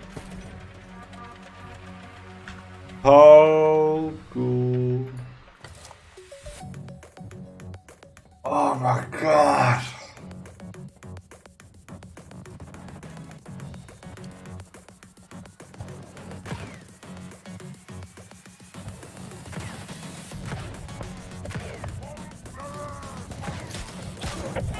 What?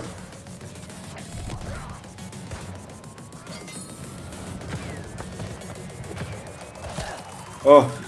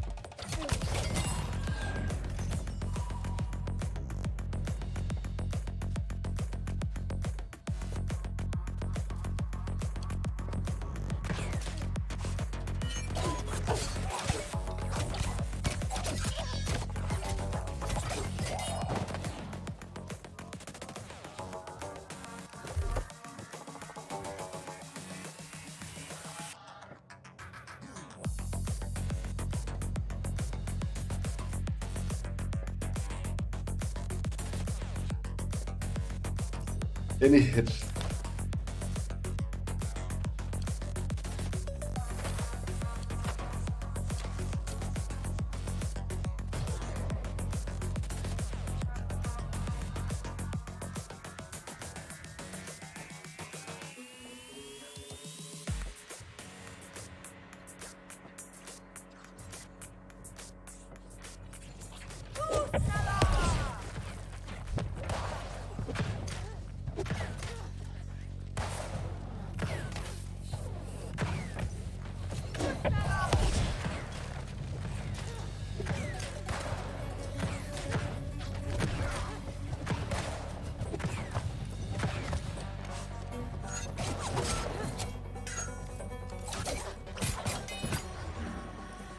Anytime now.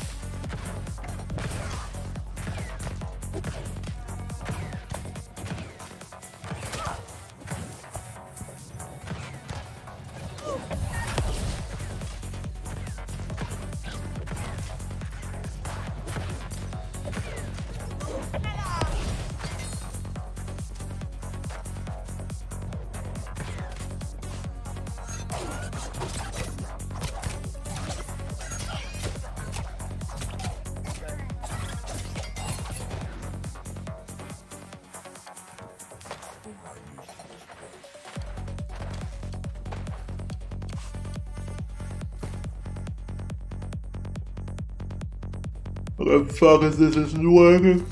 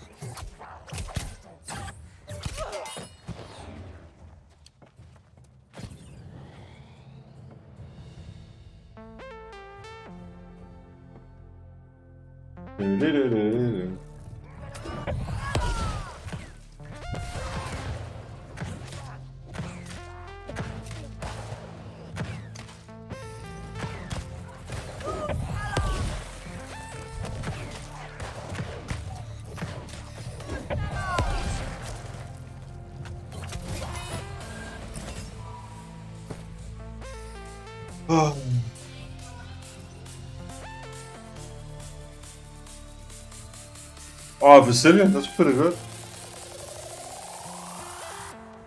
Oh, if only that was it. Oh, it's heavy. Okay, this shit.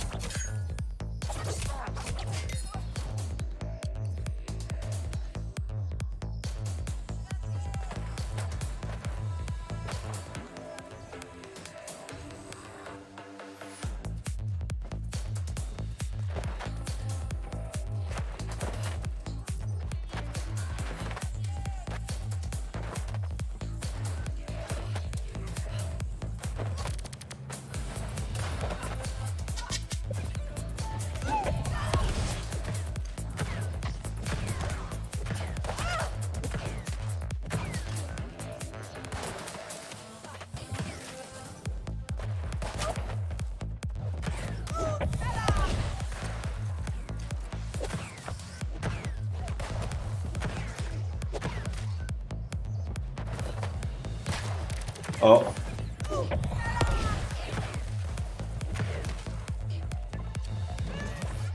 Oops.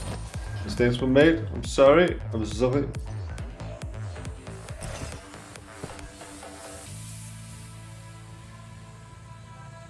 Oh, the heavy. I like it.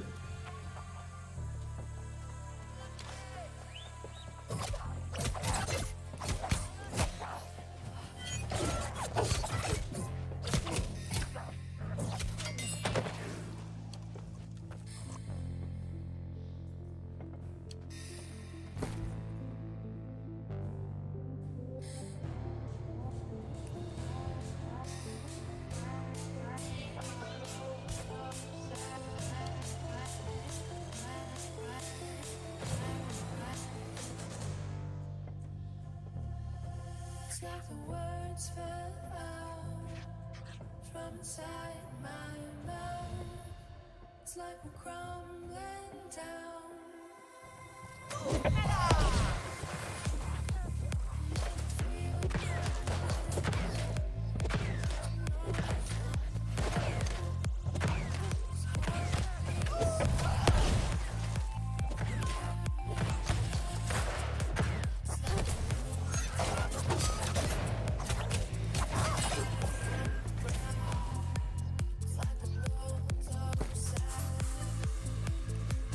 Hey, that's nice. Yes, you are done. We need more minor stuff.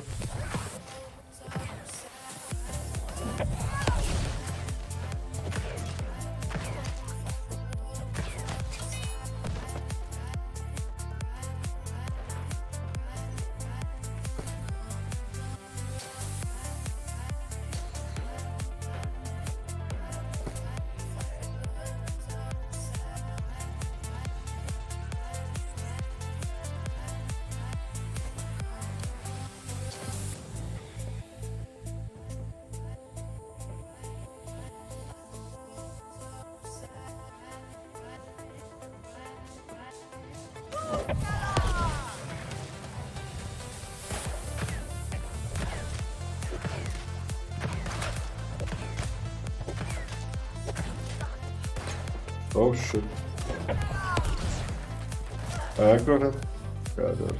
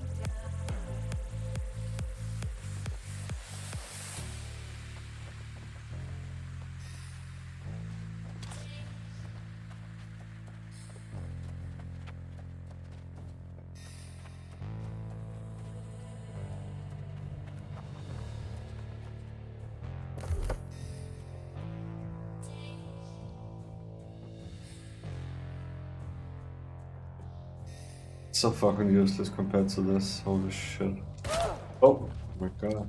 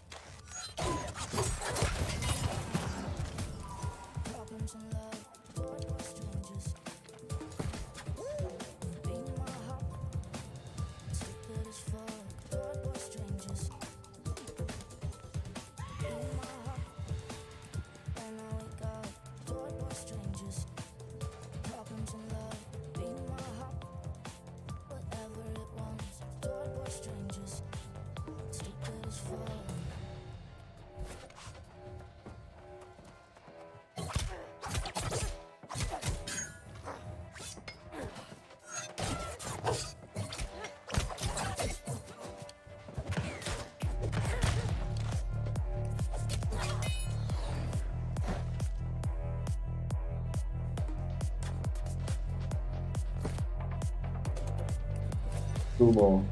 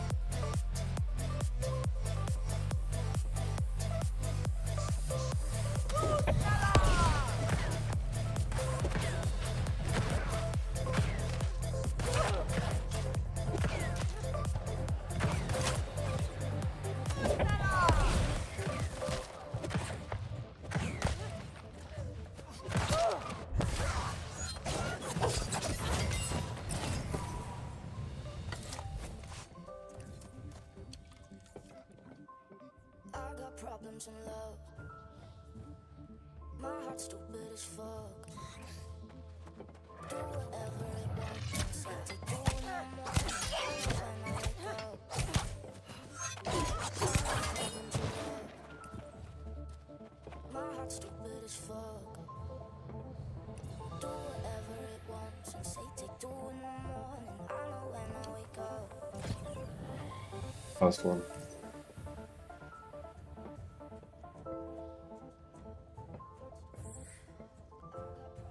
Let's fucking go.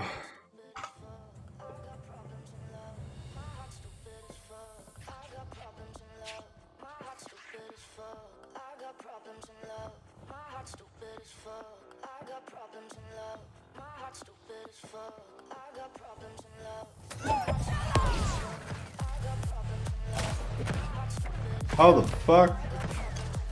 You got me, bro. Oh, I'm so tired right now. Holy shit.